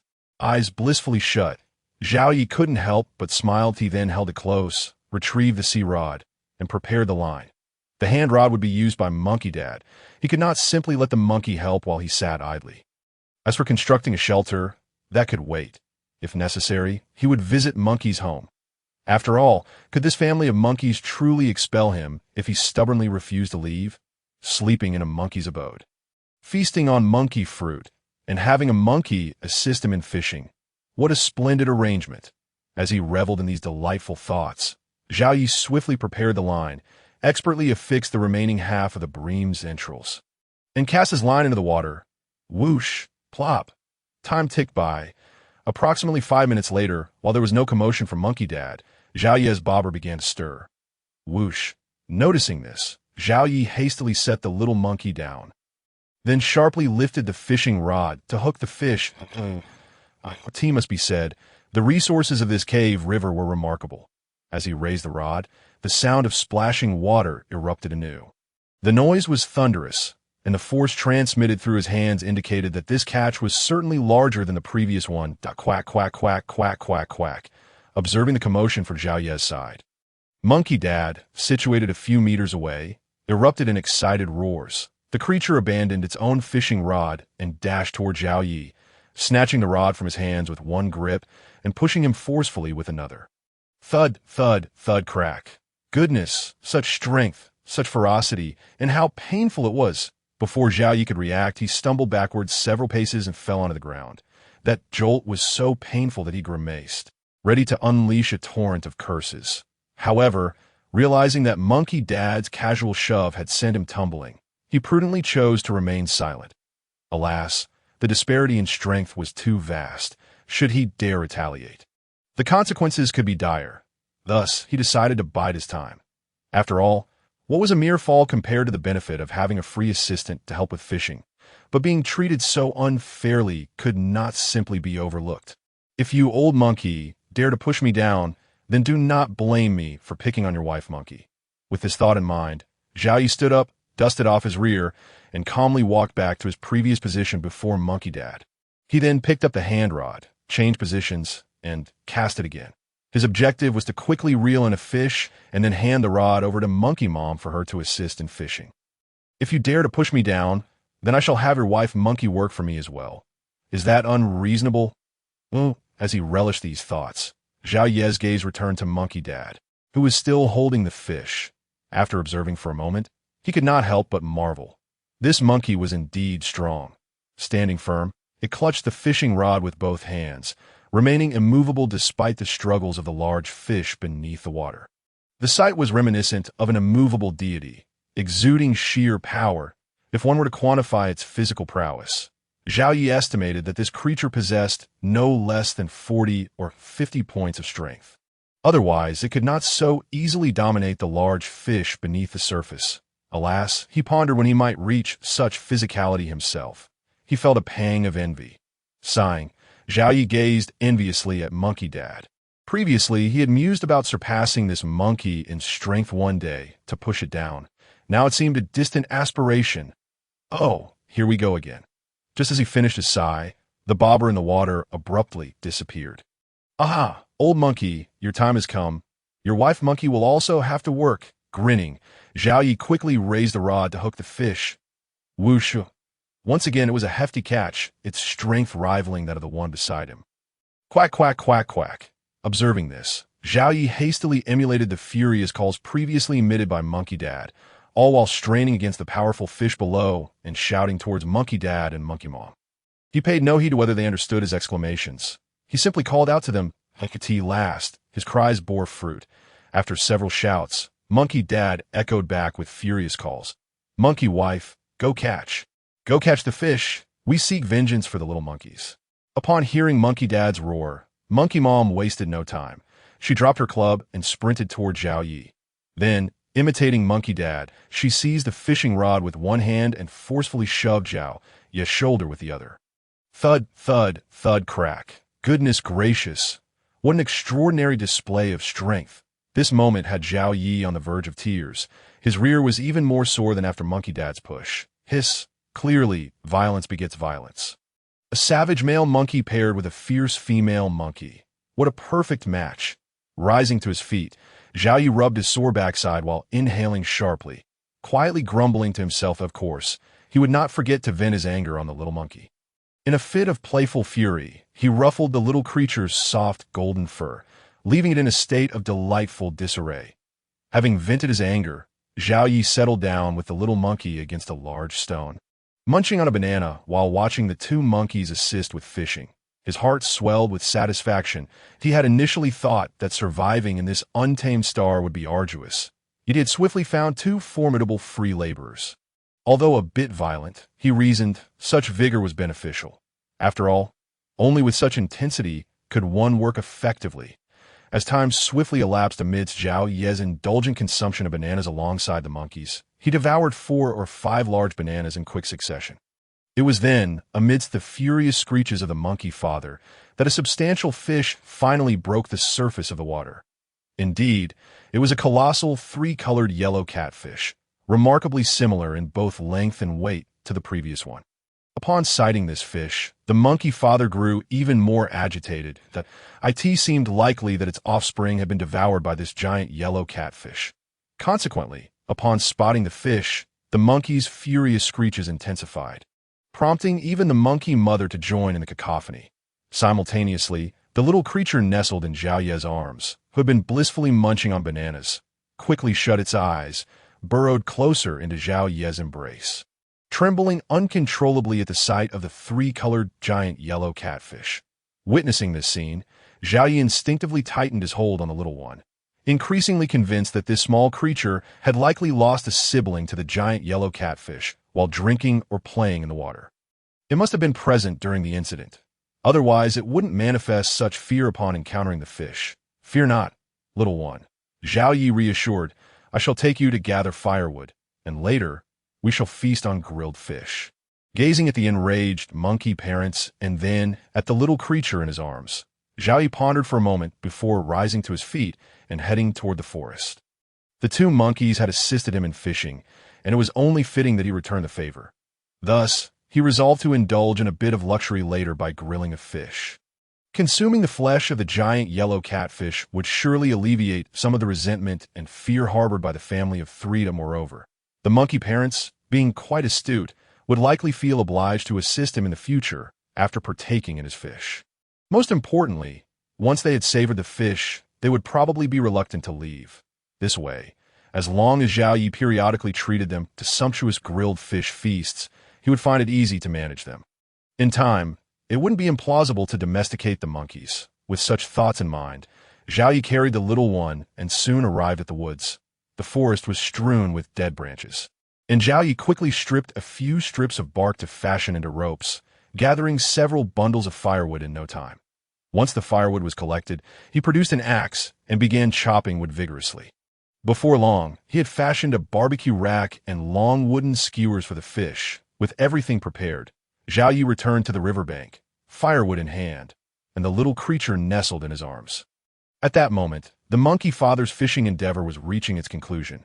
The massive, yellow-gray, three-colored catfish floated on the surface, its mouth opening and closing, clearly exhausted. "Monkey brother, I'll take the fishing rod. You haul the fish in." Zhao Yi quickly set down the firewood and approached the monkey father. He pointed at the fishing rod, then at himself, and finally gestured towards a yellow catfish in the water, mimicking a pulling motion. Upon seeing Zhao Yi's gestures, the monkey father tilted its head in contemplation before hesitantly handing over the fishing rod to Zhao Yi. Next, the monkey crouched down, extending its paw, but alas, it could not reach. The monkey grew impatient and urged Zhao Yi to pull the fish closer. Zhao Yi nodded vigorously and began reeling in the line. Yes, he did so. The monkey father's hand finally reached the fish's mouth. Without a hint of hesitation, this audacious monkey plunged its hand into the fish's mouth, gripping it tightly, and began to pull it ashore. Yes, the fish writhed in agony, thrashing about and splashing water everywhere. It was clear that the mighty yellow catfish could not match the strength of the monkey father once it was out of the water. Despite the fish's desperate struggles, it was helpless against the monkey's force and was inexorably dragged further away from the water. Eventually, the hefty creature, weighing over 100 pounds, was entirely pulled out of the water and onto the shore. Upon reaching land, the giant yellow catfish did not simply lie there awaiting its demise. Instead, thrashed its head and tail in a futile attempt to return to the river. However, escape was not an option. Just as the fish was thrashing about wildly, a gnarled, bone-like club came crashing down upon its head with a resounding thud. In that instant, the giant yellow catfish felt a wave of dizziness, as if it could see its ancestor fish beckoning to it. With a series of blows, the monkey father relentlessly struck the fish until it lay still.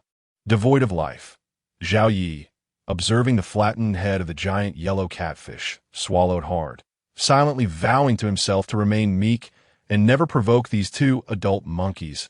If a mere 100-pound fish could be dispatched with a few strikes, how could his own head withstand such force? The thought sent a shiver down his spine, and he instinctively took a few steps back, distancing himself from the monkey father. At that moment, the monkey father appeared to Zhao Yi as a fierce and vengeful deity, one to be observed from afar, but never approached. Unbeknownst to Zhao Yi's trepidation, the monkey father, after having vanquished the fish, returned to his mate and resumed his fishing. It seemed the monkey's wrath had yet to subside, and it was eager to continue its hunt. Alas, when will the cycle of vengeance cease? Perhaps it is time for me to offer you some mercy. Seeing this scene unfold, Zhao Yi shook his head and set about performing surgery on the fish. With skillful precision, he quickly extracted the fish's entrails, cleaning them thoroughly before skewering the fish on a large wooden stick. Next, Zhao Yi constructed a barbecue rack, kindled a fire, and began grilling the fish. As time slipped away, half an hour passed in the blink of an eye. When the monkey father managed to catch another fish, Zhao Yi promptly summoned the system to retrieve it. Then, amidst the angry screeches of the monkey parents, he pointed to the perfectly grilled giant yellow catfish and mimed the act of eating. The monkeys, drawn by the tantalizing aroma wafting through the air, exchanged glances before cautiously approaching. They desired the fish but hesitated in fear of the blazing flames. Remaining timidly at a distance in that moment, Zhao Yi seized a pair of chopsticks, took a generous piece of fish, savored it, and then gave a thumbs up, gesturing to the fish with an invitation to eat. After making the gesture, Zhao Yi turned his attention away from the monkeys and kindly took a fresh pair of chopsticks, offering a piece of fish to the little creature nestled in his arms. Upon tasting the fish, the little one's eyes sparkled with joy, completely shedding any remnants of fear. "What a little gourmand," Zhao Yi chuckled, sharing a bite with the little one as they relished the delectable meal together. The fish was indeed succulent and tender, melting in the mouth and sending a warm wave of vitality coursing through their bodies, seeing Zhao Yi and the little creature enjoying their meal. The two monkeys, after a brief exchange, could no longer resist the allure of the fish and joined the feast. The enormous fish, once over 100 pounds, had dwindled to little more than bones. Each of the four, with the exception of the little one, had hearty appetites, and soon the entire fish was devoured, even the bones licked clean by the monkey father as twilight approached, signaling the end of the day. The three monkeys exchanged farewells with Zhao Yi and prepared to return home. Not wishing to delay their departure, Zhao Yi hastily gathered his belongings, brandishing his dog's stick, and persistently followed them. After all, why would he choose to build his own shelter when there was a ready-made monkey abode available? Upon encountering Zhao Yi, the three monkeys did not shoo him away. Thus, two monkeys led the way, while Zhao Yi cradled the little monkey behind them, making their way deeper into the forest. After approximately 20 minutes of walking, Zhao Yi's eyes beheld a veritable paradise. Towering ancient trees loomed overhead, casting a shadow that obscured the sun. Nestled among the branches were several exquisitely crafted tree houses, splendid in their design. Had he not witnessed it with his own eyes, Zhao Yi would scarcely have believed that such abodes could be constructed by monkeys. Following the monkey father and mother further along, they soon arrived at an orchard of peach trees, each fruit resembling a ripe peach, glistening red and exuding a delightful fragrance. Had he not just feasted, Zhao Yi would have been tempted to pluck one for himself. After traversing the peach orchard, they came upon a vast grove of banana trees, where clusters of green bananas, as thick as a child's arm, dangled enticingly from the trunks. Further ahead lay a long river, its source and destination unknown. The water was crystal clear, yet unfathomably deep, akin to gazing into an abyss that at last. The three monkeys reached the ancient trees beneath which they had earlier spotted the tree houses. At that moment, three more monkeys emerged from one of the tree houses. Two appeared somewhat aged, with flecks of white fur, while the third was a diminutive creature, even smaller than the little monkey Zhao Yi held. This tiny monkey, likely a female, bore a striking resemblance to the monkey mother, adorned in hues of orange, truly enchanting that a delicate pink flower perched atop her head, rendering her irresistibly adorable, prompting Zhao Yi to yearn for a gentle embrace. The six monkeys, two young and four mature, gathered together and began chattering animatedly, occasionally pointing at Zhao Yi. Each time the other three monkeys glanced his way, Zhao Yi responded with a cheerful nod and a smile. He had already resolved to settle down in this beautiful place. Surrounded by such charming monkeys, anyone who chose to leave would be foolish indeed. After a brief exchange among the monkeys, the elder monkey turned back towards the treehouse. Moments later, he emerged holding a bamboo tube approximately 20 centimeters tall, which he handed to the monkey father. The monkey father accepted the tube and approached Zhao Yi, gesturing for him to drink before placing the bamboo vessel into his hands, all the while urging him with excited ooze. "System, what is this?" Zhao Yi inquired, glancing at the monkey father and then at the bamboo tube in his grasp. His curiosity piqued. He shook the container gently and lifted the bamboo lid in an instant. A rich aroma of wine mingled with fruity notes enveloped him, nearly causing Zhao Yi to salivate. In the past, he had relished drinking, but had abstained for the past 2 years after some painful realizations. Yet now, the intoxicating scent seemed to awaken the dormant desire within him. At that moment, a voice echoed in his mind, urging him to drink, promising a sense of bliss. "Host, this is monkey wine, an exquisite vintage. You may sell it to the company for a lifespan value of 100 days per bottle." Monkey wine? Zhao Yi swallowed hard, murmuring to himself, "So the legends are true. Monkey wine truly exists." Gazing at the pale yellow liquid within the bamboo tube, he hesitated briefly before succumbing to temptation, opening his mouth wide to indulge. Life is but a fleeting journey, and without the system, he might only live to around 60. What harm could come from enjoying a drink? Moreover, this was legendary monkey wine, a rare opportunity indeed. Thus he resolved to savor every drop, fearing nothing in this world devoid of vehicles. As he thought this, Zhao Yi opened his mouth wider, allowing the pale yellow liquid to flow into him. An indescribable sensation of euphoria washed over him. How foolish I was before! What had I been drinking all this time? After downing the entire bottle of monkey wine, Zhao Yi could not help but lick his lips, marveling Such exquisite wine exists in this world. The flavor is simply divine. Surely it rivals the fine elixirs of legends. Pausing, he sighed wistfully. However, having tasted this monkey wine, it will be difficult to abstain in the future. I doubt any ordinary wine will suffice. Yet his melancholy lasted only a moment. Suddenly, a powerful warmth surged through him. The next instant, Zhao Yi could not suppress a moan of pleasure. The sensation was overwhelming, akin to being enveloped in a warm spring, a soothing heat radiating from within, rendering him utterly blissful. As seconds ticked by, the warmth dissipated, replaced by a refreshing clarity and a lightness of body. System, open my information panel, Zhao Yi urged, eager to assess his condition. Company, Multiverse Fishing Group, Blue Star Branch. Bound system, number 9527. Employee, Zhao Yi. Lifespan, 42 years. Lifespan value, 110 days. Employee level. Fishing supervisor, 740001000000. Subordinates. 1 full-time employee, can recruit 3 more full-time employees. 1 team leader. Salary, 0.1 days per hour. Attendance, 4 days. Physique, 25. Normal is 10. Skills, God-level culinary arts, God-level driving, God-level stock trading, God-level martial arts, God-level beast language. Items, 1 set of folding cooking utensils, 1 set of Jianglan banquet. 1 Raptor vehicle, 1 BMW Mimi, bait formula, 1 set of small bait production persona. Lottery, 0. Tasks.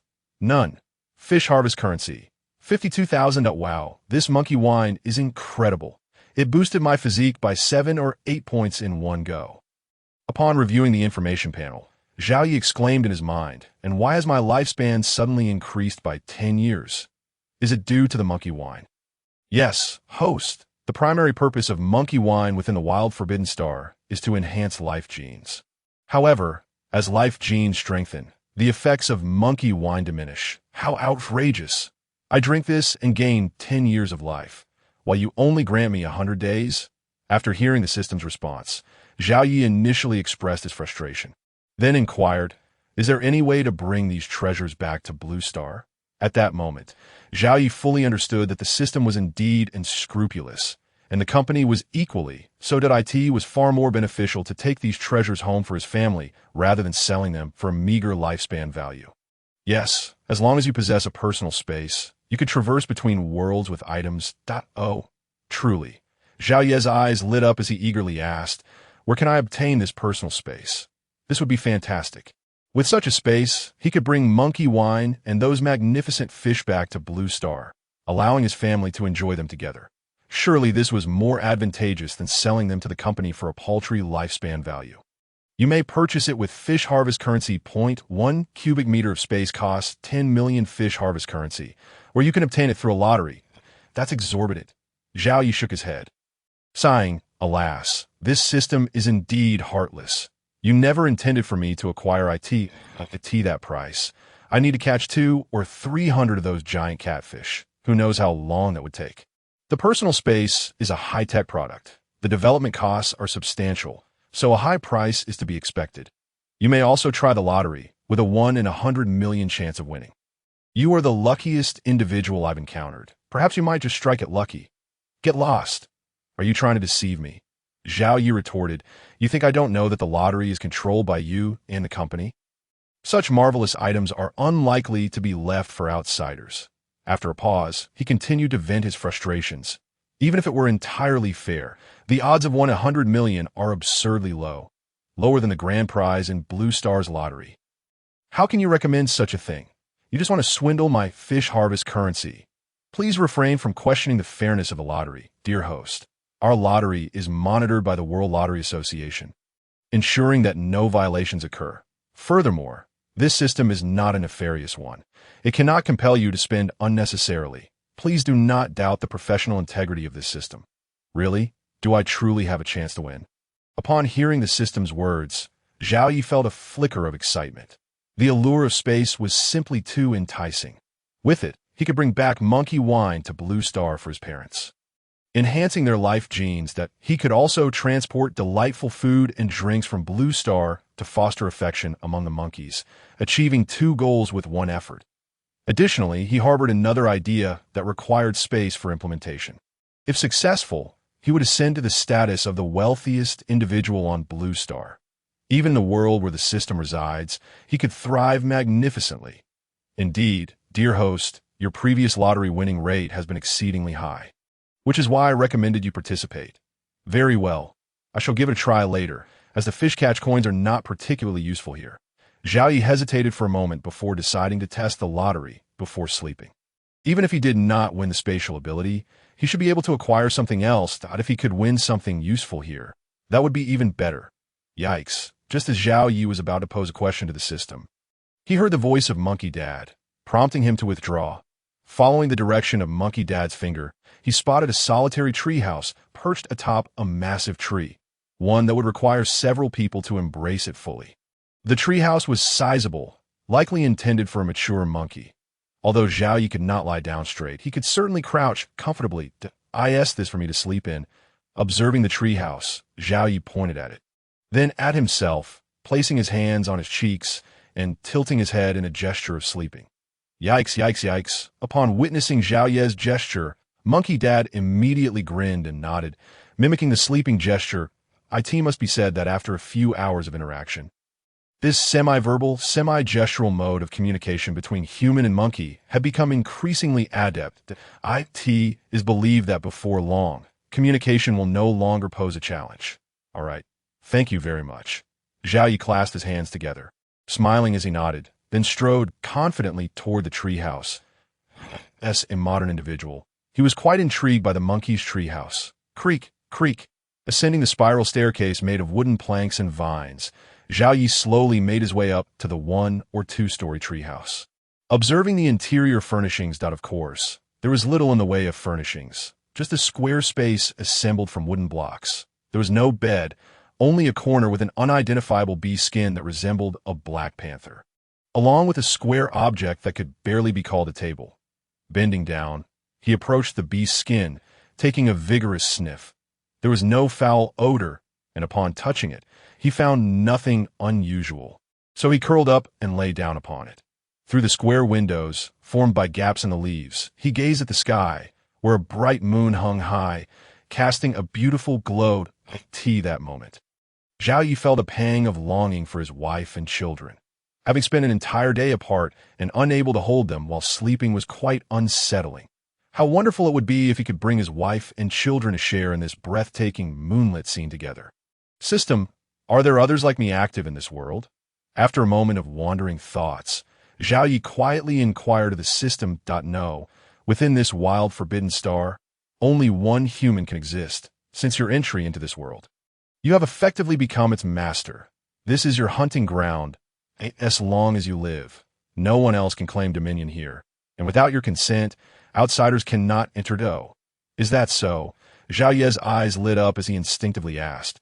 Then does that mean our company CEO cannot enter either? Indeed, this world has already attuned itself to your essence. Not even the CEO, let alone the president, can enter. How delightful. So this world is essentially my personal domain. Zhao Yi exclaimed with excitement. This revelation was simply marvelous. Previously, he had worried about encountering other humans and engaging in fierce competition. Now, with no one else around, he could explore this world at his leisure. Whatever treasures exist would belong solely to him. None could escape his grasp. Yes, you may understand it in this way. This is your personal realm. Splendid. By the way, system, if I have this personal space, can I bring some seed for Blue Star and cultivate crops? Zhao Yi had been contemplating that if feasible, he could clear a few acres for planting. Given that 1 minute here equates to a day on Blue Star, if he could cultivate something, wouldn't he be able to reap the rewards upon his next visit? That would be utterly delightful. Your idea should be feasible. However, other masters of wild forbidden stars are preoccupied with fishing and foraging, and none have attempted this. Therefore, this system cannot provide an accurate answer. And no worries. I can conduct my own experiment. If it works, I could establish a farm, a ranch, and even raise fish that I could sell these to you. Right? As long as no pesticides are used and they grow naturally, certainly. That's wonderful. This is a fantastic method to earn life points. System, please do not let this information leak out. Rest assured, I am unified with you. Excellent, excellent. Satisfied, Zhao Yi suddenly recalled something and shifted the topic. By the way, system, you mentioned that outsiders cannot enter without my consent. Does that mean with my consent they can come in? Yes, host, if the relationship value reaches 90. They may enter with your permission. Why didn't you mention this sooner? Zhao Yi exclaimed with wide eyes, brimming with excitement. If I had known earlier, I would have certainly brought my wife along. How infuriating. I spent the night without her to hold. You truly are maddening. By the way, is it possible for you to teleport my wife here now? Zhao Yi felt a deep sense of regret. Why hadn't he asked more questions before rushing in? Otherwise, he could be holding his beloved wife while sleeping now. Ding. Detecting that your relationship value with your wife has reached 99, meeting the teleportation criteria. Shall I proceed with the immediate transfer? Transfer. Upon hearing the system's initial prompt, Zhao Yi's heart soared with joy, and he intended to command the transfer without hesitation. However, before he could utter the word transfer, the second warm prompt startled him into silence. Smack! Raising his hand, Zhao Yi delivered a sharp slap to his own cheek. How could he be so forgetful? Just moments ago, he had resolved to ask clarifying questions before acting. Yet here he was, on the verge of forgetting again. Thankfully, the system was reliable in critical moments.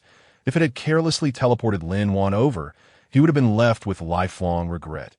Thinking of this, Zhao Yi slapped himself several more times. He had nearly endangered his beloved wife. How could he not punish himself for that? System, how much does my wife's physical constitution need to improve to ensure her safe entry? After delivering a few more slaps to himself, Zhao Yi finally let himself off the hook and inquired of the system. For individuals other than the host, it is advisable for them to have a physical constitution of at least 20 points upon their first entry. They may stay for a maximum of 5 days. 20 points. Is it? All right, I understand. Zhao Yi nodded, resolving to enhance his wife's physical constitution upon returning. That I in such a magnificent world, it felt incomplete without her by his side. While pondering this, Zhao Yi once again asked, Oh, by the way, system, with my physical constitution having increased so much, does that mean I can stay longer? Yes, host. With your current constitution, you should be able to remain for 10 days. Oh, then if I return now, can the remaining time be preserved? It is merely the first day, and his physical constitution has already increased by such a considerable margin. How could it possibly remain unchanged thereafter? If this trend continues, he might as well not return and celebrate the new year here. Ding. That is not permissible. Each of your transmissions requires energy in addition to the energy rewarded by the company. You may also expend your lifespan value to enter, with each entry lasting 10 days, and bringing an additional person extends the duration by another 10 days. My goodness, that is exorbitantly priced. Zhao Yi quickly shook his head. Then I shall linger here a few more days. Gather more fish currency, and return to buy some vitality elixir for my wife. Pausing for a moment, without waiting for the system to respond, Zhao Yi waved his hand and said, All right, I have finished all my inquiries. Now, please commence with 20 consecutive draws for me. With over 50,000 fish currency still in hand, Zhao Yi was quite generous in his lottery pursuits. Naturally, the more he drew, the greater the hope of obtaining a personal space. Ding. Acknowledged, deducting 20,000 fish currency. The 20 consecutive draws commence. Ding. Congratulations, host, you have drawn 10 cream cakes. Congratulations, host, you have drawn. After a series of over 10 draws, it was either money or an array of miscellaneous food items. Leaving Zhao Yi with a face full of black lines, cursing the system for its heartlessness and deceit. Ding. Congratulations, host, you have drawn a hoe. Congratulations, host, you have drawn a shovel. Well, just as he was about to farm, the tools arrived at his doorstep. How considerate! Frustration enveloped him. An immense frustration, as 20,000 fish currency had vanished just like that. Heartless, truly heartless, like a black-hearted grandfather opening the door for a black-hearted grandmother. Heartlessness personified. System, grant me 30 draws next. I shall not endure this any longer. Zhao Yi felt emboldened. Gritting his teeth, he almost gambled away all his fish currency. Ding. Acknowledged, deducting 30,000 fish currency. The 30 consecutive draws commence. Ding. Congratulations, host, you have drawn persistence. Ding. Congratulations, host, you have drawn 5 bottles of 5 liters of canola oil. Ding. Congratulations, host, you have drawn 5 packs of 1 pound of barbecue cumin powder. Ding. Congratulations, host, in the blink of an eye. After more than 20 draws, Zhao Yi nearly spat out a mouthful of old blood. Persistence, canola oil, cumin powder. Does this really count as good fortune? It was as if the god of misfortune had taken residence in him. Ding! Congratulations, host, you have drawn 100 pounds of premium wheat seeds. Ding! Congratulations, host, you have drawn 100 pounds of premium rice seeds. The lottery has concluded, and all items have been stored in the system space, available for retrieval at any time. Though retrieval cannot be undone. Woe is me. Zhao Yi wept 50,000 fish currency, and all he managed to draw were these items, without even a single skill. This was truly the epitome of bad luck. If the system dared to comment on his fortune again, he would surely erupt in rage. Fortunately, these items were still usable. At the very least, he would not have to worry about food and drink for the time being. Eek, eek, eek, oh, what brings you here, little one? Just as Zhao Yi had not yet recovered from the disappointment of the lottery, a little golden monkey suddenly darted in. He quickly reached out to take the little creature in his arms and gently rubbed its head. In an instant, his frustration dissipated entirely. In this unfamiliar world, perhaps only this little monkey could provide him with a semblance of warmth. Eek, eek, eek, the little one did not respond to Zhao Yi's words, but pointed towards the doorway. Oh, the little sister monkey has come too. Come in, come in. Following the little one's gesture, he saw a small head adorned with flowers peeking from the doorway. Upon this sight, Zhao Yi's eyes brightened, and he immediately waved his hand with a smile. He had taken a liking to this little sister monkey the moment he laid eyes on her, with her orange fur, petite frame, and that delicate little monkey face. She was undeniably appealing to Zhao Yi's aesthetic sensibilities. At first sight, he had wanted to ruffle her little head, but given the presence of many monkeys, he hesitated, unsure if there were distinctions between male and female in the monkey world. Now, however, the little sister monkey had come to him. He certainly must embrace her and give her a good rub. Upon seeing Zhao Yi wave, the little sister monkey hesitated and shyly withdrew her head, resembling a bashful girl who blushes easily, utterly melting Zhao Yi's heart. This little sister monkey instantly reminded him of his daughter at the age of 2 or 3, equally adorable and endearing. Little one, go bring the little sister monkey inside. I shall treat you both to delicious treats. The little sister monkey remained outside, prompting Zhao Yi to push the little one in his arms gently, then pointed towards the door. The little one stood and made its way to the entrance. Zhao Yi hurriedly summoned the system to retrieve one of the cream cakes he had drawn earlier. This delightful treat would be irresistible to a little girl. Zhao Yi believed that for monkeys, especially the little sister monkey, it would undoubtedly be a powerful lure, but he was confident that such a sweet delight would be beyond the little sister monkey's resistance. Soon, she would be nestled in my arms, allowing me to lavish affection upon her little head. Hee. Outside, the two little monkeys were blissfully unaware of the peculiar uncle inside who was chuckling mischievously. The two little monkeys tugged at each other for a while, but ultimately, the little brother monkey, being slightly stronger, managed to pull the little sister monkey into the room. Eek, eek, eek upon bringing the little sister monkey inside. The little brother monkey immediately turned to Zhao Yi, eager to take credit. However, when it caught sight of the cake in Zhao Yi's hands, its eyes widened in astonishment. It seemed to wonder where this hairless monkey had procured such a delightful treat. It was as if it were pondering what this delectable item was and why it smelled so divine. Haha. Come try it. Observing the reactions of the two little monkeys, Zhao Yi couldn't help but smile with satisfaction. He first took out a plastic knife, cut the cake into 2 small bowls, and handed one to each little monkey. He then cut a small piece for himself, placed it in a bowl, and took a bite. To his surprise, the cake produced by the system was indeed delectable, sweet yet not cloying. Even Zhao Yi, who did not particularly enjoy cake, found it quite enjoyable. Eek, eek upon seeing Zhao Yi savor the delightful treat in his hand. The two little monkeys let out soft cries. They quickly mimicked Zhao Yi, picking up the forks embedded in the cake and taking a small bite. The moment they tasted it, their eyes instantly widened in delight. Filled with hearts of joy, eek, eek, eek, in the next moment, the two little ones completely ignored Zhao Yi, plopping down on the floor and devouring the cake with abandon. At this point, even if a tiger were to enter, they would likely not be fazed. Witnessing this scene, Zhao Yi wore a triumphant smile, setting down his cake discreetly as he moved closer to the two little monkeys. He stretched out his hands and began to gently stroke their heads, point one hand on each little monkey's head, soft and fluffy. The sensation was utterly delightful. After a few moments of gentle rubbing, Zhao Yi felt somewhat unsatisfied. He decisively scooped up both little monkeys into his embrace. That moment, he felt complete. One hand cradled each golden monkey cub. Who else in all of China could boast such a fortune?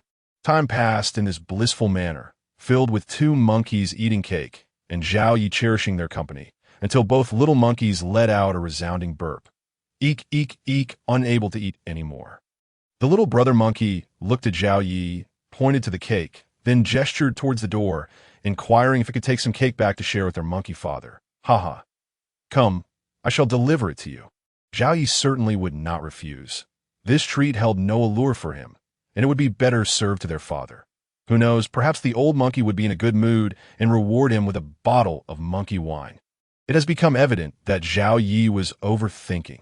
While he graciously accepted the cake, the monkey wine remained untouched. After returning from the treehouse with the monkeys, Zhao Yi reclined on the animal hide, tossing and turning for a while before succumbing to a deep slumber. The night passed without incident, and at the break of dawn, Zhao Yi was roused by the calls of two little monkeys. It turned out that the monkey's father had summoned him for breakfast. Zhao Yi was quite astonished to learn that monkeys also partake in breakfast, though he did not dwell on it. The meal consisted solely of fruit, a large, juicy peach accompanied by a banana, which he relished thoroughly. Once he finished eating, Zhao Yi gestured to the monkey father with a fishing sign. Upon noticing the father's hesitation, he quickly made a gesture indicating eating fish. After a few exchanges of gestures, the monkey father finally nodded in agreement. Seeing the father's approval, Zhao Yi beamed and promptly lifted both little monkeys, making his way to the riverbank. Following closely behind were the monkey father, the monkey mother, and even the old monkey, leaving only the monkey grandmother to guard the home. Swiftly, they arrived at the riverbank, and this time, Zhao Yi chose not to fish at the waterfall as he had the previous day, but rather near the peach grove. Drawn to a sizable clearing nearby, he intended to take advantage of the fishing opportunity to cultivate the land. With a swift motion, he retrieved his fishing rod, attached a piece of the large yellow catfish's innards, and cast it into the water before handing the rod to the monkey father. In a similar fashion, Zhao Yi prepared his own fishing rod, attaching the innards and casting it into the water as well. Remarkably, within just 2 minutes, he felt a tug on his line. Without hesitation, he lifted the rod to hook the fish. The sound of water splashing echoed as he pulled up yet another substantial catch. As he battled with the fish beneath the water, he waved to the monkey father for assistance. Lucky for him, the task of reeling in the fish could be entrusted to the monkey father while he focused solely on catching more. Without refusing, the monkey father approached and took over the rod from Zhao Yi. After a seamless exchange, Zhao Yi picked up his hand rod and continued fishing. Indeed, the system's words were not entirely deceptive. His fortune was exceptionally good, perhaps even surpassing that of the monkey father.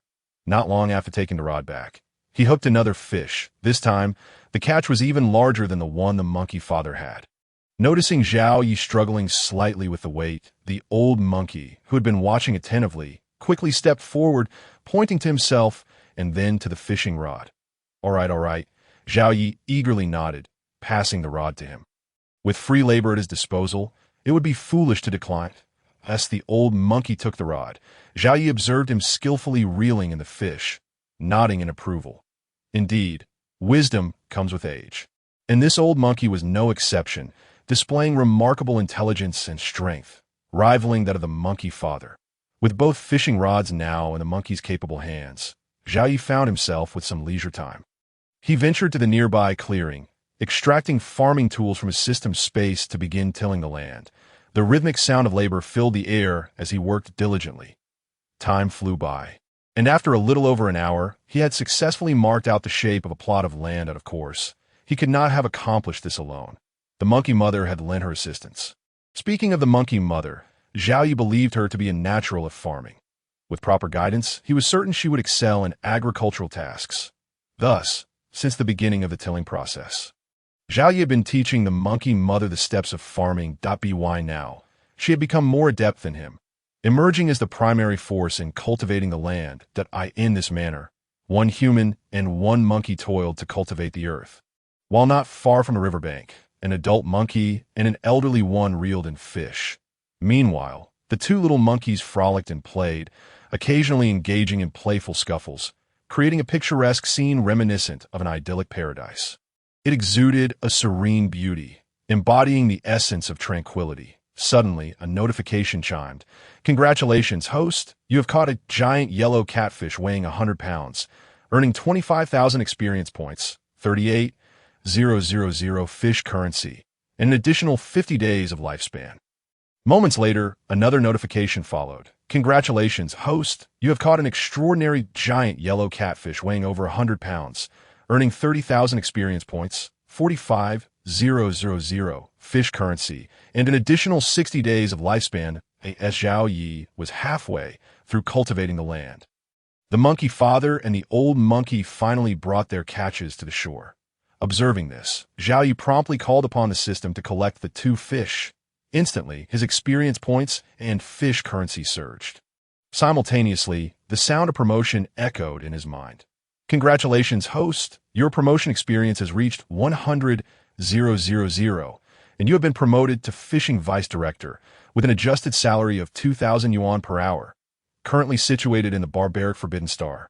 Your salary will yield 0.2 days of lifespan for each hour worked. The next promotion will require 290 billion 1 million experience points. Congratulations, host! You have been promoted to fishing vice director to AS fishing vice director. You may recruit 5 full-time employees. 2 fishing team leaders and 1 fishing supervisor to full-time employees will earn 5,000 yuan per month. Team leaders 10,000 yuan per month, and supervisors 15,000 yuan per month, all paid by the company. Current promotion rewards: 100,000 yuan in cash, 100,000 points in fish currency, 1 top-tier fishing rod complete with line set, virtually unbreakable, 1 intermediate physique liquid, and 10 lottery draws. What a delightful promotion! Each advancement brings with it a significant bounty. Alas, the next promotion demands a staggering million experience points, which feels like an eternity away. With his hands resting on the shovel's handle and his chin propped atop it, Zhao Yi gazed blankly at the 2 monkeys as they chattered excitedly while running the fish. Instead of immediately comforting them, he summoned the system for his lottery draws. "Begin the lottery." Upon receiving confirmation, the lottery commenced. "Congratulations, host! You have won 50,000 blue star coins. Congratulations, host! You have drawn. Keep it up." "Congratulations, host! You have drawn without any surprise." Zhao Yi received a string of unremarkable prizes, gradually losing hope in the lottery. "Congratulations, host! You have drawn. Keep it up." "Congratulations, host! You have won a personal space of 10 cubic meters. What is this last prize?" Zhao Yi stood upright, allowing the shovel to fall unceremoniously to the ground, utterly stunned. His mouth gaped in disbelief, his eyes brimming with incredulity. He even questioned whether he had imagined it, suspecting he was merely hearing things. "Host, there is no need for doubt. What you have drawn is indeed 10 cubic meters of personal space." In that moment, Zhao Yi could not contain his excitement, bursting into laughter as he exclaimed, "Oh my goodness! Incredible! Amazing!" Upon hearing the system's confirmation, he was unable to suppress his elation. With his personal space, his existence in the barbaric Forbidden Star would finally feel complete. He could bring items in and out at will. Effectively becoming a transporter between 2 realms. It would be nearly impossible not to soar. With a swift motion, Zhao Yi suppressed the exhilaration that surged within him after a hearty laugh, as he tested the capabilities of his spatial storage. It proved to be exceptionally efficient. Without necessitating any physical contact, a mere thought would suffice to draw objects within a meter of Feng Yuan into the space. It was nothing short of a miraculous tool for amassing wealth and carrying goods. An indispensable companion for his travels, the monkey family had long since grown accustomed to Zhao Yi's sudden conjurations. Thus, as he continued to collect items, they displayed little surprise. However, Zhao Yi's recent outburst of laughter was met with discontent from the 2 monkeys by the riverside, who seemed poised to unleash their ire upon him. Calm down. I'll assist you in reeling in the fish," Zhao Yi said. Noticing their anger, he quickly approached to take the fishing rod, baiting it before casting it into the water. These two were not to be trifled with. The memory of Monkey Dad wielding a club to catch fish was still vivid in his mind. If provoked, a couple of hefty whacks could lead to dire consequences. Days passed in the wild, and before he knew it, Zhao Yi had spent 10 days within the desolate Forbidden Star. During this time, alongside the monkey family, he had engaged in fishing, cultivating land, and planting rice and wheat. Additionally, he had procured a bounty of peaches and bananas, along with several bottles of monkey wine, all stored within his spatial pocket system. If a minute here equates to a day on Blue Star, then after 10 days, it would be as if several years had elapsed there. If I return after this period, wouldn't the monkey family have aged significantly? Zhao Yi inquired, concern etched on his face. Having spent these 10 days bonding with the monkey family, he now regarded them as kin. The thought of returning to find the elder monkeys deceased or the younger ones transformed into old monkeys weighed heavily on his heart. Oh, not fret. Host, since you have bound yourself to this Forbidden Star, time will flow in correspondence with your presence. Upon your return to Blue Star, the time here will reverse. For every day spent there, only a minute will pass here, though. Is that so? Then I shall rest easy. I was worried about returning to find the monkey family all but gone, Zhao Yi replied, feeling a weight lift from his shoulders. Yet a moment later, he shook his head in frustration. If time flows this way, does that not render my farming endeavors futile? Indeed, however, as you traverse the Forbidden Star, the acceleration of time will still allow for your agricultural pursuits to progress, the system clarified. While that seems plausible, 10 days here have seen the seeds sprouting, while only a few minutes have elapsed on Blue Star. Zhao Yi mused. Regardless, I've gone too long without my wife and children. I must return post-haste. Nodding resolutely, he instructed the system, I wish to go back. Initiate the transfer. Understood. Commencing transfer. Darkness enveloped him. Upon reopening his eyes, Zhao Yi found himself once again within the restroom of the fishing boat. Gazing at the modern amenities before him, he momentarily felt as though he had been transported to another realm. Having grown so accustomed to the primitive life within the Forbidden Star that, having lived a wild existence, the comforts of modern life now feel somewhat foreign. He chuckled to himself, shaking his head in disbelief. He swiftly shed his clothes and stepped into the shower, eager to cleanse himself. Although he had bathed daily during his 10-day stay, the clothes he wore had grown quite stale. Additionally, the frigid waters of the Forbidden Star were no match for the warmth of his current shower.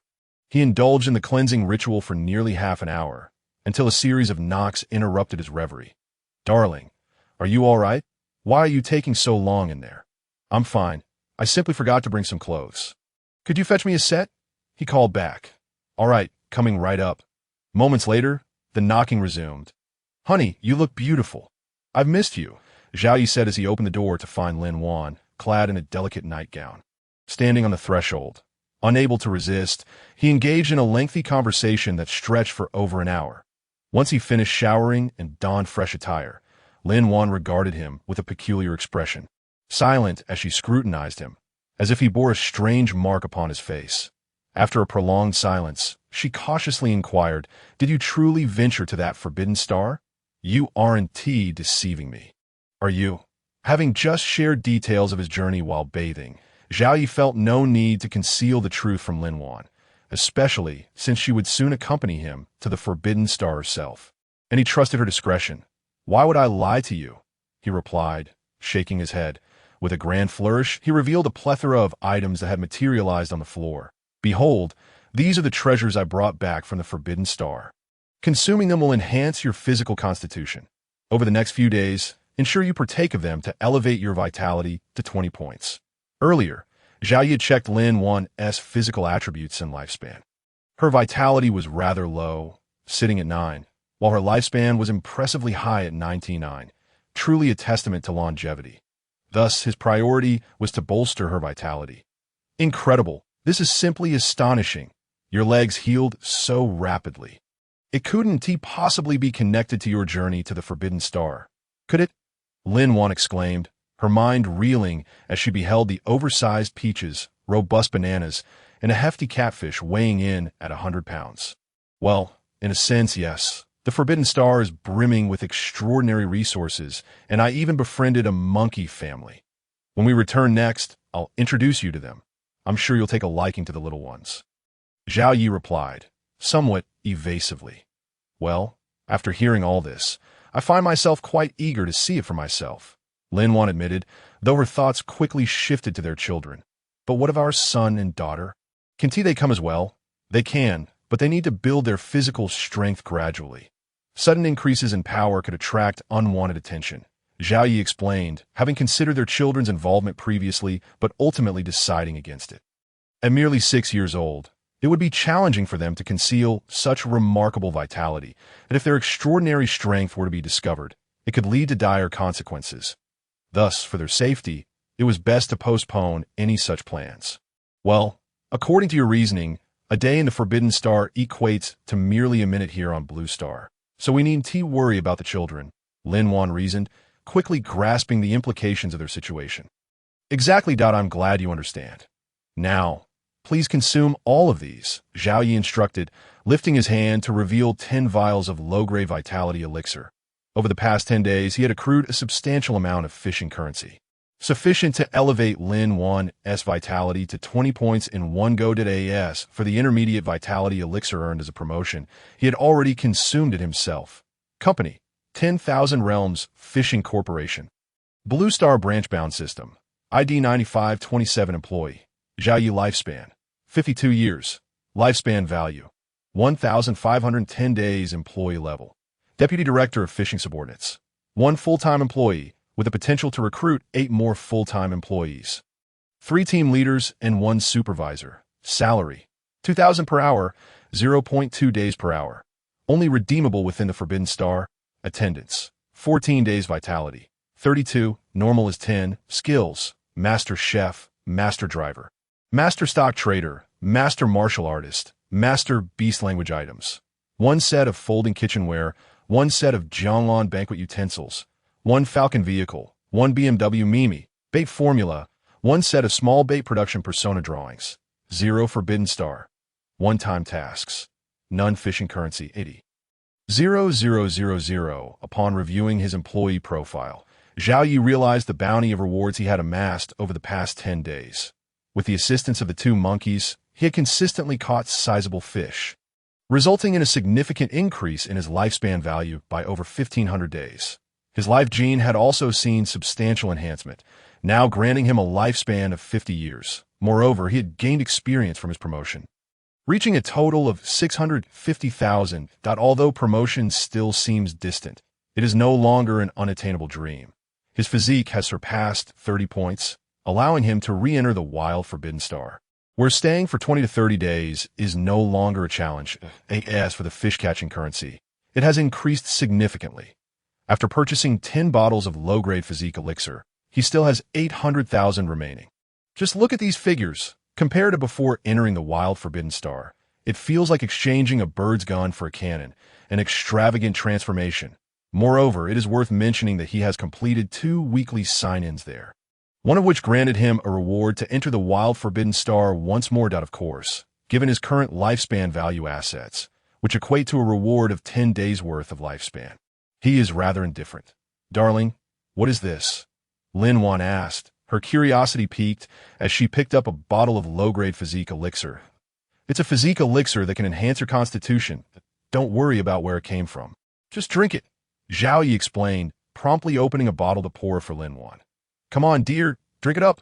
"No, I can do it myself. I'm not delaying, and you're certainly not Jean Lien." Lin Wan playfully shot him a glare before snatching the elixir and downing it in one go. Gulp, gulp. Just like that. While Lin Wan drank, Zhao Yi opened the bottles for her, and before long, all 10 bottles of low-grade physique elixir were consumed. A few moments later, as the elixir took effect, Lin Wan let out a captivating moan. At that moment, she felt a warm current flowing swiftly within her, an indescribable comfort washing over her. The effects of the physique elixir manifested differently for Lin Wan and Zhao Yi. Zhao Yi's body transformed into solid muscle, resembling a mountain in stature, while Lin Wan's skin became fair and rosy, her figure more slender and toned, making her appear like a celestial goddess descended from the heavens, captivating all who beheld her. With a soft thud, hearing the sound from Lin Wan and witnessing her transformation, Zhao Yi was left stunned. The empty bottle slipped from his hand and fell to the ground. Unnoticed, he gazed at Lin Wan, lost in a daze, and after an indeterminate time, he could not resist the urge to activate the VLP subtitles for another 2 hours. "Wife, come on. We promised to ride the carousel together. Let us go now." After a restful night, the next morning, Zhao Yi returned the fishing boat to the dock and promptly took Lin Wan and their 2 children to the amusement park in the city. After purchasing tickets and entering the park, he immediately took Lin Wan's hand and led her to the carousel area. "Thank you, dear," Lin Wan said, smiling as she nodded in appreciation, allowing Zhao Yi to guide her onto the carousel. Ding, ding, ding. The music began to play, and the carousel slowly began to spin. Thus, the 2 sat side by side on their respective wooden horses, hands intertwined, gazing into each other's eyes in that moment. Only they existed, as if the surrounding noise had vanished entirely. Their gazes were filled with infinite tenderness, as if they had merged into one, indistinguishable from each other. Meanwhile, seated in the back, Zhao Xiaomi and Zhao Xiaoli observed their parents with expressions of utter incredulity. "We brought the kids out to play, yet they're the ones having all the fun. Are these irresponsible parents for real?" Zhao Xiaoli asked, unable to contain herself after watching for a while. I agree. We should have just stayed home and watched Grey Wolf chasing beautiful sheep." Zhao Xiaomi nodded in agreement. "Wait a minute." Zhao Xiaoli tilted her head, confused. "Why is it Grey Wolf chasing beautiful sheep? Shouldn't it be chasing happy sheep?" "Hee, you are so silly," Zhao Xiaomi chuckled, shaking her head. "Both Grey Wolf and happy sheep are boys. Only beautiful sheep is a girl, okay?" "Ah, but can a wolf really be friends with a sheep?" "Hee, of course. Isn't there a song called The Wolf Loves the Sheep?" "Ahem. What are you 2 talking about?" Zhao Yi interrupted their conversation with a feigned cough, worried that if he didn't intervene, their chatter would spiral out of control. "Sigh, what kind of cartoons are these elementary school kids watching nowadays? Grey Wolf and beautiful sheep. What is that? Why not watch Tom and Jerry instead? Isn't Ultraman vs. Godzilla more entertaining?" "Daddy, we were discussing Grey Wolf and beautiful sheep." No, Xiaomi is wrong. It's Grey Wolf and happy sheep." The 2 little ones chimed in eagerly at their father's inquiry. "Ahem, sweethearts, it doesn't matter whether it's a wolf or a sheep. Let's not talk about that anymore, that we came to the amusement park to have fun, not to discuss sheep and wolves, understand? Dad, please, are you sure you brought us here to play?" Yes, Daddy is protecting Mommy. She might fall off the horse. That's right, just like that." "Sure, Dad, we're first graders, not 3-year-olds. Those excuses won't work on us." Yes, I'm a first grader, and I can ride a horse. How could Mommy not?" Scratching his head, Zhao Yi felt a wave of embarrassment wash over him as he looked at the 2 little ones sitting on the wooden horses, arms crossed. He felt utterly drained. Are first graders really this difficult to handle now? When I was in first grade, I was still drooling, and a single candy could fool me into anything as society progressing. Or was I just too naive back then? It's baffling, truly bewildering. But honestly, this generation of children is far too hard to deceive that it seems one can no longer treat them like toddlers in the future. Puffed. Seeing her husband's flustered expression, Lin Wan couldn't help but laugh out loud. However, feeling sympathetic toward him, she quickly intervened. "All right, kiddos, let us give Daddy a break. Mommy will take you to play, okay?" "Oh yeah, I want to ride the bumper cars and the pirate ship, the Ferris wheel. I want it too. I also want to go into the haunted house and fight zombies." The moment they heard their mother's words, their attention shifted entirely, their expressions brimming with excitement. As for Daddy, he could just find somewhere cool to hang out. Who has time to play staring contests with him? Seeing the children's focus diverted, Zhao Yi sighed in relief and cast a grateful glance at Lin Wan. Thank goodness for his wife. She could save the day in crucial moments. Unlike the 2 kids, one in a stiff jacket, the other in a drafty little coat, leaving one feeling cold. They were no match for the adorable little monkeys from the Wild Forbidden Star, who didn't even speak. Time slipped away unnoticed. Throughout the rest of the day, the family of 4 reveled in the amusement park, enjoying nearly every ride available. When the 2 little ones were utterly exhausted, they finally concluded their day at the amusement park. After indulging in a grand meal outside, it was nearly 6 o'clock. The family then headed back to the riverside dock without pause. "Brother Yi, you finally made it?" Which boat is yours? As soon as they arrived at the dock, Li Mingqi rushed over, eagerly inquiring to Ha. Did you wait long? It's that one, the night grain. Zhao Yi cheerfully pointed at his fishing boat, then greeted the other fishermen with a smile before boarding the boat with the children and Lin Wan. Since Zhao Yi had informed the group about night fishing in the afternoon, he initially thought few would show up. To his surprise, many had signed up, including Li Mingqi, who had hurried over from a city to join the fun. Frog fun, impressive, following Zhao Yi onto the fishing boat. After a brief tour, Li Mingqi couldn't help but give a thumbs up, exclaiming, "Such an extravagant fishing vessel, truly befitting of you. Brother Yi, it's not too shabby that you've all seen the sleeping quarters below when you're tired from fishing. Feel free to rest. Except for the top deck, you all can explore the other areas." Zhao Yi modestly smiled, then retrieved a box of bait from the cockpit, saying, "This is the bait from your last fishing trip. Divide it among yourselves. I'll take the helm." With that, Zhao Yi paid no further attention to the others and entered the cockpit to start the boat. With a roar, the engine came to life, and the fishing boat smoothly turned, heading deep into the river. This time, the course remained toward the sea, though he certainly dared not venture back to the spot where he had previously caught the slippery fish. After sailing for over half an hour, Zhao Yi sounded the horn a few times before bringing the boat to a halt. Why now? Darkness enveloped the surroundings, leaving only the beam of the boat's spotlight illuminating the area. "All right, we can start fishing now. Everyone choose your spots without jostling." Zhao Yi called out to the group as he casually selected a position for himself, baited the hook, and cast his line. With a swift motion, the hook splashed into the water, and Zhao Yi placed his fishing rod into the rod holder before moving to the adjacent spot to take Lin Wan's rod and follow suit. Just as he finished, Lin Wan descended from above. "Are the little ones asleep?" Zhao Yi inquired softly, gesturing towards the nearby fishing rod. "Yes, they're sleeping soundly. Today was quite exhausting. I didn't even have time for a bath. Just gave them a quick wipe," Lin Wan replied, nodding as she placed her hand on her fishing rod. "Well, let us nourish them in the morning, gradually building up their stamina so they won't tire so easily." "Sure, but I'm not quite sure how to manage that. You decide." Engaging in light banter, about 3 minutes later, Zhao Yi felt a tug on his line.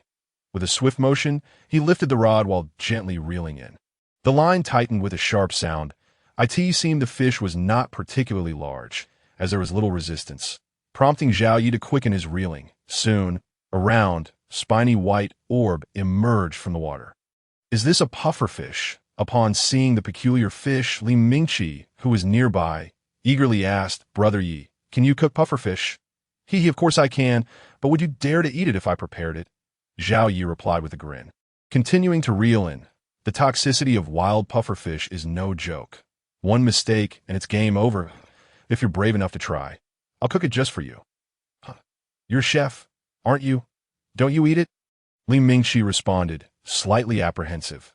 Coming from a family that runs a hotel, he was well aware of the dangers of wild pufferfish, that, if mishandled, even the most skilled could falter. Initially thinking Zhao Yi's culinary skills could benefit him, he now hesitated at the prospect of being served a dish that was solely for him. Although he knew Zhao Yi wouldn't deliberately poison him. What if he fell victim to that 1% chance? I won't eat it. While it's delicious, it's best to avoid wild varieties. After all, better safe than sorry. Zhao Yi shook his head, teasing further. "However, if you truly wish to try, I would be willing to prepare it. With my culinary skills, the chances of it being toxic are 99% negligible. What do you say? Care to take the plunge?" "No way, no way."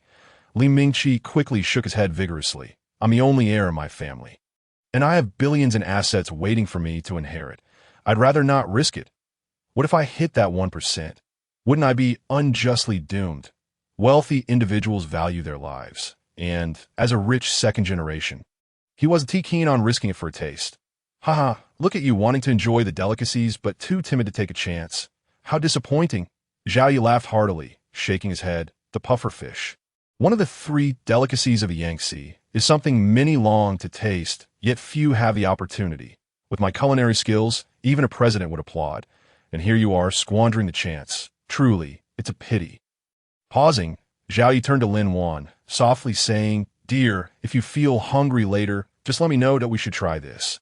Its flavor is worth experiencing." Sure, I absolutely want to taste it. Lin Wan nodded without hesitation. If Zhao Yi was willing to serve it to her, she had no qualms about eating it. Between husband and wife, this fundamental trust was present. Ha ha, Mingqi, did you see that?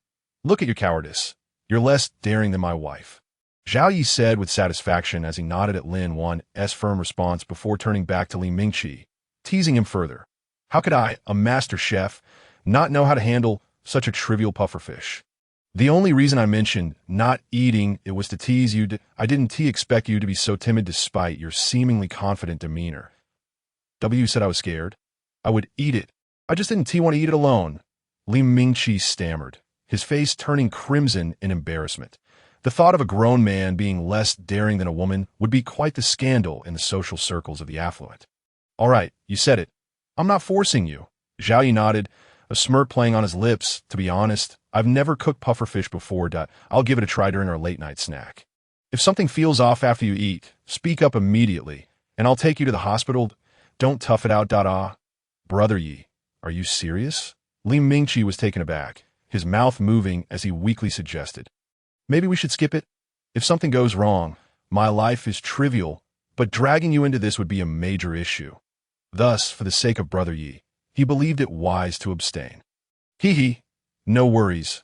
I'm bold, and I have great confidence in my culinary skills. You can eat without hesitation. If you're fine, I'll confidently add this dish to my family's menu. For your nephew and niece. You can sacrifice a little to test the waters. What do you think? Brother Yi, my dear Brother Yi, please spare me. I have an 80-year-old grandfather, a 50-year-old father, and a little pup waiting to be fed. I truly cannot do this. No worries. If anything happens to you, I'll take care of your wife. Wait, no, you don't have a wife or kids. I'll take care of your grandfather and father. There is nothing to worry about. Brother Yi, I consider you a friend, and I never thought you'd turn out to be such a schemer. Li Mingqi remarked seriously, glancing at Lin Wan, who was observing the banter. Sister-in-law, please keep an eye on Brother Yi. Scheming can lead to dire consequences. No worries. Your Brother Yi knows martial arts. The average person can't defeat him, Lin Wan replied, stifling a laugh and winking at Zhao Yi. Sister-in-law, is it really okay to indulge Brother Yi like this? After a pause, Li Mingqi jested, by the way, sister-in-law, do you have a younger sister? Perhaps you could introduce her to me? Get out of here. My sister is practically half your sister-in-law. Before Lin Wan could respond, Zhao Yi, visibly displeased, interrupted, Don't let me hear such things again, or I won't hesitate to break your third leg. Brother Yi, are you really that fierce? Li Mingqi was momentarily stunned, then quickly gave a thumbs up. Brother Yi, I must learn from you. I must find someone with a younger sister in the future. Darling, when did my sister become half yours? Just as Zhao Yi was about to boast further, Lin Wan leaned in close and whispered mischievously, I'll call Lin Ru later and ask her when she agreed to that, dear wife. I only meant it for our sister's sake. Zhao Yi, upon hearing this, shuddered slightly and quickly leaned closer to Lin Wan's ear to whisper an explanation. Not all rich second-generation individuals are trustworthy. I fear that if you genuinely introduce our sister to this fellow, she might end up being deceived. What is wrong with rich second-generation individuals? They could provide Lin Ru with a decent life. I actually think it's quite favorable. I'll introduce them sometime soon, so you won't constantly worry about that half-hearted affair. Lin Wan retorted, rolling her eyes and lowering her voice. Oh, I was just speaking out of turn. How could I genuinely care? At that moment, Zhao Yi regretted his words. How could he utter such things in front of his wife? If his sister-in-law were to find out, it would lead to considerable trouble. That girl is not to be underestimated. She would surely make him pay dearly. Who knows you? Lin Wan rolled her eyes again, but quickly shifted the subject, teasingly asking, By the way, dear, Lin Ru is the campus belle. You really aren't the least bit concerned? Go away. That little girl is just a sister to me. Was it you who was the campus belle back in our school days? Zhao Yi hastily waved his hands. After a pause, he added with a flattering tone, If you had gone to Lin Ru's school, she would have willingly relinquished her title to you in an instant. In my heart, you are the flower wherever you go. You certainly know how to flatter. I'll let this one slide, but don't speak so carelessly next time. It wouldn't be good if it got out. Mitchum, I was just being loose-tongued. I promise I won't babble next time. Zhao Yi quickly nodded in assurance. Indeed, such words should not be carelessly uttered, if they were to be misinterpreted by someone with ill intentions. It would be of little consequence to him, but Lin Ru would find herself in a difficult position. Hey, can you two behave like proper people? Is it really appropriate to whisper sweet nothings in front of a single guy like me? At that moment, Li Mingqi's voice broke and "Go away. Go somewhere cool. A coward who wouldn't even dare to eat a pufferfish deserves to be single for life."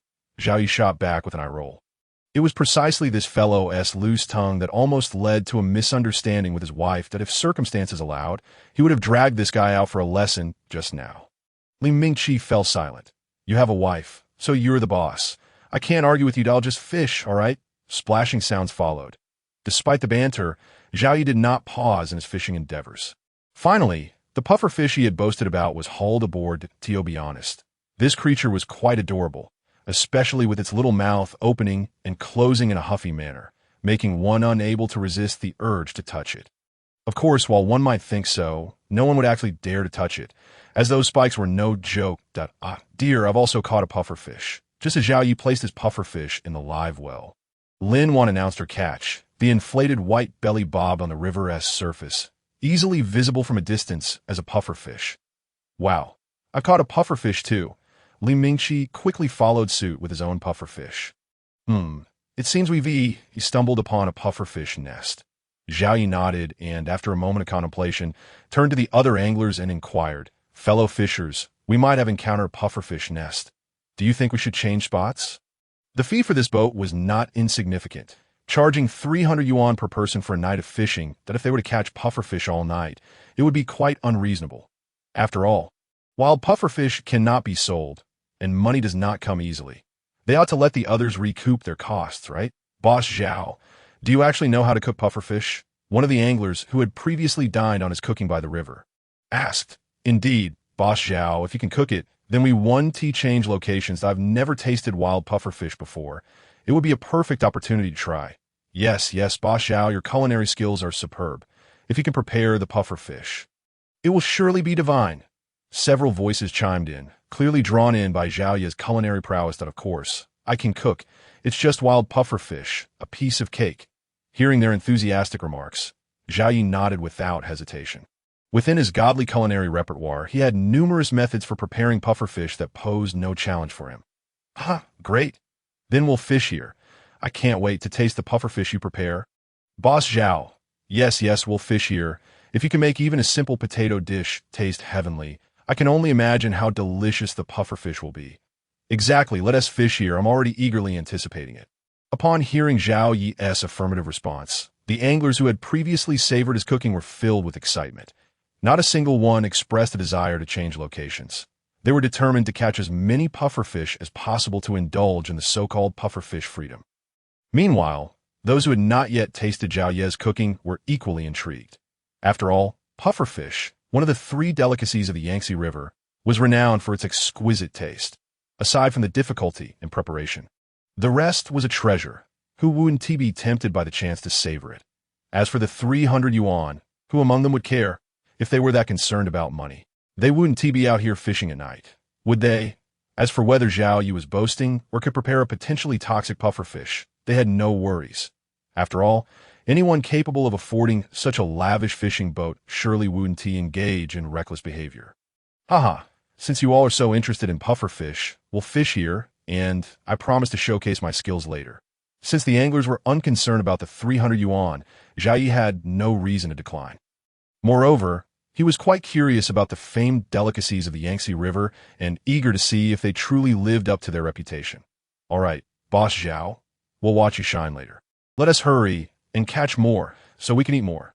Yes, hurry. The faster we fish, the sooner we can eat." With that, the anglers sprang into action to eat this moment. They were not interested in catching big or valuable fish. They solely desired a bounty of pufferfish. There was no helping it. They simply wished to eat that. If other anglers were to witness this scene, they would surely think them mad. Typically, pufferfish were discarded far away. Yet now, they were in such high demand. Was there any sense in that? Perhaps none of the attendees anticipated that their current enthusiasm would spark a fervor for pufferfish fishing, leading to more than a few near misses. "Brother Yi, no wonder Zhang Wuji's mother said that beautiful women are the most deceptive. Now it seems that handsome men are even better at it. After Zhao Yi finished speaking, Li Mingqi realized he had been duped and looked at him with a woeful expression. His demeanor utterly wronged. Ha! How is this me deceiving you? It's clearly your own timidity and lack of faith in my culinary skills. Zhao Yi chuckled, waving his hand dismissively. Have you considered that if I lack confidence, would I dare to serve you? Your life is far too precious. I couldn't afford to let anything happen to you. Are you suggesting that my thinking is too simplistic? Li Mingqi pondered for a moment and realized that this seemed to be the case. Well, rich second-generation individuals can indeed be a bit simple-minded. It's understandable. Zhao Yi nodded in agreement. ISNT had often said that the foolish son of a landlord is a common joke. Perhaps that's referring to you. However, he added, but don't take it too personally. People like us would be fortunate to be labeled as the landlord's foolish son. We never even get the chance. Little brother, to be honest, I envy you to Mingqi rolled his eyes dramatically. Calling someone a fool is quite rude. Is that polite? Don't think just because you're tall and strong that you can insult people like that. I'm a black belt in Taekwondo. If you push me too far, the outcome of a fight is uncertain. Little brother, what S with the eye rolling? Noticing Li Mingqi had withdrawn into himself, Zhao Yi could barely contain his laughter and continued to tease him. Brother, I'm speaking nothing but the truth. If my family were as wealthy as yours, I would gladly walk around with a sign declaring myself the landlord's foolish son. After a brief pause, Zhao Yi added with a look of dismay. Unfortunately, in this lifetime, I'll never have the chance to be the landlord's foolish son. However, I shall strive diligently, hoping that one day my son may have the chance to become the foolish son of a wealthy landlord in the eyes of others. Brother Yi, have I erred? Li Mingqi, feeling a sense of trepidation, hastily pleaded for mercy, stating, next time you offer me food, I assure you I shall not hesitate in the slightest. Even if you were to ask me to consume excrement, I would devour it without a second thought. Is that acceptable? He chuckled. Very well. Given your earnestness, I shall prepare a special dish of stir-fried pufferfish eyeballs for you shortly. This is a rare delicacy, one that the general populace seldom has the fortune to savor. Only those who call me brother shall have the privilege. Zhao Yi regarded Li Mingqi with a knowing smirk that it is well known that pufferfish are toxic, and their eyeballs are particularly lethal. As someone from a family that owns a hotel, Li Mingqi would undoubtedly be aware of this. Zhao Yi was curious to see how this fellow would respond this time. Would he once again question his culinary skills? Very well. I shall partake. I will consume them one by one, and if I so much as wrinkle my brow, I shall accept the title of the foolish son of a landlord. The corners of Li Mingqi's mouth twitched. But this time he responded with remarkable clarity. He was not a fool. He understood that Zhao Yi was jesting with him. He dared to eat stir-fried pufferfish eyeballs. But would Zhao Yi dare to serve them? Indeed, noted. Remember, you may question my character, but do not dare to doubt my culinary prowess. In matters of culinary skill, I am an authority and shall not entertain any rebuttals. Satisfied? Zhao Yi nodded, not allowing Li Mingqi to linger on the subject any longer. He shifted the conversation, inquiring, by the way, Mingqi, do you know anyone in Lingjiang County? I wish to rent a factory. Do you have any leads? Certainly. What size do you require? I will handle it. Mingqi replied without hesitation. Large. The bigger the better. If there are no large spaces available, I will settle for several adjoining rooms. I intend to establish a comprehensive fishing tackle production workshop, manufacturing everything from bait to fishing gear. A smaller space simply will not suffice. With a substantial amount of fish catch currency in hand, Zhao Yi planned to go all in and create a complete line of fishing gear. Subsequently, he aimed to open several fishing tackle shops in the county, where profitability was secondary. The primary goal was to establish an industry presence. Naturally, the products produced by the system would be of premium quality, surpassing the majority of items available on the market, making expansion inevitable. As for how large and strong it could become, that would depend on luck and future developments. Leave it to me. Mingqi nodded again. As a second-generation rich heir with assets in the hundreds of millions, renting a few workshops was a trivial matter. I appreciate your assistance. I shall invite you to dinner at my home another day. Zhao Yi smiled and nodded. With Li Mingqi's help, he would save a considerable amount of effort. If he had to search for a suitable place on his own, it would be cumbersome, and he might not even find an appropriate option. Of course, he also wished to strengthen his connection with Li Mingqi. After all, such relationships thrive on mutual assistance. If one is always reluctant to seek help, the other party would surely hesitate to ask for favors in return. Limiting the closeness of the relationship, a good man needs 3 helpers. Zhao Yi lived on this blue planet of China. Even with a system at his disposal, he had to cultivate his network. Otherwise, no matter how impressive he was, it would be of little consequence. This is also why he did not shun Li Mingqi and was willing to befriend Zhang Guoqing and his grandson. He was not a stubborn person, blind to the needs of others. Nor did he consider himself superior simply because of the system he possessed, looking down upon others. Deep down, he remained that small man. Doing everything for the betterment of his family to ensure his family's well-being, he needed to manage his social connections effectively. Otherwise, no matter how wealthy one might be, they would merely be nouveau riche. Faced with difficulties, could one rely solely on money? Clearly, sometimes even wealth could not pave the way, as influential figures were not lacking in funds. The time spent casually fishing flew by, and before long, it was midnight at this point. Everyone had made commendable catches, with pufferfish being particularly abundant, totaling dozens. Essentially, each person had managed to reel in 7, 8, or even 90 fish. Observing this, Zhao Yi called out to Lin Wan and began preparing tonight's pufferfish midnight feast. Time passed once more, and after a little over an hour, a delightful aroma wafted from the kitchen. Wow, it smells incredible. I'm done fishing. I must go eat pufferfish and I'm done too. The pufferfish must be ready by now. The aroma is making my mouth water. Indeed. Let us hurry. My appetite is insatiable. Ah, yes, yes, yes. Upon catching a whiff of the rich fragrance, every angler present, without exception, laid down their fishing rods and surged toward the kitchen. At that moment, who could still think about fishing? Eating fish was the true pursuit. Oh my, how can something be so delicious? Indeed, it's simply too delectable. I could almost swallow my tongue. Oh, it's exquisite, so incredibly delightful. I've decided, from now on, Zhao Boss's boat will be my dining hall. Count me in, Zhao Boss. May I inquire about becoming a member? I'd like to start with 10,000 and I too shall join. ILL contribute 50,000. 50,000 is too little.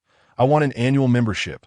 I even plan to have my New Year's Eve dinner on the boat, the moment the pufferfish touched their lips. The anglers were brought to tears by the exquisite flavor. Each one ate voraciously while clamoring to become members, with some even wishing for annual subscriptions. Truly madness personified. Yet what could they do? After such a taste, how could they ever enjoy other meals? My apologies, but as for membership, that is out of the question. That do not intend to operate my boat for long-term fishing guests in a couple of days. I plan to recruit 10 fishing employees, and the available spots for guest fishing will increasingly dwindle. Hearing the anglers expressing a desire for membership, Zhao Yi leisurely savored the pufferfish while shaking his head with a smile.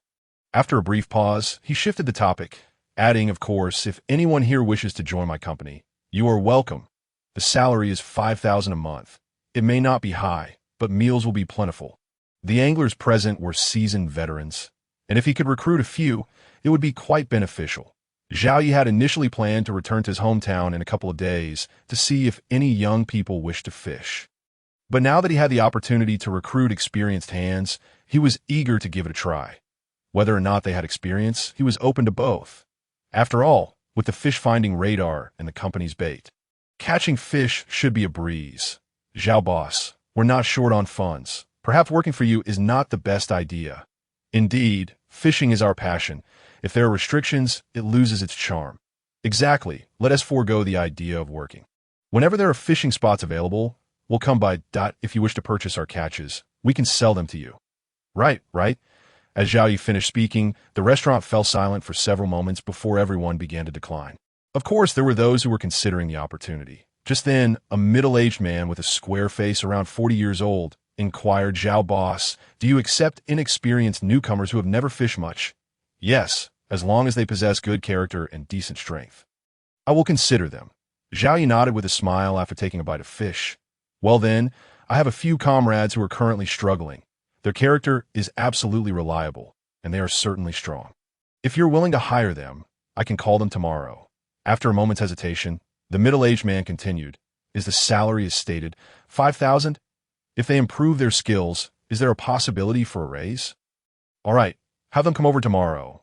I will assess them first. The starting salary is indeed 5,000, and if they perform well, their pay will certainly increase. Zhao Yi nodded, smiling as he spoke. My company aims to grow and strengthen. So positions will be structured like a formal enterprise. Regular employees will earn 5,000 a month. Team leaders will earn 10,000, and supervisors will earn 15,000. Those who excel in fishing will also receive bonuses. And gifts will be given during festive occasions. Rest assured, I won't skimp on any of that. Oh, that sounds splendid. I'll bring them to you tomorrow. Certainly, consider the possibility of joining my company. I can offer you the position of head of the fishing team. The middle-aged man before us is named Li Taizhu, an adept angler with considerable strength. Zhao Yi has previously conversed with him and found him to possess a sharp intellect, making him a true talent in the realm of fishing. Furthermore, the individuals arriving behind him are his comrades, making it exceedingly appropriate to entrust him with the leadership role to oversee them. Well, I shall think it over. Li Taizhu hesitated, still refraining from giving an immediate response. After retiring from the military, he secured a position in a state-owned enterprise, where the salary, though only 7,000 to 8,000, provided stability. That a sudden career change to the unpredictable field of fishing was daunting. Despite his profound passion for the sport, he found himself at an impasse. After all, life is not solely his own. He has a family to support. Take your time to consider it. Zhao Yi replied, as you can see, my boat is not a mere hobby. You can rest assured about the stability. Zhao Yi nodded, choosing not to press further. Instead, he turned to the others and announced, I've finished my meal, so please take your time. After you've eaten, feel free to continue fishing or rest below deck. I shall excuse myself. With that, Zhao Yi ascended to the third floor amidst the calls of the gathering. Having completed his 6-hour shift, Zhao Yi was unwilling to endure another sleepless night. Tomorrow, he must take his child to school and manage the factory and recruitment, an array of responsibilities necessitating proper rest. The night passed without incident. The following morning, Zhao Yi piloted the fishing boat back to the dock and, after bidding farewell to his fellow anglers, commenced his busy day. Over the next few days, he adhered to a rigorous schedule, managing factory recruitment during the day and night fishing in the evenings, leading to a life of tension and busyness. Finally, after several days of diligent effort, Zhao Yi's venture began to find its footing. Initially, the fishing boat operation, now augmented by Li Taizhu and a total of 8 veterans, along with 2 support staff, could function smoothly even in Zhao Yi's absence. Subsequently, he established a fishing tackle company, aptly named Multiverse Fishing Gear, located in the Linjiang County Industrial Park. Rather than a single large factory, it comprised several interconnected medium-sized buildings, each dedicated to producing distinct products to ensure a comprehensive production chain for fishing gear. Zhao Yi invested nearly all of his hard-earned fish catch currency in expanding production lines, particularly for essential fishing rods and bait. The core technology was handled by robots, while non-essential tasks were outsourced to hired workers. In terms of safety, Zhao Yi remained the sole individual overseeing operations. Even the general manager, Wu Qianshan, had limited access to akin summary. The fishing gear production line was now operational, requiring only gradual increases in output. Beyond manufacturing, Zhao Yi also strategized for sales that he leased appropriately sized storefront across the county, each undergoing simple renovations, eagerly awaiting the arrival of products to commence business. Additionally, he instructed General Manager Wu Qianshan to establish online sales channels, employing a dual approach. However, this whirlwind of activity had nearly depleted the several million he had previously amassed. Moreover, he sought assistance from Li Mingqi and Zhang Mingyu. Without their help, it would have been impossible to accomplish so much in such a short time. This illustrates the significance of networking during crucial moments. Daddy, wake up! I miss Grandpa and Grandma.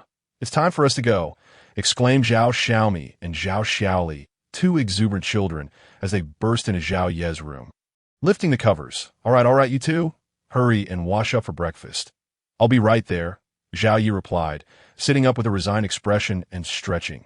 The previous night, the 2 children, thrilled by the onset of their holiday, had kept him awake, bouncing on their beds for hours. After they finally fell asleep, he and Lin Wan had engaged in a lengthy video call. leaving him utterly fatigued. However, no matter how weary he felt, there was no turning back now. Buzzing with excitement, the imposing vehicle glided smoothly along the road, with the two children chattering cheerfully in the back seat. Up front, Zhao Yi drove, while Lin Wan occasionally turned to remind the children to sit still, creating a warm and harmonious atmosphere, a perfect picture of familial bliss.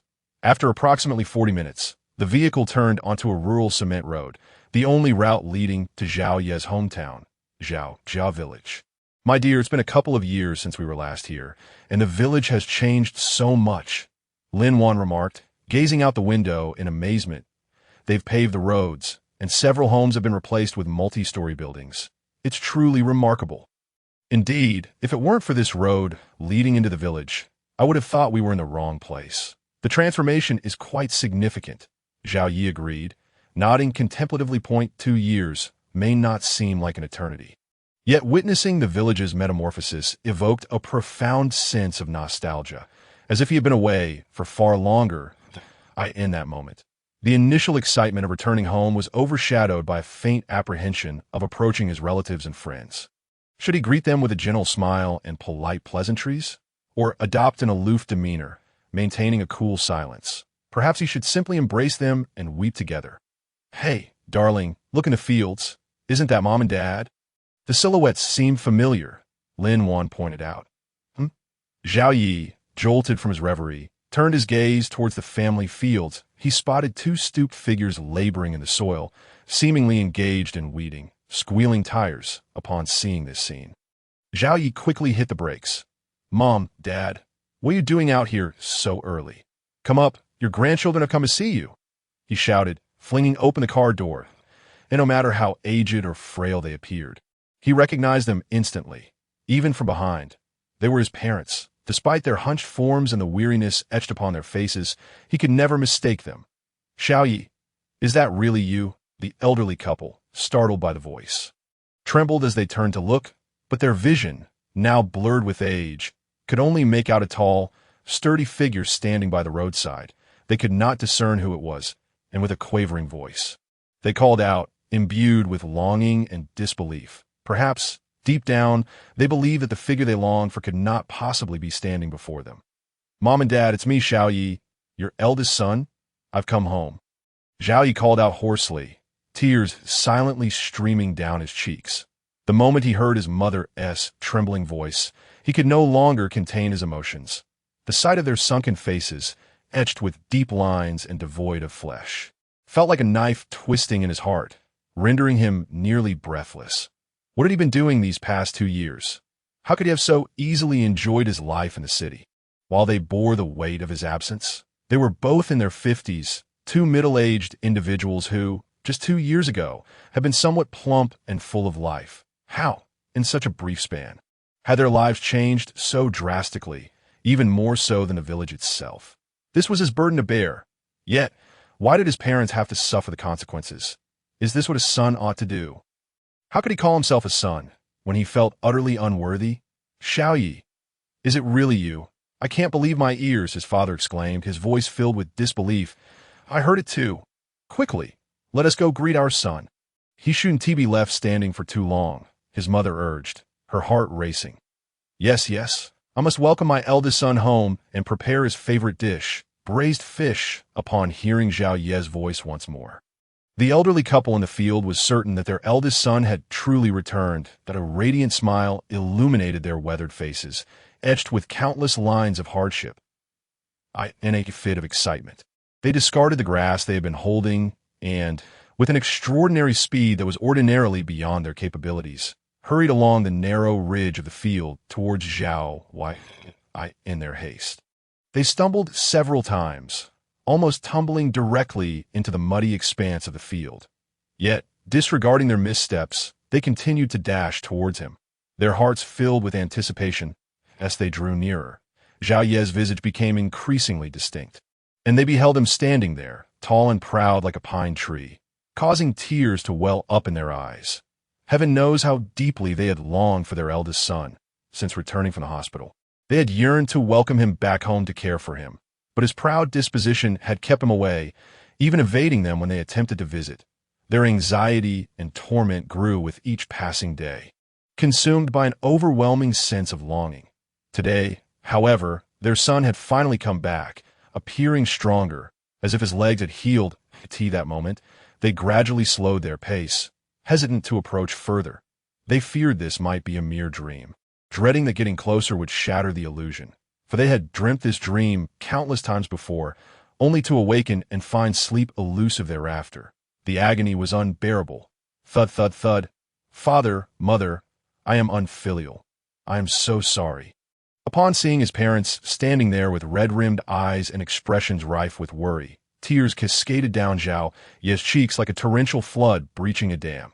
With a resounding thud, he knelt before them, his forehead striking the cement path. While uttering apologies, he repeatedly prostrated himself, as if this was the only way to alleviate the guilt that weighed heavily on his heart. "Oh, my son, my beloved son. Please do not bow so. I do not blame you. I understand the pain you carry," pleaded his mother, Wang Xiaomei, her voice breaking. "Yes, my son, please rise. As long as you are well, your mother and I hold no grievances against you." Witnessing Zhao Ye's forehead bleed from the force of his blows, the elderly couple instantly realized this was no dream, but a poignant reality. In an instant, their hearts ached with profound sorrow as they rushed forward, tears streaming down their faces to support Zhao Yi. "Father, mother," he wept, overwhelmed by the warmth of their embrace, unable to restrain himself any longer, resting his head against the unyielding cement, sobbing openly that a man may shed tears, yet only when his heart is truly broken. That moment, his sorrow was indescribable. He yearned to weep before his parents as he had in his childhood. "Oh, my son, how could you be so heartless?" His mother's heart shattered at the sight of his tears. Unable to bear Zhao Ye's anguish any longer, Wang Xiaomei began to pat him gently, her cries echoing with heart-wrenching despair.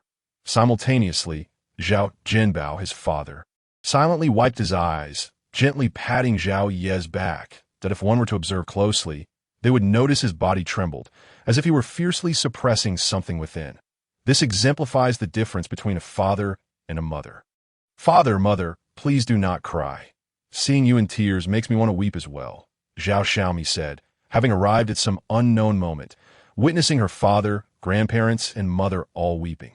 Unable to contain herself, she joined in the chorus of sorrow, her cries matching Zhao Ye's in intensity. "Oh, grandfather, father, my teacher says men should not cry," she lamented, "but seeing you all in tears, I cannot help it." On the other hand, Zhao Xiaoli had already been crying, but he had kept his composure, reminding himself that he was a boy and should not make a sound. However, now that everyone was crying so loudly, he too released his emotions, though he maintained, "I'm only crying because you are all crying." With a burst of laughter, the previously sorrowful adults were momentarily uplifted by the antics of the two children, their tears transforming into smiles, illuminating the atmosphere with joy. Sometimes, a good cry can indeed be cathartic. Following the emotional release, the clouds of despair that had loomed over Zhao Yi's family for the past 2 years finally began to dissipate. "Father, mother, let us return home." Wiping his tears away, Zhao Yi quickly assisted his mother to her feet, beckoning his father to join them. After all, this was the main road of the village, and it was inappropriate for the entire family to be seen laughing and crying in such a manner. "You are all dirty. You should return first while we walk a few steps," he suggested. Yes, Xiao Yi, you take Xiaowan and my grandchildren back. We will walk home," the elderly couple insisted, adamant about not getting into the clean vehicle. "Fine, I will accompany you back," Zhao Yi said, seeing their resolute stance. Then he nodded at Lin Wan and said, "Wife, you drive the car home. I will walk back with my parents." "Father, mother, the village has changed so much in these 2 years. Every household has built new homes. Has everyone become wealthy?" As they walked, Zhao Yi casually inquired, admiring the rows of 2- and 3-story houses. "Indeed, the changes are remarkable," Zhao Jinbao replied, walking alongside. "Last year in the mountain pond behind Dakingshan, for some unknown reason, 9 colored fish suddenly appeared. Now everyone is just fishing there, doing nothing else. Some lucky ones catch a few and sell them, using the money to build their homes." After a pause, Zhao Gunbao's expression turned melancholic as he added, "Unfortunately, I have not been so fortunate. I often come home empty-handed or catch only ordinary fish, never even landing a single two-colored fish though. 9 colored fish appeared in Dakingshan. Zhao Ye's eyes lit up with curiosity. What colors are the fish that are being caught? Mostly two-colored, with some 3 and 4-colored ones. The most valuable was a 5-colored big crucian carp weighing 3 pounds that Xiao Fei caught a few days ago. It sold for 30,000 at 5-colored big crucian carp. Zhao Yi smacked his lips, feeling a surge of interest. That must taste exceptional. I will have to try my hand at catching some later. Although he had caught many 9-colored fish, he had never attempted to catch the 4 or 5-color varieties, especially the crucian carp. It was said that anglers favored big crucian carp, and as a professional angler himself, he could not pass up the chance to experience the thrill of catching one. The flavor must be outstanding. Otherwise, who would pay 30,000 for one? Zhao Jinbao smirked with intrigue. It is said that these 9-colored fish can enhance one's constitution and prolong life. I wonder if it's true. It is true, Zhao Yi affirmed with a nod. I am currently engaged in the fishing industry in the county, and my legs healed thanks to eating 9-colored fish. So that is how it is. I was puzzled about how your legs got better, Zhao Jinbao exclaimed, realization dawning on him. With a slap to his thigh, he declared, "No, I must go fishing when we return. I will no longer toil in the fields. I will dedicate myself to fishing and prove that my luck can't always be so poor. All right then, let us go fishing together later and see who can catch a 9-colored fish first." Zhao Yi laughed heartily. Compete with me in fishing. You boy, while my luck may be lacking, my skills are second to none. Father, I am just the opposite. My fishing skills may not be great, but my luck is undeniable. And thus, the father and son engaged in lively conversation about fishing as they made their way home. Oh my goodness, son, where did you acquire all these things? Zhao Jinbao and Wang Xiaomei exclaimed in unison. Their mouths agape in disbelief as they beheld the astonishing haul on the back of the vehicle. The sight was akin to encountering a ghost. Peaches the size of a human head, bananas as thick as an arm, 3-colored soft-shelled turtles, and over 100 pounds of 3-colored yellow catfish. Oh my goodness, forgive them, for they are mere villagers who have yet to witness the wider world. Are city dwellers truly this skilled at indulging in delicacies? Let us not concern ourselves with their origins. What matters is that the food is delectable. Zhao Yi smiled gently, then promptly took 2 peaches, placing one in each parent's hand, urging, "Father, mother, do hurry and partake. These treats are specially prepared for you, I assure you. Once consumed, you shall feel rejuvenated. Such large fruits. How can we possibly eat them? Perhaps your mother and I could share one, leaving the rest for my grandchildren." "Indeed, son, your father and I cannot finish one. It will be better for you to enjoy them." "Nonsense, you must eat to your heart's content. There are plenty more," Zhao Yi insisted, unhesitatingly retrieving several more peaches. Handing one to each of the little ones, and Lin one. She then encouraged, "Eat up, everyone.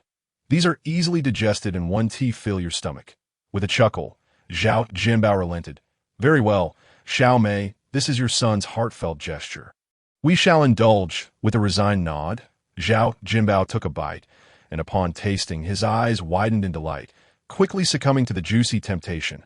"Old man, mind your manners. You look like a famished ghost," Lin Wan chided. Noticing her husband's fervor, she then took a delicate bite of her own peach, and her expression transformed into one of sheer ecstasy, prompting her to devour it eagerly. Meanwhile, Lin Wan and the 2 little ones were equally captivated. Despite having eaten several already, they found it impossible to stop, especially the 2 children, who gnawed on peaches nearly the size of their heads, matching the adult's pace. "Father, please inform uncle and the others that it's time for lunch, and I will settle my debts with them as well," Zhao Yi remarked as they savored the peaches. "Repay debts?" Zhao Jinbao's eyes lit up, eagerly inquiring, "Do you have the means to do so now? If not, there's no rush. Your father can still manage to work and repay slowly." "Indeed, I brought back 50,000 in cash. It's been nearly 2 years, and it's high time to repay them. Moreover, I wish to treat them to a meal as a token of gratitude." Zhao Yi pointed to a black bag tucked away in the corner of the trunk, containing the cash, with money at hand. "Let us proceed with the repayment. I shall notify them right away." Zhao Jinbao nodded approvingly, adding, "These individuals are not only our relatives, but also our benefactors. It appears you are doing quite well. Remember to look after them in the future. Rest assured, Father, I have it all under control, Zhao Yi replied, smiling as he gestured toward the colossal three-colored fish. This is what I prepared for everyone to enjoy. It is not something just anyone gets to have. Very well, you've always been generous. I shall refrain from further comments. Just take the lead, Zhao Jinbao replied, though with a hint of reluctance. Lunch will be a collaboration between your mother and me. Let me know what ingredients you need, and I shall procure them, while your mother handles the cooking. No need. I've already purchased everything and will manage the cooking myself. Your daughter-in-law will assist. And you both can simply sit back and enjoy the meal while entertaining Uncle and the others. What? You cooking? Are you jesting? Last time, you nearly burned the kitchen down. Are you sure about this? Ahem. One must not underestimate growth. I am no longer the novice I once was. Just wait and see. I guarantee you will not be able to stop eating. Very well. I shall see if you are indeed boasting. Zhao Jinbao nodded, then waved his hand. Time is of the essence. I will go notify your uncle and others. You, on the other hand, should showcase your skills. Understood. Let us split our tasks.